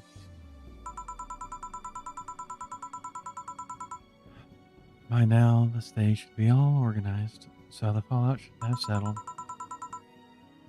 Isn't it a bit late for a concert? It's part of my gimmick. I always make concerts go from night till dawn. And this one, I'm supposed to close with a song called Sunshine Stone. If everything goes as planned and the weather forecast is accurate, the sun should come up just as I reach the climax of the song. I'd be depressed if they asked for Your Love is a Drawer as an encore, though. That sounds nice. Hey, I need to make people feel their ticket's worth that ridiculous price, you know? Don't you think it sucks to pay for something only to find out you shouldn't have bothered? Yeah, one time I bought expensive coffee in this one cafe. It tasted like filthy water with cream. I just don't know if it was the coffee or the girl that served it, but it was bad. Man, that sucks. Speaking of which, do you have anything bitter? I really need to wake myself up. Let's see what I can find you. You want something bitter, maybe to sober up a bit. Flavor bitter.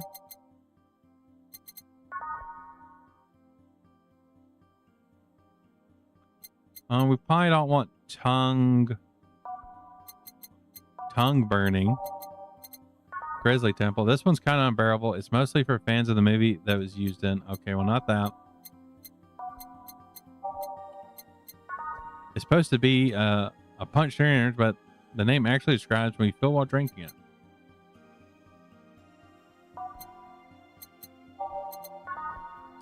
It tastes like old chocolate milk with a good smell intact. Some say it tastes like caramel too. Didn't she start out with that, or maybe she didn't?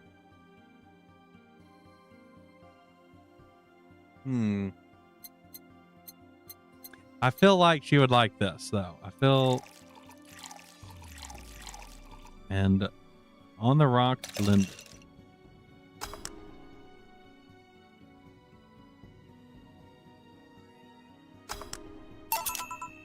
Try this. Yeah, this works. So how's it? It could be a bit sweeter, but it's delicious. I figured it was for waking you up or something, so... Really nice, thanks. I hope you aren't offended by this question, by it. I can see that you enjoy what you do, but how much of it is about the music? I'll let you know that before becoming your Amiki. I was a very accomplished pianist. I had concerts every week, part-time in bars with a jazz band. I still write and compose my own songs. Whoa. Why the change? Going from jazz and piano, going from jazz to piano to idle. Have you ever thought about the power music has over people? You could argue it's just a noise, but it can make you feel a wide range of emotions. That power is universal. It can transcend language and culture. Being in a jazz band or performing recitals, I can only take that power to so many people. But being an idol, I can take that power and spread it far and wide. Kids, adults, men, women, they all have access to my music, and I can reach every one of them. Oh, wow. What music do you like, Jill?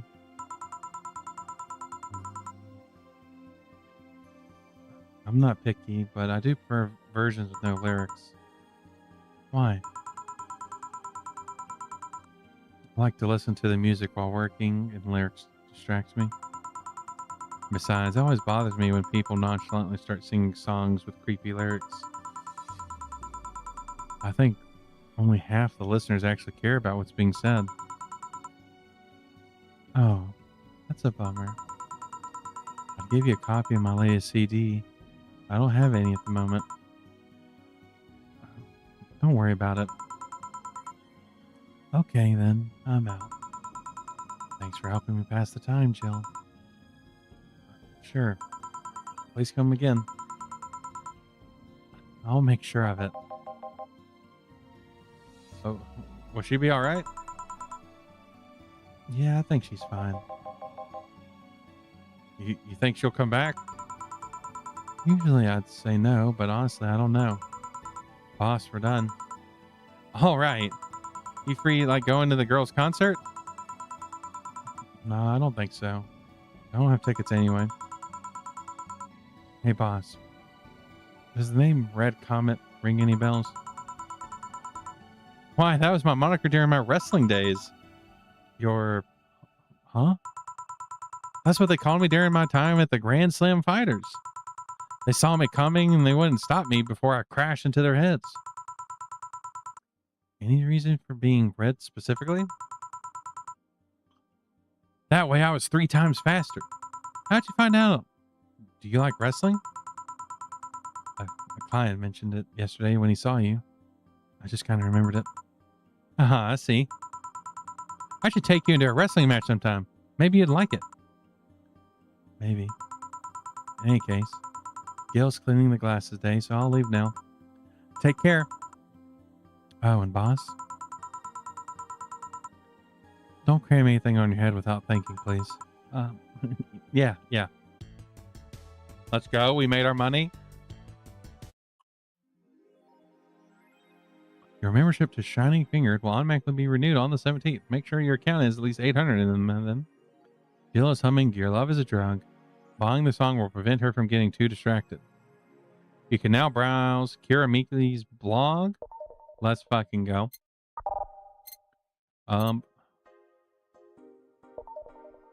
Wait, can you not save it? Save it here? Can you only save it during the, like, only save it during the breaks? That's interesting.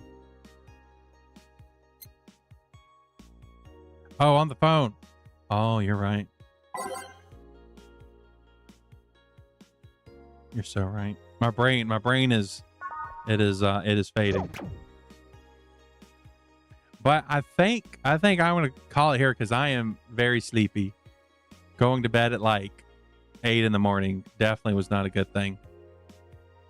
But honestly, I really like this game. It kind of feels dated in some of the things it talks about and some of the characters. But I think the characters are well done and they kind of make sense within the setting. But we'll be playing it again next week. Let me look at my calendar. What do we have tomorrow? Oh, let me come over here. Come to me, calendar. Tomorrow we got Operation Tango with Hime. Oh, okay. Yes, I will crack my back for y'all.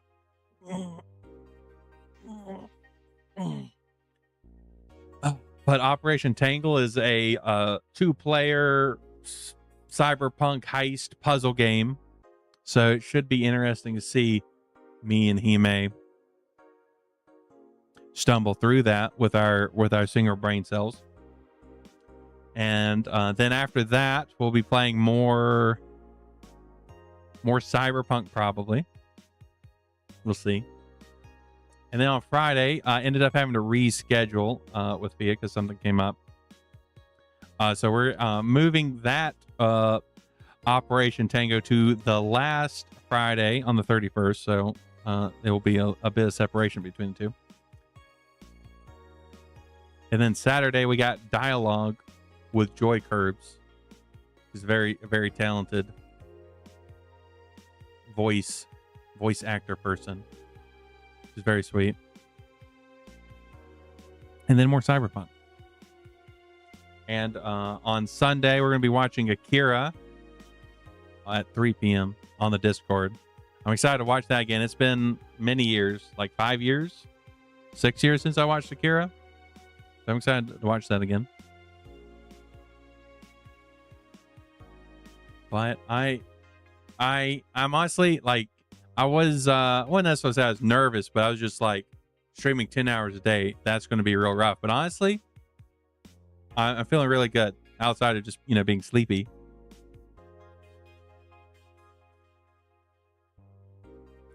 But here's my Discord if you want to join the Discord if you're already not in there. And I need to find us a raid target. That's something I should do. I appreciate all y'all sticking around with me, keeping me on track with my silly brain. Yeah, always. This is always a lot of fun. It is the best parts of my weeks, of my days. Puts a smile on my face seeing y'all. Let's see if we have any Cyberpunk related stuff we could raid into.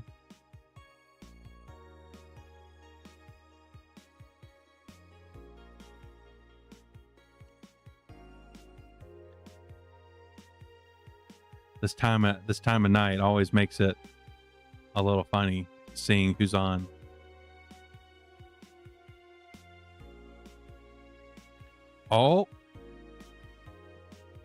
Let's check out this person. They are playing a game I've been interested in.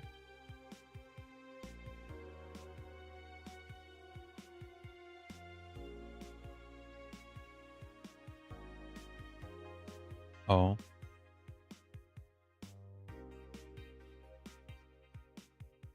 Let's see. What else do we got?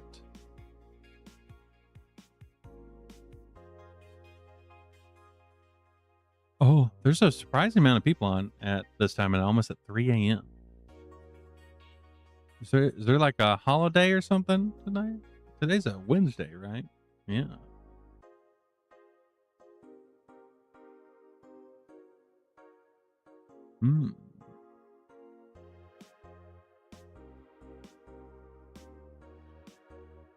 Yeah, I think we're gonna rate this person. They've been streaming for 3 hours.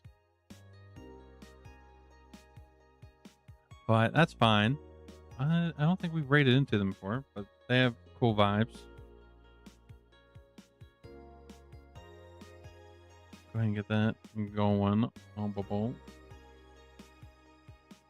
But they are playing White Knuckle, which is a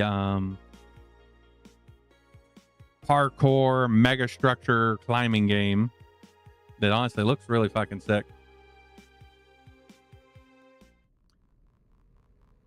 And here is the raid message. But I appreciate all y'all. Take care of yourselves. Get something if you haven't ate. Stretch your bones if you haven't stretched. Get some water if you haven't drank. Don't do anything I wouldn't do. We'll see you on the other side. Free City out.